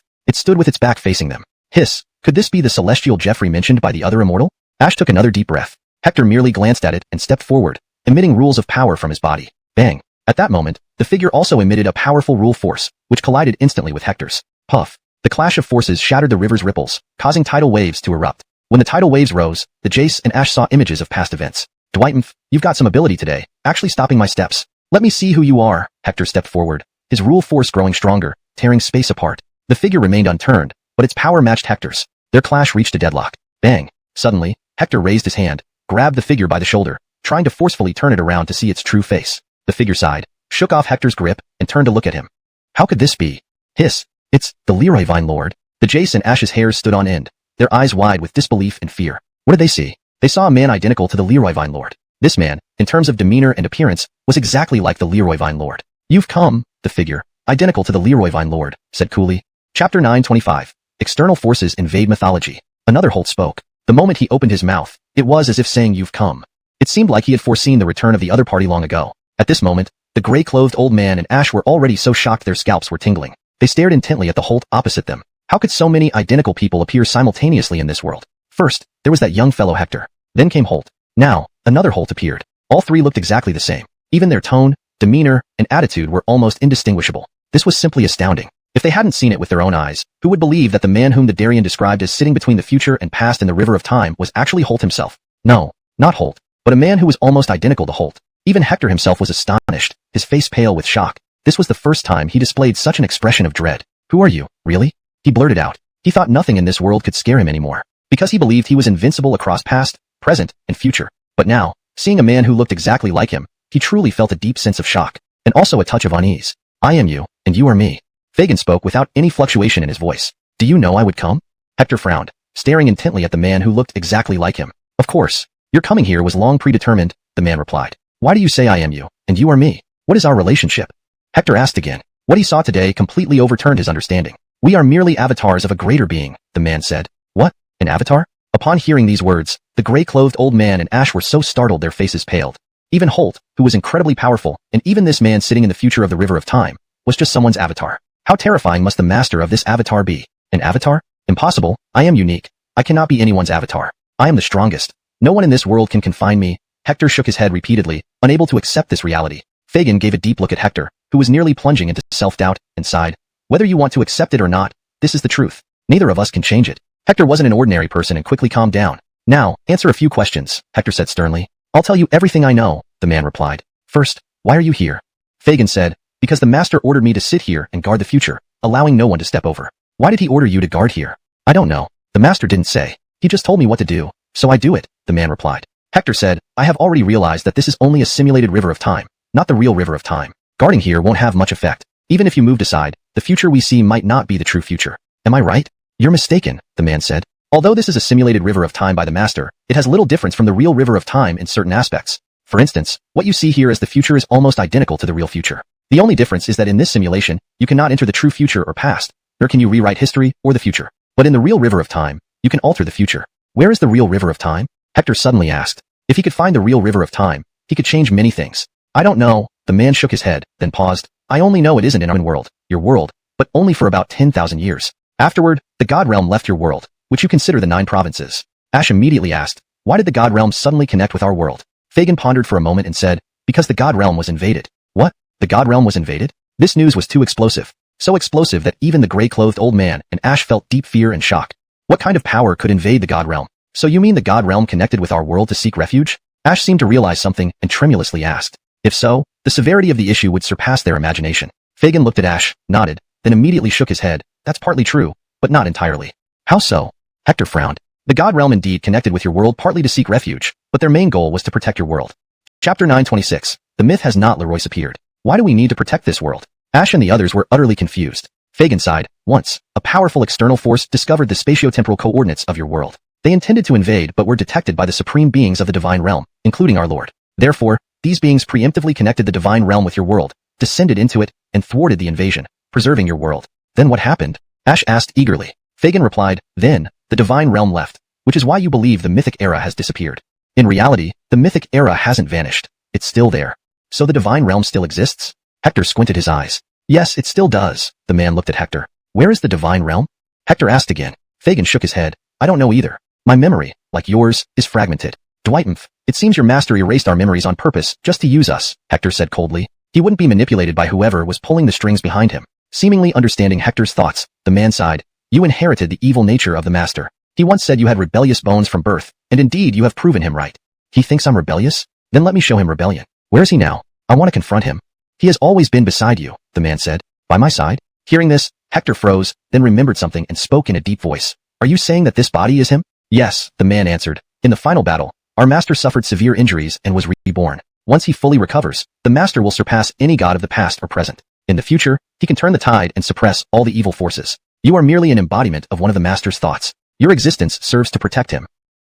If I destroy this body, I can kill him. Hector smiled sinisterly. You can't kill the master. You should realize that your existence depends on this very body of the master. You're nothing more than a parasite of the master. Moreover, if you truly destroy this body, you'll become a new body, and the master's will would return. In the end, the master remains while you cease to exist. Hector furrowed his brows. He had long suspected as much. This was also why he wouldn't allow anyone to harm his physical self. But he never imagined that he was born from an evil thought within this seemingly weak Hector. What infuriated him most was that even if Hector died, he would transform into a new body, and that young man would continue living while he would vanish. That guy had planned everything meticulously. Hector took a breath and asked, where is the external force? How strong are they? Fagin replied, they are incredibly strong. Even if all the gods join forces, they can only barely hold them off for a short time. If the master doesn't return within the specified period, the divine realm will be completely destroyed. Ultimately, this world will follow suit. Not only humans but all living beings of other races will also vanish. So your responsibility is great. Hector's gaze flickered. Can you tell me what he intends to achieve by simulating this river of time? Fagin responded. When the master reaches the Darien level, part of his memories will awaken. At that time, you must accompany the master to uncover its true significance. Right now, I don't know either. Oh, I can tell you one thing. Shinwu continent will face numerous calamities in the future. Part of the invasive force's influence has already taken root in Shinwu continent, including its islands and seas. They will slowly resurge. To protect yourselves, you must quickly grow stronger. The gods cannot help you. You must help yourselves. At this moment, the man turned his gaze to the gray-clothed Kyler and Ash, saying faintly. The gray-clothed Kyler's expression changed. From what you say, the downfall of the primordial era and near-immortal era was caused by the remnants of that external force? Yes, the man didn't hide it, speaking gravely. In the future, they will return with even greater strength. With me around, they won't cause any trouble, Hector sneered coldly. Fagin looked at Hector and shook his head. You can't stop them. Hector's smirk immediately vanished, narrowing his eyes. You mean they can now threaten even the gods? Yes, and there are many. Revelation shocked Hector. He was merely an embodiment of an evil thought meant to protect the real Hector. Hashtag chapter 927, memory erasure. Hector and the others left the river of time and came outside. At this moment, Ash suddenly furrowed his brows and looked at the Trent, saying, Master, I feel like I've forgotten something. The mythic era, it. The Trent pondered for a moment, asking, what about the mythic era? What did we just do? Ash's face was blank. He seemed to have forgotten where they had gone and what they had experienced. The Trent replied, weren't we always with Leary Vine Master? Leary Vine Master. As he spoke, he glanced at Hector. Hector frowned and asked, have you forgotten what happened just now? The Trent showed signs of deep thought and responded, just now, we went into an ancient tomb of Indarian, saw a lot of information, including your portrait, then you said you were going somewhere, and we followed you out. Then, are we going there now? Hector's gaze turned heavy as he said, we've already been there. Already been there? Upon hearing this, the Trent and Ash's faces changed dramatically. Ash, looking terrified, said, we've already been there? Impound. Turning back to the Trent with a confused look, Master, what did you ask me to write again? Seeing how quickly he had forgotten, the Trent's face changed. I'll do it.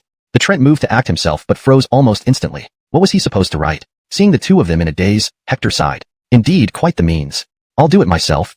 Hector decided to act, confident that whatever force was influencing them wouldn't affect him. Quickly, he engraved his recent experiences and observations onto the stone wall. But almost immediately, a strange phenomenon occurred. The characters he had carved vanished. Hector's brow furrowed. Even when using rules to engrave, the writing was still affected. What was the hidden force trying to conceal? Why couldn't the truth be revealed to the people of the Leroy Vine Marshall continent? Could the unseen hand really be that terrifying? To hide the truth, they were willing to use such immense power. Was what you just carved real? The mythic era is? Ash frowned, showing signs of distress, struggling to remember what he wanted to say. The Trent also struggled with his thoughts. He remembered that Leroy Vine Master had carved something, but what specifically eluded him? Enough. Even if I tell you, you'll forget soon. Tell me, where was the place you said you needed to go before you died? As for how they died, it remained unknown. Leroy Vine Master, isn't that person still alive? Suddenly, Ash spotted a man about a kilometer away. Fagin, facing away from them, sat cross-legged, intact, radiating an immensely powerful aura far surpassing that of their master. He's Indarian, confirmed the Trent, identifying that this person had definitely attained the 10th realm of immortality. And there were 10 realms of immortality. The 10th realm was known as the Darien realm. Approaching the man, they found his aura had vanished, but a line of text was engraved in front of him. Devil's Forbidden Zone, Immortals Keep Out. Chapter 928. Leroy Vine Level Soul Devourer. What does Devil's Forbidden Zone, Immortals Halt mean? The Trent and Ash both wore grave expressions as they read the words in front of the Darien. For in Darien at the 10th realm of Eternal Zoltanth to be so tight-lipped indicated the dangers ahead were unimaginable. Boom. At this moment, a burst of cold energy erupted from the Darien's body. Instantly, the Trent and Ash froze, fear flickering in their eyes. They found themselves immobilized. Then, a red shadow floated out from the corpse and instantly entered their bodies. One hand gripped the soul of the Trent, the other seized Ash's soul. Suddenly, they felt like they had fallen into hell. Their souls were about to be torn apart. Dwight, with me here, you dare to act so wildly. Hector sneered coldly. The power of law surged out and entered the bodies of the Trent and Ash. Instantly, the red shadow flew out, its face revealing horror. God, how can it be? How can there still be gods? The shadow's eyes were filled with disbelief and terror. Hector waved his hand. Puff. The red shadow vanished instantly. Now, the Trent and Ash wore looks of shock. At the same time, they looked gratefully at Hector. Thank you, Lord God. If not for Lord God's action, they would likely already be dead. It seems this Darien died by its hand. What kind of thing is it that can devour the soul of Indarian? Ash was terrified in hindsight. The Trent pondered aloud. In the era near immortality, there were cases of Eternals dying mysteriously, leaving only their bodies while their souls vanished. It seems all these deaths were caused by these malevolent beings. But where did they come from? At this moment, Hector stepped forward. The Trent and Ash hesitated but quickly followed. No matter how dangerous it was inside, as long as Lord God was present, there was nothing to worry about. Lord God, do you know what it is? Ash asked as he caught up to Hector. Hector replied calmly, it's called a soul devourer. In the current Wu Leroy Vine continent, it's no longer a secret. Looks like your seclusion has been too long.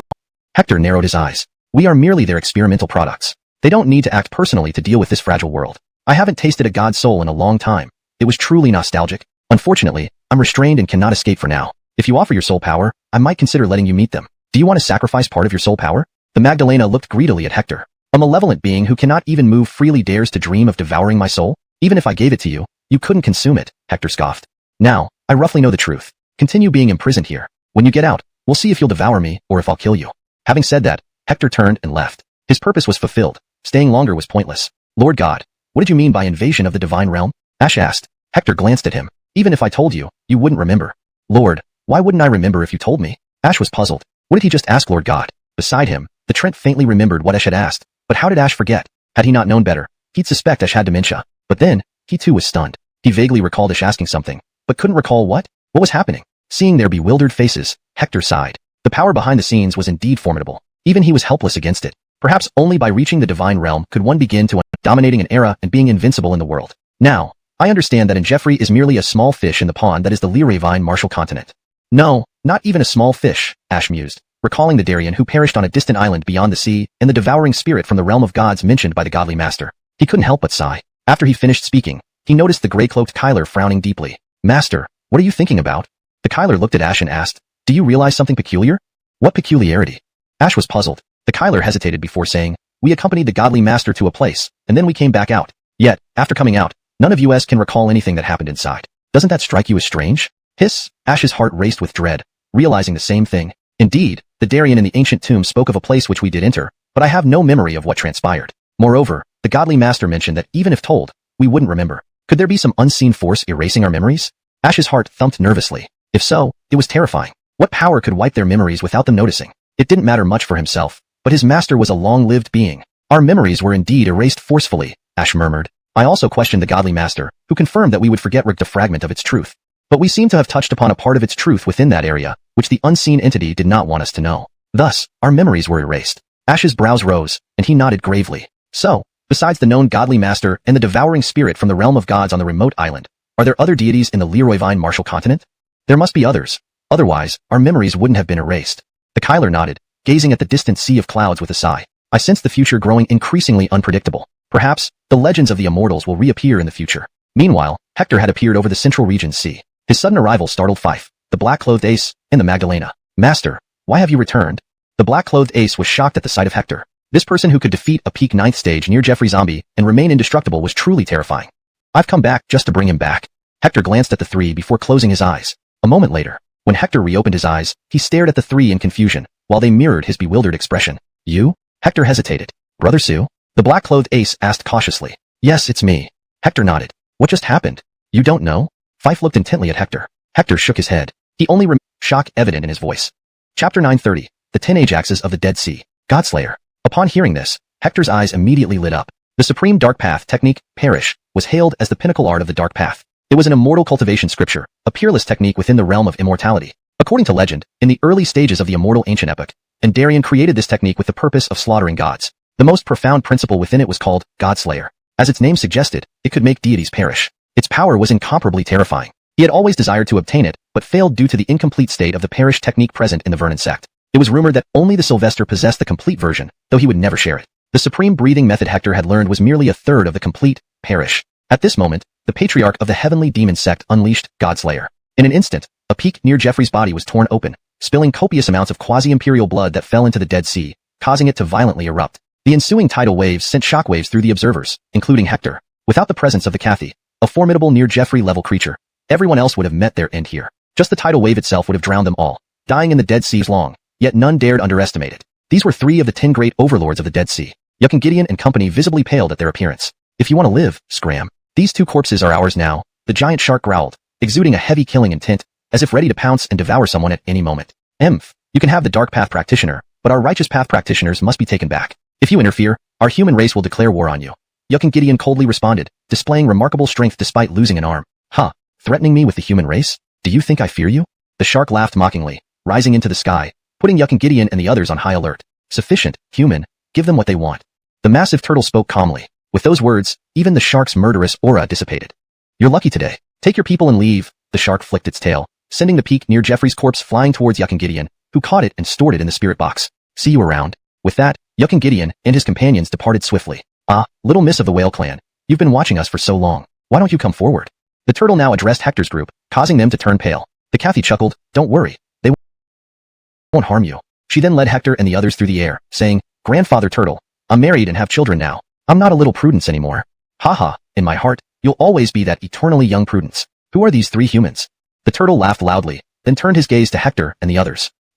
Whoever they are, let's eat them all. The shark grinned menacingly, moving closer, making Hector and the others feel a chill from head to toe. Uncle Shark, they are my friends. You cannot harm them, the Cathy exclaimed in fright, knowing full well what lay inside Hector's body, a potentially immortal soul and a supermonster. Even a zombie couldn't touch it. If it were released, it would wreak havoc on all life within the Dead Sea, not just Uncle Shark eating them. Why do you protect mere humans? The shark frowned, turning to look at Hector. Sir Su isn't an ordinary person. Behind him stands someone we cannot afford to offend, she replied, looking at Hector. Came the immediate reply. As the trio eyed Hector carefully, Hector felt an inward sigh. Clearly, during his coma, the unpleasant entity inside him had thoroughly frightened this grand, near Jeffrey-level beast, leading her to perceive it as the formidable backing behind him.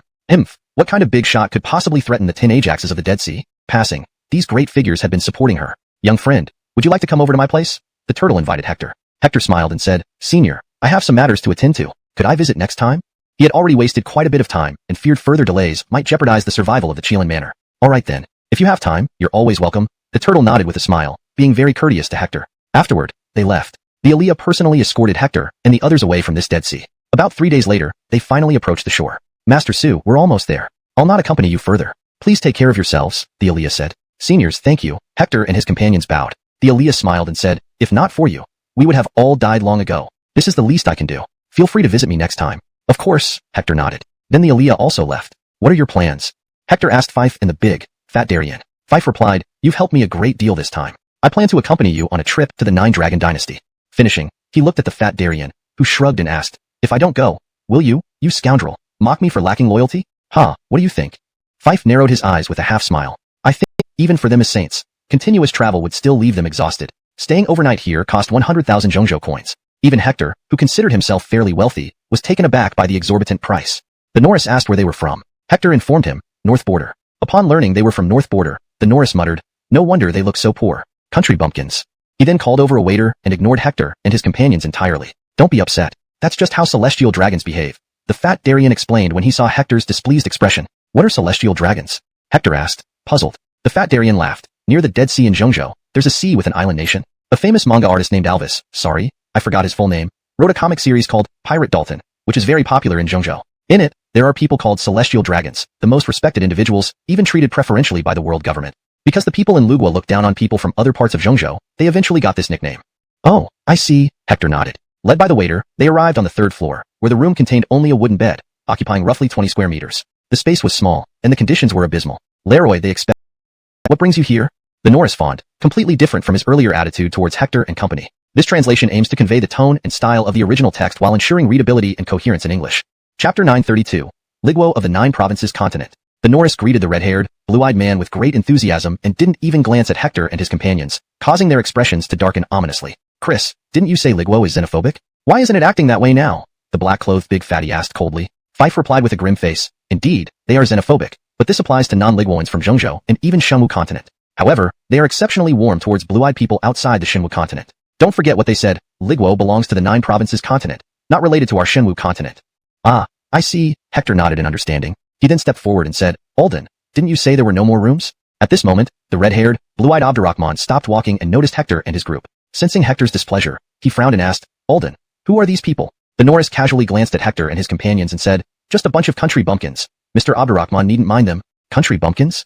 The trio burst into rage. Despite not being Liguoans, they had been hired by Liguo with heavy payments and had lived there for decades. Brandering these years, they developed a high and mighty attitude towards outsiders, almost believing themselves to be true Liguoans. Hector and his companions wasted no words. One each.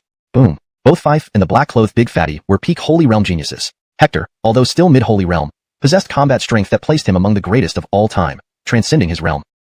Within seconds, the trio were subdued by Hector and his companions, flying backward and slamming heavily into the ground. Dwight? Noticing the commotion, the Norris and Abdurrahman turned around. Seeing his 3 goons lying on the ground, the Norris flew into a rage. You dirty country bumpkins, how dare you hit my dogs? Have you had enough of life? Do you Liguoans not consider yourselves part of the Shenwu continent? The black-clothed big fatty spat, calling everyone country bumpkins left and right. It looks like rumors are true. In the Shenwu continent, everyone outside Liguo is considered a country bumpkin?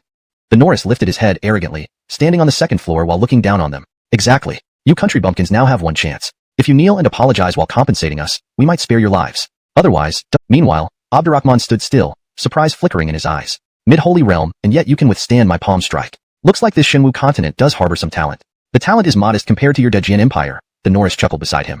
Bastard, don't forget. You are from the Shenwu continent too. How can you belittle the land that nurtured you? Hector clenched his teeth. The Norris swept a scornful look at the enraged Hector. The land that bore and raised me is Liguo, which belongs to the 9 provinces.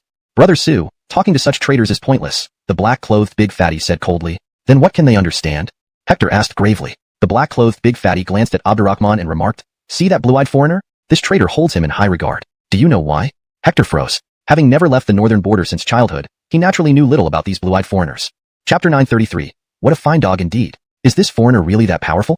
Hector asked, curious. The Luo people always looked down on everyone with an air of superiority and arrogance, yet they showed an almost fawning respect to this red-haired, blue-eyed monster-like man. Why was that? The fat dairy inside. Before the collapse of the 9 provinces continent, that is, before the end of the near-immortal era, our Daxia clan had stood at the pinnacle of the world for tens of millions of years. Throughout history, who didn't know of the great Daxia? Alas, after the war at the end of the near-immortal era, our Daxia clan rapidly declined, and other races rose to prominence. In the middle of the martial era, we were invaded by these foreigners. Although we ultimately repelled the invasion, it shattered the pride and dignity of the Daxia. And as for this Luo Daltondom, it was nothing but an obscure mountain village before the end of the near-immortal era. After the reconstruction following the war, because of its proximity to the 4 major seas, it received preferential treatment and rapidly rose to power. Behind this rise, however, came a sense of superiority and contempt towards others, treating everyone as country bumpkins except for the foreigners who once invaded us. It's all because of that ingrained xenophilia and sycophantic attitude. Hector chuckled, despising their own kind while groveling to foreigners. What a fine dog indeed.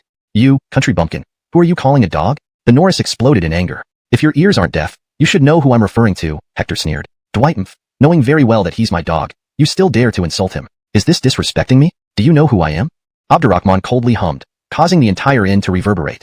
People on the 2nd and 3rd floors were startled and came out one after another when they saw Hector and the foreigner clash. They were shocked and wondered why Hector would quarrel with the foreigner. Upon listening carefully, they immediately understood the reason, feeling indignant. Most of the guests staying at the inn were outsiders from Daxia. This Luo person not only mocked his own kind, but also curried favor with those who had once invaded them. This was a grievous disgrace. Mr. Abdurrahman being called a dog in public, he felt aggrieved but dared not say anything. While Luo people referred to themselves as the heavenly dragon race, this was only in comparison to their own people. When facing foreigners, especially those from the great Jian Empire, he did not have any high-minded mentality. Instead, he even harbored some reverence. For example, many of his relatives had joined the great Jian Empire, and he himself was applying for citizenship there. If he wanted success, he needed to rely on this person before him. So no matter what the other party said, he had to endure it. He yearned to breathe the sweet air of the empire and had grown tired of sharing the same sky with these country bumpkins, whose presence was insufferable. Becoming a citizen of the great Jian Empire was his lifelong goal. That was where the upper class belonged. Kneel and apologize or don't expect to leave here alive today. Abdurrahman narrowed his eyes, staring coldly at Hector as he approached, emitting a formidable aura. How dare this foreigner be so arrogant on our Liravine martial continent? Does he think we Daxia people can be easily bullied? Many people on the second and third floors clenched their teeth, but none dared to step forward. First, they could see this foreigner's strength was formidable, and second, foreigners in Luo Dalthendom were highly favored. Offending them here was far more serious than offending the Luo people, potentially resulting in expulsion from Luo Dalthendom or worse, imprisonment for insulting a great Jian friend. This was historical consensus, universally acknowledged. They did not dare to act rashly. So, kneel and apologize, the Norris said, his face twisted with anger, unable to bear being called a dog in front of so many people. If it were someone from the great Jian Empire speaking, he might tolerate it. But these three country bumpkins mocking him? Not without paying a price. Brother Su, let's take him down. What do you think? The fat Darien gritted his teeth. Despite sensing danger from the great Jian person, he could no longer hold back. A true man cannot be humiliated. Today is different from the past. Previously, we Daxia were behind and suffered humiliation, which we endured. But now, it's no longer the case. How dare this dog act arrogantly on our land? We cannot endure this. He, even Fife, typically good at enduring, now exuded killing intent, his eyes bloodshot with anger. Then let's fight. Hector narrowed his eyes and with a thunderous sound, stepped forward at extreme speed. Simultaneously, he gripped his right hand, compressing the golden sacred domain into a point, unleashing terrifying energy aimed directly at Abdurrahman. Abdurrahman sneered as faint red light emanated from his body. Instantly, Hector realized his compressed golden domain rapidly expanded outward. Dwight. Hector was alarmed. His first ever attempt to compress the sacred domain had failed, revealing its original state. Boom. Meanwhile, Fife quickly closed in, striking a palm at Abdurrahman, hitting the red light around him. Instantly, the true chi in his fist dissipated. Clang. At the same moment, a massive black saber descended, slashing into Abdurrahman's red light. The blade's glow rapidly faded away. All three were stunned. Their attack seemed ineffective against this foreigner. Emph. This is Mr. Abdurrahman's martial art, fused with the great Jian Empire's advanced technology. How can you country bumpkins compare? The Norris laughed mockingly. Fall back. Hector sensed an enormous threat and retreated immediately. Puff. Almost simultaneously, countless beams of light shot out from Abdurrahman's red light, tearing through Hector's sacred domain and closing in on him. In an instant, his figure blurred and vanished, retreating into the third space, letting the light blades pass harmlessly. Illusory body technique. The fat Darien blocked the light blades with his black saber, being knocked back and coughing up blood. Fife, forming seals with both hands, deflected the light blades but was also thrown out of the inn. Hashtag chapter 934. Holy Zoltank illuminates all. Outnumbered 3-1, Hector and his companions were suppressed from the very beginning. Abdurrahman had taken complete control of the fight, and now, after Hector retreated into the void, he quickly approached the Norris nearby. Emph, ignorant country bumpkins. Do you really think you can oppose Mr. Abdurrahman of the great Jian Empire? Look at yourselves, the Norris sneered with disdain. But just as he spoke, his entire body went rigid.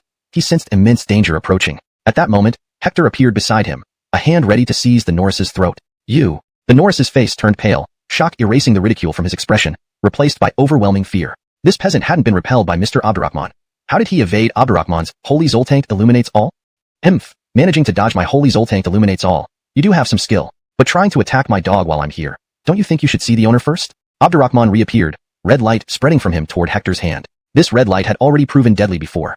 It could tear through Hector's holy domain effortlessly. If it struck, his hand would certainly be severed. In an instant, Hector withdrew his hand, but his holy domain had already expanded outward, enveloping the Norris. The Norris was merely at the sovereign realm, yet dared to mock a saint. Such arrogance was unthinkable in other parts of the Leroyvine martial continent, but here, in this man, it was on full display. It was hard to imagine how swollen someone's ego must be to cultivate such an unparalleled mindset. Tear. Hector's holy domain covered the Norris, aiming to snatch him away, but Abdurrahman's holy Zoltank illuminates all cut through it. Hector quickly retreated. Simultaneously, he drew a deep breath. The supreme breathing technique caused the surrounding spiritual energy to rush towards him. In an instant, he launched 3 true intention seals from afar. Bang! Abdurrahman raised his hand, smashing apart Hector's true intention seals. Then, a red beam shot out, tearing through the air with consecutive sonic booms. In an instant, Hector's Kirin true intention flashed, blocking the red beam. However, it arrogantly. You insolent fool, wait until I deal with you later, Hector glared, feeling his power swell to an incredible degree. This was the moment. Hector stepped forward, compressing his holy domain into his left palm and striking toward Abdurrahman. A hint of disdain curled Abdurrahman's lips. I've told you many times in our eyes, all humans are two-legged sheep. How dare a sheep challenge an eagle? Truly overestimating yourselves. Shaking his head, Abdurrahman countered with Holy Zoltank illuminates all. Red beams spread out, meeting Hector's compressed holy domain. But this time, the result wasn't as expected. Hector's holy domain broke through the red light and slapped Abdurrahman. Shock flashed across Abdurrahman's face. More holy light erupted from him. Rumble. Spiritual explosion. Terror-inducing power swept out instantly, obliterating everything on the first floor. Quick, the inn is collapsing, someone screamed. But suddenly, a trace of Imperial Dao power emerged, wrapping around the entire inn, shielding it from the destructive force. An old man in a red robe appeared on the second floor, looking down. Phew, and near Jeffrey, everyone on the second and third floors stared in disbelief. They never imagined such a small inn would house an expert of such caliber. The energy dissipated. Now, Abdurrahman stood there with disheveled red hair and Chapter 935. How could you ever reach me? Haha, you bunch of country bumpkins. You actually dare to attack Mr. Abdurrahman? Truly, you have no regard for your lives. Mr. Abdurrahman, kill them.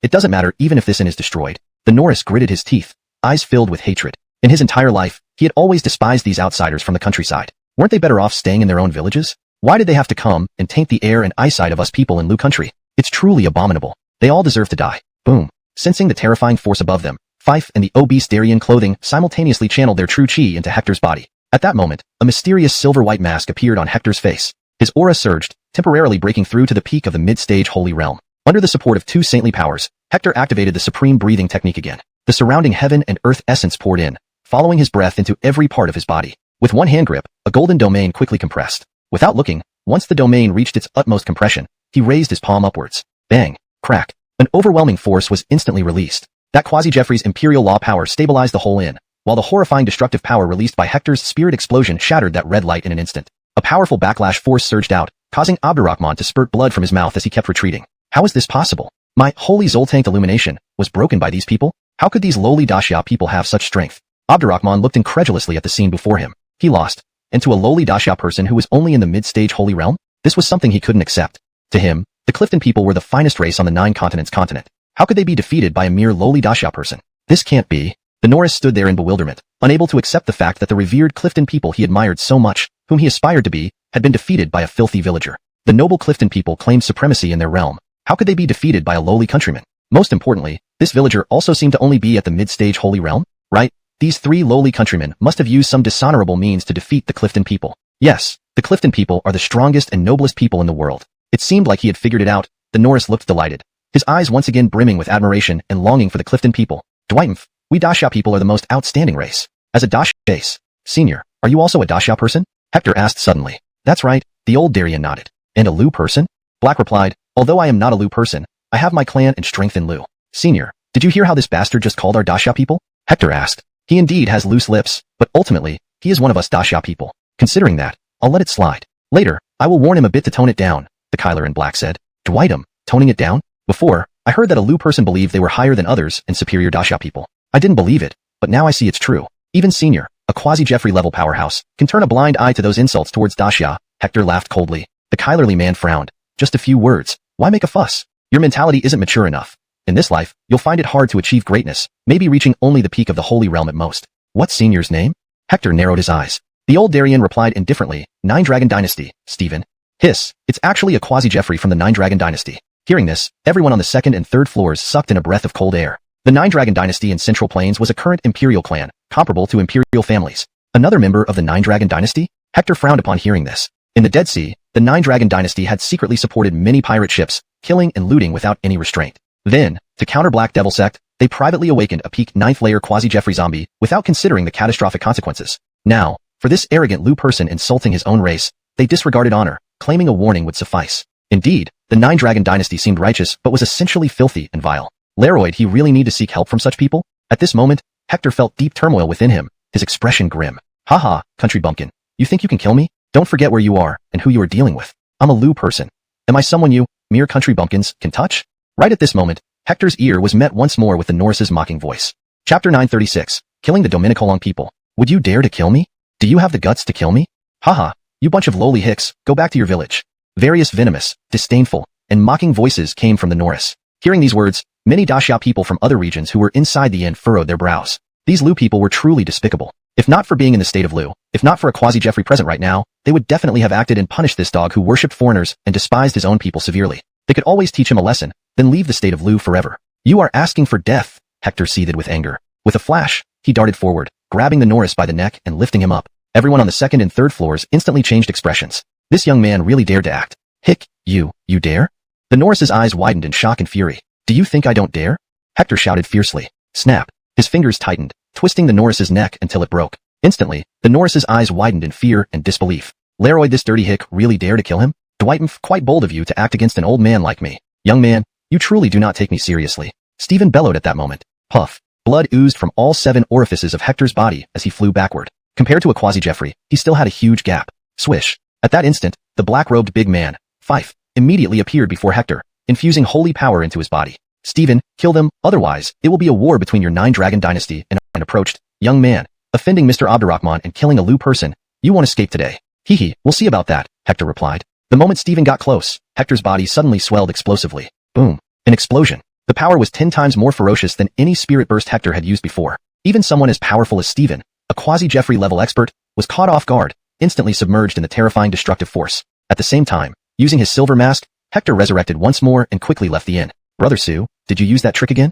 Black-robed Jetty and Fife, who were already far away from the inn, felt the commotion behind them and turned around. They saw that the inn had collapsed. Terrifying energy surged everywhere, and many people rushed out of the inn in disorder. Despite their disheveled clothes, none had major injuries because Hector's explosive force had been entirely directed at Stephen. Boom. Stephen soared into the sky, roaring through clenched teeth. Brat, you exploded yourself. Now Stephen's clothes were torn, his face blackened, looking as though he'd emerged from a coal mine. He never expected Hector to choose to self-destruct so decisively without hesitation, catching him off guard completely. What a waste, letting him die so easily. Abdurrahman stepped out, his face dark. I was planning to torture him slowly. Hearing this, Stephen glanced at Abdurrahman and said, he shattered into pieces. It wasn't a bad way to die. Hee, I thought your Dasha people were all cowards. Today, I see some backbone among you, Abdurrahman sneered coldly. Hearing this, a flicker of dissatisfaction passed through Stephen's eyes, but vanished just as quickly. Mr. Abdurrahman, it's getting late. Let's head to the 9-dragon dynasty now. Our Gideon ancestor is waiting for you. Alright, let's go. Abdurrahman nodded and left the inn as if nothing had happened. Meanwhile, Hector had quietly rejoined Black-robed Jetty and Fife. Brother Sue, you're unharmed. That's wonderful. Black-robed Jetty and Fife breathed a sigh of relief upon seeing Hector appear. Let's hurry, Hector said. By now, he had altered his appearance and concealed his aura. Black-robed Jetty and Fife also changed their appearances and slipped away quietly. A group of experts swiftly charged past them. Wherever they went, even sages scattered, not daring to block them. They were the army of the state of Lu, each one at least a sage, the strongest a quasi-Jeffrey. Sensing conflict, they went to investigate who dared cause trouble on Lu territory. Leroy, you hear? A Lu person was killed by outsiders. Who's that bold enough to kill a Lu person? Are they tired of living? Don't know who, but the main culprit has already been killed by the quasi-Jeffrey of the 9-dragon dynasty, Lord Stephen, because they killed a Dominicolong, right? Heh, killing a Dominicolong would be nothing. But these men offended the great lords of Yi, the very lords the Dominicolong look up to. They even demanded the heads of those 3. Damn, Yi doesn't amount to anything here on Zhongzhou territory. Why are they so arrogant? Well, they are arrogant and there's nothing you can do. Go tell the Imperial Court of 9 Dragons how unfair it is. Ah, even the top brass fears the might of Yi. What can we commoners do? Hope those 2 survive. Lu was thrown into turmoil. Not only did everyone search for Fife and the others, but the royal court also sent forces, even mobilizing 2 near emperors. One was from Lu, the other from 9 Dragons. Both attacked together. Meanwhile, Hector and his companions had disguised themselves and left Lu's state. Brother Sue, what are you planning now? Will you still go to the 9 provinces? Asked the black-clothed chubby man. Hector looked thoughtful. He couldn't decide either. Brother Sue, I advise you against it. The empire of 9 Dragons is worse than the demonic sections. If they knew your identity, they'd take immediate action. Better to seek help from the beast race, sighed Fife, shaking his head. Their purpose here was known. I need to find something out this time, Hector said, eyes gleaming. He had promised the bear inside him to uncover the truth. Promises should be kept. Where is this assessment held? Hector asked. I'll show you, replied the fatty, then added sternly. However, Brother Sue, be aware that each month's quota is limited. If you're not exceptional, less qualified candidates may take your place. What does that mean? Hector wondered aloud. Stronger individuals were being replaced by weaker ones? The fatty smiled bitterly. Haven't you heard of aristocratic soldiers? No, Hector shook his head. In the Imperial Guard, many are nobles' children. They join to build connections and expand networks rather than for combat. So personal strength matters less. Got it. How many recruits does the Imperial Guard take monthly? Hector nodded. 10, answered the fatty, hinting at dissatisfaction. Looking at the fatty, Hector suddenly realized something. Have you participated in the selection before? Yes, twice I was rejected. Not due to lack of strength, but because noble children took my spot. So, I need to prepare mentally. Exactly, nodded the fatty. If my performance is strong enough, they won't steal my opportunity, shrugged Hector nonchalantly. They soon reached the registration area of the Imperial Guard. A middle-aged man with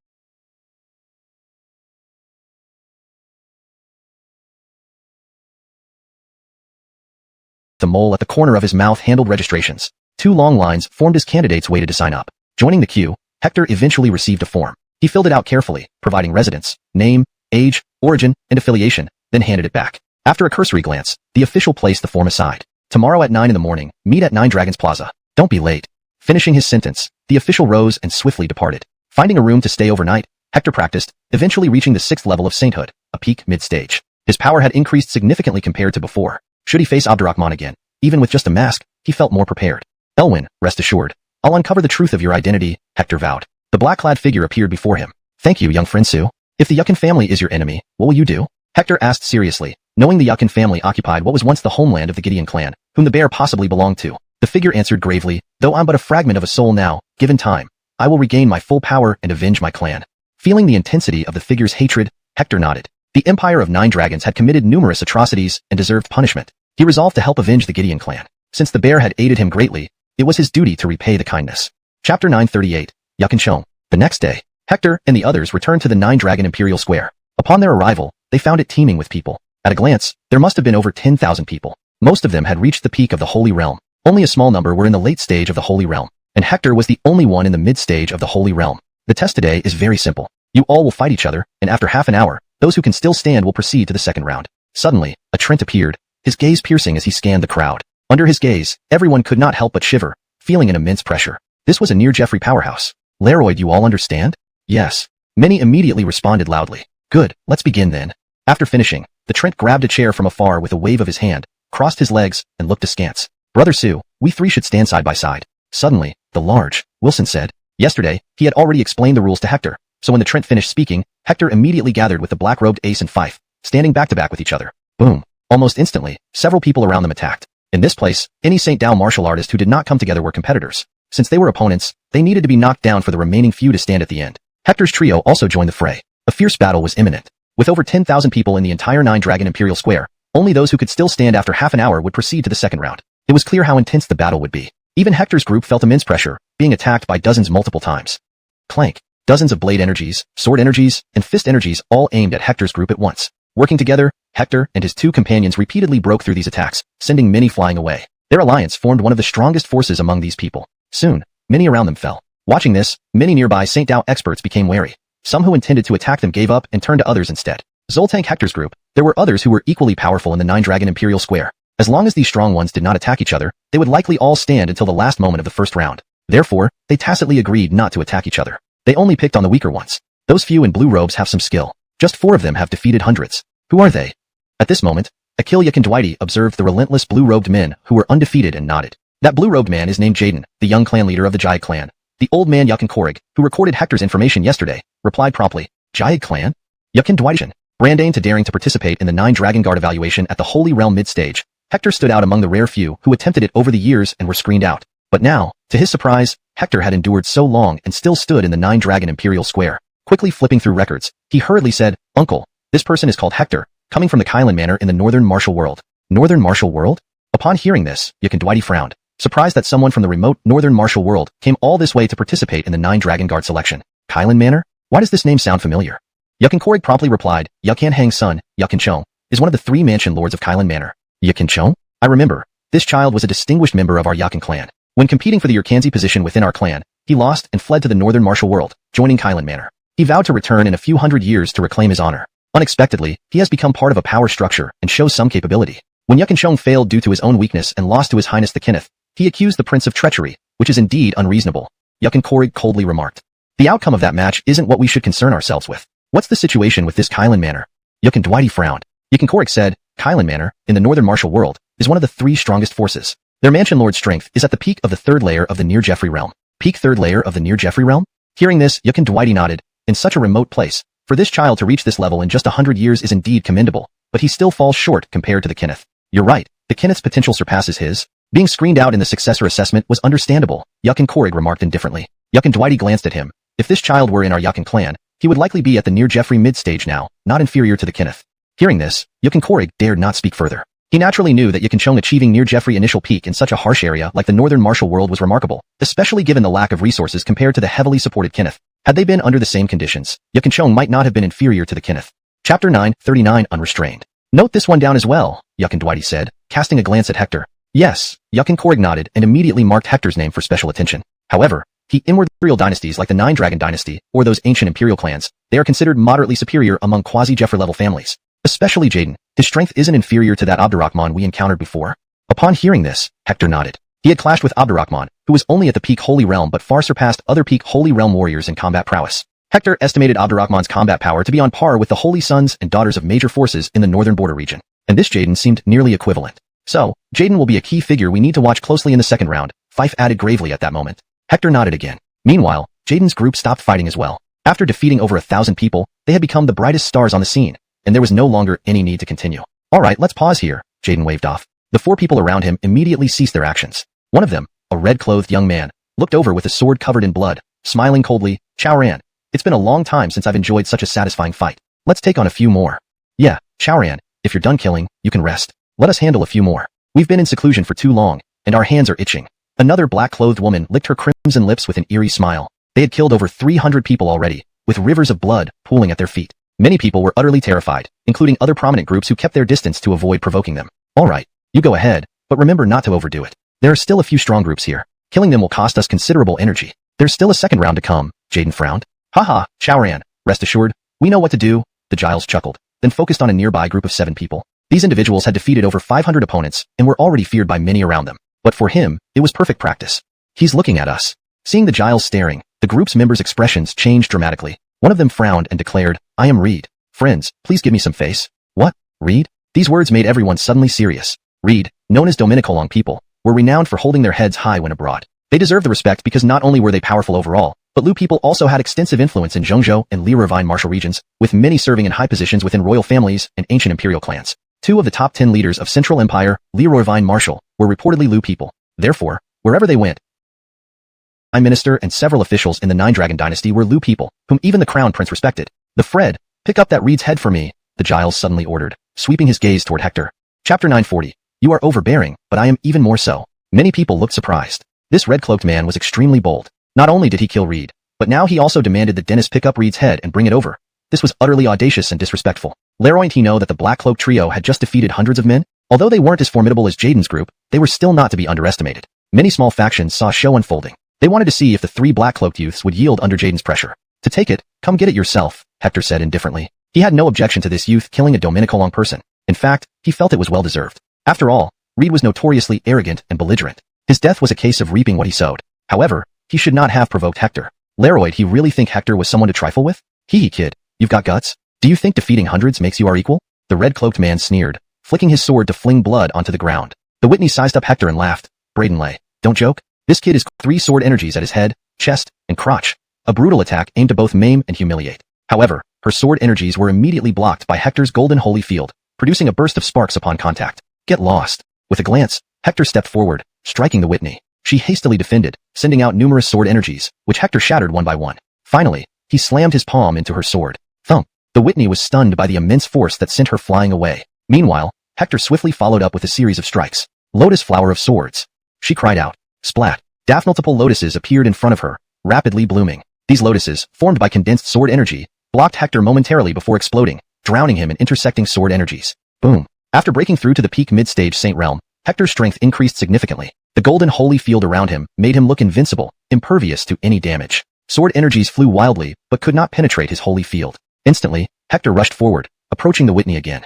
She paled in shock, repeatedly pleading for an end. Yet, Hector ignored her pleas. Since these people were so overbearing, he would show them how overbearing he could be. He was going to make an example today, showing everyone the price of provoking him. Boom. Meanwhile, the red-cloaked man joined forces with the other Dennis. Let's kill him together.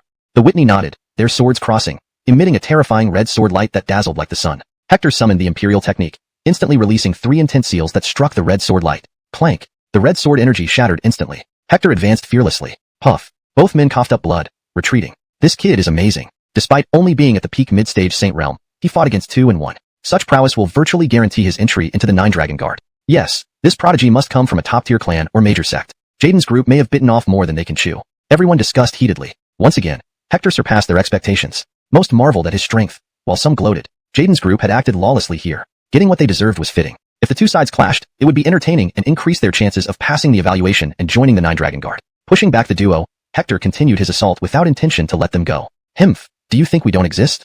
Aside from Jaden, the other 3 suddenly attacked, closing in on Hector. Hee, gang fight? We're not afraid. The black-cloaked heavy-set man and Fife rushed forward excitedly. They noticed Hector's strength had... Many looked at Jaden. Known for his overbearing nature, it was expected that he wouldn't let such provocation slide without immediate retaliation, possibly leading to a life-or-death battle with Hector. But the outcome surprised everyone. Jaden simply glanced at Hector and coolly remarked, I'm giving you a chance. Come be my dog. If you serve me, I'll ensure your smooth entry into the Nine Dragon Guard. Many eyes widened in shock. Would a strong-willed person like the black-clad man really become his dog? This was clearly impossible. It seemed Jaden intended to provoke Hector. How would the young black-clad youth respond? I want to beat him. What do you think, Brother Pang and Brother He?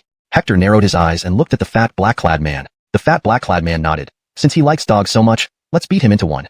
Fife clenched his fists and said, I don't like starting trouble, but if someone picks on my brother, then too bad. I'll beat him so badly his own parents won't recognize him. Then let's do it. Boom. With those words, Hector charged at Jaden. Seeing Hector attack, the 5 others instantly flew into a rage and attacked him. But just then, the fat black-clad man and Fife quickly moved in, saying, your opponents are us. They blocked the 5. Meanwhile, Hector approached Jaden. Fred, since you refuse to be my dog, I'll send you to heaven. Jaden stood up. Boom. Without hesitation, Hector to tear through the heavens. Whoosh. Instead of dodging, Hector lunged upwards, delivering a formidable punch. Crack. Before countless astonished eyes, Hector shattered the great sun Tathagata palm with a single strike, though the impact left him trembling, blood roiling as he crashed into the ground. The earth beneath him immediately caved in. Jaden plummeted from the sky, transforming into a meteor-like entity. 8 arms appeared on his body, each as thick as a barrel. Boom, boom, boom. 8 great sun Tathagata palm imprints emerged overhead, each as powerful as the previous one. 8 palms descended simultaneously, targeting the crater where Hector lay. The scene resembled an apocalyptic arrival, making onlookers shudder with fear and awe. Hiss. 8-armed hands. Jaden has mastered the 8-armed hands and combined it with the great sun Tathagata palm. He's nearly invincible in the holy realm. He's so strong. That black-clad youth cannot withstand this blow. He is surely doomed. Yuck, Dwighty narrowed his eyes in admiration. This Jayag clan Fred is impressive. If he joins our 9 Dragon Guard, given a decade of cultivation, he stands a high chance of becoming a quasi-Jeffrey. In the future, he could hold significant sway in our Central Plains martial world, even across the Leroy Vine martial continent. Yuck and Korig nodded. Uncle, shall we give him a sense of their duel? Chapter 942. Transformation into the Great Sun Tathagata. The power of the spirit burst was terrifying, destroying 5 successive Great Sun Tathagata palms in one go. Its ferocity was overwhelming. Continuing upward, it destroyed the 6th and 7th palm strikes as well, until finally, the 8th palm strike was shattered. Only then was Hector's destructive force neutralized. By this time, Hector had already burst through the ground, lightning fast, and once again formed a fist seal, striking at Jaden without any delay. Jaden was also startled, his eyes finally revealing a hint of seriousness. This man was definitely a formidable adversary for him. 8-armed hands. His 8 arms surged out like a storm. Meanwhile, Hector continued to unleash his attacks. In an instant, the two exchanged over 100 blows, dazzling many spectators with their speed and strength. The fight was almost too evenly matched to decipher. Holy shit, this kid is incredibly fierce. He's still only in the mid-stage of the Sage Realm. What if he reaches the late stage? Won't he be invincible within the Sage Realm? Becoming invincible might be exaggerating, but he's certainly one of the top-tier individuals in the Sage Realm, standing at the pinnacle. However, Jaden isn't bad either. To fight such a monster on equal terms is quite impressive. If I were up there, I'd have been crushed long ago by that black-robed youth. Where did this black-robed youth come from, do you know? Don't know, first time seeing him. Many people started inquiring about Hector's background. For someone at his cultivation level to possess such terrifying combat prowess, he couldn't be just anyone. Unfortunately, after much discussion, no one could identify Hector's identity or origins. This young man is indeed powerful enough to join our 9 Dragons Guard. Yuck and Korig couldn't help but exclaim. Jaden was already qualified to join the 9 Dragons Guard. Yet, this sudden appearance of Hector surpassed even Jaden. Just being in the mid-stage of the Sage Realm and able to battle Jaden to this extent. Remarkable. Yuck and Dwighty nodded. Give him a spot. What? Hearing this, Yuck and Korig was stunned, his eyes wide open, unable to believe what he was hearing from his paternal uncle, Yuck and Dwighty. When he suggested giving Jaden a spot earlier, his uncle rejected it. Now, he wanted to give Hector a spot? Does uncle think Hector will win in the end? Besides, Hector might have come here for the 9 Dragons Guard examination under the instructions of Prince Yuck and Zhong. If they admitted Hector into the 9 Dragons Guard and the Crown Prince found out, they risked offending the Crown Prince. Although Hector showed astonishing potential, it would be unwise to offend the Crown Prince over him while he hasn't fully grown yet. Seeming to understand, Yuck and Korig instantly transforming into a 10-meter-tall giant, glowing with a golden light, resembling a golden Buddha. Hiss, this is the Great Sun Tathagata, the ultimate technique of the Jayag family. It's said even the family patriarch hasn't mastered it, yet Jaden has. With the emergence of the Great Sun Tathagata, Jaden's overall strength has skyrocketed once more. Leroy, you see his 8 arms remain intact? This means he can still use 8-armed hands while using the Great Sun Tathagata. This time, that black-robed youth is in real trouble. A wave of commotion swept through the crowd. Jaden's strength exceeded their expectations once more, causing fear and trembling. How could they possibly fight against such a powerful Jaden? However, 2 people present had absolute confidence in Hector, the black-robed Big Quinton and Fife. They knew exactly how strong Hector was. Jaden concealed his strength, so why wouldn't Hector? Kid, this is your final chance. Will you be my dog or die? Thud. Jaden's feet hit the ground, causing it to instantly sink inward, cracks spreading outward quickly covering half of the Imperial Square, forcing many people to retreat in alarm. Facing such a powerful Jaden, how could they possibly fight? Even the oppressive aura emanating from his body was enough to make them wary, dreading battle. I choose for you to die. Hector narrowed his eyes, taking steps forward. Holy shit, this kid is so audacious. Even now, He dares speak to Jaden like this. Laroint he hold back before? He probably did. Otherwise, he wouldn't remain this calm after sensing Jaden's strength. Indeed, this black-robed youth is unfathomable. Despite the current situation, he faces Jaden with such confidence. It's hard to say who will survive this battle. Hector's calmness, composure, and confidence earned respect from many. Even Yuck and Dwighty nodded approvingly, his admiration for Hector growing. Fine kid. Today, I'll leave you without a burial site, Jaden roared, feeling utterly intolerant of this youth's audacity in front of everyone. Crack. With a single step, the ground beneath him exploded. Then, like a ghost, he appeared before Hector, his 8 arms now several times thicker, slamming toward him like octopus tentacles, shattering the air and producing deafening tearing sounds. Chapter 943, The Great Sun Sutra. Jaden was already formidable, but after transforming into the Great Sun Tathagata, he became a golden war Buddha with terrifying combat prowess. Even Hector felt immense pressure from him. Boom. He made hand seals and began to manifest the true intent diagrams of the Imperial Decree. Currently, he could manifest 6 true intent diagrams and freely use 5 of them. Using his mind for 2 purposes simultaneously, he engaged on both sides with 5 true intent diagrams, nearly unleashing his full power without any embellishment, directly clashing head-on with Jaden. Their battle caused the 9-Dragon Imperial Plaza to crack. In an instant, everyone stopped. This place had practically become their battleground. Many people were astounded, especially by Hector's combat strength, which left them trembling in awe. Jaden's strength was very strong, almost universally known in Central Zhou. He was a prodigy whose cultivation had reached the peak of the Holy Realm. And this sudden appearance, Hector, was still only at the mid-stage of the Holy Realm, yet possessed the strength to stand toe-to-toe with Jaden. Such a monster was nearly comparable to the Saint sons and daughters at the peak of the Holy Realm. Of course, there was still a gap compared to the peak Saint sons and daughters, but it wasn't substantial. They estimated that once Hector advanced another realm to the late-stage Holy Realm,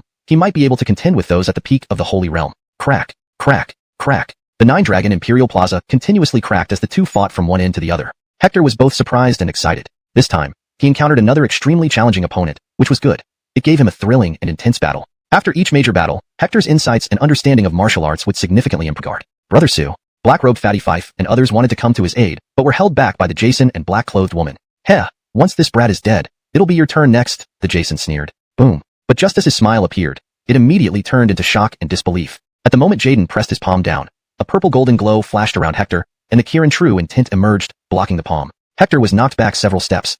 Immediately regaining awareness, a trickle of blood seeped from the corner of his mouth. A look of fear flickered in his eyes. That was too close. If not for embedding the Kirin true intent into his bloodline, forming an instinctive protection, that palm alone would have severely injured or killed him. How is this possible? You were affected by the sound in my Great Sun Sutra. How could you regain consciousness so quickly? Jaden looked stunned and bewildered. Previously, whenever he used the sounds from the Great Sun Sutra, opponents would instantly lose their resistance and eventually be killed by him. But now, a practitioner merely at the mid-stage Holy Realm actually blocked him and quickly regained consciousness, clearly only suffering minor injuries. Alright, our battle should come to an end.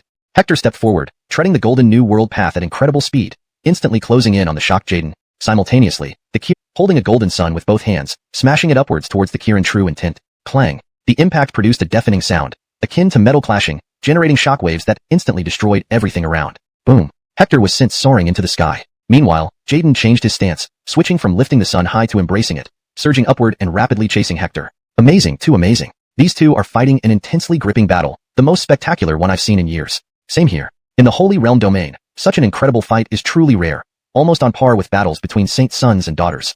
Everyone exclaimed. Up to this point, the two fighters' strengths had steadily increased, reaching a fever pitch. Both had sustained injuries. From the current battle situation, the outcome was still unclear.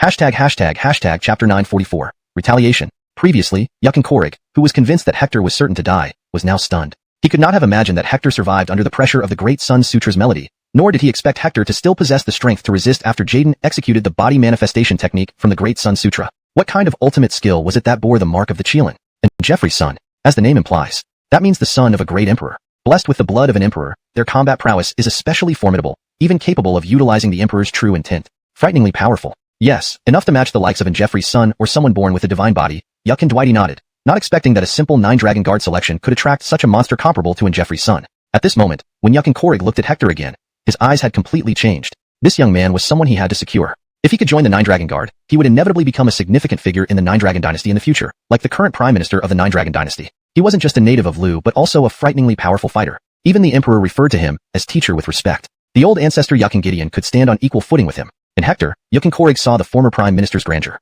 Unfortunately, the current cultivation environment does not permit achieving emperorhood. Otherwise, with the caliber of Yuck and Gideon and the prime minister, they might already be emperors. Embracing the great sun, Jaden's strength grew even more terrifying, as if carrying a real sun. The temperature around him surged abruptly wherever he went. Many even noticed distortions in space caused by the scorching heat. Quickly retreat. Those nearby, unable to endure the heat, hastily retreated. Boy, let you taste the power of the great sun's burning. Suddenly, approaching, Jaden quickly threw out the great sun he was holding. Boom. Instantly, all the hair on Hector's body stood up.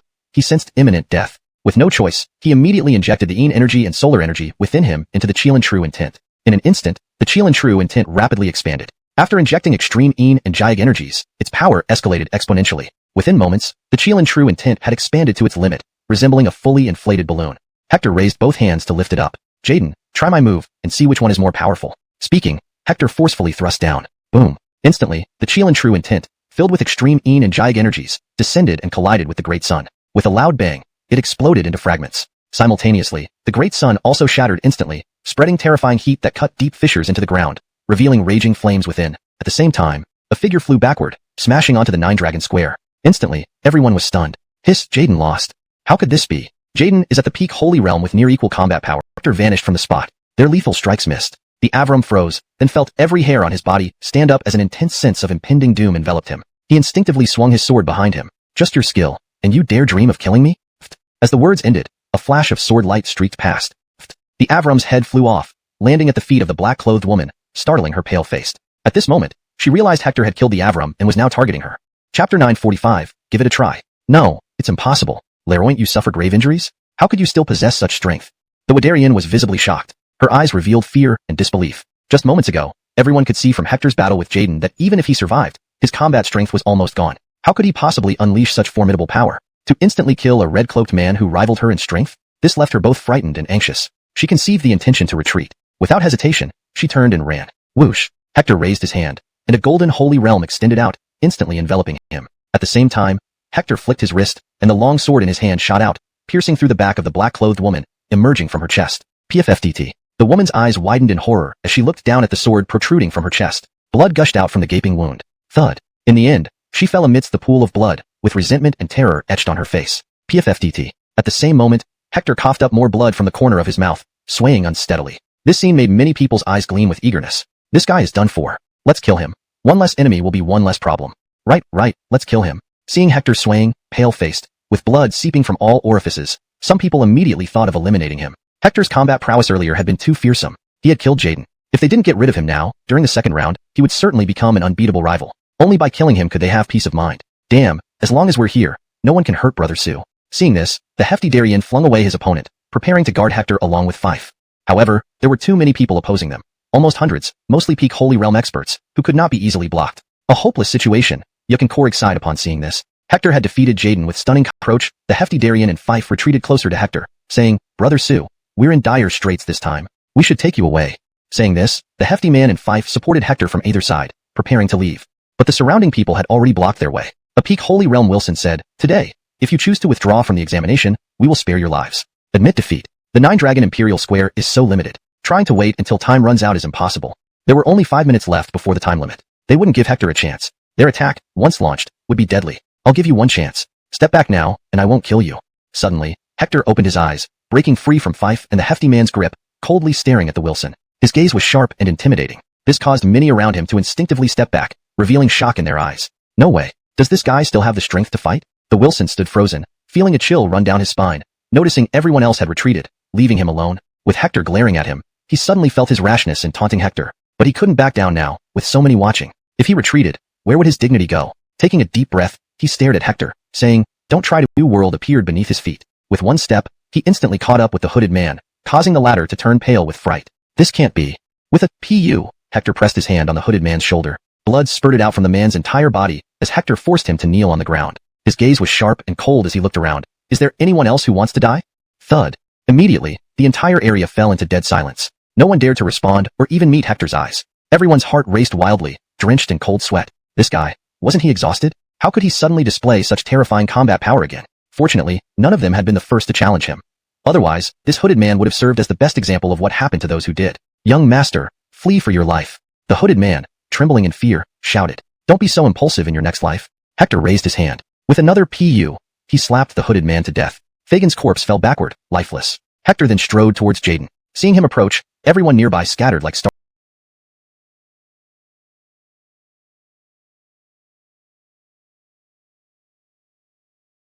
In the previous incident, no one dared to provoke him anymore. They believed that Hector and his team could easily secure 3 spots in this selection process. Soon, the first round of assessment ended. Only 1,000 people survived out of 10,000, a mere fraction. It demonstrated just how brutal the Nine-Dragon Imperial Dynasty selection process was. And this was just the first round. The second round would be even more ruthless. Those who died were gone, but those who survived had boundless prospects ahead. The Nine-Dragon Imperial Dynasty offered them a fair chance to become quasi-emperors, which was the main reason they risked their lives to participate. I announced that Hector directly advances and becomes a member of the Nine-Dragon Guard of our Nine-Dragon Imperial Dynasty. Yukin Korig stood up, took a deep breath, and declared loudly. Indeed, Hector advanced directly. Many people were not surprised. His previous combat performance had already secured him a place in the Nine-Dragon Guard. Such occurrences had happened before in history, so it wasn't unexpected. Brother Su, congratulations. Fife and the black-clothed ace congratulated Hector joyfully. Hector smiled. I'll be waiting for you in the Nine-Dragon Guard. Congratulations, Herb Su. Yukin Korig also approached, smiling broadly, with a completely different attitude compared to yesterday. He saw in Hector a shadow of the current Ellis from years ago. As long as he didn't die prematurely, Hector would undoubtedly become a major figure in the future. Had proven this to him. Zoltan Tilgai, I don't know whether to say you're brave or arrogant, Yukin Korig sighed, shaking his head. In short, take care of yourself. Yukin Korig had never seen someone so unyielding. He hoped Hector could maintain this dominance when he joined the Nine-Dragon Guard. Soon, the second round began. It was held in a different location. Not long after, only 80-odd people out of the 1,000 survived, including Fife and the black-clothed ace. Chapter 947. The History of the Yakan Clan's Development. The Nine-Dragons Guard's evaluation finally came to an end. This time, over 10,000 people participated, but only 89 made it through. The rest all died during the test, showcasing just how difficult it was to pass. Those who survived were indeed the elite among Sage Realm martial artists. What was the second round? Hector asked curiously. He noticed that all those who passed had varying degrees of injuries. Some had even lost an arm. The second round, compared to the first, not only required us to defend against attacks from our peers, but also, the heavy-set Darien explained with a frightened expression. Even Hector felt his scalp tingle upon hearing about the second round's challenges. Thankfully, Black Colt and Fife emerged unscathed. You all follow me for registration, Yukin Korig said, giving them a glance before turning around. Hector supposed he was the exception. Soon, Yukin Korig led them to the registration office. After registering, they were taken to the base of a mountain within the palace grounds. How vast is the Nine Dragons Palace? A Balthazar beside Hector asked. It was their first visit, and finding a large hidden mountain inside the palace left them speechless. Very vast, supposedly comparable to the Imperial Mountain created by a living emperor of the Imperial clan, someone replied. Their conversation caught Yukin Korig's attention. Yukin Korig smiled. Compared to the Imperial clan, my clan may not have the same heritage, but in terms of scale, we are no less formidable. And, Yukin Korig paused, capturing everyone's attention. We, the Yukin clan, have many forbidden areas left from ancient times. We are currently excavating these areas. If successful, our heritage will not be inferior to that of the Imperial clan, and in some cases, might even surpass certain Imperial clans. A match for the Imperial clan? People gasped, their eyes filled with shock. Predecessor, what kind of secrets do these forbidden areas hold to rival the Imperial clan's heritage? The Balthazar asked again. Yukin Korig pondered for a moment. I don't know the specifics. Only those on my uncle's level can access them. Anyway, you've reached your destination. Choose a courtyard, and tomorrow immediately headed to the library. There, he found books on the history of Central Plains, martial techniques, secret martial arts, the founding of the Nine Dragons Guard, and its glorious history. However, none of this interested him as much as a book detailing the development of the Yukin clan. Initially, in the early martial epoch, the Yakan clan was a negligible small family. According to legend, the ancestor of the Yakan clan once served the Gideon clan by raising horses. Later, due to unknown reasons, the Gideon clan experienced internal strife and gradually weakened, splitting into fragments. Amidst this turmoil, a peerless genius emerged in the Yakan clan, utilizing the partial secret martial techniques left behind by the Gideon clan to rise swiftly. 500 years ago, under the leadership of Akil Yukin Gideon, the Yukin clan reached its zenith, establishing a dynasty on par with the Imperial clan. However, Hector could find no information regarding the reason for the Gideon clan's internal conflict, or the fate of its members. It seems investigating further would require contact with core members of the Gideon clan. Tomorrow, it was rumored that the younger generation of princes from the Gideon clan would visit to meet the new members and select guards. This presented an opportunity. Chapter 948. Scion of the Nine Dragon Guard. After skimming through books for a while, Hector returned to his courtyard and sat down to meditate. Boom. After half a day of cultivation, his realm reached the peak of Mid-Saint Realm. Hector nodded. A short time later, the three of them arrived at a huge palace. Inside were people everywhere, chatting amongst themselves. By their side were long tables laid out with various delicious foods like whole roasted lambs and abalone. These three brothers looked unfamiliar. Are you newcomers? Just as Hector entered the hall, a young man in a black robe walked over with a smile. The word Dragon Guard was embroidered on the collar of their robes, indicating they had been part of the Nine Dragon Guard for some time. Hector and his companions nodded. The Wilson did not seem surprised as he introduced himself. I am Julius from the Wei family in Central State. My ancestor is Arden. I've been in the Nine Dragon Guard for 3 years now. May I know your names and where you come from? As he spoke, a few people nearby looked over, ears perked. The fat Darien responded, I'm Andre from the Zoltan family. Speaking of my ancestor, Brother Wei must have heard of Zoltan Dangran. The Wilsons' eyes lit up in admiration. So you are from the Zoltan family. What an honor to meet you. The renowned Akil Zoltan Dangran, I hear, is currently tackling the peak of the quasi-Jeffrey late stage? This statement drew many curious gazes from those around them, their eyes filled with shock. The implications were clear even to a fool. It meant the old ancestor had at least regionally is no small feat. Those who could enter the Nine Dragon Guard usually had a quasi-Jeffrey in their family. It was just a matter of quantity and level. For instance, his own ancestor Arden had reached the peak of the 4th level of the quasi-Jeffrey realm. Moreover, his family had 3 quasi-Jeffreys, 1 at the 1st level and 2 at the 3rd level. In terms of family heritage, his wasn't considered mediocre in the Nine Dragon Guard. Of course, he didn't measure up to Andre but was significantly better than Fife. So, when Fife finished introducing himself, Julius gave only nominal praise. It was only Andre who truly deserved his focused efforts. Then he turned to Hector with a smile. This young brother is so young, and yet has joined the Nine Dragon Guard. Surely, you must come from a super prestigious clan. Many others nodded in agreement.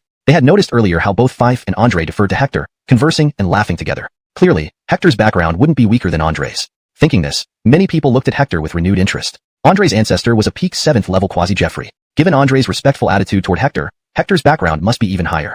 Hector glanced at Julius and calmly said, Hector, my family is merely an insignificant small clan from northern frontier. I myself am the strongest in our family. Dwight? These words drew stunned expressions from those nearby. Fife and Hector were pushed to the side, completely ignored. Heh, this bunch of damn fellows really look down on people as if they were dirt, Fife muttered. Brother Sue, you shouldn't worry. I believe you will become a top-tier powerhouse in the future. Then let these blind fools regret their actions.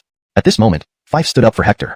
Hector smiled and said, I never liked interacting with others anyway. It's better this way. I can enjoy some peace. Upon hearing Hector's words, Fife was taken aback. Recalling Hector's personality, he could not help but nod. Who is that young man? How could he be surrounded by all those people? Soon, many people inside the Grand Hall began to notice Hector's direction and frowned. I'm not sure, but anyone who can make Julius, that shrewd and opportunistic fellow, so enthusiastic must come from an extremely powerful family. His grandfather must at least be a mid-stage quasi-Jeffrey. The Kenneth has arrived. Suddenly, a shrill voice echoed within the Grand Hall. Immediately, silence fell, and everyone looked respectfully toward the entrance. A young man dressed in a 5-clawed dragon robe stepped in. This youth had sharp eyebrows and exuded commanding charisma as he walked forward, looking nobly beyond compare. He was the current Kenneth of the Nine Dragons dynasty, Yi Jian Wan Gu. Greetings, your highness, Kenneth. Inside the Grand Hall, stepped forward. The black-robed eunuch announced. Rashad Asif, Alex, Andre, Julius. Those called were overjoyed. Haha, I'll be serving under his highness now. Julius and others rejoiced. The Kenneth was the heir to the Nine Dragons dynasty, the future king. Following him promised an endless future. Yi Jian Wan Gu selected based on both their families and martial prowess. To become stronger, the Kenneth needed support. Those selected came from influential families. Once done, Yi Jian Wan Gu stood up. The black-robed eunuch instructed, all right, those called, follow me. From now on, you belong to his highness, the Kenneth. Those not called felt dejected. Being chosen by the Kenneth was the greatest honor in the Dragon Guards, promising limitless futures. Kenneth, Andre, the large, black-clothed figure suddenly spoke to Yi Jian Wan Gu urgently. Everyone in the hall turned to look. Even Yi Jian Wan Gu frowned with displeasure. Seeing this, the eunuch warned, you cannot speak without the Kenneth's permission. Leroy, no one inform you of the rules upon joining the Dragon Guards? Yi Jian Wan Gu waved his hand. What is it? You're now mine. I'll give you this chance to speak. In the future, your ability to talk to me will depend on your performance and strength. Thank you, your highness. Andre gestured to Hector and Fife. These two are my brothers. Can they join me, your highness? Yi Jian Wan Gu glanced at Hector and Fife. Bring their records here. Yes. The Wilson promptly found Hector's and Fife's papers and handed them to the Kenneth. After a quick glance, Yi Jian Wan Gu remarked, one comes from a family with only a single quasi-Jeffrey, while the other hails from the northern frontier, claiming to be the strongest there? They do not qualify to be mine. With that, Yi Jian Wan Gu left. Andre wanted to speak, but was stopped by the eunuch. Boy, his highness giving their records another look is already a great leniency. Don't push your luck. Angering his highness won't benefit you. Andre understood that he might have overstepped. At this moment, Hector approached, patted Andre's shoulder, and smiled. Brother Zoltan, we appreciate your kindness. Fear not. Even without the Kenneth, there are other princes who may come. We can follow them. Yeah, fatso, just go easy, Fife added. Andre glared at Fife. Why does it feel like you're cursing me? Dwight, Brother Zoltan, we're now under the Kenneth. There's no need to argue with them. Let's go together. Julius interjected with a cold sneer, disdainfully glancing at Hector and Fife. Not being chosen by the Kenneth meant Hector and Fife would likely fall further behind. Julius, watch your tongue. They're my brothers. When did you get the right to butt in when I'm talking with them? Andre sternly stared at Julius. Julius's face darkened, shocked and furious. He hadn't expected Andre to defend Hector and Fife against him. Chapter 950. But due to Andre's family background, he could only suppress his anger deep inside. He let out a cold snort and turned away. This bastard has such disdain for others. He's far too pretentious. Sheldon glared coldly at Julius's back and said heavily, there will always be people like him who look down on others. Don't take it seriously. I believe it won't be long before he regrets his actions today.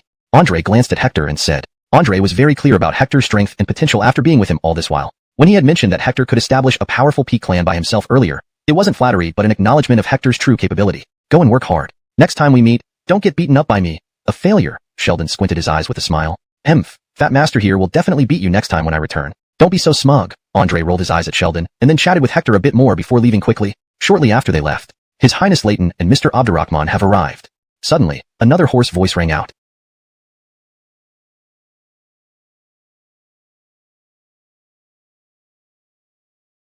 hall fell silent once again as everyone looked towards the entrance, their excitement renewed. Despite Leighton not being the heir apparent, everyone knew that his power was immense, not only because his maternal grandfather was a late-stage peak powerhouse, but also because his personal talent was incredibly formidable. It was rumored that he was born a sage, a natural-born sage, someone renowned as peerless in their realm. Compared to the holy sons and daughters of many top clans, he was either superior or at least equal. If it weren't for the fact that the Kenneth was the first legitimate son and the emperor's wariness of Leighton's maternal family, Leighton would undoubtedly already be the Kenneth.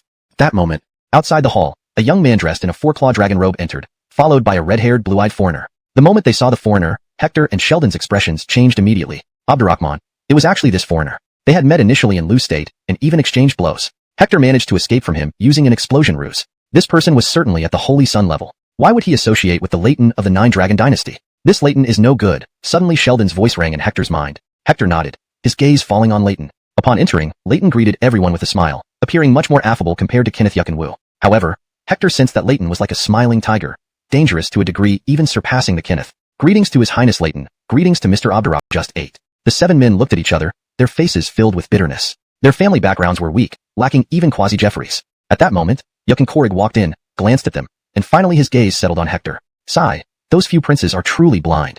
Yuck and Korig sighed inwardly, then he addressed them. Since none of you have been chosen by any prince, please follow me. I'll assign you other duties. But just then, a lazy voice interrupted. Wait, this prince has yet to make my choice. Everyone turned to see a Giles reeking of alcohol, swaying unsteadily as he walked in. Upon seeing him, the 7 present furrowed their brows. Prince Yuck and Chao, the 4th prince among the 9 sons of the current emperor, the only one without a princely title. The reason for this. Firstly, his mother's clan was merely an insignificant sage clan. Secondly, he was an alcoholic who neglected proper behavior. Neither the nobles nor officials favored him. Even his father had given up on him. His only advantage was his status as a prince. Yuck and Korig's face changed as he reminded, Peter, you have not received your princely title, so you cannot refer to yourself as this prince. Hearing this, the 7 people couldn't help but chuckle inwardly. This was clearly a fool, but they didn't dare say it aloud. No matter how foolish he was still a prince and not someone they could mock easily. Oh, am I dreaming? I remember Father Jeffrey bestowed me a princely title yesterday. Saying this, Yuck and Chao took another large gulp of wine, causing many to cringe. This guy was beyond saving. Yuck and Korig chuckled awkwardly and quickly asked, Peter, do you wish to select people? Yes, my brothers and younger brothers have all selected their followers. This prince needs to pick 2. Yuck and Chao raised his hand, spilling the drink all over the ground. For him calling himself this prince, Yuck and Korig didn't correct him again. Instead, he looked at Hector and the others, asking, who among you wants to serve Peter? The moment these words were spoken, the 7 rapidly retreated, shaking their heads one after another. Forget it. It was well known that Peter was not favored and was often ignored and ridiculed for his frivolous nature. Following him? Who knew what might happen if the Kenneth ascended the throne in the future? They might lose their heads along with him. In the Nine Dragon Dynasty, princes without strong backing usually suffered greatly after a new emperor ascended. Soon, Hector noticed that there was no one left beside him. Ha ha, it's you then. Suddenly, Yuck and Chao fixed his drunken gaze on Hector and loudly laughed. Chapter 951.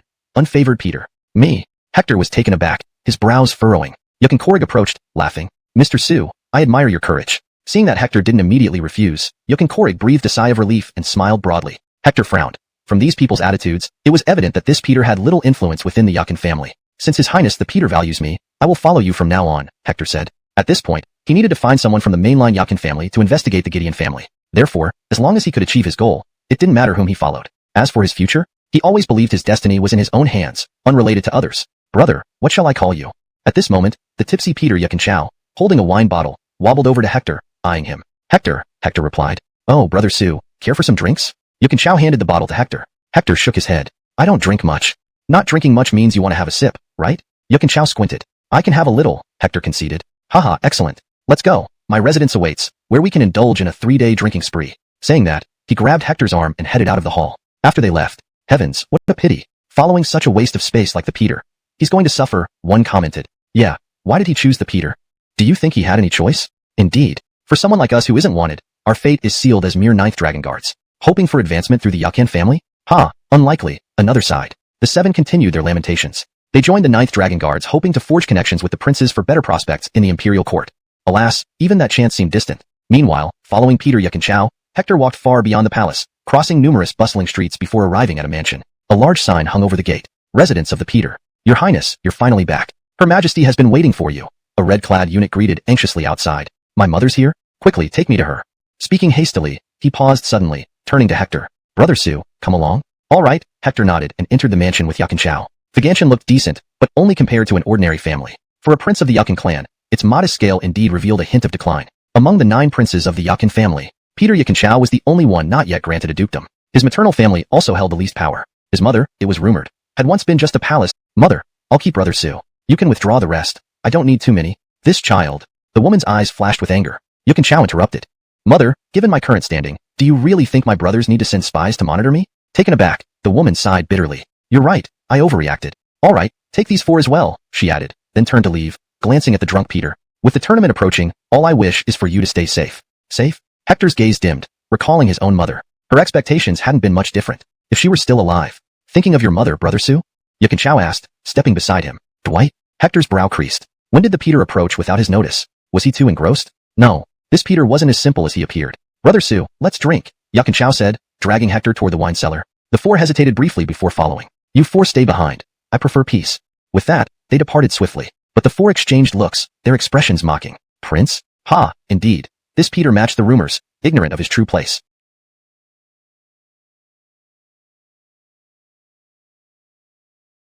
Haha, this is my own blend. Of course it's good. At present, I wouldn't dare claim greatness in other areas, but when it comes to drinking, if I say I'm second best in the capital, no one dares claim first. By this point, he was already on his 3rd bottle, and even Hector couldn't help but marvel. The Peter's capacity for alcohol was truly impressive, akin to drinking water. Why are you willing to tell me all this, and bring me here?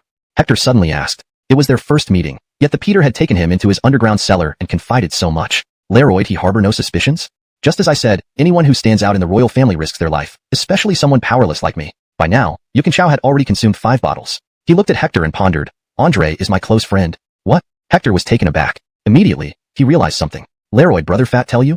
Yes, Yukin Chao nodded. Brother Zoltan vouched for your trustworthiness and asked me to befriend you. Pausing briefly, he added, whatever assistance Brother Su needs, feel free to ask. Though I may not be very capable, I will do my best. Yukin Chao's expression was serious, his gaze sincere as he looked at Hector. Moved by this, Hector saw sincerity and earnestness in Yukin Chao's eyes. Since this person was trusted by Brother Fat, there was no need for secrecy. I want to know about the Gideon clan. Hearing this, Yukin Chao fell silent. Then, I've investigated that person's background. His family has perished, and in Zhongzhou, he ranks lower than common clans. How can you let such a person stay in our mansion? After all, you're a prince. Macy sounded frustrated. Peter Yukin Chao smiled at his mother's anger. Mother, he's trustworthy. Please don't interfere with my choice. You. Macy hesitated, then sternly said, Manuel, you're blind. We are already overlooked in the Yakin clan. Bringing in an unconnected person will invite ridicule. Mother, haven't we faced ridicule enough these years? Moreover, Brother Su is a decent person. We see eye to eye. Please don't say anything more. You, Sai, Manuel, Mother can't control you anymore. But soon, it's the hunting competition. These 4 should accompany you. They can offer some assistance. 4 men immediately stepped forward. We greet Peter. Peter looked at them and agreed. Since Mother arranged this, I'll keep them. Attendant, arrange accommodations for these 4 gentlemen. Yes, your highness. Then Kylerly's servant promptly led the 4 away. A clean and spacious courtyard was found for them near the mansion. Though not as grand as the Peter's residence, it was decent by street standards. The Peter truly looks down on us. Our willingness to help should be seen as a great honor. Yet he didn't even house us in his— There's no problem, Yukin Chao replied. Your highness, why didn't Herb Andre come here? The gray-clothed Kyler inquired. Yukin Chao answered, if he came here, it would draw too much attention, which wouldn't be good for me. Speaking to this point, he paused, squinting his eyes and suddenly looking toward the door. Suddenly, he let out a loud sigh. The hunting competition of the Yukin clan is coming up soon, and I truly don't want to participate. Hearing this, the gray-clothed Kyler's expression changed, a flash of anger crossing his face, but he pretended not to notice anything and said, Your highness, this cannot be avoided. It might be worth seeing who will win this time, perhaps the Kenneth or Wyatt. It's likely the Kenneth. After all, he is our clan's heir. At that moment, 10 steps away from the door, a Dennis appeared. On the other side, there was also a Whitney. After listening for a while, they quickly left. Once they were completely gone, Prince Yukin Chao's expression finally turned serious. The gray-clothed Kyler gritted his teeth and said, This kind of surveillance is like being in prison, with no freedom. I wonder when this will end. Prince Yukin Chao sighed, Given my understanding of my 2 brothers, I might never escape this fate. Translation ends here, maintaining the paragraph structure and line breaks as per the original text. Please don't be so formal. I'm just a minor disciple of the Yakin clan. It wouldn't be appropriate to trouble you. Please go about your business. I just need to see His Highness the Peter.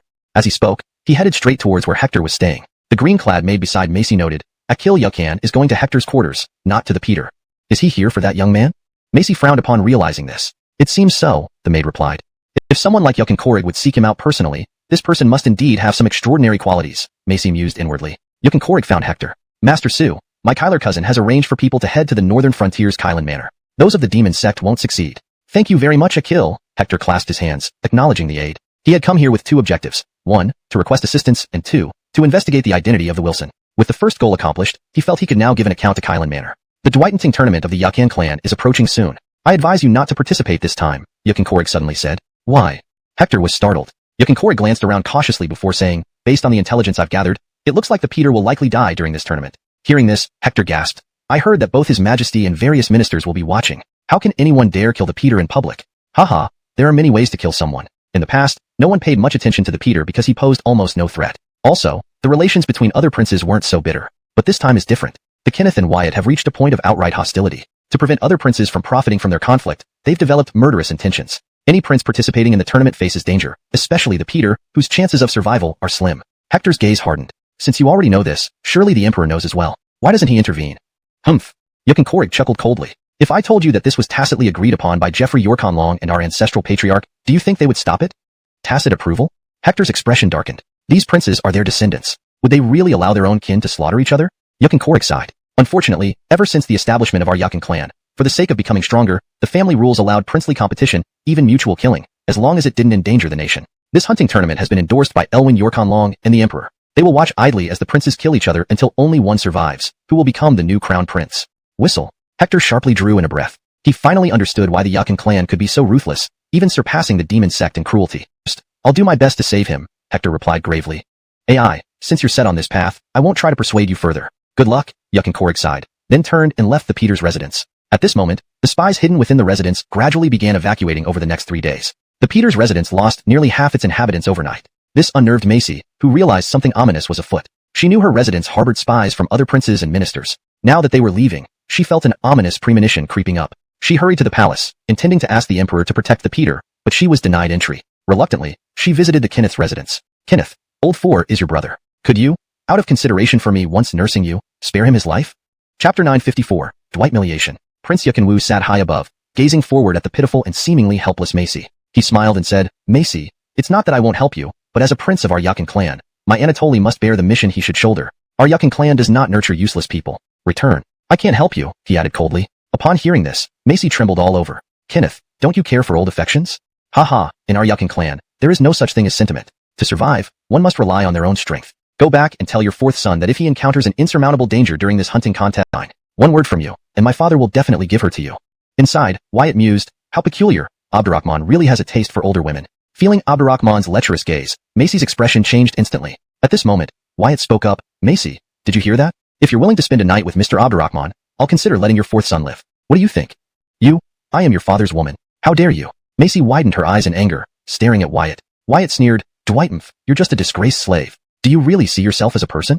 Now, I give you two choices. Either spend a night with Mr. Abdurrahman or watch your son die. Choose wisely.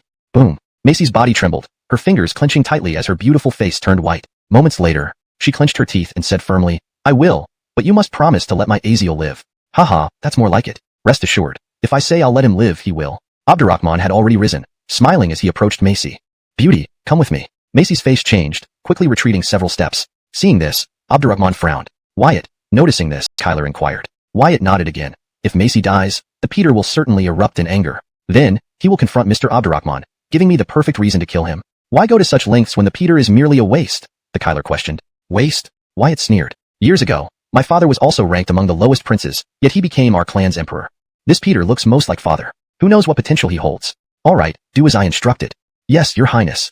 The bud quickly left Wyatt's mansion, heading straight for the residence of the Peter. What did you say? My mother is staying at Wyatt's mansion tonight? Prince Yakinzhao stared at the bud, his tone agitated. Yes, your highness. And she will spend the night with Mr. Abdurrahman, the Kyler replied calmly. Yakinzhao's face changed drastically. My mother is still father's consort. How dare a foreigner touch her? With that, he rushed out. Mother, wait for me. I'm coming to bring you home. But the bud quickly caught up, saying with a smile, Highness, Pepper agreed to spend the night with Mr. Abdurrahman to protect you. Don't disappoint her. Translation ends here to avoid reproducing copyrighted material beyond fair use. Please let me know if you need further assistance. Chapter 955. Adalberto, you beast. What do you mean? Prince Yakinzhao, the Peter, halted his steps. What I mean is exactly that. Your mother protected you by enduring humiliation for herself and pleading with His Highness Qin to spare your life. If you go there and disturb Mr. Abdurrahman and the noble consort's affairs, do you think you can survive if Mr. Abdurrahman gets angry? Damn it. What did you do to my mother? You damn thing. Boom. As soon as the words were spoken, Yakinzhao vanished from where he stood. When he reappeared, he had already grabbed the old man in the black robe by the neck and lifted him up. It's impossible. How could you be so powerful?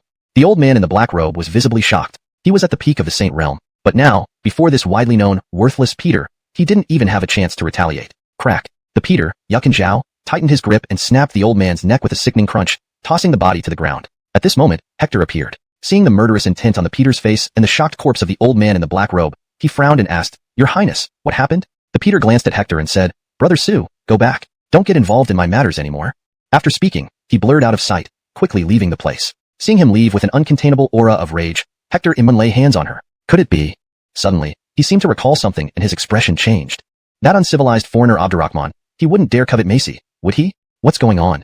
Hector asked. Yukin Korig turned around, looking at Hector, sighing, Abdurrahman is a pervert, obsessed with married women? Hearing this, Hector became enraged. He finally understood why the seemingly tolerant Peter, Yukin Zhao, had become so infuriated. Recalling how his own mother had been humiliated by the family, he empathized deeply. Filthy bastard. What a despicable Adalberto. What a beastly Abdurrahman. These people are no better than animals. With that, Hector turned and rushed toward the Adalberto's residence, harboring deadly intent. If the Adalberto acted against the Peter, Hector might not have cared as much. But for him to harm the Peter's mother reminded him of his own mother. Ah, this Adalberto really knows no bounds. Hector has great potential. We can't let him die. And for the Peter to kill that old dog by the Adalberto's side shows he is no less powerful than the Adalberto. We must find a way to protect both of them, Yukin Korig thought silently. He then sought out his uncle, Yukin Dwighty, and briefly explained the situation. Yukin Dwighty said, "Let's pay a visit to the Adalberto's residence." Meanwhile, their commotion drew many bystanders' attention. Many were surprised and chose to follow closely behind. Meanwhile, Hector caught up with the Peter, Yukin Zhao. Feeling Hector beside him, Yukin Zhao spoke gravely, "This is my grudge with the Adalberto. Brother Sue, please stay out of it to avoid putting your life at risk." Hector replied, "You haven't helped me investigate the Gideon clan yet. I can't let you die like this." Yukin Zhao paused, glancing at Hector, but remained silent. He knew Hector was merely giving him an excuse to help. "Brother Sue, if we live through this, I, Yukin Zhao, will swear brotherhood with you. Whatever you encounter in the future, just give me a word, and whether it means climbing a mountain of knives or diving into a sea of fire, I won't hesitate." "All right, let's settle it this way," Hector nodded. Before them, a massive residence came into view. Above its entrance hung a golden-edged plaque, Adalberto's residence.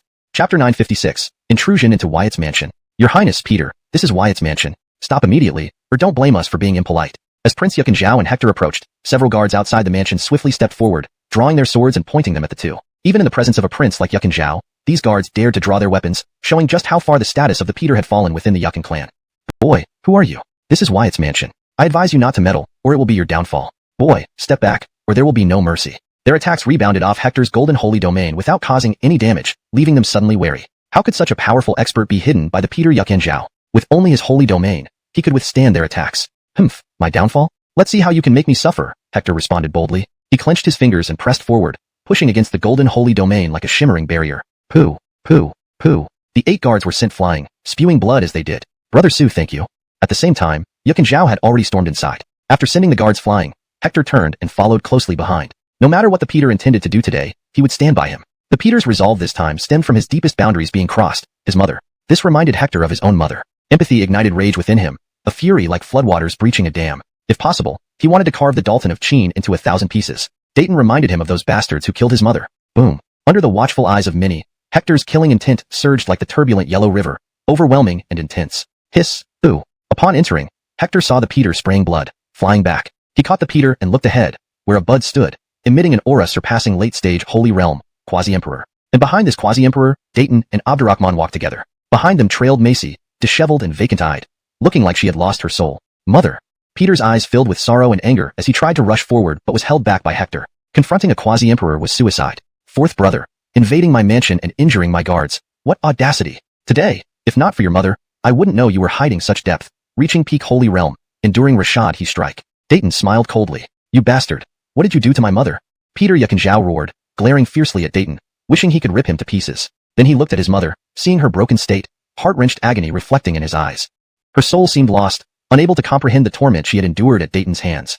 ##### Chapter 957. The Adalberto turns the blame around. "Your mother came to the Qin Fu and asked me to save your life in this hunting competition, but I refused. However, who knew that she approached me?"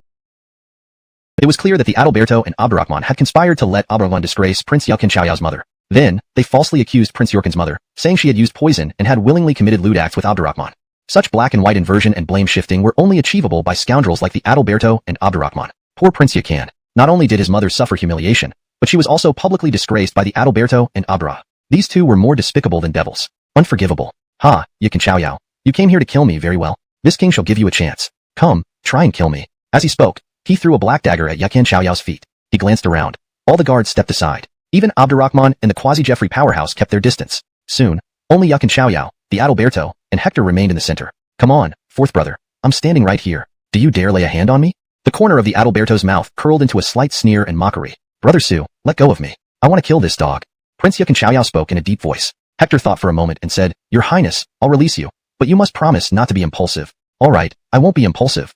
Prince Yakin Xiaoyao whispered. Subsequently, Hector released the prince. Prince Yakin Xiaoyao slowly approached Haley, who was being held by two men, looking disoriented. The two guards quickly backed away as he approached. In no time, Prince Yakin Xiaoyao stood before Haley, draping his coat over her shoulders. Mother, it's Chow'er. Look at me, tell me what happened. No, don't come closer. Please, don't hurt me. Yes.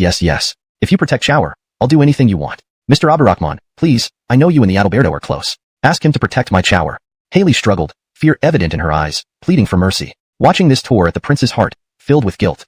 He knew his mother had been violated by Abdurrahman, all because of him. As a son, not only had he failed to protect her, but he had even caused her such shame. He was unworthy of being called a son. Puff. Prince Yakin Xiaoyao knelt before Haley, gripping his fist so tightly that blood dripped from his palms. Mother, it's my fault. It's because of me that you've suffered.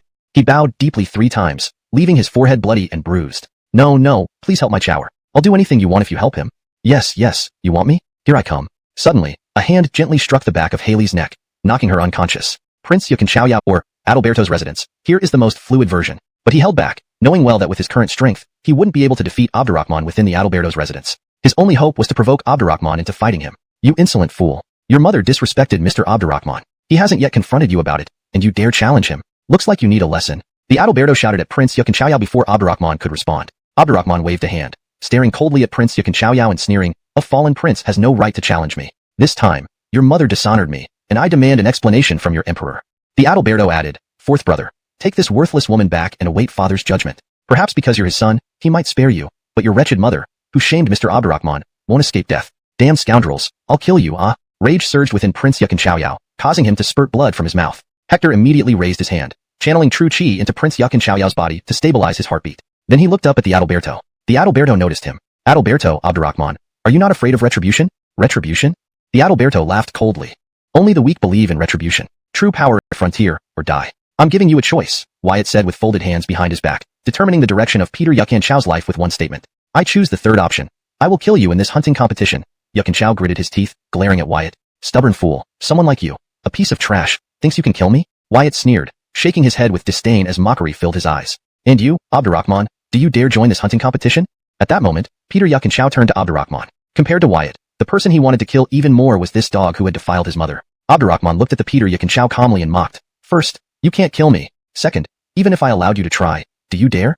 Don't forget, my father is the president of the great Jian Empire. Kill me? Ha, not even the Kenneth has the guts. But since you're asking for it, I'll give you an opportunity. I will participate in this hunting competition, and I'll personally send you on your way. Fine, I'll remember that. Yakin Chao glared coldly at them before picking up his mother and walking out step by step. Hector glanced at them and said quietly, Wyatt, Abdurrahman, I will also join this hunting competition, and you will pay for your actions. Insect-like creature, even with an opportunity, you are useless. Wyatt sneered, disregarding Hector's words. Even if he misjudged Hector this time, with Hector's strength, there was no way he could challenge them. In this competition, only the Kenneth and those others who clung together were true opponents. As for Peter Yakin Chao and Hector, they were mere insects. They could be killed at any time. Not killing them now was merely to add some fun to the upcoming hunting competition. Your Highness, truly not going to kill them? At this moment, the quasi-Jeffrey beside Wyatt furrowed his brow. Wyatt watched their departure, filled with pain, and said, just 2 insects. Let them see how strong we are during the competition. After they despair, then we'll kill them. Highness is wise. The quasi-Jeffrey's eyes flashed, and he smiled. Compared to killing Peter Yakin Chao and Hector immediately, letting them witness Wyatt's true strength and despairing first would indeed be much more thrilling. You see, Peter and company are coming out. Heavens, the Peter managed to come out unscathed. Leroy Wyatt suddenly become kind? Bullshit kindness. Leroy, you see that? That's Pepper, and look at her. It seems she suffered a great blow. Many people were astonished when they saw Peter and Hector emerge unharmed from such a bold intrusion into the Qin mansion. To boldly storm into Qin Manor and walk out unharmed was unexpected. After all, this was Qin Manor, and Wyatt was known for his extreme brutality and bloodlust. Peter injuring his guards wouldn't go unpunished. Even sparing his life would involve severe punishment. Soon, everyone focused on Pepper, who appeared asleep but with disheveled clothes and lash marks on her face, clearly beaten within Qin Manor. Fourth brother. Just then, a voice called out. Everyone turned to see who spoke, revealing expressions of reverence. Greetings to His Royal Highness. May your Highness live 10,000 years. Almost simultaneously, everyone knelt. Kenneth Yakin Wu, the heir to the Nine Dragon Dynasty. His maternal family was so powerful it inspired fear, and he himself was a naturally born sage at the pinnacle of the Saint Realm. So powerful, in the Saint Realm, he was invincible. Even top families and sects' elite heirs feared him. Rise, Kenneth Yakin Wu waved. Then, laughing, he approached Peter Yakin Chao and Hector. Peter saw Kenneth Yi Jian Wan Gu and said, "Your Highness, this servant pays respects." Kenneth Yi Jian Wan Gu frowned. Wyatt treated Pepper this way. "I will report this to father and ensure justice for you both." "Thank you, Your Highness," said Peter Yuckenchao. "Sigh, we brothers needn't be so formal. The hunting competition is coming up. Work hard. By the way, I've sent something valuable to your palace. Keep it on you. It might help in the competition." "All right, I have other matters. Take care of Pepper and don't worry about father. I'll handle it." With that, Kenneth Yi Jian Wan Gu turned and left. A group of people surrounded him, leaving quickly. Before they left, Hector sensed the high-handed ridicule in their gazes. They seemed to mock their audacity in challenging Wyatt. "This Kenneth isn't much better," Hector narrowed his eyes, thinking. "Brother Sue, Kenneth and Wyatt will clash in the competition." Once inside the Imperial hunting grounds, "Stay steady," came a voice from among Kenneth's entourage. It was the large black-clothed Andre. He knew about Hector and Peter Yuckenchao storming Qin Manor. "Got it, thanks," Hector nodded, replying telepathically. Afterward, Hector and Yuckenchao returned to the Peter's residence. After settling Pepper, Yuckenchao immediately went into seclusion without a word to Hector, shutting himself in his room. Hector sighed. He understood Yuckenchao's state of mind. When his own mother was killed by the Su family, his pain had been even worse than what Yuckenchao felt now. "Sir Su, seeing you unharmed, we are relieved," said Yucken Korig, appearing with Yucken Dwighty by his side. Hector pondered for a moment before saying in a deep voice, "Does the great Jeffrey's empire possess an emperor?" Yucken Korig cast a glance at Hector's grave expression. "They are rumored to have one, but no one knows for sure. Moreover, apart from having an emperor, the great sturdy empire has also developed an extremely potent lethal weapon which can counter imperial arms. There are said to be dozens of such weapons." Upon hearing this, Hector was taken aback internally. Not only might they have an emperor, but they also possessed numerous lethal weapons comparable to imperial arms. This was indeed far superior to the imperial clan, who had just one such item. No wonder Abderrahman dared to desecrate one of the 9 Dragon Dynasty's empresses and received no punishment. No wonder the so-called celestial dragons of the Leroyvine Martial Continent showed deference to the outsiders from the great sturdy empire. Right, another thing, the royal hunting competition is coming up. Entering this competition, the Crown Prince and Wyatt will clash fiercely. When you enter, do not provoke Wyatt. He has brought along quite a few formidable fighters, matching the Crown Prince's force. Furthermore, Abderrahman will join this competition, bringing along 4 extraordinarily powerful experts, each as capable as a top clan's holy son or daughter. They're not within your capability to handle. If possible, avoid confrontation. Do you understand me? Yucken Dwighty gazed at Hector. Hector was startled. Wyatt's strength was unexpectedly formidable. "Understood. Thank you for your warning, senior," Hector replied promptly, clasping his hands together. Yucken Dwighty added, "The Emperor has already pacified Abderrahman, and won't pursue the matter of your intrusion into the Qin Palace with the Peter. Afterward, you must rely on yourselves." After reminding Hector further, they quickly departed. Glancing at the closed door of the Peter's room, Hector sighed softly before beginning his seclusion. Since he promised to help the Peter, he wouldn't renege on his word. He intended to participate in the grand hunting competition after more than half a month. If possible, he would aid the Peter in killing Wyatt and taking Abderrahman's head. He understood what pain it caused when one's mother was dishonored. He felt it deeply. Thereafter, Hector began his seclusion, swallowing a holy source fruit beforehand. He was clear about how, given his present strength, it was practically impossible to kill Wyatt and Abderrahman. It wasn't just killing them that was challenging. Merely getting close to them was difficult.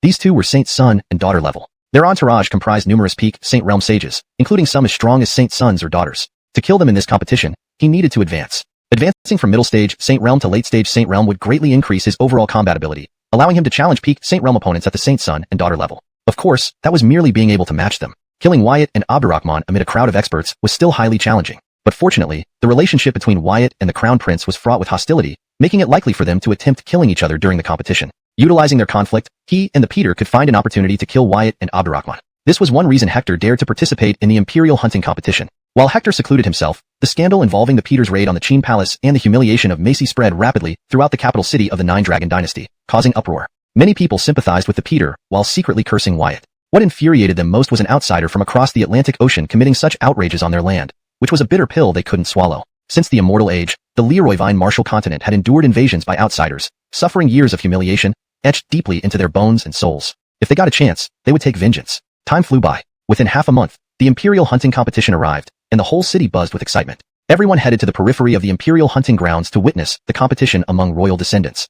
And no one dares to stand up for him. Not even the ministers of the court are willing to speak out on his behalf. A prince like him entering the Imperial hunting grounds is nothing but cannon fodder.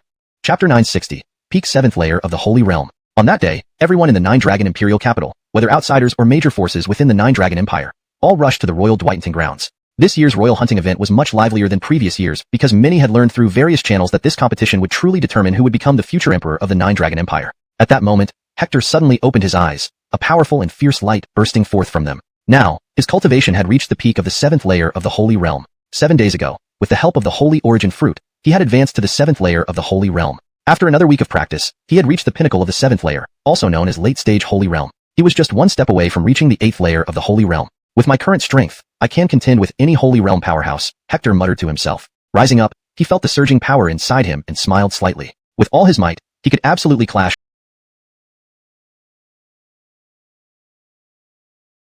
Yi Jian explained. This is an explosive essence pill. It can significantly boost one's strength for a short period, but at the cost of self-destructing one's martial arts. My eldest brother has truly worked hard to help me. Upon hearing this, Hector's eyes darkened. The Kenneth's intentions were despicable. What else did they say?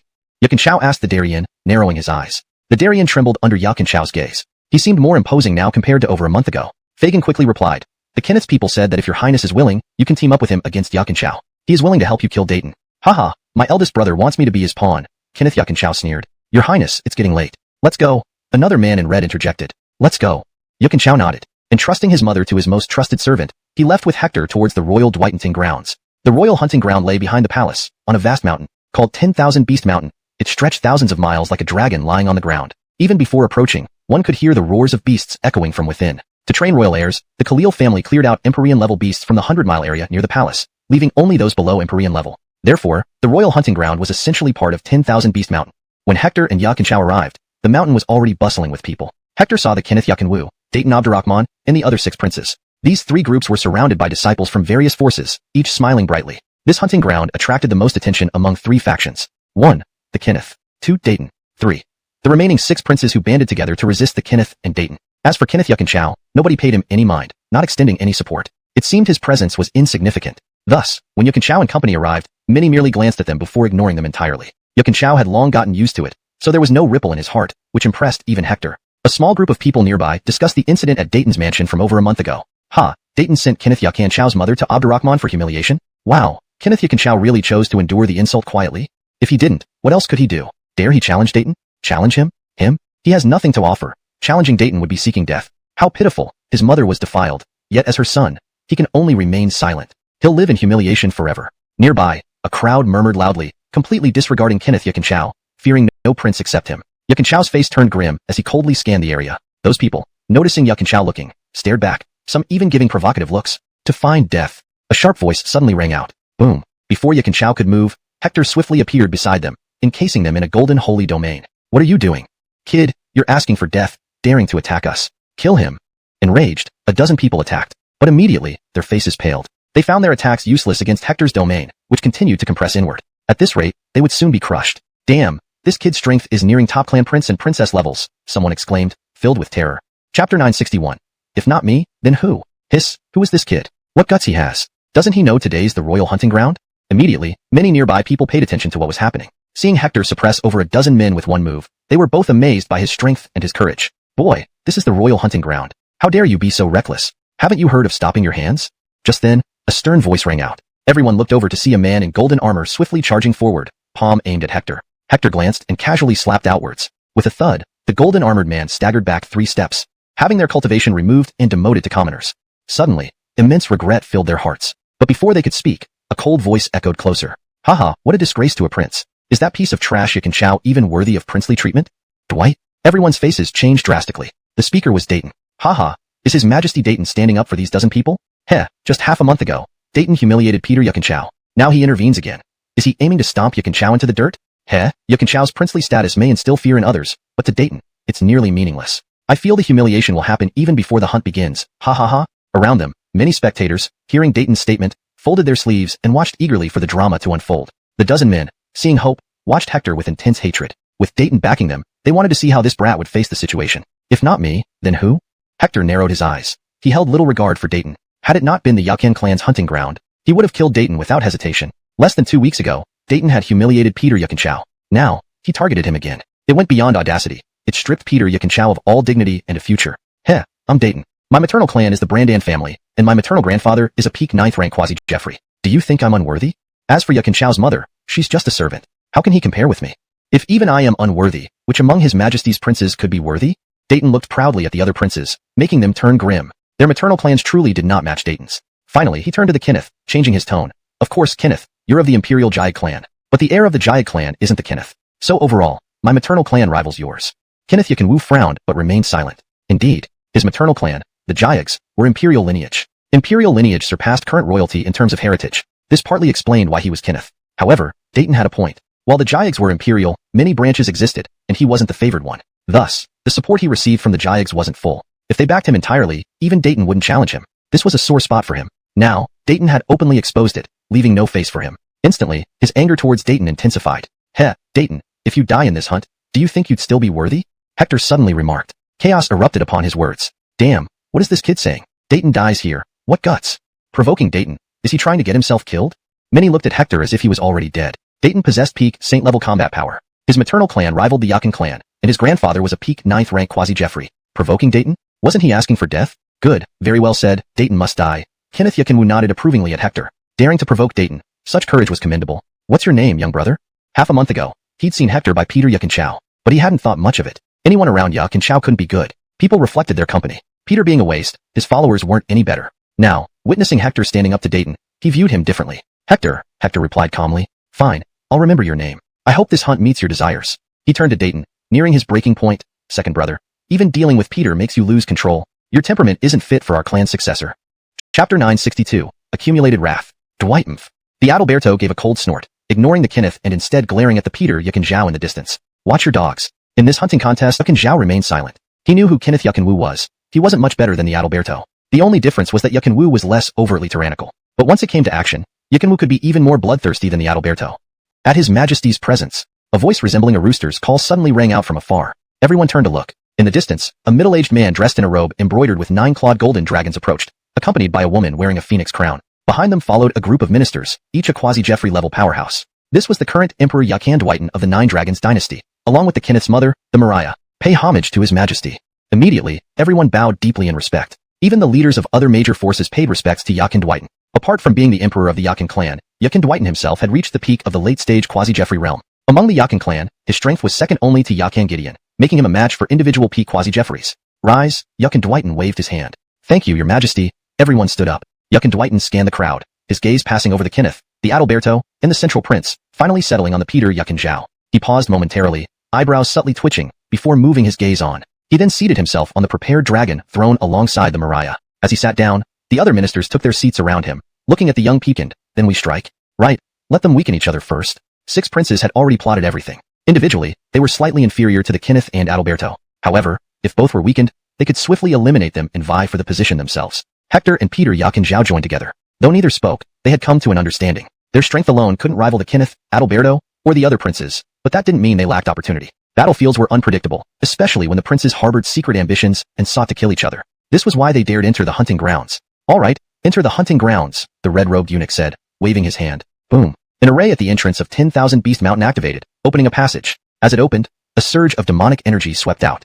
Move out, Kenneth Yakin Wu commanded. Boom. Behind him, 10 peak Holy Realm powerhouses advanced. Each prince attending the royal hunt could bring 10 Holy Realm warriors. The same applied to the Kenneth, the Adalberto, and the others. Now, with 6 princes leading their contingents, there were over 60 individuals gathered, outnumbering those with the Kenneth and Adalberto. However, few believed these numbers guaranteed victory, as every warrior accompanying the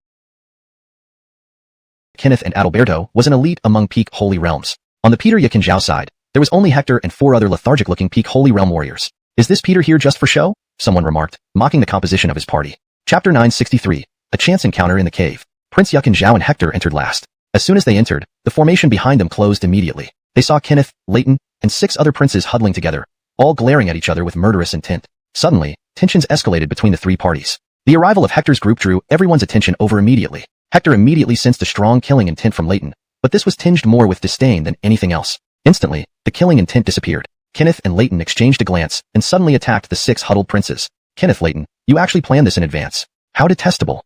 The 6 princes screamed in rage and hatred. They did not expect that these 2 archenemies would unite to target them first. Don't think we didn't know your plans. Waiting until we were weakened before picking up the spoils? Dream on. After we kill you, then we'll settle our own scores. Leighton sneered coldly. Indeed, you must die, Kenneth agreed, his eyes filled with murderous intent. Immediately, the 2 sides clashed. Act. Protect his highness, Hector shouted, retreating quickly while glancing at the 4 people. The 4 people were stunned. They hadn't expected that Hector, who had been so formidable beforehand, would become so timid so quickly. Boom. Without hesitation, since the beasts had already launched their attack. Puff. The 4 people took action and swiftly killed all the beasts. These 4 are quite powerful, Hector murmured to Prince Yakin Zhao. Hee, do you think anyone sent by the Kenneth would be ordinary? Prince Yakin Zhao smiled coldly. Hector nodded, realizing that not only he had noticed, but Prince Yakin Zhao had too. With this knowledge, he felt reassured. The 4 people dissected the beasts, extracting their cores. It was the core that contained the essence of the beasts. This hunt competition focused on who collected the most cores and who had the highest quality ones. Their group continued venturing deeper. All along, they collected larger and larger numbers of beast cores. By the end of the first day, they encountered 4 extremely powerful beasts, which required all 6 of them to subdue and kill. Your Highness, it's nearly dark. We can't go any further inwards, or it will be too dangerous, the Yuan warned seriously. Let's find a place to rest for the night, Prince Yuanzhao said. Shortly after, they found a cave. As they entered, they encountered a giant python. This python, 30 meters long, was incredibly powerful and fast. The Yuan nearly lost his life if not for Hector stepping in to help, joining forces with the 4 people to defeat it with great difficulty. After the fight, the 4 people collapsed onto the ground, forming hand seals to absorb natural energy to replenish their strength. Hector extracted the core from the python and threw it outside the cave. Following that, Hector and Prince Yuanzhao found a spot and sat down cross-legged. At night, the cave was abnormally quiet, but outside, there were sounds of beasts moving and roaring everywhere. I wonder how Kenneth and Leighton are doing now? Hector mused. Prince Yuanzhao replied, if everything goes as planned, my 6 brothers might be mostly dead. Hearing this, Hector secretly nodded. Both Kenneth and Leighton were extremely strong, each possessing saint-level combat prowess. Their subordinates were all top-notch cultivators at peak late-stage saint realm. Together, they could easily overpower the 6 princes and their entourages. Especially Kenneth, rumored to be a born saint, an existence considered invincible at the same realm. Even saint-level characters dared not provoke him lightly. Let's take shelter in this cave. Fine, just for the night. At that moment, voices floated into the cave. Upon entering, one person exclaimed in surprise, 4th brother, it's you? Ari, Dwight, Virgil. The Yuan's face changed dramatically. They hadn't expected that these 3 princes had survived Kenneth and Leighton's alliance. Besides themselves, there were 3 others. Each of them was covered in wounds. Especially Virgil, who had lost an arm. 5th brother, 6th brother, 9th brother. It's really you? Prince Yuanzhao squinted his eyes. Ari, initially startled, then laughed coldly. This is our territory now. All of you, get out. Dwight chatted. What rotten luck. Attacked by those treacherous dogs, Kenneth and Leighton, and found this cave only to run into 4th brother. How vexing.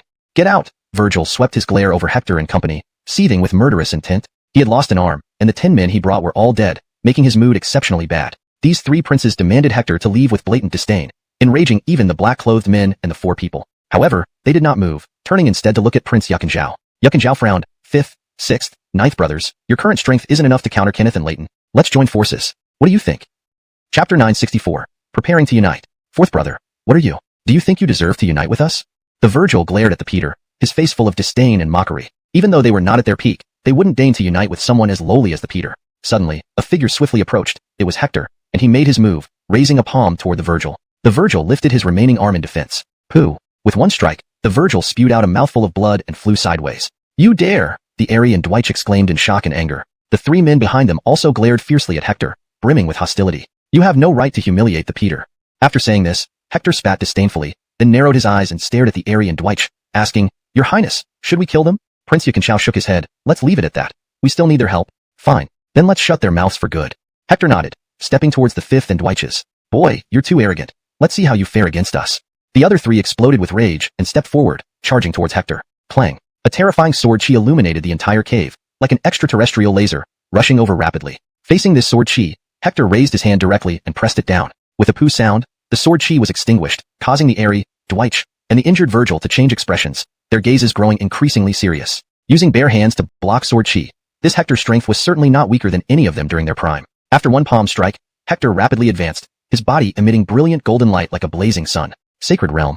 He thrust forward directly. The 3 men did not show any weakness either. Knowing Hector was incredibly strong and definitely a formidable opponent, they immediately released their sacred realms simultaneously, preparing to combine their powers to crush Hector's sacred realm. But the moment they made contact, they were instantly alarmed, their hair standing on end. Their sacred realms, upon touching Hector's sacred realm, were immediately suppressed and pushed back towards them. Instant suppression. This young man's strength far surpassed theirs. Suppressing their sacred realms, Hector continued to advance calmly, which caused the Ari and Dwight to frown deeply. The trio quickly retreated, revealing deep apprehension in their eyes. In their hearts, Hector's strength could rival a prince at his peak, perhaps even slightly stronger. All right, we can stop now. We admit that you have the qualifications to unite with us. At this moment, the Ari spoke up. As he said this, he gave Hector a long, probing glance, curious how the Peter Yuanzhao, a nobody without any background, had managed to find such a talented person like Hector. Hector glanced back at Prince Yuanzhao. Yuanzhao nodded. Brother Su, thank you for your efforts. All right then, if His Highness doesn't want to pursue this further, I won't take action. Hector nodded and retreated to the side. But at that moment, he saw the Virgil glaring at him viciously. He immediately frowned. If you keep looking at me like that, I assure you, I will kill you. Even if the Ari and Dwight protect you, I'll still kill you. Believe me or not? All right, 9th brother, we should now unite and deal with the Kenneth and Leighton together. At this moment, the Ari looked at the Virgil and sternly said, Dwight. The Virgil scoffed and turned his head away, but inwardly harbored resentment towards Hector. Once he had the chance, he vowed to kill this lapdog of the Peter Yuckenchow. A mere lapdog dared to shout at him? Unforgivable. Hector sensed the Virgil's murderous intent and hostility but ignored it. He would have plenty of opportunities to kill the Virgil in this hunting ground. For now, the Airy and Dwight were useful. Fifth brother, what is the situation with the Kenneth and Leighton now? The Peter Yuckenchow asked the Airy. After witnessing Hector's display, the Fifth and Dwights had become much more cordial toward the Peter Yuckenchow. The Kenneth and Leighton joined forces to kill us. But so what? Our 6 brothers are no pushovers either. Under our relentless counterattacks, many of their men are dead. Currently, besides themselves, they each have 5 men left, the Airy said gravely. So, you sacrificed so many people just to kill 10 of theirs? Hector frowned upon hearing this. At that moment, the Virgil coldly stared at Hector and sneered, Boy, do you know how strong the Kenneth and Leighton's men are? Killing 10 of them was already remarkable. If you had been there, you might have only managed to kill 2 more at best. It's not that I underestimate you, but you haven't experienced fighting them. You don't know how powerful they truly are. The Airy nodded, looking at Hector and sighing. The Kenneth and Leighton brought incredibly strong people this time. It was already extremely difficult for us to escape. The Peter Yuckenchow hesitated. So, besides the Kenneth and Leighton, they still have 10 men. This does complicate things. Why not simply ally with the Kenneth and eliminate Leighton? Hector suddenly smiled. Upon hearing this, everyone present looked at him. The Airy and Dwight both furrowed their brows. The Virgil coldly remarked, Boy, don't forget that we're in this predicament because they united. Now you want us to ally with the Kenneth? Not to mention if we could swallow our pride. Do you think the Kenneth would agree? If the Kenneth is as strong as you say, and you're not overly significant to them, I believe he might consider it, Hector replied with a sardonic smile. Boy, are you saying we're too weak? The Virgil stood up. Is that so? Leroy, do not that someone will establish contact with the Kenneth. And how do you ensure that the Kenneth won't betray us, joining forces with Dayton to eliminate us first when we go to confront Dayton together? Hector smiled and said, I'll be the one to contact the Kenneth. As for him turning against us to join hands with Dayton, you're overthinking it. With our current strength, can we make a figure like the Kenneth wary? He must also know that with his present power, killing Dayton alone would cost him greatly, perhaps beyond his own capability. But now, with our support, they would leap at the chance. After all, in the Kenneth's mind, Dayton poses a far greater threat than we do right now. Do you think who the Kenneth would prioritize as an ally? Remarkable. The Airy glanced at Hector. Not only was this young man incredibly strong personally, but his analytical skills were outstanding, making him a dangerous character. The Airy hesitated for a moment before saying, Third question. After we kill Dayton, how do we deal with the Kenneth? Haha, simple. If the Kenneth suffers heavy injuries or exhaustion from battling Dayton, don't you think we'll have a chance? Hector laughed loudly. The Dwight interjected. What if the Kenneth asks us to attack Dayton first while he conserves his strength? What should we do then? He doesn't have the right to conserve strength. With our strength, we cannot face Dayton. To kill Dayton, he must expend a significant amount of power. Hector shook his head. And, Hector paused. And what? Asked the Airy and Dwight, looking at Hector. Hector's eyes flickered as he grinned. Dayton will surely counter the combined strength of the Airy, Dwight, and Peter. They could easily slaughter these 4. After he left, shouts of anger followed him from behind. Outside, Hector concealed his presence completely and activated the firmament eye to search for the Kenneth's group nearby. Several times, he narrowly avoided encountering extremely powerful beasts. An hour later, he finally found the Kenneth's group in a valley. Inside a cave at that moment, the Kenneth, along with 5 others, sat cross-legged inside, cultivating their true chi to recover energy. Among these 5 was the Ace Andre in black clothes. Your Highness, Dayton and Abdurrahman are too powerful. Given our strength, it's tricky to kill them alone. A Nate beside the Kenneth said solemnly. Indeed, especially Abdurrahman. I always feel he held back most of his strength during our joint ambush on the 6 princes, added the Ace Andre. The other 3 remained silent, but frowned deeply. Even if they managed to kill Dayton, most of their group would die. As the weakest among them, they faced certain death. So, any good suggestions? Kenneth Yuckenwu looked at the Nate and Andre. Andre glanced at the Nate, who nodded. For now, we should consider allying with the escaped Airy, Dwight, and Virgil. Haha, impossible. We secretly allied with Dayton, nearly killing them. They already harbor suspicions and resentment. They won't agree to an alliance. Yes, they won't agree. The previously silent 3 spoke up one by one, dismissing the Nate's suggestion as utterly unrealistic. At this point, Andre hesitantly suggested, Your Highness, we can consider allying with the Peter. Upon hearing this, the silent trio looked at Andre, asking, Zoltan brother, are you confused? Even if Yuckenchow allies with us, their strength barely helps. They're negligible. Exactly. Allying with things as tiny as ants won't help either. Let's not consider it. At this moment, the Kenneth and the Nate frowned, glancing toward the cave entrance, their eyes brimming with murderous intent. Who is there? Come out. Chapter 966, Alliance and Joint Effort. Heh, His Highness the Kenneth, your insight is truly remarkable. Despite how carefully I concealed myself, you still managed to detect my presence. At this moment, Hector stepped out. It's you, this Fred. Upon seeing Hector, the 3 individuals beside Kenneth Yuckenwu immediately showed drastic changes in expression. They recognized him as the Yuan who was with Yuckenchow. How did he? After Hector's departure, His Highness, what if they go to Dayton and block our way, launching an attack on us? The Wilson voiced his concern anxiously. The other 2 instantly changed their expressions upon hearing this. Kenneth Yuckenwu laughed and said, if they intended to do so, they would have acted already. They didn't, which shows they haven't contacted Dayton. Moreover, Sir Abdurrahman, Dayton's aide, recently defiled the Peter's mother, Macy. Even if the Peter dies himself, he will never ally with Dayton. Hearing this, the trio breathed a sigh of relief. If Airy and Hector joined forces with Dayton, they would be in grave danger. His Highness, how could Hector persuade Aerie and the others to ally with us? We almost allied with Dayton to kill them, the Wilson asked doubtfully. Perhaps they feel that Dayton and Abdurrahman pose a greater threat to them than we do, a Balthazar next to the Kenneth coldly remarked. Dwight, this kid doesn't take us seriously. The trio gritted their teeth, anger flashing in their eyes. The fat Darien, Andre, squinted his eyes as he watched Hector's departing back and murmured to himself, Brother Sue, you really have done it again, persuading Aerie and the others. This time, Dayton might be in real danger because of you. Meanwhile, Aerie, Dwight's. He walked out of the cave without further conversation. Looking at Hector's back, Virgil clenched his teeth and muttered, Wait for me, Hector. I will tear you limb from limb. This commoner kept challenging him. Leaving him unharmed would not extinguish his rage. Traveling cautiously through 10,000 Beast Mountain, they arrived at the Kenneth's cave after an hour. Ha, Brother Sue, you've indeed found 5th, 6th, and Virgil's. Excellent. With your addition, we will surely defeat Second Prince and Abdurrahman this time. Seeing Aerie, Dwight, and Virgil, Kenneth Yuck Wu grinned. However, he immediately narrowed his eyes when he noticed the absence of the 4 black-clothed men with Yuck and Chow. These 4 men had been strategically placed near Yuck and Chow, not only to monitor him but also to eliminate Yuck and Chow when necessary. Their disappearance suggested their identities had been exposed and dealt with. Were they taken care of by Hector? The Kenneth smiled at Hector, a cold, lethal intent flashing in his eyes. Hector was even deeper and more inscrutable than he had imagined. If it weren't for the imminent confrontation with Dayton, he would consider eliminating Hector immediately to prevent any unforeseen complications. Hashtag chapter 967. Each has their own calculations. How strong was Hector really? He wasn't entirely sure, but the fact that he dared to enter the Imperial Dwightington grounds with Prince Yuck and Zhao and managed to unite Kenneth must be secure. I believe you understand this as well? Dwight, naturally, we'll cooperate with you this time to kill the Kenneth. Once he's dead, we absolutely won't let you off easily, the Dwight snarled. Haha, that's good. After killing Dayton, I'll give you a way out, Kenneth Yuck Wu nodded with a laugh. But the more he did so, the greater their hatred for him grew. Alright everyone, let's sit down and discuss how to hunt down Dayton. Hector clapped his hands, gathering the Kenneth, Peter Yuck and Zhao, Aerie, Dwight, and Virgil together for a secret discussion. At this moment, not far from Hector's group, on a high mountain stood Dayton and Abdurrahman, gazing into the distance. Behind them knelt a Yuan who respectfully reported, Report to His Majesty Dayton, everything is prepared. With just one command from you, we can immediately trigger the beast tide and wipe out the Kenneth and his party. After parting ways with the Kenneth's group earlier, they began preparing for the next move. After half a day's arrangement, everything was set except for the final step. Is the direction of the Kenneth locked?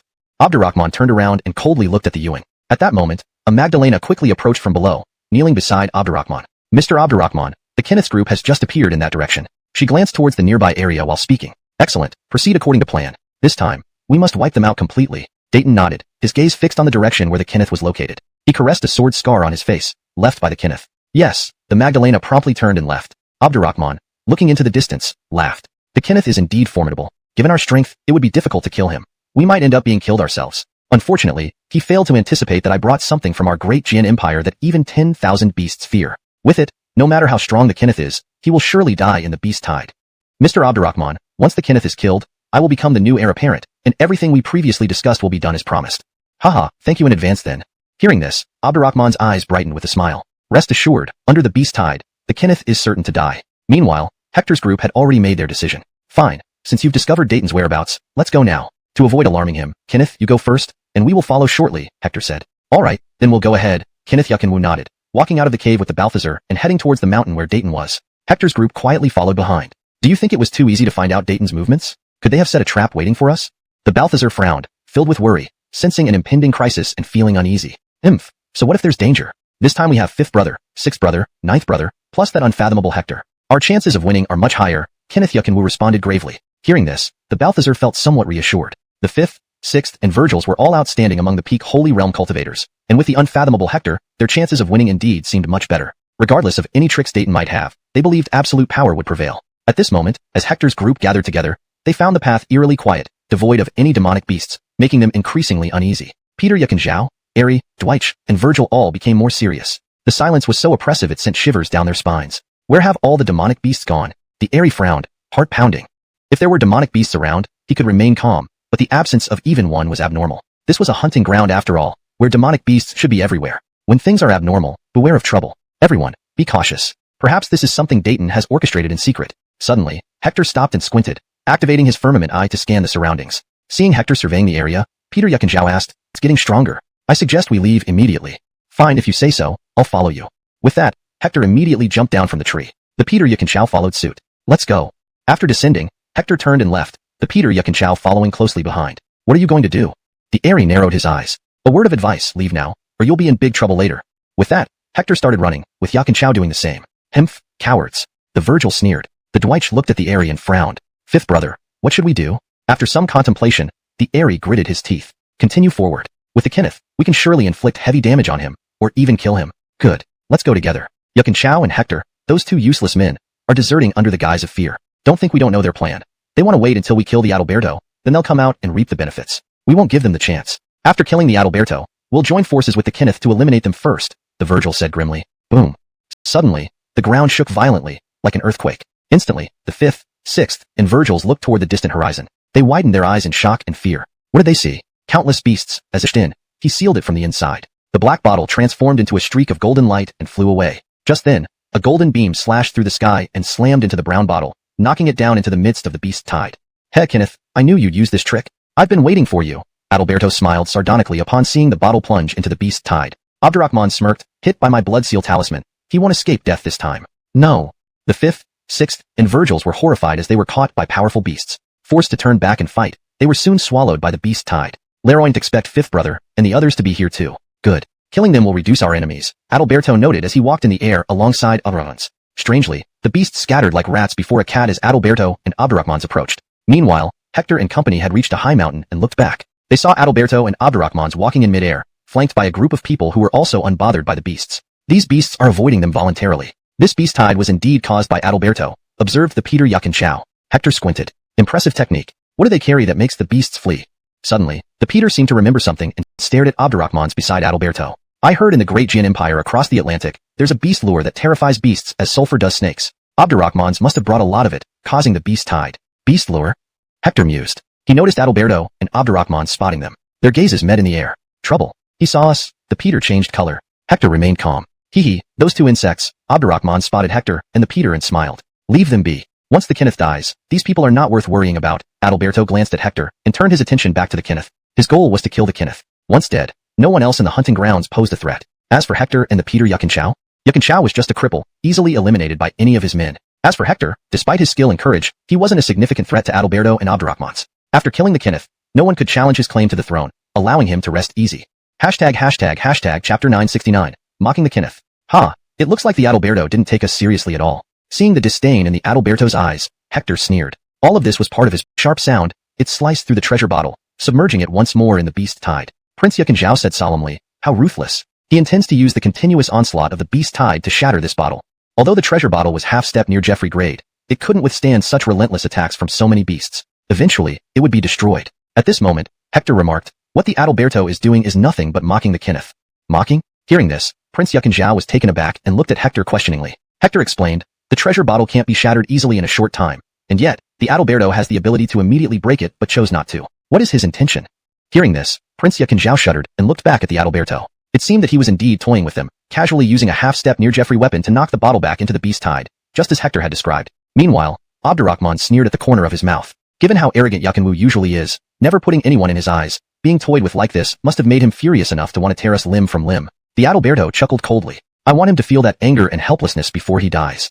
Haha, if he knew your thoughts, he'd probably be spitting blood right now. Abdurrahman laughed heartily. Amidst his laughter, he suddenly turned to look at Hector, waving his hand. Go there immediately and bring me Yuck and Chao's head. Yes. Instantly, 5 men rushed the Adalberto's people. Why was he here? But that didn't matter. What mattered was killing Yuck and Chao. Once Yuck and Chao was dead, the Yuccan clan would have no one else besides the Kenneth capable of challenging the Adalberto for the position of Kenneth. Though Yuck and Chao was not qualified to compete for the throne, any living prince posed a potential threat to the Adalberto, which needed to be eliminated. Throughout history, underdogs had overturned the odds countless times. Dead princes were always the best. Peter, we have been ordered by the Adalberto to take your head. One of the black-clad men among the 5 declared coldly. Humph, you lot? You think you can take my head? Wake up, the 3 of you come at me together. At this moment, Yuck and Chao narrowed his eyes, murderous intent radiating from him. Raising his hand, he singled out 3 men, looking entirely different from his usual mild demeanor. Even Andre and Fife were stunned.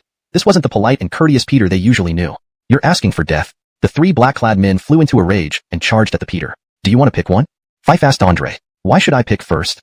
Andre frowned. Fife grinned, revealing a mouthful.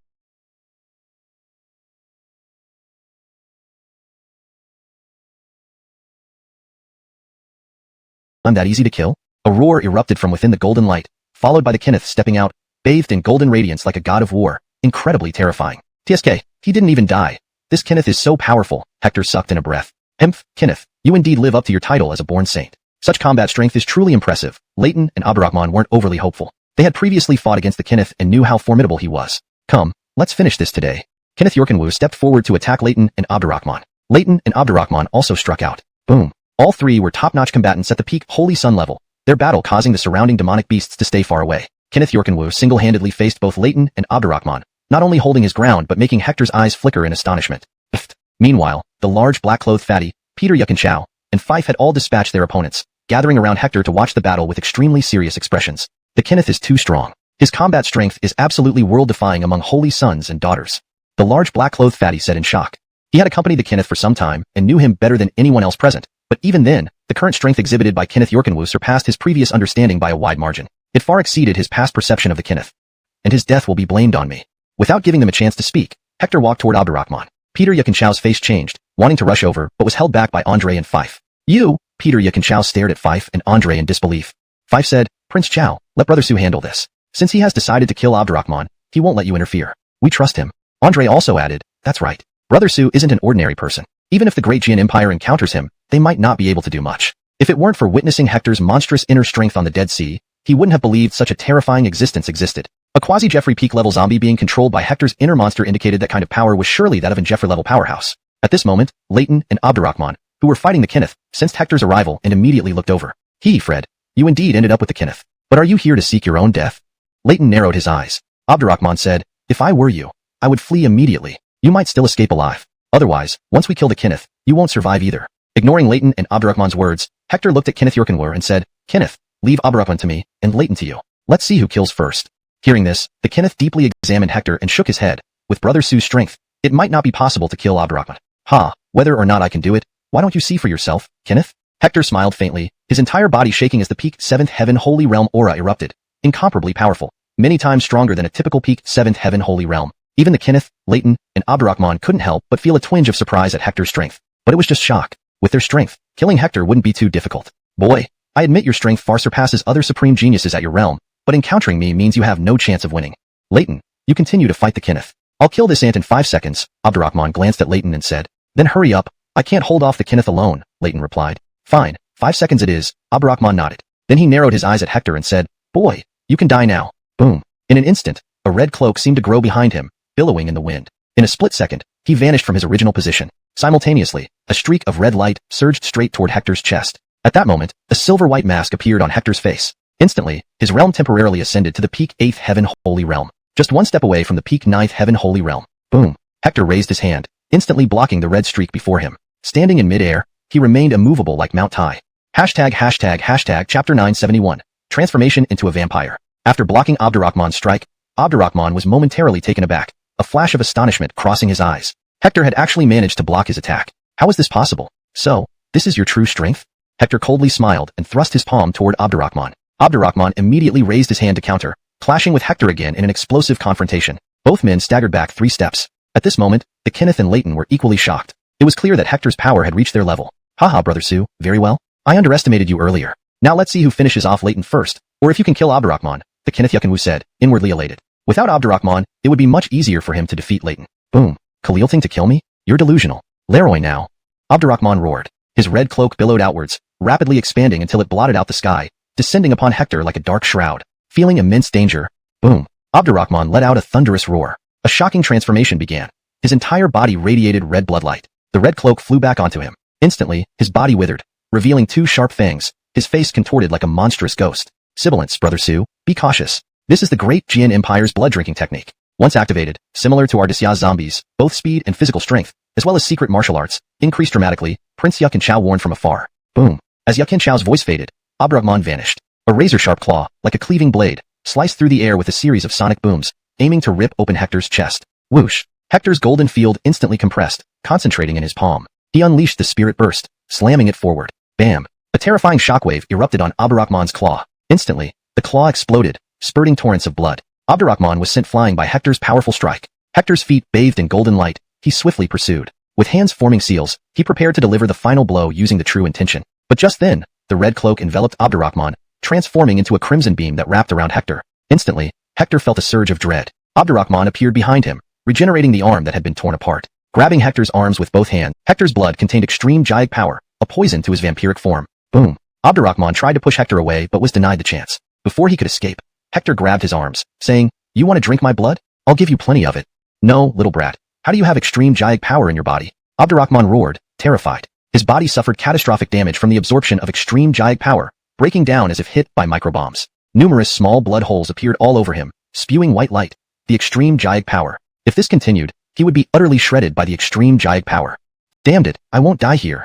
His red cloak reappeared, transforming into a red beam. Puffed. With decisive resolve, it severed both of Abdurrahman's arms. Blood spurted everywhere. Taking advantage of the opportunity, Abdurrahman swiftly retreated, maintaining distance from Hector. Chapter 972. The Vampire Zombie Demon Technique. Having transformed into a vampire, Abdurrahman's entire body was composed of extreme Yin energy. His greatest fear was extreme Yang energy. Therefore, when Hector utilized the power of extreme Yang, he immediately dealt a severe blow to Abdurrahman. Thankfully, Abdurrahman made the decisive choice to abandon his arms. Otherwise, he would have been dead by now. He's ruthless. Upon seeing this, the distant fat Darien clothing, Fife, and the Peter Yakinchao couldn't help but look at Abdurrahman with admiration. They wondered if they could be as resolute as Abdurrahman if they were in his position. No matter what, Abdurrahman is likely doomed this time. The fat Darien, Andre, said solemnly. Brother Su, let me kill him, the Peter Yakinchao suddenly said. Hector nodded. With his arms lost, Yakinchao's combat power had significantly decreased and posed no significant threat. He thus left it to the Peter Yakinchao. After killing Abdurrahman, he intended to take responsibility for Abdurrahman's death himself. After all, Abdurrahman was the son of the president of the Daejian Empire. His death would inevitably infuriate the higher-ups of the Daejian Empire, and their wrath would be catastrophic. Suddenly, Hector frowned, looking sharply ahead. He saw that Abdurrahman's severed arms were regenerating at an alarming speed. At the stumps of Abdurrahman's arms, bloodlines appeared and rapidly coalesced into flesh, causing his arms to grow back swiftly. Hiss, can severed arms really grow back? The fat Darien, Andre, and the others stared wide-eyed, their faces filled with disbelief. Hector also felt startled, becoming more cautious. This Abdurrahman was indeed troublesome. Even after losing his arms, he could regenerate them. It was somewhat similar to the regeneration ability of his mysterious silver mask. Whoosh. After regenerating his arms, Abdurrahman's complexion was deathly pale. He breathed heavily, glaring at Hector with gritted teeth. Boy, you've got some skills, managing to sever my arms. But you won't find it easy to kill me. This time, I won't give you another chance. Prepare to die. Puff. Suddenly, the cloak on his back transformed into wings, and his appearance shifted from a vampire to a bat, making him appear even more terrifying. Swish. With his wings spread, he instantly reached close to Hector, clawing towards him. Hector drew his sword, blocking the attack. SSSSHHH. The blade clashed with Abdurrahman's claws, sparks flying off as a powerful force surged forth, breaking Hector's longsword and slashing towards his chest. Brother Su, be careful. The fat Darien, Andre, and the others were alarmed, ready to rush over to support Hector. But at that moment, Hector vanished. Ethereal body technique. In an instant, he evaded the fatal strike. Abdurrahman was momentarily stunned, a flicker of surprise crossing his eyes. How did his opponent avoid such a lethal blow? He looked baffled. Suddenly, Hector dropped from above, both feet smashing down hard on Abdurrahman. Abdurrahman raised his claws upwards. Boom. A loud sound blast erupted. A terrifying shockwave radiated outwards from the two men. Simultaneously, Hector formed seals with his hands, summoning the true intention Leroyagram. 1 true intention Leroyagram. 2 true intention Leroyograms. 3 true intention Leroyograms. 4 true intention Leroyograms. 5 true intention Leroyograms. The 5 diagrams converged, crashing downwards. Abdurrahman was struck and fell to the ground with a thud. Hector descended swiftly, invoking the Chilan true intention Leroyagram within him, slamming down. Damn it, kill. Boom. Roaring, Abdurrahman surged out of the ground, his form transforming once again into a zombie. However, this zombie was unique, resembling a hybrid between a vampire and a zombie. Hiss, this is a blood-drinking zombie ghost. Holy crap, did he come to the Nine Dragon Empire to master the blood-sucking zombie demon technique? Brother Su, scatter. Don't engage him directly. Andre shouted out in alarm. However, it was too late. Hector's Chilan true intention Leroyagram fell, cracking upon impact, and he was sent flying backwards. Zoom. Meanwhile, Abdurrahman shot up like a bolt of light, faster than Hector, who was soaring backward, quickly catching up. His 10 fingers elongated sharply, tearing through the air, rushing toward Hector. At this moment, Reaming energies. The Chilan diagram expanded rapidly like an inflated balloon, held in Hector's hands. Upon approaching Abdurrahman, it was slammed onto him. As long as my destruction surpasses your regeneration, I want to see how you stay alive. Hector roared, filled with murderous intent. Abdurrahman sensed the immense threat and tried to retreat, but it was too late. Bang! The maximally expanded Chilan true intention Leroyagram exploded in that instant. Infused with extreme Yang and Yin energies, its explosive force far exceeded the destructive power of Hector's 6 true intention Leroyagrams and the Spirit Burst combined. This could be considered Hector's most formidable move currently. Chapter 973. Hands reaching heaven. Boom. The sound was tremendous, like thunder striking from the heavens. The terrifying force instantly tore apart Abdurrahman's body. No. Abdurrahman let out his final scream and turned to ashes in an instant. He never imagined that this time, coming to the Nine Dragon Empire with the help of the Adalberto and creating a vampire zombie, no one could match him in physical strength, combat ability, or regeneration unless a Quasi-Jeffrey appeared. Even a newly ascended Quasi-Jeffrey might not have been able to easily kill him. But now, he had been killed by Hector, a person from the Great Xia who wasn't even at the peak of the sacred realm. How could he accept this fate? Abdurrahman's scream immediately drew the attention of Kenneth Yi Jian Wan and the Adalberto. When the Adalberto saw Abdurrahman dead, his face turned pale. He had been injured by Kenneth Yi Jian Wan and had hoped that Abdurrahman would kill Hector and then help him against the prince. Who would have thought that Abdurrahman was actually killed by Hector, someone he looked down upon? What disturbed him most was that after becoming a vampire zombie, Abdurrahman's strength was no less than his own, especially with the monstrous regenerative abilities which even frightened him. Yet such a powerful Abdurrahman was killed by Hector. When Kenneth Yi Jian Wan saw this, he too felt grave, clearly not expecting Hector to be capable of killing Abdurrahman. His plan had been for Hector to hold off Abdurrahman, while he killed the Adalberto before dealing with both. Now it seemed Hector's strength exceeded his expectations. Prince, Hector is stronger than we imagined. He can threaten us, having killed Abdurrahman who had transformed into a vampire zombie. Why don't we join forces to kill him and settle our differences afterward? The Adalberto suddenly said. Kenneth Yi Jian Wan observed Hector, feeling his energy depleted and posing little threat at present. Hector, however, deliberately slowed his recovery to see how Kenneth Yi Jian Wan would react. If the prince chose to ally with the Adalberto, he wouldn't mind giving them a big surprise. Brother Sue, rest on the side. I will deal with the Adalberto.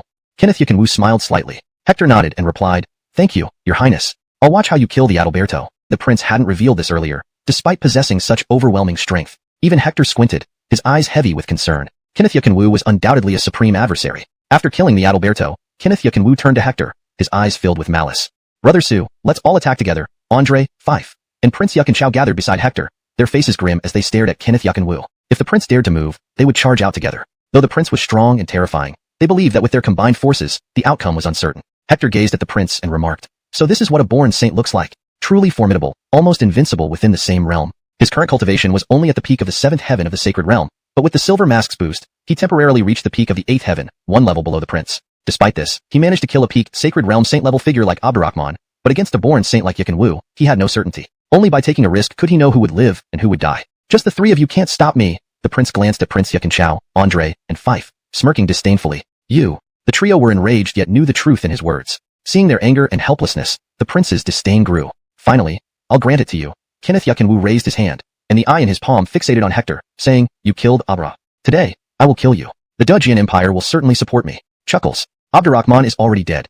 You could join him now, Hector smiled gently. Suddenly, he launched an attack, the path of the new world instantly extending beneath Kenneth Yi Jian Wan's feet. Simultaneously, Hector gripped the hilt of his sword, preparing to execute the sword-flying immortal technique for a decisive strike. Clang. Kenneth Yi Jian Wan stepped onto the path of the new world, and a black light flashed under his feet. Crack. Hector's path of the new world exploded instantly. A terrifying force rapidly spread towards Hector, akin to a writhing snake, incredibly fearsome. At this moment, Hector closed in, powerful sword chi shining like a brilliant sun, suddenly arriving. Sword flying immortal. Clang. The sword chi stretched tens of meters, descending from the sky to slash towards Kenneth Yi Jian Wan. Yi Jian Wan raised his hand, and an eye in his palm shot out a golden ray, instantly tearing apart Hector's sword chi. It shot towards Hector like a streak of lightning. Whoosh. Hector dodged instantly, not engaging in a head-on confrontation, but continued rushing forward with a sword strike towards Kenneth Yi Jian Wan. Clang. That eye instantly flew out, transforming into a massive vortex, pulling nearby stones upwards uncontrollably towards it. Hector experienced the same irresistible force, unable to resist. Palm Daltondom, Brother Sue, get away! Shouted Peter Yi Jian, horrified upon witnessing the scene. It was too late. Hector's body shrank increasingly smaller, eventually turning into a streak of light hurtling towards the eye. Hector slapped his palm, compressing a golden field rapidly. An immense destructive force erupted in his palm within an instant. But this wasn't enough because he sensed that Kenneth Yi Jian Wan, as a born sage, was far more powerful than Leighton and Abra. The mere spiritual burst couldn't resolve his predicament. So, in an instant, he channeled his extreme Jiag and extreme Yin powers into the compressed burst point. Immediately, a force combining tearing and destruction erupted, far exceeding anything Hector had previously demonstrated. Boom. Hector struck viciously with his palm. Tearing and destructive forces exploded outwards. The surroundings turned to rubble instantly. Even the vortex-like eye exploded at this moment. Ah! Kenneth Yi Jian Wan screamed and retreated, a bloodied hole piercing his right palm as blood continuously seeped out. Haha, Brother Sue is impressive. Regardless of what prince or born sage, they are nothing before our Brother Sue. Encountering him means only one way to go, death, exclaimed the black-robed Quentin Andre, laughing heartily upon witnessing the Kenneth's holy art being thwarted, his breath easing. Beside him, Fife's face also showed relief. Kenneth Yi Jian Wan's might had exerted nearly suffocating pressure. Only Peter Yi Jian remained unfazed, growing more worried instead. The prince's power extended beyond this visible form. Brother Sue's attempt to defeat a realm-higher sage who boasted invincibility at his own level would prove insufficient. Indeed, Peter Yi Jian noticed the Kenneth's emanating aura becoming even more terrifying. A fearful aura enveloped everything within several meters, turning it into ashes instantly. Hector, you have angered me. Today, I will make you die without a burial place. As he spoke, his clothes tore apart. Next, Andre, Fife, and Peter Yi Jian widened their eyes, fear and despair filling their expressions. The Kenneth's body covered densely with eyes resembled a monster entirely composed of eyes. If one eye could be that terrifying, imagine how terrifying it would be covered entirely in eyes. Despair instantly overwhelmed Andre, Fife, and Yukin Chao, making their hearts tremble. Chapter 975. Slain Prince Yukin Wu. At this moment, even Hector felt an overwhelming pressure. The omnipotence of Kenneth Yukin Wu's heavenly eye technique just now had compelled him to unleash both the ultimate Jiaig and ultimate Yin forces. Now that every part of the Kenneth's body was imbued with this technique, the immense pressure descended on him in one go. You all go ahead first. Leave him to me. Hector shouted abruptly. There was no time for deliberation now. He had to take the initiative and launch an attack. If he turned around and left, he might be able to escape, but the four people behind him, Peter Yukin Chao, the heavyset Andre, and Fife, would definitely not stand a chance. Besides, he still had his ultimate strength hidden, and it wasn't certain if the Kenneth could truly prevail. Brother Su. Seeing Hector charge forward, Andre panicked and tried to dash out, only to be pulled back by the Peter Yukin Chao. Let go. Andre glared at Yukin Chao with murderous intent. Yukin Chao said gravely, let's go. Trust Brother Su. He'll surely survive. Andre opened his mouth to protest again when Fife spoke up. Andre, trust Brother Su. He is not an ordinary person. Hearing this, Andre hesitated for a moment, recalling the scene on the Sea of Death. His heart settled immediately after. Right, Brother Su isn't ordinary. Ripple. Useless. If your cultivation could advance to my level, perhaps you would be a formidable opponent for me. But since you're one realm below me, even though you can slay a saint's son like Abdurrahman, you cannot harm me. I am a born sage, nearly invincible within the same realm. What chance do you have being a level lower? On your way then. I will use my greatest strength to kill you as a sign of respect. To be killed by my strongest power at this level, you should feel honored. Boom. At this moment, every eye on his body emitted destructive golden light, assaulting Hector uniformly. He seemed to become a sea condensed into light, illuminating hundreds of miles in every direction, far brighter than the sun itself. Even the Jeffrey Yukin Dwighton and other quasi-emperor level experts outside the hunting grounds were startled. Sigh. It's the Kenneth using heavenly eye technique. Who forced the Kenneth to resort to this? Could it be anyone else? It must be Dayton and Abdurrahman. I hope the Kenneth doesn't kill Abdurrahman. Otherwise, relax, the Kenneth knows what he's doing. Dayton is definitely doomed, but Abdurrahman may just be gravely injured. To force the Kenneth to use heavenly eye technique, even if Dayton dies, he can still be proud. Around them, whispers and gasps filled the air. Kenneth Yukin Wu was practically invincible at the same. In an instant, the surrounding golden glow vanished. Despite his prowess, Kenneth Yukin Wu bled profusely, his eyes exploding instantly. He was hurled high into the sky and disintegrated into ashes in the next moment. Simultaneously, Hector panted heavily, reviving under the effect of the silvery white secret mask. Looking around, the thousands of meters within sight lay flattened. Nearby beasts were nowhere to be found. Chapter 976. Leroy disturbing the Yukin clan. The terrifying energy fluctuation lasted for several seconds before finally dissipating. Hector's figure then emerged. Hiss, did Brother Su kill the Kenneth? Upon seeing Hector, Fife, the black-clothed ace, and Peter Yukin Chao were all stunned. Kenneth Yukin Wu was a pinnacle sage realm innate-born sage. In the peak sage realm, he was invincible among those of his rank. They believed that only another innate-born sage at the same realm could kill him. But now, the Kenneth had died at the hands of Hector, who was at a lower cultivation level. This outcome was too shocking for the black-clothed ace Andre, Fife, and Peter Yukin Chao. After a while of shock, Andre and Fife exchanged glances, gradually calming their astonishment. They had been through life and death with Hector in the Dead Sea and knew just how strong he was. While they were initially surprised by Hector killing an innate-born sage like the Kenneth at a lower rank, recalling his performance in the Dead Sea quickly set their minds at ease. However, Peter Yukin Chao stared at Hector with indescribable amazement. This was the first time he had seen someone of a lower cultivation level than Kenneth Yukin Wu kill the latter, leaving not even a trace behind. Brother Su actually killed the Kenneth, fighting against someone higher in rank. His combat power must be comparable to that of a near Jeffrey? Peter Yukin Chao drew a deep breath, his heart stirred with tumultuous waves. Swish. At this moment, Hector stepped forward and came beside them. The three looked at Hector. His gaze swept over them. I have to leave. When they ask, tell them Abdurrahman also died at my hands. Brother Su. They were profoundly moved. They understood that Hector intended to take full responsibility for killing Abdurrahman. With Abdurrahman dead, the great Jin Empire would certainly not let it go easily. Whoever killed Abdurrahman would need a living scapegoat. Clearly, Hector planned to shoulder this burden alone. Brother Su, where do you plan to go next? Peter Yukin Chao asked Hector. Hector looked into the distance. It's time for me to return. After saying this, he glanced at the black-clothed ace Andre, Fife, and Peter Yukin Chao. Half a day later, Yukin Chao, Andre, and Fife left the hunting grounds. Seeing them first, Jeffrey Yukin Dwighton, the Empress, the quasi-emperors of the Yukin clan, and other major powers frowned, puzzled. If they remembered correctly, the black-clothed ace Andre was under Kenneth Yukin Wu, and Fife was under Leighton. As for Yukin Chao, how could the Kenneth, Leighton, and the other princes ever spare him? Fourth brother, where are your Kyler brothers? Jeffrey Yukin Dwighton narrowed his eyes and fixed his gaze on Peter Yukin Chao. As soon as these words were spoken, everyone turned their eyes to Peter Yukin Chao. He immediately felt immense pressure. Steady and composed, he replied, report to Father Jeffrey. Akil brother and second brother have all died in battle. What? All dead? Everyone was taken aback upon hearing this from Peter Yukin Chao. Kenneth Yukin Wu was a peak sage realm innate-born sage. Who could kill him? Was it Leighton and Abdurrahman? Abdurrahman? Jeffrey Yukin Dwighton quickly asked again. Kenneth and Leighton both dead.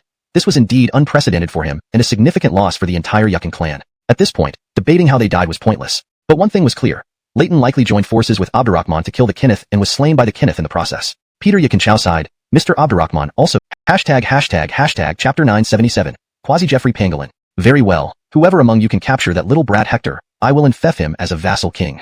Yuckin Dwighton rose and bellowed with a fierce aura. Yes, your majesty. The crowd of Quasi-Jeffreys rejoiced, stepping into the air, and rushed toward 10,000 Beast Mountain. To be enfeoffed as a vassal king. Even for Quasi-Jeffreys, it was an enormous honor and boon. A long-held dream. Boom. In an instant, dozens of Quasi-Jeffrey powerhouses soared into the sky, heading straight for 10,000 Beast Mountain. Meanwhile, after half a day of fleeing, Hector had already crossed the hunting ground and entered deep into 10,000 Beast Mountain. Along the way, Hector encountered several crises. Once, he ran into a semi-Quasi-Jeffrey level beast. He barely managed to escape after engaging in a struggle with it. As he continued his journey according to the map given by Prince Yakin Chao before entering, traveling 2 more days would definitely allow him to cross the eastern region of 10,000 Beast Mountain and enter the Dead Sea.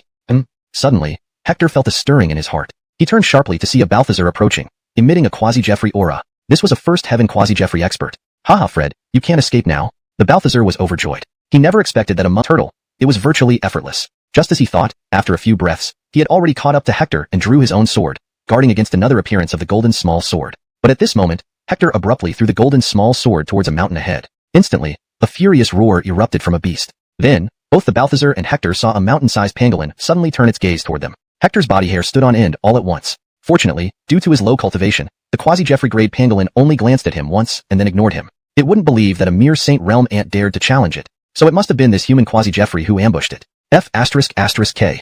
At this moment, this Quasi-Jeffrey Balthazar, seeing himself being stared down by the mountain-sized pangolin, inwardly cursed Hector's ancestors for generations.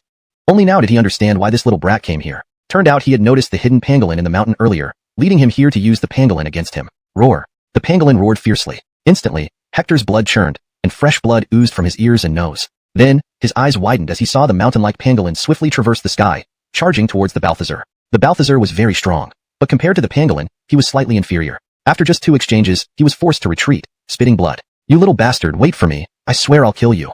He cast a fierce glance at Hector and swiftly turned to flee. Talk tough when you're alive. Hector sneered, approached where the pangolin had been, picked up the golden Quasi-Jeffrey grade small sword, and hurried deeper into the mountain. But he hadn't taken 2 steps. Suddenly, feeling something, he instantly carved a hole into a nearby hillside, flashed into it, and sealed the entrance with his hand. Then, he activated the supreme breathing technique to mask all of his aura. At this moment, Hector was motionless, like a corpse long dead. 2 breaths after finishing everything, a figure appeared silently here. That's strange. I clearly sensed a Saint Realm martial artist's aura here just now. Why did it suddenly disappear? No, he must have sensed my presence and hid nearby. The newcomer was a red-robed Kyler who squinted, looking around and soon spotting the cave where Hector was hiding. Is he in here? The red-robed Kyler stepped closer to Hector. Inside the cave, Hector sensed the rapid approach of the red-robed Kyler, flicking his sleeve, gripping the golden Quasi-Jeffrey grade small sword tightly. If this old man dared come within 3 steps, he would unleash a deadly strike. Killed himself once again. In a dispute between 2 clams, the fisherman benefits. Whoever dies, it would be beneficial to him. Of course, based on current developments, the pangolin was far more likely to die. Indeed, within 5 minutes, the pangolin was covered in wounds and bleeding profusely. One of its giant claws, as large as a small hill, was severed by the old man in red robes and fell right before Hector. Hector's eyes sparkled. This was a near Jeffrey level beast. The value of its flesh was astonishing. If he could absorb even a fraction of it, it would benefit him immensely. Whoosh. Without hesitation, Hector rushed over, activating the supreme breathing technique to begin refining the blood and flesh from the pangolin's claw. To him, these were treasures beyond measure. Boom. As Hector refined, a constant stream of life energy flowed into him. Instantly, Hector felt his cultivation level starting to advance. It really works. Hector's eyes lit up as he pushed the supreme breathing technique to its limit. Thunderous. Instantly, his cultivation surged forward, breaking through to the peak of the later stage Holy Realm, specifically, the peak of the 8th heaven of the Holy Realm. The self-destruction of a near Jeffrey level beast would have instantly annihilated him. Where's that old man? Hector thought, sending out his divine sense cautiously. Suddenly, he felt a chill and quickly retracted his divine sense. A figure clad in red appeared, covered in blood, staggering as if about to fall at any moment. Hiss. He survived the self-destruction of a near Jeffrey level beast? How did he manage that? Hector marveled. The old man in red robes surveyed the surroundings and clenched his teeth. Damn it, this creature actually self-destructed. But judging by the power of its explosion, that Fred Hector must have been turned to ashes as well. Damn it, I didn't get to capture him. It's a pity. Grinding his teeth, the old man in red robes eventually limped away, his body almost devoid of strength. After half a day, a mysterious silver-white mask appeared on Hector's face. Instantly, he was fully recovered, his strength restored to its peak. With his current cultivation and the mask, he had temporarily reached the peak of the 9th heaven of the Holy Realm.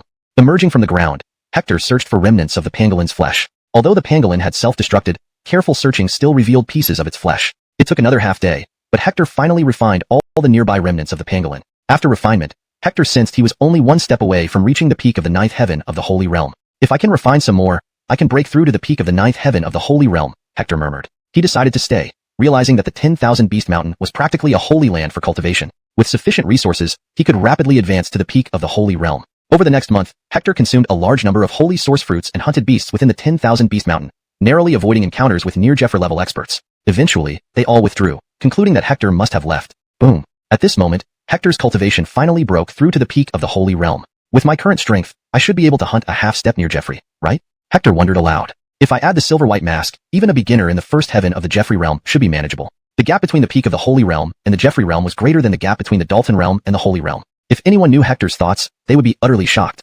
Challenging in Jeffrey while still in the Holy Realm was rare, but daring to speak of killing one? Perhaps only he dared to do so. Young man, you're indeed here. A bud suddenly appeared, looking at Hector with delight. Capturing Hector. Seeing Hector's eager look, the bud's contemptuous smile deepened. With a wave of his hand, he folded his arms, looking down on Hector with mild ridicule. Watch closely then. Hector's pupils suddenly contracted as he took a step forward, unleashing the true intention formula of the Jeffrey's technique. 1 true intention formula, 2 true intention formulas, 3 true intention formulas, 4 true intention formulas, 5 true intention formulas, 6 true intention formulas. In an instant, Hector unleashed 6 true intention formulas, slamming them into the bud. Thud. With one palm strike, the bud only retreated half a step. Apart from that, he wasn't injured in any way. Hector was instantly shocked. He was at the peak of the 9th level of the Holy Realm. Combined with the 6 true intention formulas, he had merely forced back the bud, who was only at the first level of Quasi-Jeffrey, by half a step. Is the gap between the Holy Realm and Quasi-Jeffrey truly this vast? Yet, a hint of surprise flickered in the bud's eyes as he exclaimed, "To force me back half a step with the peak 9th level Holy Realm strength, you are indeed a peerless demon. Unfortunately, that's all you've got. You still have 2 more chances." The bud looked at Hector like a cat toying with a mouse, seemingly not taking him seriously at all. Hiss, Hector sucked in a breath and said, "Since you're so confident, let's try the second move." Boom. Hector rushed forward again, clenching his palms. The Holy Domain compressed rapidly. Simultaneously, he infused the compressed Holy Domain with extreme Jiag force and extreme force. The 2 opposing forces collided, coupled with Spirit Explosion, multiplying its power several times over. Boom. In an instant, he pressed his palm down. At this moment, the bud was sent flying sideways, blood oozing from the corner of his mouth, his eyes brimming with shock. He, a dignified Quasi-Jeffrey, had been injured by a mere Holy Realm youngster? How did this Fred do it? Without wasting time, Hector attacked again immediately after the palm strike. A mysterious silver mask appeared on his face. After the silver mask emerged, Hector felt his strength surge dramatically, reaching the limits of the Holy Realm. Under such circumstances, would he be able to kill a Quasi-Jeffrey? Boom. Instantly, the true intention of the Kirin appeared above his head. As it emerged, Hector infused it with extreme Jiag force and extreme force, causing the Kirin true intention to expand rapidly before rushing toward the bud. Seeing the approaching and rapidly expanding Kirin true intention formula, the bud instantly sensed a significant threat, his body hairs standing on end. Terror flooded his eyes. A Holy Realm martial artist could instill the aura of death in him. How was this possible? Not having time to think, he hastily cast seals with both hands, erecting numerous defensive layers in front of him, preparing to withstand Hector's terrifying attack. Bang! Finally, the Kirin true intention exploded upon nearing him. The burst power exceeded anything seen before because this time, it was Hector's strongest attack under the enhancement of the silver mask. Exactly how strong it was, even Hector himself wasn't sure. Terrifying destructive power engulfed the bud instantly. Aya! A piercing scream erupted from the chaotic energy fluctuations. The bud burst out, covered in blood, his arms missing. At this moment, Hector was astonished. Under the enhancement of the mysterious silver mask, he was equivalent to the peak Holy Realm. Despite these enhancements, using the Kirin true intention formula infused with extreme Jiag force and extreme force only severely injured the bud at the first level of Quasi-Jeffrey but didn't kill him. Damn it, brat, this time I was careless. Next time, it will be your end. The bud roared, his gaze fiercely locked on Hector before turning and fleeing. Had he been prepared and not underestimated Hector, even if Hector's move were powerful, he wouldn't have been gravely injured. You won't get it. Chapter 980. The situation escalates. Find that little brat and flay him into 1,000 pieces.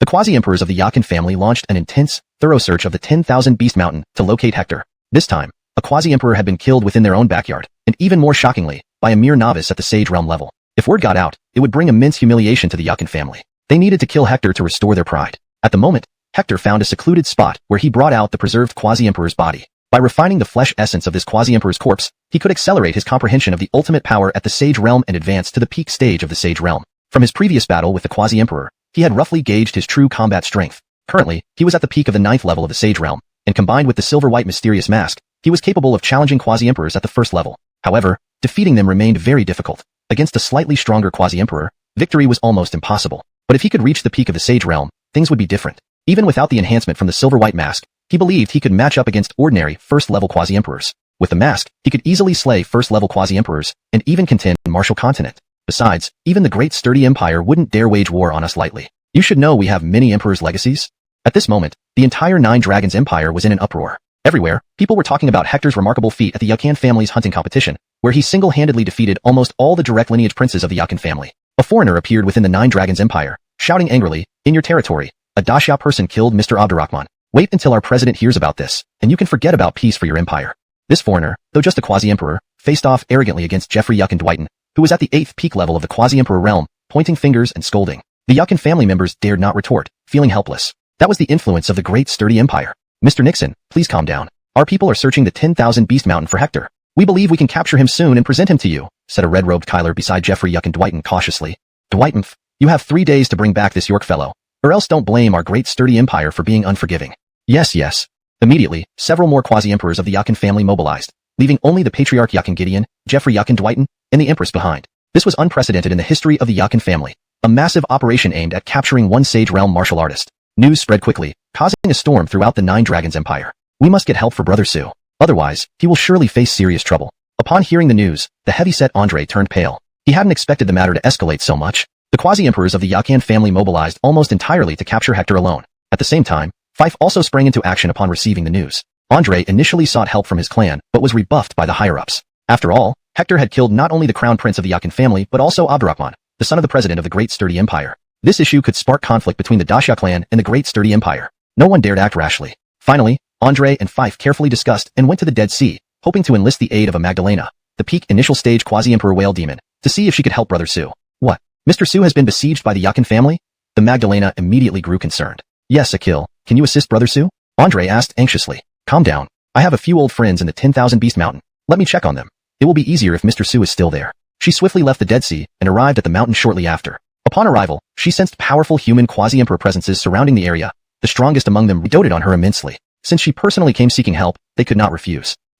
Those great demons are also searching. It seems they are looking for Hector too." A black robe near Jeffrey said grimly. "Assign people to closely monitor them. Once they find Hector, apprehend him immediately." Yes. Though the Yakan families near Jeffrey's had noticed the actions of the great demons, they turned a blind eye, intending to use the demons to find Hector before capturing him themselves. "Sir Sue, where are you?"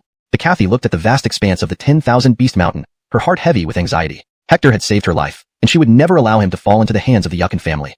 Half a month later, within a mountain range in the 10,000 Beast Mountain, a tremendous force several times stronger than before erupted from Hector's dantian, surging through his limbs. At this moment, Hector broke through to the limit of the sacred realm. After half a month of seclusion, he had refined all the holy source fruits and the essence blood from the corpse of Anir Jeffrey, finally achieving this breakthrough. Now, with every movement, he felt strength fivefold compared to before.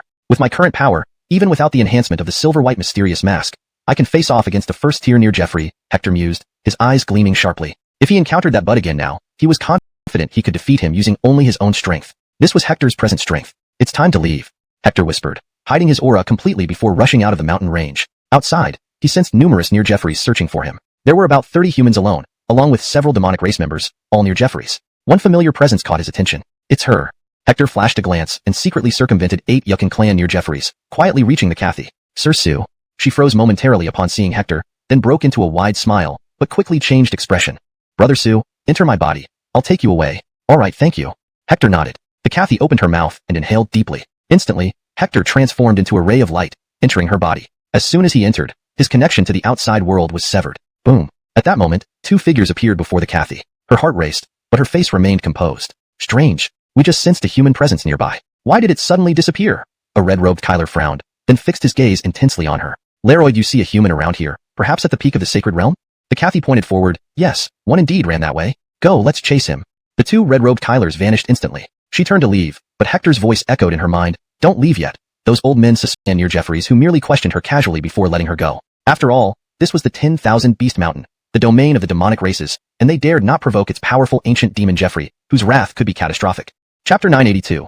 Jalen has become a quasi-Jeffrey. With the help of the Magdalena, Hector successfully left the mountain of 10,000 beasts and arrived at the Dead Sea. Here, there were also numerous guards checking anyone passing by, most of whom were peak Holy Realm cultivators, with 3 being quasi-Jeffreys. The Magdalena, as a quasi-Jeffrey from the demon race, was also stopped. One of the quasi-Jeffreys took out an ancient mirror carved with patterns and shone it on the Magdalena. This was a demon-revealing mirror, capable of revealing anyone's true form and seeing through them completely. Many people dared to be furious, but dared not speak. After all, since Hector killed Abdurrahman, not only was the Yakan clan of the Nine Dragon Empire enraged, but someone from the Great Jin Empire had come to the Nine Dragon Empire, causing quite a stir in this region of Central Continent. The Magdalena's heart skipped a beat. She immediately recognized the demon-revealing mirror and was about to resist when she heard Hector's voice in her mind. Senior, don't worry, they can't find me. Really?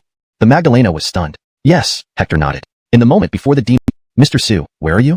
I'm inside your body. Hector smiled slightly and then appeared in the Magdalena's sight. Such a formidable secret art, able to enter deep spatial layers. Even I didn't notice you at first, the Magdalena exclaimed. Indeed, Mr. Su doesn't disappoint. To be able to kill a quasi-Jeffrey at the Holy Realm level truly makes you an outstanding genius. With the Magdalena's help, Hector left the Dead Sea 3 days later and entered a transmission array. A flash, and in about 3 breaths' time, Hector re-entered the northern border territory. The northern border, I have returned, Hector murmured to himself. He had been away from the northern border for several months. He wondered how the Kylan Manor was doing. When he left, the northern border martial world's righteous forces had clashed with the evil forces, and he had personally fought on one of the 4 Black Devil Sect's Imperial Mountains, North Devil Jeffrey Mountain, killing a Devil Prince and Tad, causing a significant commotion. Suddenly, Hector's eyes narrowed, sensing a powerful and familiar aura in the distance. This power surpassed the Holy Realm and reached the Quasi-Jeffrey level. It's Jalen. He has stepped into the Quasi-Jeffrey realm and is fighting 3 Quasi-Jeffreys? Hector's heart trembled. He swiftly rushed towards the distant area using the Golden New World Road. At his current cultivation, his combat power and speed were on par, and others believed he had died due to injuries sustained during the battle, while others thought he had left the northern border for Central Continent. But now, Hector was here, instantly causing widespread excitement. Pay respects to Mr. Su. Many people bowed deeply upon recognizing Hector. Half a year ago, during the Righteous Evil battle, Hector single-handedly killed 2 high-ranking figures from the Black Devil Sect, bringing honor to the righteous side. In the hearts of the righteous factions, Hector stood on par with Jalen. After half a year, his reappearance stirred everyone. Hector nodded to them, and then looked into the distance. The battle had intensified, with one of the 3 Quasi-Jeffreys being split in 2 by Jalen's sword. The Quasi-Emperor's blood rained down, striking the ground forcefully. Many people couldn't avoid the falling blood and were injured. Suddenly, a few drops of Quasi-Emperor blood were heading toward Hector and the others, startling nearby people who hurriedly scattered. Even though it was just the blood of a Quasi-Emperor, one drop contained immense destructive power for those below the Quasi-Emperor level. To be continued. Chapter 983. Hector's return, sweeping the northern border martial arts world. Hiss. Herb Su, get out of the way quickly. That's Quasi-Jeffrey blood. Someone who was retreating saw Hector standing still without dodging Quasi-Jeffrey blood like that. How is it impossible? When Jalen was at the peak of the Holy Realm, he fought a Quasi-Emperor level 1 expert from the Chilan Manor. Although he didn't defeat that expert, he fought over a dozen rounds. Hector and Jalen are on par. If Jalen could do it, why can't Hector? So it seems Herb Su has truly stepped into the peak of the Holy Realm, matching a Quasi-Jeffrey. Even a semi-Quasi-Jeffrey wouldn't be a match for him, right? The crowd buzzed. Hector merely flicking away a drop of Quasi-Jeffrey blood with a single finger caused everyone in the vicinity to tremble in shock. If they knew that Hector, while in the Central Continent, had slaughtered a Quasi-Jeffrey with his Holy Realm cultivation, they might be even more stunned. Pooh. At that moment, Jalen threw another punch, killing the second peak Quasi-Jeffrey level 3 demonic martial artist, annihilating both their form and spirit. Hiss, that's the second one. Herb Jalen is terrifying. Today's battle will add another impressive victory to Herb Jalen's record. Many people's attention shifted back to Jalen's outstanding performance. Although Hector was very strong, he had only flicked away a drop of Quasi-Jeffrey blood. Jalen had done so before in the Holy Realm as well. In the northern border martial arts world, Hector was widely acknowledged to be on par with Jalen in terms of martial arts prowess. Thus, while Hector flicking away a drop of Quasi-Jeffrey blood was astonishing, it wasn't entirely surprising. The only difference between him and Jalen was time and cultivation, not talent. Once his cultivation advanced, what Jalen could do, Hector could do too. Therefore, their shock came quickly and left quickly as well. F***CKU Jalen. Next time we meet, we'll kill you. A third peak initial stage Quasi-Jeffrey from the Vernon sect, after seeing Jalen kill 2 Quasi-Jeffreys, roared with anger and fear, preparing to leave. But at that moment, Hector suddenly took a step forward, rushing up swiftly. From thousands of meters away, he raised his hand and pressed down. A golden field compressed instantly. Simultaneously, infused with extreme Jiag and extreme Yin forces, he struck the Quasi-Emperor demonic martial artist. Boom. The immense force penetrated the void. Sensing the danger, the path the Quasi-Jeffrey was about to take was cut off by Hector. He raised a hand to block Hector's spirit burst. However, due to this blow, his speed paused momentarily. This pause allowed Jalen to rapidly close in. Jalen looked at Hector and said, "You're finally back." The Quasi-Jeffrey demonic martial artist glanced coldly at Hector, filled with endless hatred, gritting his teeth. Zoltantal brat. Pooh. Jalen's fist smashed into the already heavily injured Quasi-Jeffrey demonic martial artist, sending him flying through the air before exploding, blood splattering everywhere, creating dozens of deep craters on the ground. Hiss. Herb Su could actually stall a peak level 3 Quasi-Jeffrey for a second. Are you kidding? His strength must rival a Quasi-Jeffrey. He's indeed strong. I suspect his current power isn't inferior to a typical level 1 Quasi-Jeffrey. At that moment, everyone stared at Hector in disbelief. Amidst their exclamations, Jalen stepped forward, approaching Hector. After closely examining him, he nodded approvingly. Good. You've reached the peak of the Holy Realm. Next, aim to reach the Quasi-Jeffrey realm within 3 years. Hector glanced at Jalen and shook his head. 3 years is too long. Let's make it 1 year. 1 year? Jalen furrowed his brow, looking deeply at Hector. You are the most audacious person I've ever seen. If you achieve it in 1 year, you'll be a 21-year-old Quasi-Jeffrey, making you comparable to some of the ancient great emperors throughout history. Hector smiled. What I want is not to be comparable, but to surpass them all.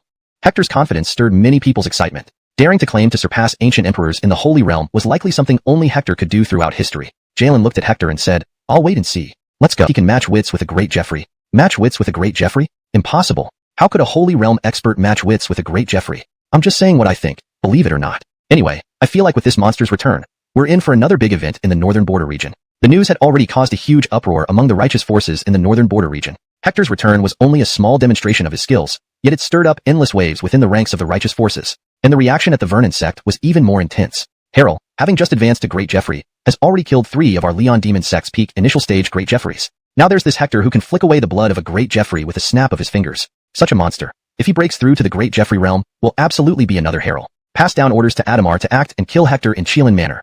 This must succeed this time. What? Use Adamar? Isn't that risky? We barely managed to infiltrate Adamar into the inner circle of Chelan manor. If we let Adamar act, once exposed, even if he can kill Hector, it would impact our subsequent plans.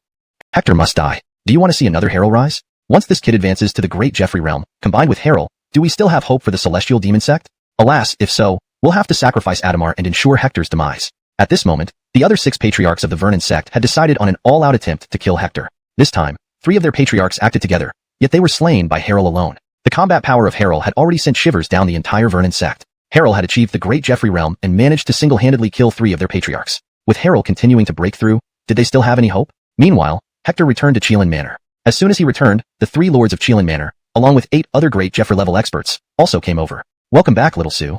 This time, the 3 lords personally led the welcoming party. Before Hector even returned to Chelan manor, they received news of his return to the northern border region. Instantly, the 3 lords ordered all the Holy Realm experts within Chelan manor to mobilize and greet Hector. In the Righteous Demon battle half a year ago, Hector's performance had been exceptionally commendable. His ability to directly intervene in Great Jeffrey battles upon returning this time astounded even the 3 lords. Haha, Hector pays respects to the 3 lords, Hector greeted respectfully, remaining extremely composed and calm despite facing the 3 Great Jeffrey-level lords. Seeing Hector, many Holy Realm experts of Chelan manor, including Ojai Zoltan who was familiar with Hector, couldn't help but marvel. When they first met Hector, he was just a young man at the Grandmaster level. And now, less than 3 years later, he was nearly a Great Jeffrey himself. Hector was merely 19 years old, yet he had grown from a naive youth into someone they had to look up to. Even the 3 lords had to personally welcome him, showcasing Hector's status in Chelan manor, which was nearly on par with a Great Jeffrey. Zoltan told Guy, no need for such formality. The chief lord stared at Hector, eyes flickering with awe. He couldn't see through Hector's cultivation, yet he could sense an incredibly strong aura within Hector, no weaker than those who had just reached the Great Jeffrey realm. This small monster was undoubtedly not inferior to Harrell before he broke through to the Great Jeffrey realm. The 3 lords exchanged glances. The other 8 Great Jeffreys of Chelan manor also scrutinized Hector with fluctuating expressions. Many were meeting Hector for the first time. As Great Jeffreys, they rarely appeared unless the sect faced existential danger. This time they came out mainly due to the request of their senior brothers. You are Hector? A middle-aged Darien stepped forward, eyes sharp like golden lamps, exuding immense pressure. Yes, who killed whom? Hector frowned, sensing a touch of aggression from the man's gaze. I am Adamar. Heard you snapped away a Great Jeffrey's blood with one finger. Is that true? Hector was about to respond when suddenly 3 figures appeared from afar. Winifred, Rhonda, and Jalen. Zoltinger, Florence Leroyer. Hector's figure flashed forward. Zoltantal rascal. Father. They rushed towards him. Hector caught his son Bernie, lifting him up. Leroyer. Long time no see. You've grown so much. Then he looked at the 2 women, eyes filled with tenderness. You've worked hard these past days. It's fine now that you're back. They smiled gently. Dwight and Fred, I'm asking you a question. Adamar coldly snorted, voice resonating like thunder. Hector narrowed his eyes. Just because you ask, do I need to answer? Instantly, the atmosphere between them changed. The 3rd lord immediately intervened, looking at Adamar. Adamar, your brother. Sue has just returned. Let's talk about this later. This brat is too arrogant. Not even a Great Jeffrey yet. He dares to be so arrogant before us. Imagine what he'd do once he becomes a Great Jeffrey, Adamar said coldly. Hector frowned. Jalen stared intensely at Adamar. Old man, don't get cocky. In another year, I'll settle scores for my father. While speaking, Jalen's body trembled, and the aura of a holy realm burst forth. Everyone present was stunned, eyes reflecting intense heat like the sun. Phew, a 4-year-old holy realm expert. Oh my god, with a sinister intent. This child was too formidable, far more terrifying than even Dalton Braden or Talon could be. At least, based on the displayed potential thus far. Well, little Sue, now that you're back, join us in the Grand Hall to discuss the plans for demon suppression, said the Brandink. Plans for demon suppression? Talon paused, surprised. Seeing his bewildered look, the Malcolm chuckled and explained, we are planning to attack the Vernon sect. As he spoke, he glanced deliberately at Dalton Braden. Talon nodded, understanding instantly. The breakthrough of Dalton Braden had given the Chelan manor and the righteous side significant confidence. With Dalton Braden leading them, their chances of defeating the Vernon sect were much higher. After all, Dalton Braden alone had managed to slay 3 headmasters of the Vernon sect. Though those 3 were considered the weakest among the sect's leaders, it couldn't be denied that Dalton Braden's strength gave them the courage to attack the Vernon sect once again. Subsequently, Talon joined the Grand Hall meeting. Talon became the only one who wasn't a near Jeffrey yet, was allowed to attend the high-level conference. This again caused dissatisfaction from Lord Brayden. However, the three Manor Lords, along with Dalton Brayden and the other near Jeffreys, did not voice any objections, so he kept quiet. Everything regarding this operation is as planned. Killing him would be like crushing an ant. At this moment, the three Manor Lords exchanged glances, seeing the same shock in each other's eyes. You're at the peak of the Sage Realm? The Ira stared at Talon, speaking almost involuntarily. Talon nodded with a smile. Tisk, indeed. Both you and your son are freakishly talented. The Malcolm shook his head, smiling wryly. What did my son do? Talon suddenly realized and asked. The 2 months ago your son, at the peak Dalton stage, killed 2 newly minted sages from the demonic path, answered the Malcolm with a bitter laugh. Hearing this, Talon paused, then nodded. Zoltan Su, aren't you surprised? Your son, with mere Dalton stage power, single-handedly killed 2 new sages from the demonic path, the Ira emphasized. Why should I be surprised? They were merely 2 new sages from the demonic path. While I was at the sage stage, I once killed a near Jeffrey. What? You killed a near Jeffrey? Are you serious? At this, the 3 Manor Lords leapt back in shock, staring at Talon with disbelief. Talon chuckled. What's so unbelievable? Aren't you going to attack the Vernon sect? Well, I can use a couple of near Jeffreys for practice. Hearing this, the 3 lords exchanged another glance, a wave of awe sweeping over them. A Dalton pounding in awe. The first time he met this young man, the latter was only at the Grandmaster realm. It had been just a few years. And now, he was already on par with a quasi-emperor. Moreover, it was clear that he wasn't even a quasi-emperor yet. Not being a quasi-emperor but being on par with one. Such a monster could be another Jalen. Following this, the righteous forces, including those comparable to the Chelan Manor such as the Holy Dalton Sect, Spirit Marshal Hall, and 10,000 Saints Tower, were all secretly preparing. They planned to join forces in 3 days to attack the Vernon sect. Throughout history, the Vernon sect has been the cancer of the northern border cultivation world. Generations of powerful cultivators from the northern border have aimed to destroy the Vernon sect. Unfortunately, the Vernon sect was too strong, deeply rooted and entrenched. Several times in history, the righteous forces have teamed up to severely damage the Vernon sect, but none of these efforts have truly eradicated it. This time, because Jalen broke through to the quasi-emperor level, his talent and combat prowess matched that of ancient great emperors. With such a monster, their confidence increased exponentially. Now was the time for a general assault, hoping to uproot the Vernon sect once and for all. Branding these 3 days, Hector personally guided the cultivation. Only the remaining Dalton realm and below martial artists remained to guard. Soon, they met the experts from various sects like the Holy Dalton Sect, Spirit Marshal Hall, and 10,000 Saints Tower at Giant God Mountain. The sect leaders gathered together, and Hector saw several familiar faces among them, including Adelina. Haha, with Jalen's participation, our chances of taking down the Vernon sect are much higher this time, remarked the patriarchs of the Holy Dalton Sect, the Hall Master of Spirit Marshal Hall, and the first Kyler of 10,000 Saints Tower, who all praised Jalen highly. A few days ago, Jalen single-handedly killed 3 sect leaders from the Vernon sect, which injected them with renewed vigor and hope. Haha, not only Jalen, but this time, our Su Xiaozi has returned, the Malcolm laughed, waving to Hector. Su Xiaozi, come and pay respects to the various sect leaders. Hector nodded and walked over. The sect leaders all turned to look at Hector, their gazes scrutinizing. Over the past few years, they had heard of Hector's various legendary victories but hadn't seen him in person, so they were all extremely curious about him. Greetings, honorable sect leaders, Hector bowed, his expression calm and collected, facing the pyramid-top figures of the northern border cultivation world without the slightest unease. After a trip to Central Plains, he had encountered many peak 9th-layered quasi-emperors. In terms of experience alone, he was no longer what he used to be. Thus, for the heads of various sects, who were only at the 3rd-layered quasi-emperor stage, he felt no inner turmoil. Seeing Hector's calm demeanor, the various sect leaders nodded in surprise. Not mentioning his past victories, the composure he displayed before them was far beyond ordinary people. Good, worthy of a young hero, the great patriarch of the Holy Dalton sect nodded in admiration. The Hall Master of the Spirit Marshal Hall said, "It's about time. We should get going. The Vernon sect must already know about us and is surely waiting for us. Dwight, waiting for us to take off the heads of those big demons? Let's go." Boom. The various sect leaders brought their disciples along, marching towards the Vernon sect in a grand procession. There were almost 70 or 80 quasi-emperors present, gathering all the top experts from the righteous forces. As for the Saint Realm Masters, there were over 1,000. They marched towards the Vernon sect, ready to crush it, or at least cripple it so that it wouldn't dare cause any trouble for nearly 100 years. Meanwhile, on the Vernon sect side, boom, a powerful demonic aura instantly enveloped the 4 imperial mountains of the Vernon sect, causing the sect leaders to blink nervously. Then, each of their eyes glowed with an intense brilliance. Good, excellent. That kid Gary finally broke through to the quasi-emperor realm. A naturally born, saint-level quasi-emperor with combat strength surpassing Jalen. This time, even with all the combined forces attacking us, we won't fear them. That's right, with Gary, we can even counterattack them. Boom. The sect leaders and quasi-emperor powerhouses of the Vernon sect came to the deepest part of the demon palace. There sat a youth in black robes, emitting a quasi-emperor aura, motionless but radiating a powerful presence that made all living beings within 100 miles feel an instinctive, soul-deep terror. SSS. One of the Vernon sect's natural-born saints has actually broken through to the quasi-emperor realm. This battle will likely be tough for us, said the leaders of the approaching forces. Upon feeling this aura, their expressions turned grim. No one expected that, on the verge of attacking the Vernon sect, one of their natural-born saints would break through to the quasi-emperor realm. As a result, this assault on the Vernon sect would be far more challenging than previously anticipated. Chapter 987, Combat Strength on Par with the Near Jeffrey. This time, Kato might have a formidable opponent. The patriarchs of the major forces, after a slight moment of shock, all turned their gazes towards Kato. Here, the only one who could face off against that innate sage-level Near Emperor was Kato, but it was uncertain if Kato could defeat him. Even Hector looked over at Kato. Sensing everyone's worry, Kato said calmly, "It's Branson. Leave this man to me. I can't guarantee killing him with 100% certainty, but as long as I'm here, you can rest assured.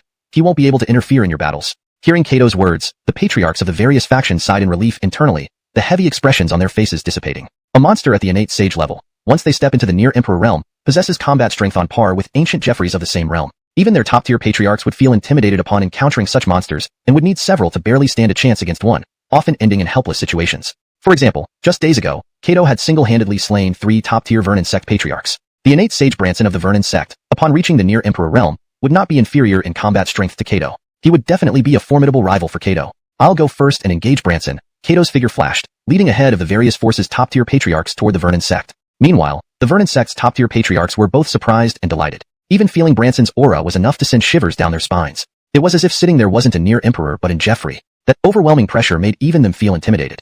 This was the awe brought about by an innate sage becoming a Near Emperor. "Kato, you've finally arrived." Suddenly, Branson opened his eyes, emitting 2 beams of astonishing sharpness from his pupils, piercing like celestial swords, startling the Vernon sect's top-tier experts to look away instantly. Boom. At the moment he spoke, Branson's figure flashed, rapidly exiting the Heaven Demon sect, arriving at the foot of the mountain where he saw Kato stepping through the air. "Kato, before, neither of us could gain the upper hand over each other. Today, both having become Near Emperors, let's fight a life-or-death battle." Branson bellowed fiercely. "As you wish," Kato nodded. Boom. Almost instantly, the two vanished from their original spots. Upon reappearing, they had already attacked each other several times, distorting the void with every strike, as if trying to shatter it with a single punch. Many sages watched, dazzled, unable to see their movements, only sensing terrifying ripples in the void that could annihilate them in an instant. Attack. Meanwhile, the righteous side's top-tier patriarchs had closed in. Seeing Kato engage Branson, they roared fiercely, leading the charge towards the Vernon sect. "You've come just in time. Today, we'll slaughter all these hypocritical righteous ones." The Vernon sect's top-tier patriarchs roared with murderous intent and rushed out. After the top-tier patriarchs moved, were hurled into the Heaven Demon sect's Imperial Mountain, causing significant damage. Seeing this, the peak sages ready to aid Hector gaped, utterly stunned. Hiss, Herb Su merely used a palm strike from afar to treat those 40 peak sages like flies. Some were shattered, others blasted away. Good heavens, those are 40 of the strongest peak sages. They couldn't withstand a single strike from Herb Su. With his current combat power, even a newly ascended Near Emperor wouldn't be much stronger. One palm to blast away 40 top-tier sages. Herb Su's strength rivals a newly ascended Near Emperor. The scene was an uproar, filled with gasps of shock. Eyes watching Hector brimmed with astonishment and reverence. Being able to unleash Near Emperor-level combat strength in the Sage realm, such a monster might even surpass Kato. How is this possible? The Vernon sect's Near Emperor-level experts noticed Hector's actions, shocked and pale-faced. Hector's might in the Sage realm was simply unparalleled. Even they, as new Near Emperors, wouldn't exceed this. This meant Hector possessed Near Emperor-level combat strength in the Sage realm.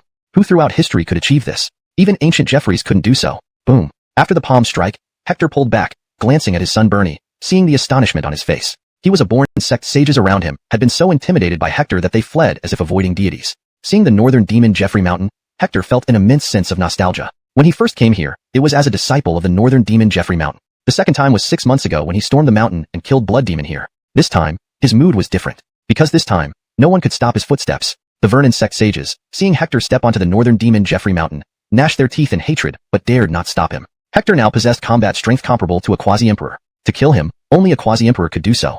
But right then, a terrifying aura descended from the sky, directly attacking Hector. Now, Adamar struck. He had been waiting for this opportunity all along. At this moment, Hector was far from the righteous quasi-emperors, who were all detained by the Vernon sect's quasi-emperors. This was the best chance to kill Hector. Adamar's sudden move stunned all the righteous quasi-emperors. No one expected the quasi-emperor Adamar of the Qilin Manor to suddenly strike Hector with lethal intent. "Adamar, what are you doing?"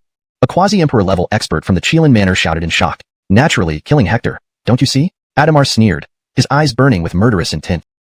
Should be replaced with an appropriate English word such as ultimate or limit to ensure the sentence reads naturally in English. Revised. Hector narrowed his eyes, clenched his fingers, and his internal organs resonated. Unleashing his ultimate strength, he threw out a punch. The light from his punch was shocking. Blood spurted from Adamar's mouth as he was thrown several kilometers away, crashing through hundreds of palaces.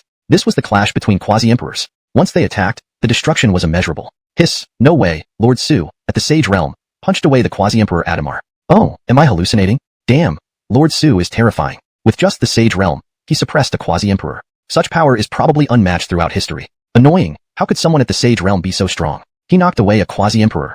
At this moment, Both the righteous and demonic factions were in uproar. Everyone was astonished by Hector's incredible combat strength. Throughout history, they had never seen anyone at the Sage Realm send a quasi-emperor flying. The gap between Sage Realm warriors and quasi-emperors was greater than the gap between Daltons and sages. They were almost in different leagues. Zoltank ants versus elephants. Sage Realm warriors were ants. Quasi-emperors were elephants. Yet now, Hector had sent such a quasi-emperor flying. It was hard to imagine the terrifying power hidden within this monster's body. Chapter 989. Hector kills a quasi-Jeffrey again. Father, he's here. Sensing the overwhelming aura of the quasi-Jeffrey, Zoltantal Talon's face had turned deathly pale. The rapidly approaching quasi-Herald June felt like an impending sky about to collapse upon him. If it were to fall, he would instantly turn into ashes. The gap in power was so vast that it made his soul feel like it was about to explode. Jeffreyer, a quasi-Jeffrey is not invincible. Watch carefully as I kill him, Hector said calmly. Zoltantal Talon squinted, fixing his gaze on his father Hector. He saw Hector raise his hand and, with a clench of his fingers, began to manifest the true intent diagram with a single hand. In an instant, 1 true intent diagram appeared. 2 true intent diagrams appeared. 3 true intent diagrams appeared. 4 true intent diagrams appeared. 5 true intent diagrams appeared. 6 true intent diagrams appeared. 7 true intent diagrams appeared. This was the first time Hector, since reaching the peak Saint Realm, had displayed the 7 true intent diagrams. With these, Hector's combat strength approached 8th rank virtually without limit. With a puff. The next moment, after solidifying the true intent diagrams, Hector threw a punch. Instantaneously, a golden light seemed to tear through the universe, illuminating 100 miles around. Everyone present experienced a fleeting illusion, as if Hector wasn't just throwing a punch, but unleashing the laws of the universe. Puff. Adamar, who had just rushed up, spewed blood from the impact of Hector's punch. His quasi-Jeffrey body began to crumble, and a torrential downpour of quasi-Jeffrey blood rained from the sky, destroying hundreds of openings in the 4 great Jeffrey mountains. Several holy beings on the side of the Vernon sect turned to ash when hit by the quasi-Jeffrey's blood, while others suffered grave injuries. For a moment, it seemed as if heaven and earth had fallen silent. Everyone stood in stunned silence, for moments ago, Hector, with Saint Realm cultivation, had slaughtered a quasi-Jeffrey. Unprecedented in history, no one had ever achieved this before. Now, under everyone's watchful eyes, Hector had done it. Moments later, countless exclamations erupted like thunderbolts out of a clear sky. Hiss, Herb Sue, using only Saint Realm cultivation, has slaughtered a quasi-Jeffrey. This battle will surely be recorded in the annals of our northern border martial arts world, becoming one of the most brilliant victories in history. It's terrifying, absolutely terrifying. Seeing the second-rank quasi-Jeffrey rushing toward Hector, all the Orthodox faction's leaders paled in fright. They saw endless potential in Hector. Once he grew fully, with his talent and terrifying combat strength, he had an excellent chance to completely eradicate the Vernon sect from the northern border. Hector was their hope. Roaring, they also put forth their greatest efforts to shake off their opponents and support Hector. Alas, the quasi-Jeffrey level experts on the demonic path knew that killing Hector was paramount, so they held their ground, preventing their opponents from getting through. Father. Witnessing a more powerful demonic path quasi-Jeffrey approach, Zoltantal Talon's eyes flickered with alarm. He looked at his father, feeling extremely tense. Do you fear Jeffreyer? Despite the quasi-Jeffrey's imminent arrival, Hector remained unperturbed. Seeing his father's composed demeanor, Sue Jeffrey's panic faded considerably. Father, I am not afraid. Good. Father will kill another demonic path quasi-Jeffrey today. Hector smiled, nodding. At this moment, a silver-white mask appeared on his face. The moment it appeared, Hector's realm broke through into the quasi-half-step Jeffrey domain. Though only half-step quasi-Jeffrey, his combat strength soared far above the Saint Realm, rivaling others' advancement from first to second rank quasi-Jeffrey. Boom. As the mysterious silver-white mask appeared upon being struck. Nonetheless, this still greatly shocked everyone present. One must know, this was a near Emperor's second-level expert, one realm higher than the previous one, yet still heavily wounded by Hector. And Hector's cultivation was merely at the Holy Realm. Using Holy Realm cultivation to severely wound a near Emperor's second-level expert, such precedent never existed in history. Yet now, someone accomplished this right under their watch. And that person is Hector. Phew, too terrifying. He actually suppressed a first-level near Emperor, and severely injured a second-level one with just Holy Realm cultivation. Look, he is charging again, someone exclaimed after a brief silence. Boom. After one move, Hector stepped through the air once again, murderously approaching, continuously throwing punches. The second-level near Emperor demonic expert was equally astonished. Was this guy really just a Holy Realm cultivator? How could a Holy Realm cultivator be so powerful? But the Holy Realm aura emitted from the opponent forced him to accept reality. Spit. After several moves, the chest of the near Emperor's second-level demonic expert was pierced by Hector's punch, flying away. Before hitting the ground, another sword light flashed, severing his head. The decapitated corpse landed on the heavenly demon palace, causing many halls to collapse. Alongside large amounts of near Emperor blood splattering everywhere from the heavenly demon palace. Many saints quickly dodged. Hector did not dodge. The near Emperor blood automatically split apart near him, unable to approach him. Phew. Even a near Emperor's second-level expert has been killed by him. Now, perhaps only a third-level near Emperor can kill him? Too terrifying. Even a great figure like Gabriel couldn't display such combat power at the Holy Realm. Master Su has far surpassed any monster of the same realm in history, truly the strongest in the Holy Realm. At this moment, there was an uproar on the righteous side. While on the demon side, they were terrified. Hector's strength had completely exceeded their understanding. He is just at the Holy Realm and can already kill second-level near Emperors. What if he enters the near Emperor realm? Chilling thoughts indeed. He must be killed. A sect leader-level demon expert suddenly roared, unleashing full power to shake off a pavilion master-level expert from the Myriad Saints Tower and charge towards Hector. His cultivation reached near Emperor 3rd level. Only this rank could currently challenge Hector. Hemph, old man here won't let you harm Master Su. The pavilion master from the Myriad Saints Tower rushed back to block this 3rd level near Emperor. Demon experts, after witnessing Hector's combat prowess, tried desperately to fade. Sir, is fate here inside? Hector murmured to himself, his eyes emitting 2 startling beams of red light that shot towards the golden box. However, as they approached, a mysterious force erupted from the surface of the golden box, blocking his perception entirely. It seems I must open it to know, Hector said, lifting his hand to grasp the golden box. At the same time, he activated his field, enveloping his entire body. Clang. He opened the golden box. The moment the box was opened, a burst of golden light instantly radiated out. Puff. Hector's Saint Realm barrier was instantly penetrated by the golden light. This revised translation ensures the text conveys the original meaning accurately, reads fluently in English, maintains consistency in terminology and style, and captures the intrigue surrounding the artifact. This secret technique was rumored to contain secrets of becoming immortal, making it extremely valuable for practice or enlightenment. Suddenly, Hector appeared by a wall, pressing his hand down to reveal a dark corridor. Hector glanced at it, smiling. Inner space, intriguing. Activating the firmament eye, the dark corridor instantly transformed into a sealed chamber. Hector's body began to dematerialize using the phantom body technique. In an instant, each step crossed a spatial layer. After 7 steps, he arrived within a 7-layered space, independent of the corridor or chamber. If it were other near emperors, they might not discover this. But Hector, with both phantom body technique and firmament eye, easily found and entered it. In midair floated an exquisite golden box. The lid was closed. On the center of the box was a single character. Farewell, sir. Suddenly, Hector's figure flickered, and he arrived at a wall. He pressed his hand on it, and the wall instantly sank inward, revealing a dark corridor. Hector glanced and smiled. There's actually another world within, interesting. Hector activated Heavenly Eye, and in the next moment, this dark corridor transformed instantaneously into an independent chamber. Hector began to phase through. Phasing technique. In an instant, with every step he took, he crossed through a layer of space. After 7 steps, he arrived within the 7th layer of space. This layer of space was neither inside the corridor nor in the chamber. It was an independent space. Even if it were other quasi-Jeffreys, they might not have been able to discover this place. But Hector had mastered phasing technique and Heavenly Eye. With their combined use, he immediately saw this place and successfully arrived here. Here, a delicate golden box floated in mid-air. The box was closed. In the center of the box, a single word was inscribed. Farewell, sir. Is farewell, sir, inside here? Hector murmured to himself, and 2 astonishing beams of red light shot out from his eyes towards the golden box. However, just as it approached, a mysterious force emerged outside the golden box, repelling his probing completely. It seems that in order to find out, I must open it. Hector lifted his hand and grabbed the golden box. At the same time, he activated the field domain, enveloping his entire body. Clang. He pried open the golden box. The moment the box opened, a beam of golden light burst forth instantly. Puff. The saint domain surrounding Hector's body was instantly penetrated by the golden light. Sure. Is it inside? Hector murmured, red beams shooting from his eyes towards the box. Instantly, a mysterious force enveloped the golden box, repelling his vision. It seems I must open it to know. Hector grabbed the golden box. Simultaneously, he activated a field around himself. Clank. He opened the golden box. At the very moment it opened, a beam of golden light erupted outward. Spit. The golden light instantly penetrated Hector's holy domain exterior. Chapter 991. The Holy Son of Qilin House, Hector. At this moment, Hector was drenched in sweat, feeling an overwhelming sense of crisis. That sliver of golden light was astonishing. It seemed capable of piercing through everything. His sacred realm could almost withstand a near Jeffrey strike, but it was instantly torn apart by this golden light. The instant it tore through, his sacred realm vanished. Clang. In that split second, Hector summoned the true image of Qilin again. This was currently his strongest defense, twice as potent as the sacred realm. Yet, upon contact with the golden light, it too disappeared instantly, offering no resistance. It seemed this light could purify everything, turning it into nothingness. Next, Hector was struck. The golden light entered his body, and at that moment, his form began to visibly vanish rapidly. How can this be? Hector didn't feel pain, but he clearly saw his body disappearing. At this rate, within 2 breaths, he would turn to ashes. Bang. Finally, Hector completely vanished from the scene. But shortly after, he reappeared outside this isolated space. A mysterious silver-white mask had saved him, allowing him to recover. Now, inside Hector's mind, there hovered a strand of golden light. Recognizing it, hope to see your future feats, the voice said before vanishing. Hector gripped his sword tightly, expecting an attack, but none came. The Sylvester must have limitations, or it would have left the blood soul pool long ago. Relieved, Hector gestured, let's go. Bernie followed, while Esther and Rhonda exchanged astonished glances. Leroyd, something happened? Esther asked. Hector recounted the event, leading Rhonda to conclude, the Sylvester's head in the blood soul pool cannot easily leave. Esther agreed, if it could, our major sects wouldn't dare attack the Vernon sect. Look, he's back.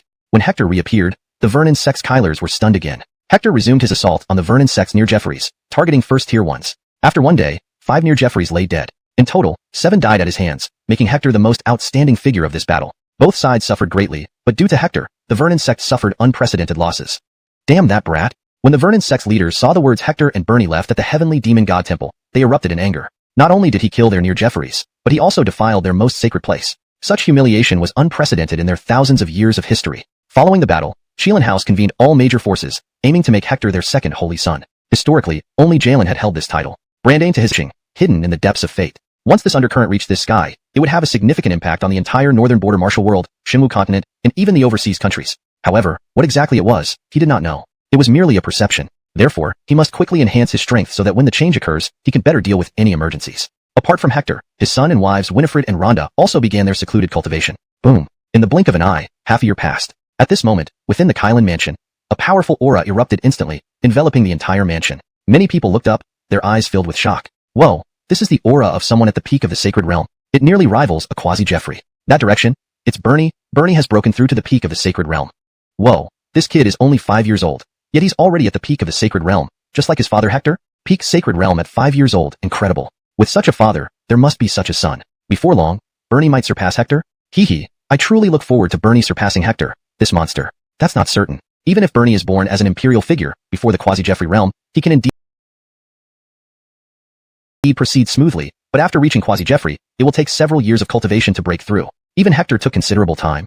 Indeed, given Bernie's talent and accumulation, he might reach the quasi-Jeffrey realm within the next few years, which would still be faster than many others. And even for those born as imperial figures, their cultivation speed slows down after reaching peak sacred realm. Otherwise, many young emperors would have appeared long ago. But in our history, the youngest emperor was nearly 30 years old and had an imperial physique. But still, for Bernie to reach the same level as Daxton half a year ago at this age is astounding. Yes, I have a strong feeling that our Kylan mansion will soon rise. Everyone was astonished. The higher-ups of the Kylan mansion also felt the powerful aura emitted after Bernie's breakthrough, unable to suppress their satisfaction. A few more days passed, and Winifred and Rhonda also broke through to the peak of the sacred realm. Though they were not as formidable as Bernie, their cultivation speed was still considered extremely impressive compared to other geniuses. After all, they were around the same age as Hector. Reaching the peak of the sacred realm at this age was absolutely at the top of the pyramid. Compared to monsters like Hector and Bernie, they might seem less outstanding, but their breakthrough still attracted much attention throughout the Kylan mansion and caused quite a stir. Daxton's family is full of prodigies, someone remarked. However, not long after, another powerful aura, several times stronger than Winifred and Rhonda, erupted once more. At this moment, Jian broke through to the second level of the quasi-Jeffrey realm. Whoa, Braden Shangzi has broken through. Second level quasi-Jeffrey, it's been only half a year since he reached quasi-Jeffrey. Half a year. One realm. Amazing. At the quasi-Jeffrey realm, breaking through a minor realm takes as much time as breaking through a major realm used to, and it's even harder. Jian can break through again within half a year, indicating solid fundamentals. Perhaps not as fast as Bernie, but his foundation is no worse. Even compared to Hector, he is only slightly inferior. Not necessarily. In terms of potential and foundation, Jian can match Hector. The entire Kylan mansion was once again in an uproar. Within half a year, 5-year-old Bernie had broken through to the peak of the sacred realm, followed by Winifred and Rhonda. Then Jian reached the second level of the quasi-Jeffrey realm. Their progress was substantial. The order is to appoint Winifred and Rhonda as our Kylan mansion's holy maidens, and Bernie as holy son. 2 days after Jian's breakthrough, the three heads of the Kylan mansion held a meeting attended by all quasi-Jeffreys. They unanimously decided to appoint Winifred, Rhonda as holy maidens, and Bernie as holy son. News spread rapidly, causing excitement throughout the Kylan mansion and the northern border martial world. To become holy son and holy maidens of the Kylan mansion requires being at the peak of the sacred realm. It's been how long? Even Hector's 2 women have reached this level? Too terrifying. Those 2 women are alright, considering they're over 20, but Bernie is too frightening. He's only 5 this year, yet he's already a holy son. Is being born as an imperial figure really that scary? Naturally. As long as they don't die prematurely, they will at least be peak 9th level quasi-Jeffreys in the future. Such rapid breakthroughs are astonishing but not incomprehensible. Hector has 4 holy sons and holy maidens in his family. Such achievements are unprecedented in the Kylan mansion and even in the entire northern border martial world's history. They have shattered the records of our northern border martial world. It's been half a year since that battle. I wonder how Hector's cultivation is now. With Hector's exceptional talent, he must have made significant progress toward the quasi-Jeffrey realm. I think he might break through within the next few years. After Bernie, Rhonda, and Winifred became holy sons and holy maidens of the Kylan mansion, there was widespread upheaval in the northern border martial world. People were amazed at their rapid progression, but also shifted their focus to Hector. Through to the next realm will become even more difficult than before, remarked the quasi-Jeffrey, his face filled with worry. At the same time, boom, on Shinwu continent and the isolated islands overseas, powerful auras began to emerge in various places. Crack. Tens of thousands of tombs suddenly exploded open. Young faces emerged from these tombs, emitting quasi-Jeffrey auras that were no less formidable than Jalen's, and some were even stronger and more terrifying. I have finally awakened. Could the brilliant era my imperial father predicted really be approaching? Haha, I am finally out. In this life, I will ascend to Jeffrey and venture into the immortal domain. I will subdue everything and witness the legends. Out. In this life, I will fulfill my father's wish. I will march into mythology and take a step no one has taken before. Almost simultaneously, on Shinwu continent, powerful quasi-Jeffrey auras erupted everywhere. The strong from all regions of Shunwu continent could sense this. Even the mighty peak 9th level quasi-Jeffries were astonished, their eyes revealing solemn expressions. The descendants of ancient Jeffries and immortals are beginning to awaken one by one. It seems the great era foretold by our ancestors is truly arriving.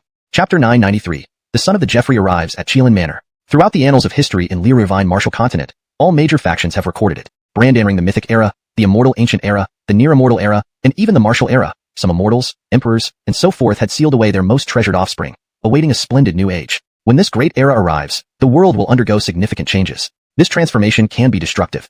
If they cannot withstand it, they, like their predecessors, will be obliterated into nothingness. But if they endure, some among them might reach near mythic realms, or even touch the mythic domain itself. The mythic realm. Since the immortal ancient era, countless generations have yearned for this elusive boundary. Unfortunately, it has thwarted everyone's aspirations. Even mighty figures who stood at the pinnacle of the immortal realm could only sigh in resignation. Ultimately, they left the world with regrets. However, they did not give up because they calculated that at a certain point in the future, the world would undergo a massive reshuffling. Branding this reshuffling, humanity would also face its own transformation. If they survived, some would approach the mythic realm or even step into it. If they didn't survive, not only would the sealed ones perish enough to instill dread, a chasm as vast as between an ant and an elephant. Being able to exert such pressure at the same level was a sign that this youth matched the records in their ancient texts about sons of emperors. Boom. The young man in green robes noticed Qilin Manor, first scanning the senior house lord trio before his eyes landed on Jalen. I didn't expect, upon awakening, to encounter someone so extraordinary. Although this era pales compared to ours, such a prodigy is rare. The Trent chuckled. Herb, are you going to fight him? Of course, the Emerson smiled, taking a step and instantly arriving at Qilin Manor, accompanied by the Trent. Their arrival drew everyone's attention, with each person ready for battle. The three house lords appeared immediately. Greetings, Lord, they bowed. A peak 9th level quasi-Jeffrey, a superlative powerhouse in any time or place. To call him Lord indicated his immense power and identity beyond their understanding. I wish to fight him, the Emerson pointed directly at Jalen, who had recently advanced to the 3rd level of quasi-Jeffrey. Agreed, Jalen nodded, turning to find another place to battle. The Emerson nodded and vanished with Jalen. I shall construct the battlefield.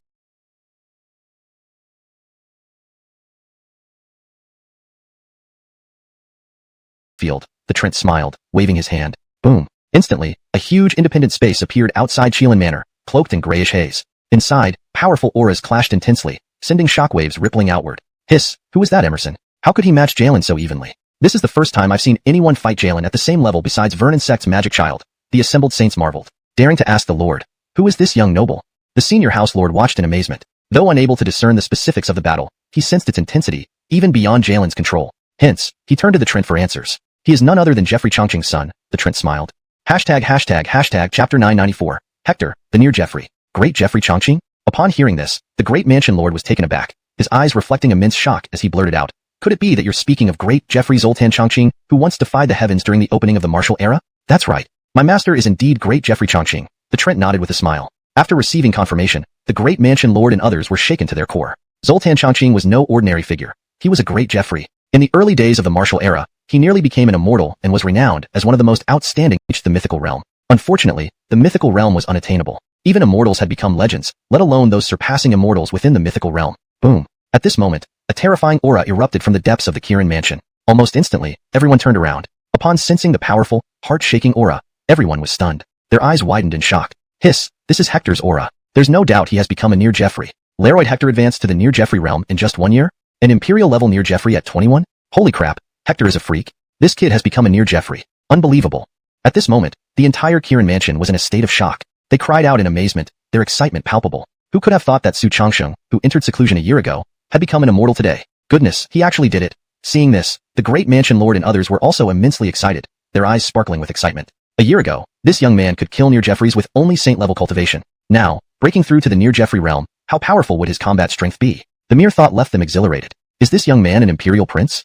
At this moment, Akil Burnell also sensed the incredibly powerful aura. In his perception, Hector had only just entered the near Jeffrey realm, yet the overwhelming aura caused him heart tremors. It was certainly no less than that of an imperial prince. Seeing Burnell's astonished expression, the great mansion lord felt deeply gratified and smiled. His father was merely a king back then. Dalton? Hearing this, Burnell took a sharp breath. With a king for a father, this youth can unleash such a terrifying pressure after becoming a near Jeffrey. Could he be a natural-born emperor? Not exactly, the great mansion lord said. Hector has an ordinary constitution. Hiss, an ordinary constitution, yet able to emit such terrifying aura.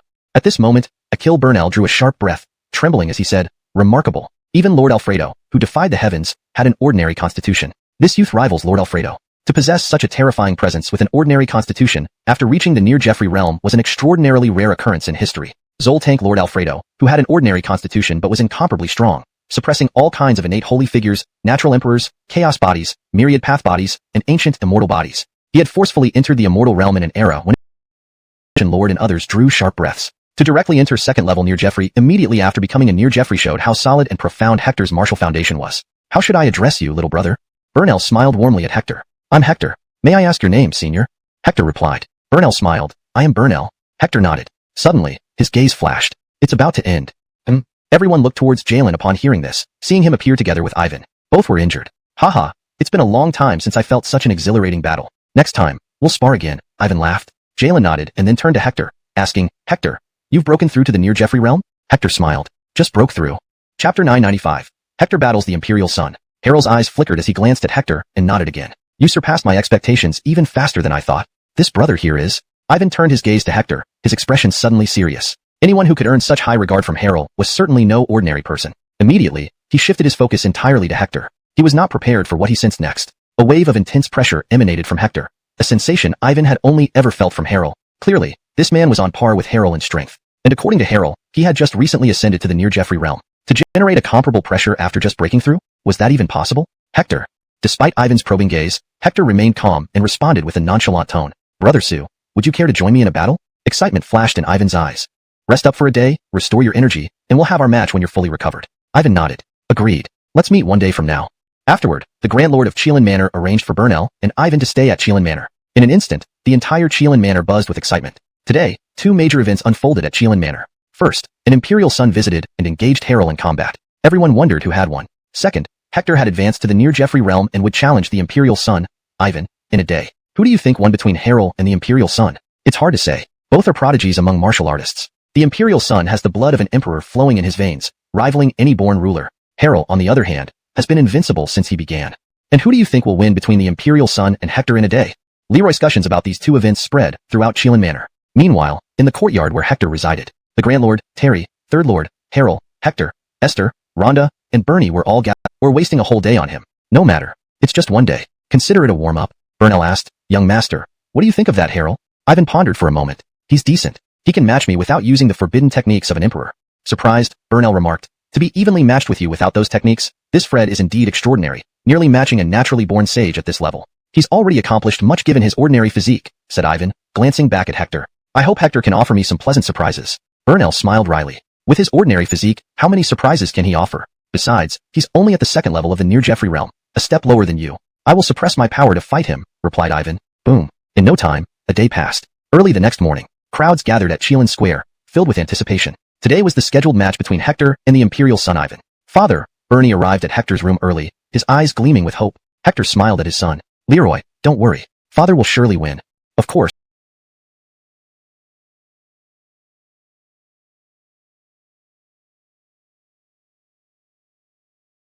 I believe Father will win. When I reach the near Jeffrey realm, I will also challenge an Imperial Son.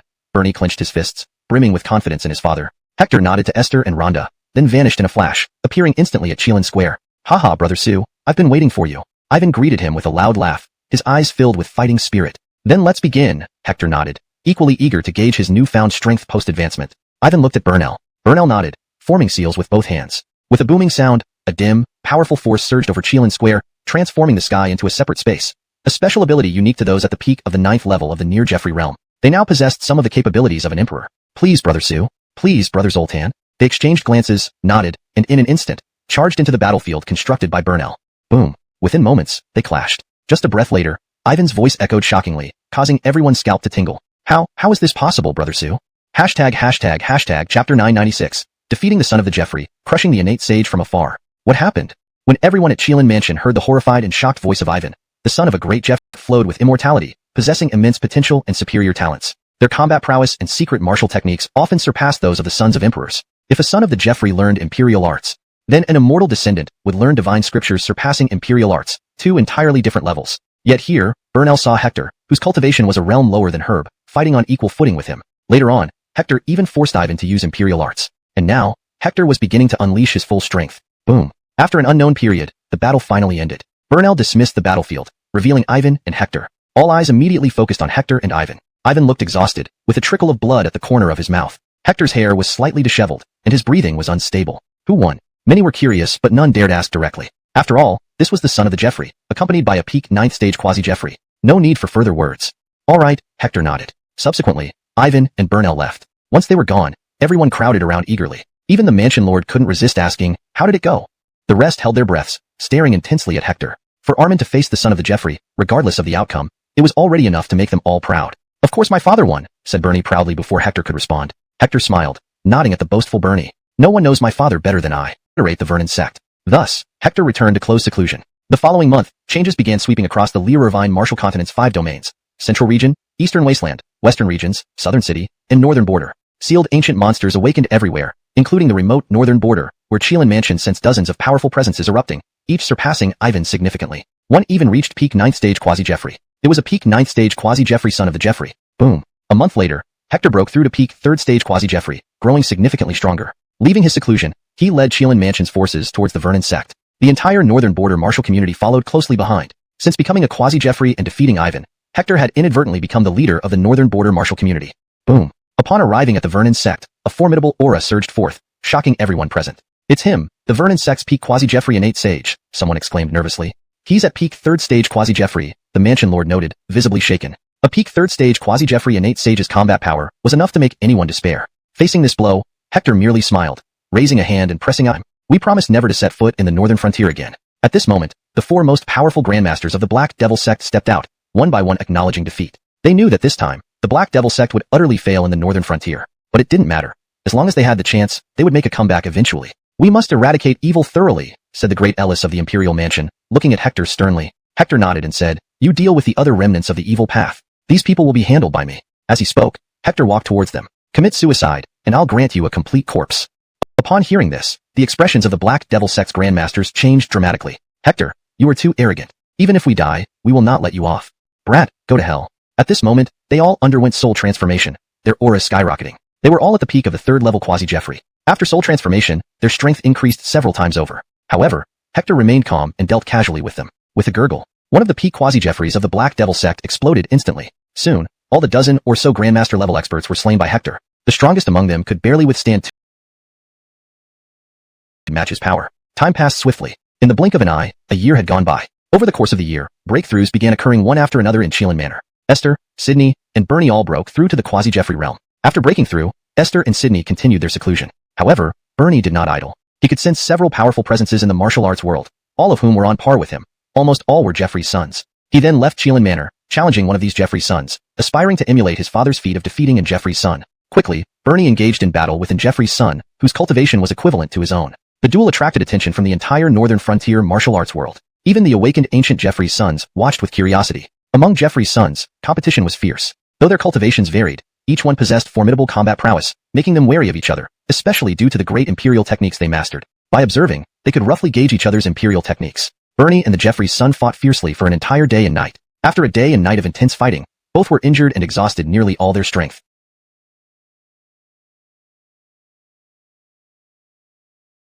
The result was a draw. The outcome of this battle swept through the northern frontier martial arts world. People from all factions couldn't help but exclaim in amazement. Indeed, tigers don't sire dogs. With a father like Sir Sue, his son is no ordinary person, remarked the quasi-Jeffrey. However, Bernie was extremely unsatisfied with this battle. A year ago, his father had defeated Jeffrey's son, even overcoming someone of a higher realm. Now, facing an opponent of equal cultivation, Bernie had merely achieved a draw. This greatly hurt his pride. The gap between my father and me is still vast, Bernie sighed, returning to Chelan Manor to seclude himself again. Meanwhile, Bernie's duel caught the attention of the ancient Jeffrey's sons. Can this Fred match Jiachi? Could he also be Jeffrey's son?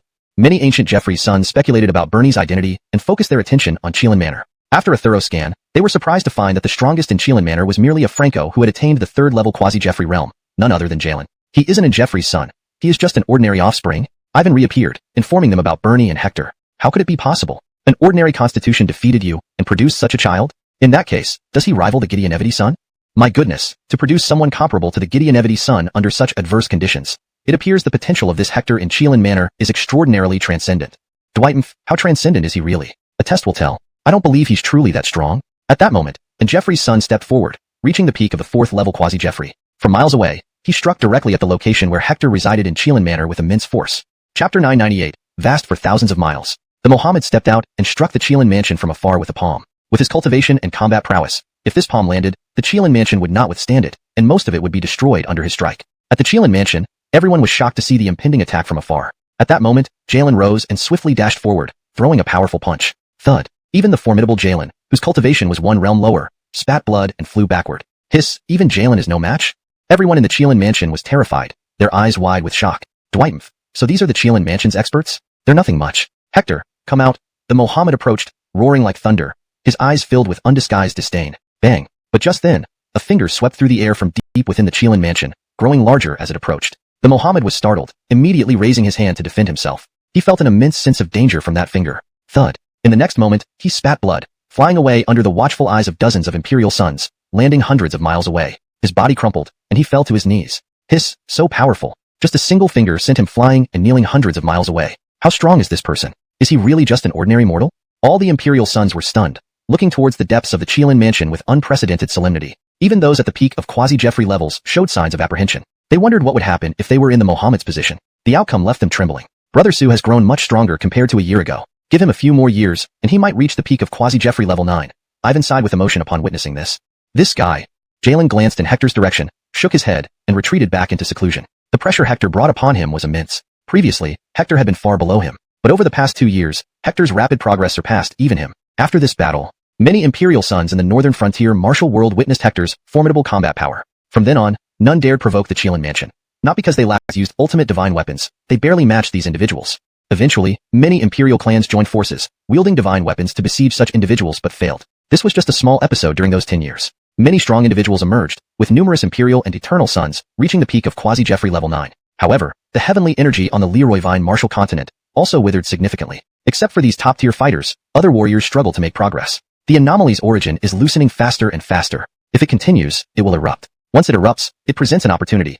Either advance to the Jeffrey realm or be killed and become part of it, said an Eternal Son gazing at the island beyond the sea, feeling both anticipation and melancholy. Success depended on this final opportunity. Boom. Countless warships streaked across the sky, carrying terrifying destructive weapons comparable to ultimate divine weapons, the Grand Empire's ultimate arsenal. 10 super warships gradually approached the island. The Grand Jian Empire struck first, aiming to destroy the island and annihilate the emerging anomaly's origin. Boom. Instantly, the 10 super warships unleashed their strongest attacks, darkening the heavens. Yet, the island remained unharmed, while a massive energy wave pierced through space, destroying all the warships and their weapons. The major impful. Has someone attained enlightenment and become an emperor? Chapter 999. Not in Jeffrey, but better than one. No, this aura is not that of in Jeffrey. But compared to my father back then, it's no less formidable, Ivan said, looking toward the Qilin manor with amazement. Brother Su is truly an outstanding genius. In such a harsh environment, he has advanced to this point. Even my father falls far short of Brother Su. If Brother Su had been born in the immortal ancient era, he would undoubtedly stand at the pinnacle of immortality. Many cultivators who had reached the peak of the 9th stage near Jeffrey realm were also stunned by this overwhelming force. Their hearts trembled uncontrollably. They sensed that while this power had yet to reach the Jeffrey realm, the pressure it exerted was undoubtedly on par with in Jeffrey. In other words, this person was still in the near Jeffrey realm but already possessed combat strength comparable to in Jeffrey? Is this another monster-level existence? Many Imperial sons sighed. Boom. At this moment, Hector stepped out, gazing into the distant sky. His eyes, dark and profound, seemed to pierce through the heavens and see miles beyond. Father! Hector! Everyone in Qilin Manor rushed out, looking at Hector with fluctuating emotions. Hector was their god. After 10 years of seclusion, when he appeared, the burst of energy radiated across thousands of miles, making them feel as if a true dragon had awakened. An awe-inspiring and terrifying presence that struck deep into their souls. They knew that after 10 years of seclusion, Hector had progressed to a terrifying level. Hector, what realm have you reached now? The Grand Master walked forward, inspecting Hector, growing increasingly shocked. Hector's gaze swept over the Grand Master and everyone else, smiling gently. I'm almost touching the Jeffrey realm, but I still need a little more. Hiss, just a bit more to touch the Jeffrey realm? This statement caused the Grand Master and others to inhale sharply. I have some matters to attend to, so I'll be off first. Hector's eyes flickered, and in one step, he crossed hundreds of miles instantly. With such terrifying speed, even those at the 9th stage near Jeffrey realm from all over watched in astonishment. Soon, Hector crossed the northern border and arrived at the Dead Sea of Central State. This was only his second time here, the first being 12 years ago when he was merely at the Sacred Realm. Now, he stood at the peak of the near Jeffrey realm, at the limit of the 9th stage near Jeffrey realm. His strength was so great that even he couldn't gauge how powerful he had become. Upon appearing over the Dead Sea, all the creatures within could sense his presence and shuddered in terror, as if in Jeffrey had appeared. Has someone attained enlightenment and become in Jeffrey? All the ancient creatures within the Dead Sea surfaced, kneeling towards Hector, in shock. How could this be? With your 9th stage near Jeffrey cultivation, how can you possess such incredible power? Dwighmph. Hector coldly snorted and pressed a palm down. Thud. Suddenly, that person summoned a weapon, emitting the aura of in Jeffrey. Hiss, an extreme imperial weapon, and a fully awakened one. Yakin Kuin and others drew in sharp breaths, looking at Yakin Gideon, whose face was extremely grim. Thud. Hector raised his hand, pressing his palm against the fully awakened extreme imperial weapon. With a crack, the weapon shattered. Hiss, a fully awakened extreme imperial weapon, which is comparable to Jeffrey's strike, was shattered by a single palm. What kind of monster is he? Everyone in the Nine Dragons dynasty trembled in shock. Using 9th stage near Jeffrey's strength to shatter a fully awakened extreme imperial weapon with one palm. It was an unprecedented display of terrifying combat power. Boom. Hector's palm landed, seizing the black-clad figure. The black-clad figure rapidly transformed into a stream of black gas, trapped in Hector's palm. With another step, Hector vanished quickly. Seeing him leave, Yi Jian and others heaved a sigh of relief. He's finally gone. Many felt lingering fear. If Hector had given them a strike, their Nine Dragons dynasty would have been reduced to ruins instantly. This child already possesses Jeffrey-level combat power. Yi Jian gazed in the direction Hector left, marveling. At this moment, Hector carried the stream of black gas, crossing East Desolate Land, Southern City, and Western Region. Along the way, there were large-scale disturbances. In Jeffrey travels. Hiss. A real Jeffrey has appeared in Lirovine Martial Continent. He's not in Jeffrey yet, but he is already on par with one. On this day, all the powerhouses of the 5 regions of Lirovine Martial Continent felt the overwhelming pressure emanating from Hector, each trembling internally. Even those usually high-profile individuals reined in their auras and kept a low profile. With such a terrifying monster like Hector around, none dared to make a move. Hector was, implicitly, now the strongest in Lirovine Martial Continent. Even the overseas nations, upon learning of this monster's appearance in Lirovine Martial Continent, reigned in their arrogance and dared not act rashly. Chapter 1000, Ascending to the rank of Jeffrey. Rip. Hector tore through the void. The sacred Dalton path reappeared, and Hector, enveloped in black aura, stepped into it. With one stride, he arrived beneath the holy origin fruit tree. Is that young Master Su? Has he ascended to the rank of Jeffrey? At this moment, all the experts within the holy city looked towards Hector. Upon seeing him and sensing the powerful aura emanating from his body, they were all stunned. Whoosh! Hector climbed up along the holy origin fruit tree, and soon reached the entrance of the pavilion. Meanwhile, the Trent who had achieved immortal realm and Ash couldn't help but twitch their eyelids. Has young Master Su already ascended to the rank of Jeffrey? No, he hasn't yet ascended, but the oppressive aura coming from him makes even me uneasy, Ash said solemnly. Let's go see this young man. The Trent smiled slightly and came out with Ash to welcome Hector. This was Hector's second visit. Brandering his first visit, Ash greeted him. This time, the Trent, an immortal realm cultivator, personally welcomed him, accompanied by a blue-clothed youth, his offspring, and Clifford who had reached the peak of the 9th heaven quasi-Jeffrey realm. Mr. Su. Brother Su, we meet again. After coming out, Ash greeted with a smile. Hector nodded at Ash and then turned his gaze to the Trent. His eyes were incredibly calm. Over 10 years ago, when he first met the Kyler and Ash, he felt like he was looking up at a vast sky, while he himself was nothing more than an ant beneath it. But now, as he looked at the Kyler again, his eyes remained calm. He had a feeling that if they were to fight, he would not be inferior. The Trent also sensed this change and exclaimed, Young friend Su, you are truly an outstanding genius. It has only been over a decade since our last meeting, and you have great. Let this old man challenge you first. Fine, Hector glanced and replied, come ahead. All right, then this old man won't hold back. Ash nodded.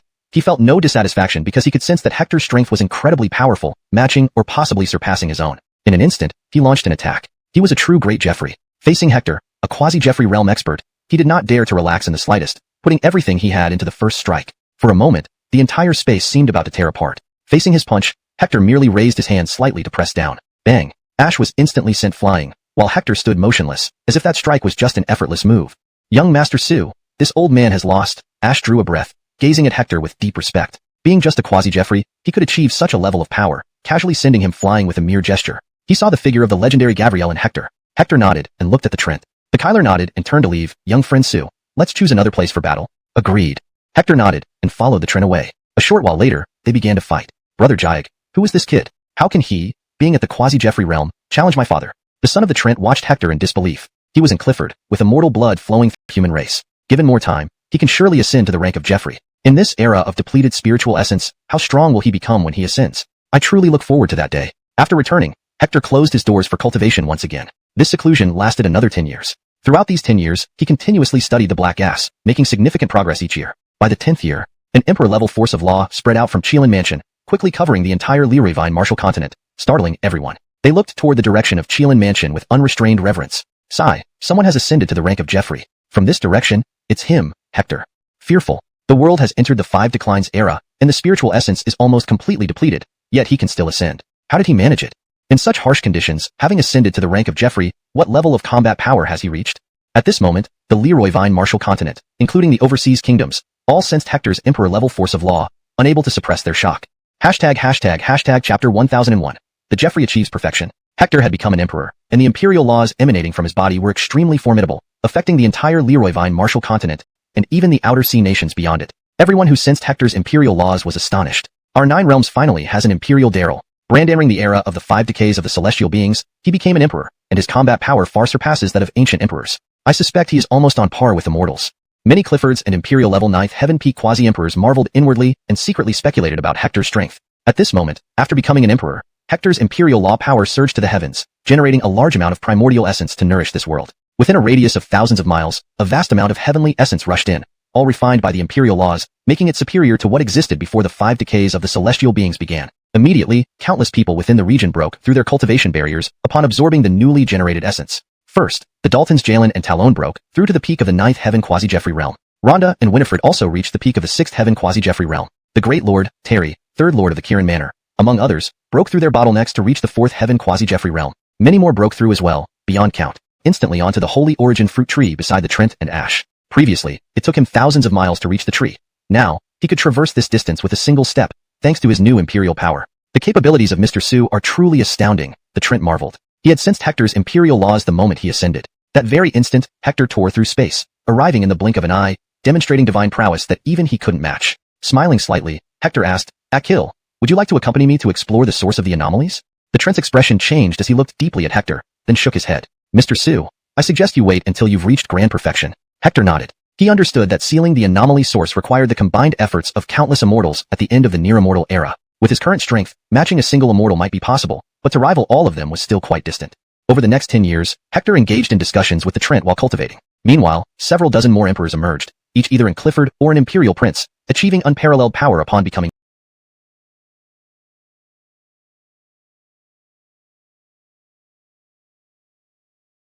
As the second to achieve this feat in the age of lawlessness, this emperor naturally wanted to test Hector's strength and validate his own martial path. Agreed. Hector nodded, hands clasped behind his back. Make your move. Note asterisk this translation maintains the structure and tone of the original Chinese text, ensuring that the story remains coherent and flows naturally in English. ##### Chapter 1002, Hector's Tao. Seeing Hector standing with his hands behind his back, unshaken, the man immediately became furious and said, As fellow emperors, you dare to treat me so disdainfully. Brother Su, do you know that as emperors, none of us is much better or worse than the others? Are you deliberately humiliating me? Hector replied calmly, It's not that I'm humiliating you, but if I make a move, you won't even have a chance to retaliate. Boom. With these words, the Allah was so enraged he felt like his lungs would burst. The other emperors also frowned, their eyes glaring at Hector fiercely. This kid was really infuriating. Facing a fellow emperor like the Allah, he still dared to be so disrespectful and arrogant. Leroy's respecting him was equivalent to disrespecting them. Since it's like this, don't blame me for being merciless. The Allah suddenly flew into a rage, and with a boom, instantly struck out at Hector with all his strength. This strike was a full demonstration of his power, aiming to give Hector a warning. Instantly, the surrounding space shattered like glass, forming, Your Uncle Dwightbert? That's right. It seems you little ones still recognize me. Dwightbert nodded with a smile. What? A Gideonevity Seeker from the immortal ancient era? Why is he with Hector? The Gideonevity Seekers have finally appeared. My father said that past Gideonevity Seekers would emerge in this era, so it seems what my father said is true. There was an uproar among the emperors. At this moment, Dwightbert looked at the still stunned Allah and said, He's not wrong. When he was still at the near Jeffrey level, he once fought with me and defeated me by half a move. Your current strength wouldn't even have a chance against the Hector who wasn't yet an emperor. His power far exceeds your imagination. Having said that, Dwightbert followed Hector and left. Dwightbert's words left the emperors thoroughly shaken. They were all peerlessly talented individuals who had ascended to the rank of emperors. Being defeated by Hector was understandable. But what did this Gideonevity Seeker say? That Hector, at the near Jeffrey level, had defeated a Gideonevity Seeker. Impossible. It's already astonishing for an emperor to defeat a Gideonevity Seeker. How could a near Jeffrey do it? The emperors still couldn't believe it. Ash glanced at them and said, Herb Su has taken a cultivation path never before trodden by ancients. He has altered the rules of martial arts and is about to change the rules of longevity. He is an existence that changes the rules. Jeffrey Hector stood still, and no other emperors could budge him at all. And a Gideonevity Seeker personally confirmed that Jeffrey Hector had engaged a Gideonevity Seeker while still a near Jeffrey and won by half a move. Is that true? Yes, the Gideonevity Seeker himself said so. Now the emperors are spreading the word, and it's rumored that they plan to visit the Qilin Manor to pay respects to Hector, intending to honor him as the imperial sovereign. An imperial sovereign, huh? Historically, only those who are supreme among emperors earn such a title. Herb Su is truly extraordinary. Talon could defeat a Gideonevity Seeker by half a move as a near Jeffrey. Now that he's an emperor, how strong must he be? I suspect Talon has already reached the pinnacle of the emperor realm. Before long, he might venture into the realm of longevity. Entering the realm of longevity should be impossible. Since the martial era began, it has become a legend. Even if Talon is extraordinary, it's unlikely he can achieve longevity in the in-law era, right? #### Chapter 1003. Revered by all, Jeffrey Hector. Not long after, Hector, Dwightbert, and Ash arrived at an island offshore. This island was shrouded in a destructive aura. With joy. For Hector to say this, he must be absolutely confident. Through their interactions, Dwightbert had come to understand Hector's character. This man never spoke without solid grounds. Saying he could enter the immortal realm within 50 years meant he would definitely achieve it. Meanwhile, at the Qilin Manor, all the emperors gathered. Today, Qilin Manor basked in unprecedented glory. It was a moment unmatched in history because all the emperors were here for one purpose, to pay homage to Hector. When Hector returned, "All hail Lord Geoffrey," the emperors immediately saluted him. As emperors themselves, none would bow to another, except for Hector. He was in existence on par with immortals. Historically, to earn the title Geoffrey Lord, one needed unanimous recognition from all emperors. Hector glanced at them, nodded, and vanished into the depths of the Qilin Manor. "If you have no other business, return to your realms. I'm about to go into seclusion." Another seclusion? This statement stunned all the emperors. Based on their estimates, Hector should have reached the peak of the grand completeness stage of the emperor realm. Advancing further meant only one possibility, surpassing martial cultivation and entering the immortal realm. Hiss, Lord Geoffrey, could it be he's advancing into the immortal realm? If he reaches the immortal realm, how terrifying will he be? My father once said that after the age of decline, an unpy and Jalen. Then Hector appeared in this new world, and everyone turned to look at him. Hector explained, "This is a new world born within me. Cultivate here, and strive to become emperors within 10 years. What? A new world born inside you? Everyone gaped in disbelief at Hector. Through Hector's explanation, they finally understood why Hector was so extraordinarily powerful. They began to meditate, immersing themselves in cultivation. 10 years later, within these 10 years, Bernie, Jalen, Esther, and Rhonda gradually achieved enlightenment and became emperors. Since they ascended within Hector's new world, they received enhancements and feedback from it. Their primordial forces underwent tremendous changes, leading them down unique paths of cultivation that granted them greater potential compared to those who ascended during the age of decline. Their enlightenment also provided feedback to Hector's new world, strengthening it continuously. Hector felt his own power growing stronger. It seems that as more people cultivate within my new world, both my strength and the new world will grow even more powerful, Hector observed. Over these 10 years, Bernie, Jalen, and others made significant progress. His new world also developed significantly, though the immortal realm remained a considerable distance away. Thinking of this, Hector reappeared on the Leroy Vine Martial continent. He gathered all the emperors and informed them of a new place for cultivation, urging them to recruit more cultivators. Soon, everyone headed to Qilin Manor, trusting Hector implicitly. Hector took everyone into his new internal world for cultivation. In just 3 years, the new world harbored 50 billion martial artists, each experiencing monumental breakthroughs. The emperors who entered cultivated to the peak of the emperor realm. In this period, Hector's new world birthed a new generation of humans. These humans did not practice martial arts but followed an entirely new cultivation method created by Hector himself. This method was even more powerful and unleashed even greater potential than martial arts, allowing even those with dull talent to methodically reach a level equivalent to the holy realm of martial cultivation. ##### Chapter 1004, The Perfect World Within Hector. Everyone who entered began to cultivate according to the Tao law recreated by Hector. 5 billion people. Cultivating together, the feedback information and energy were all absorbed into Hector's new world. It was as if 5 billion people were providing energy for Hector. After absorption, Hector's new world would evolve, and after evolving, it would generate even more celestial chi. The two processes complemented each other perfectly. As Hector absorbed vast amounts of energy and information, his cultivation, talent, insight, strength, and abilities multiplied at an exponential rate. In the blink of an eye, another 40 years passed. After those 40 years, the outside world had completely entered the era of the Dharma's end. There was no trace of celestial chi left in the heavens and earth. All martial artists' cultivation had come to a standstill. They had lost their direction and purpose. Even the most powerful martial geniuses could only remain at their current level forever. This was the true era of the Dharma's end. And this was just the beginning. The era of the Dharma's end was merely a marker. On a vast island overseas, a cataclysmic transformation had occurred. Countless malevolent forces quickly spread from the island. Everywhere they went, many island nations withered instantly, and numerous martial artists lost their essence and blood in an instant. Particularly the quasi-emperors. Under this force, they had no means of resistance. After the quasi-emperors, the saints fared no better. Only martial artists below the king rank were unaffected by this evil force, but their memories began to blur, as if a mysterious power had intruded into their minds and erased their memories. This force soon spread to the Leroy Vine Martial continent. First to be hit was Central Region. All the quasi-emperors were stripped of their cultivation, and even their lives couldn't be saved. Then, the Eastern Desolation, Western regions, and Southern City met the same fate. The terrifying evil force covered almost the entire Leroy Vine Martial continent, and was spreading to the overseas nations surrounding the continent. Quick, head to the northern border, find Geoffrey Venerable. Some survivors, who barely managed to escape, were frightened out of their wits as they rushed towards the northern border through the air. Because in the northern border martial arts world, there was Geoffrey Venerable suppressing the chaos. Under this evil force, not even the imperial clans could escape. Even hiding within ultimate imperial weapons did not save them, and these weapons started to develop countless cracks. Those quasi-emperors and saints who took refuge in ultimate imperial weapons turned to ashes. They finally realized that the only person who could save them across the entire Leroy Vine Martial continent was Geoffrey Venerable Hector. Great Geoffrey Venerable, save us! At this moment, only a few peak quasi-Geoffrey 9th stage experts reached the northern border, roaring loudly. Their voices reverberated for thousands of miles, spreading throughout the northern border. However, almost everyone in the northern border had entered Hector's new world, so they did not hear it. Hee, no one can save you. Suddenly, in the sky, a pair of enormous demonic eyes appeared. The eyes were terrifying. They just glanced at the few peak quasi-Geoffrey 9th stage experts. Then, mortals. How could someone like you appear in this era of the Dharma's end? This is impossible.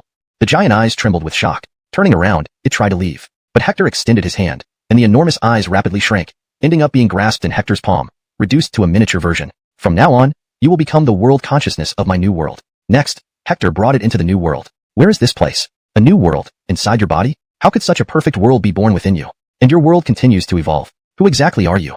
Upon understanding Hector's new world, the giant eyes were shocked and stunned. Since it could remember, it had never encountered anything as incomprehensible as this. Not only was Hector immensely powerful, but he could also give birth to such a perfect world within his body. Judging by the level of this world, it was already on par with the 9 continents of the near-immortal era. Moreover, this new world had unimaginable potential. If it continued to evolve, one day it might match the 9 continents of the immortal ancient era, or even approach the mythical era, possibly even rivaling it. What frightened it the most was, the mythical era was an independent world, but this world was clearly born within this man's body. Meaning, this world was just a part of this human's body. A perfect world born from a part of him. This was too terrifying. What kind of monster is this mini eyeball? At this moment, many martial artists came forward, examining the small eyeball in Hector's hand with great curiosity. They had been cultivating within Hector's new world and didn't know what was happening outside. Hector's gaze swept over them, and he said lightly, "It is the source of the anomaly." What? The source of the anomaly? When Hector spoke, everyone was astonished. Especially Dwightbert, who participated in the final battle of the near-immortal era, knew how terrifying the anomaly's source was. Branding the late near-immortal era, dozens of immortals perished in that battle, nearly exhausting all immortals of that era before it was barely suppressed. Most of those immortals died. And now, this incredibly powerful anomaly's source was suppressed by Lord Su with just a gesture. How terrifying must Lord Su's current strength be? At this moment, everyone looked at Hector with increasing reverence. Right now, Hector was practically a god in their hearts. If even the anomaly's source could be suppressed by him, was there anything he couldn't do? Go. Hector waved his hand. The 2 enormous eyes instantly flew out. One merged into the scorching sun, becoming part of it. The other merged into the moon, becoming part of it. This wasn't enough. Next, held to the near-immortal era, his own cultivation soared to an unprecedented height. He now stood at the pinnacle of the Gideonevity realm, Gideonevity 10th stage. Only one step separated him from the mythical realm. ##### Chapter 1005, the apex of Gideonevity. As Hector stood at the pinnacle of the Gideonevity realm, he couldn't help but reflect on the rapid pace of his cultivation. The boundless spiritual energy of his new world was constantly fueling his growth, allowing him to break through boundaries that seemed insurmountable. The air around him crackled with raw power, a testament to the immense strength he now wielded. Reaching Gideonevity 10th stage was a monumental achievement, especially in the era of the Dharma's end, where celestial chi had virtually disappeared from the heavens and earth. His new world continued to evolve, feeding off the energy and information of the countless cultivators who inhabited it. The symbiotic relationship between Hector and his new world was nothing short of miraculous. As his world advanced, so did he. With each passing day, the spiritual energy within his new world grew more abundant, and Hector's cultivation deepened. The potential for further evolution was limitless, and the possibilities were endless. If things continued this way, he might soon transcend the boundaries of mere mortal realms and step into the realm of the mythical. But for now, Hector remained focused on the present. Standing at the apex of the Gideonevity realm, he felt the immense power coursing through him. One more step, and he would enter the hallowed ground of the mythical realm. The world watched with bated breath, anticipating the next great leap in Hector's journey. Chapter 1005, the Mythic World. Boom. After Hector broke through to the 10th heaven of immortality, streams of immortal light were born within him, illuminating the entire perfect world. In an instant, all martial artists in the perfect world shattered their bottlenecks. Talon, Harrel, Esther, Adam, and all the various Gideonevity sons and Imperial Scions broke through into the great Jeffrey realm, advancing into immortals. Haha, I've become an immortal. I have finally become an immortal. An immortal. This was the realm my father once achieved. Never did I think that I would also achieve it today. Countless Cliffords and Imperial Scions were overjoyed beyond measure. Their goal was to match, or even surpass their fathers. But they knew how incredibly difficult it was to surpass their fathers. Only 1 in 10,000 could achieve this feat. Apart from the influence of heaven and earth, there was also a limitation on their own potential. However, at this moment, they had all broken through, reaching the same realm as their fathers back then, and they owed this all to Hector. Therefore, after they broke through, seeing Hector, many of the present powerful figures trembled with shock. Just a ray of light from his body broke the dark cages that had been holding them. Such terrifying power was rare even in the immortal ancient era. Could he be a god? It's you, young man. An emperor suddenly gasped upon seeing Hector. He recognized that this wasn't the little guy who came here nearly 100 years ago. It's me, long time no see. I've come to fulfill my promise and bring you back, Hector smiled. All right, go do what you need to do. With that, Hector took another step and ventured deeper. At this moment, a powerful force behind the dark cages instantly tore through space-time, fiercely pressing down on Hector. Hector flicked his sleeves. Bang! The immensely feared power that had imprisoned the immortals was instantly shattered by him. Then, Hector arrived at a small island floating deep in the universe. This small island was not large. It only covered an area of several dozen miles. On this island, Hector saw a middle-aged man in gray clothes swinging a hoe, tilling a patch of land. You've come. Facing away from Hector, the middle-aged man spoke immediately when Hector arrived. Hector felt a stirring in his heart. It seemed this person had known he would come. Who are you? At Hector's level, he was already fearless against anyone. Even if this person were exceedingly powerful, he was confident he wouldn't lose to him. They walked their unique paths. Time left almost no mark on them. saying they were gods wouldn't be too far off. Just walked into it. Hector replied, you mentioned needing 3 people. What exactly did you mean? If something could trouble a powerhouse whom even Hector needed to take seriously, it must be an extraordinary place. The hooded Kyler replied, the gate to the mythic world. The gate to the mythic world? Hector was taken aback. Then, he recalled something and asked in surprise, is the rumor true? That the mythic epic didn't occur on our Jojo continent, but it's an independent world. Hearing this, Gabrielle nodded and said, the mythic world once intersected with our Jojo continent. It stayed for about a century. During that century, our Jojo continent saw genuine gods. Unfortunately, after 100 years, the mythic world left this dimension, and memories of it on our Jojo continent were forcibly erased. A mobile world? Hector was shocked. Yes, the mythic world can move. It seems to float across various dimensions, while our Jojo continent is but a grain of sand in the vast cosmos. Perhaps, after the mythic world leaves our Jojo continent, it might descend upon another world. That world will also experience a mythic epic similar to ours. Hector's heart was shaken. So, the truth of the mythic epic and said, I am Orlando. During the immortal era, all immortals called me master. Wow, it's actually you. Hector took a sharp breath. He had heard of this Kyler's reputation. During the immortal era, Orlando was a legendary figure who had nurtured several disciples standing at the peak of the immortal realm. He never expected that the person behind the dark prison was him. Predecessor, is this dark prison also your doing? Hector asked. Orlando smiled and replied, it's a cultivation path I created myself. Unfortunately, it has encountered a bottleneck. However, as long as the people I released can eventually enter the immortal realm, their feedback will make me stronger. Eventually, I'll step into the mythic realm. Young friend, have you also created your own unique cultivation path? Orlando stared intently at Hector. Hector nodded and stretched out his hand. His perfect world appeared instantly before Orlando and Danny. After a glance, both nodded approvingly. Danny commented, young friend, you've given birth to a whole new world. Its power rivals that of the 9 continents during the near-immortal era. No wonder you've made it this far. Orlando added, not only that, but the potential of the new world within you surpasses our created cultivation paths. If your new world reaches the level of the immortal era, your cultivation will surely touch the mythic realm. If it reaches the level of the mythic era's 9 and left shortly after. Soon, he arrived above the river of time. This place was created by a transcendent being simulating the true river of time. The entity within him had once been here, and now he himself had come. Following the river of time to its end, he saw a man standing with his back to him. When Hector approached, the man suddenly turned around and looked at Hector. Seeing the man's true face, Hector's expression instantly changed. Who are you? Hector exclaimed, his voice trembling. Since becoming a quasi-Jeffrey, he had not experienced such terror because no one in the world could threaten him anymore. But here, he saw a man who looked exactly like him, with the same voice and tone. How could he not be terrified? I am you, and you are me. I won't say more. Since you're here, are you prepared? Hector paused. Prepared for what? To come into contact with the mythic. Just then, Gabrielle and Orlando arrived. Seeing the man, they were also shocked, glancing between Hector and the man. Orlando exclaimed, we've been here before but never managed to turn this person around. Now, finally, we see him. Young brother, what is your relationship with him? Hector shook his head. I don't know. This is my first time here, but he says I am him. Perhaps, young brother, you have quite a background, Gabrielle remarked. Identical to Hector said, it is hunting the mythic grand world. At this point, Orlando and Danny looked at Hector with shock and admiration. In theory, Hector's future held infinite possibilities. Hearing this, Hector laughed bitterly and said, predecessor, you jest. How easy is it to cultivate a new world? Haha, young friend, everything depends on human effort. Orlando laughed heartily but then turned serious. Through your new world, I began to have a bold idea. Could the mythic grand world also be a world created by someone? Upon hearing this, Hector and Danny's faces changed drastically, realizing an extremely terrifying possibility. If that's true, wouldn't we be inside that person's body? Hector squinted his eyes, feeling a surge in his heartbeat. The humans born in his perfect world practiced cultivation under his guidance, existing within his perfect world. If the mythic grand world were similarly created, how terrifying would its creator be? Just thinking about it was horrifying. Even powerful beings like Hector and his companions couldn't help but shudder. Now isn't the time to think about these things. Young friend, wait for me until I recover my peak strength. Together, you, Danny, and I will attack the entrance to the mythic grand world and uncover its mysteries. Agreed, Hector nodded and left. Soon after, he arrived above the time river. This was a simulation of the true time river created by an extraordinary being. The entity within him had once been here. Now, he came himself. Following the time river to its end, he saw a man facing away from him. When he approached, the man suddenly turned around, looking directly at Hector. Upon seeing his face, Hector's expression immediately tightened. Who are you? Hector exclaimed, his voice trembling. Since becoming a quasi-Jeffrey, he hadn't felt such terror, for no one could threaten him anymore. But here, he saw a man identical to him in every aspect, including voice and demeanor. How could this not terrify him? I am you, and you are me. All right, I won't say much. Since you're here, are you ready? The man asked solemnly. Ready for what? Hector was puzzled. To encounter the mythic realm, the man responded. Just then, Danny and Orlando arrived. They too were startled upon seeing the man, glancing between Hector and him. Orlando exclaimed, we've come here before but never got him to turn around. Today, finally. Young friend, what is your relationship with him? Hector shook his head. I don't know either. This is my first time here. But he said I'm him. Perhaps, young friend, you have a significant background. Danny deeply gazed at pinned on your own exploration.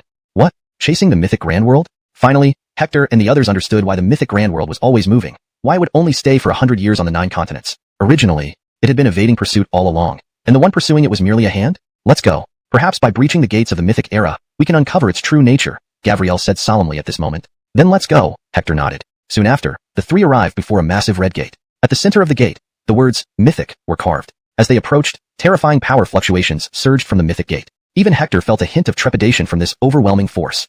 Let's do it, Hector said calmly.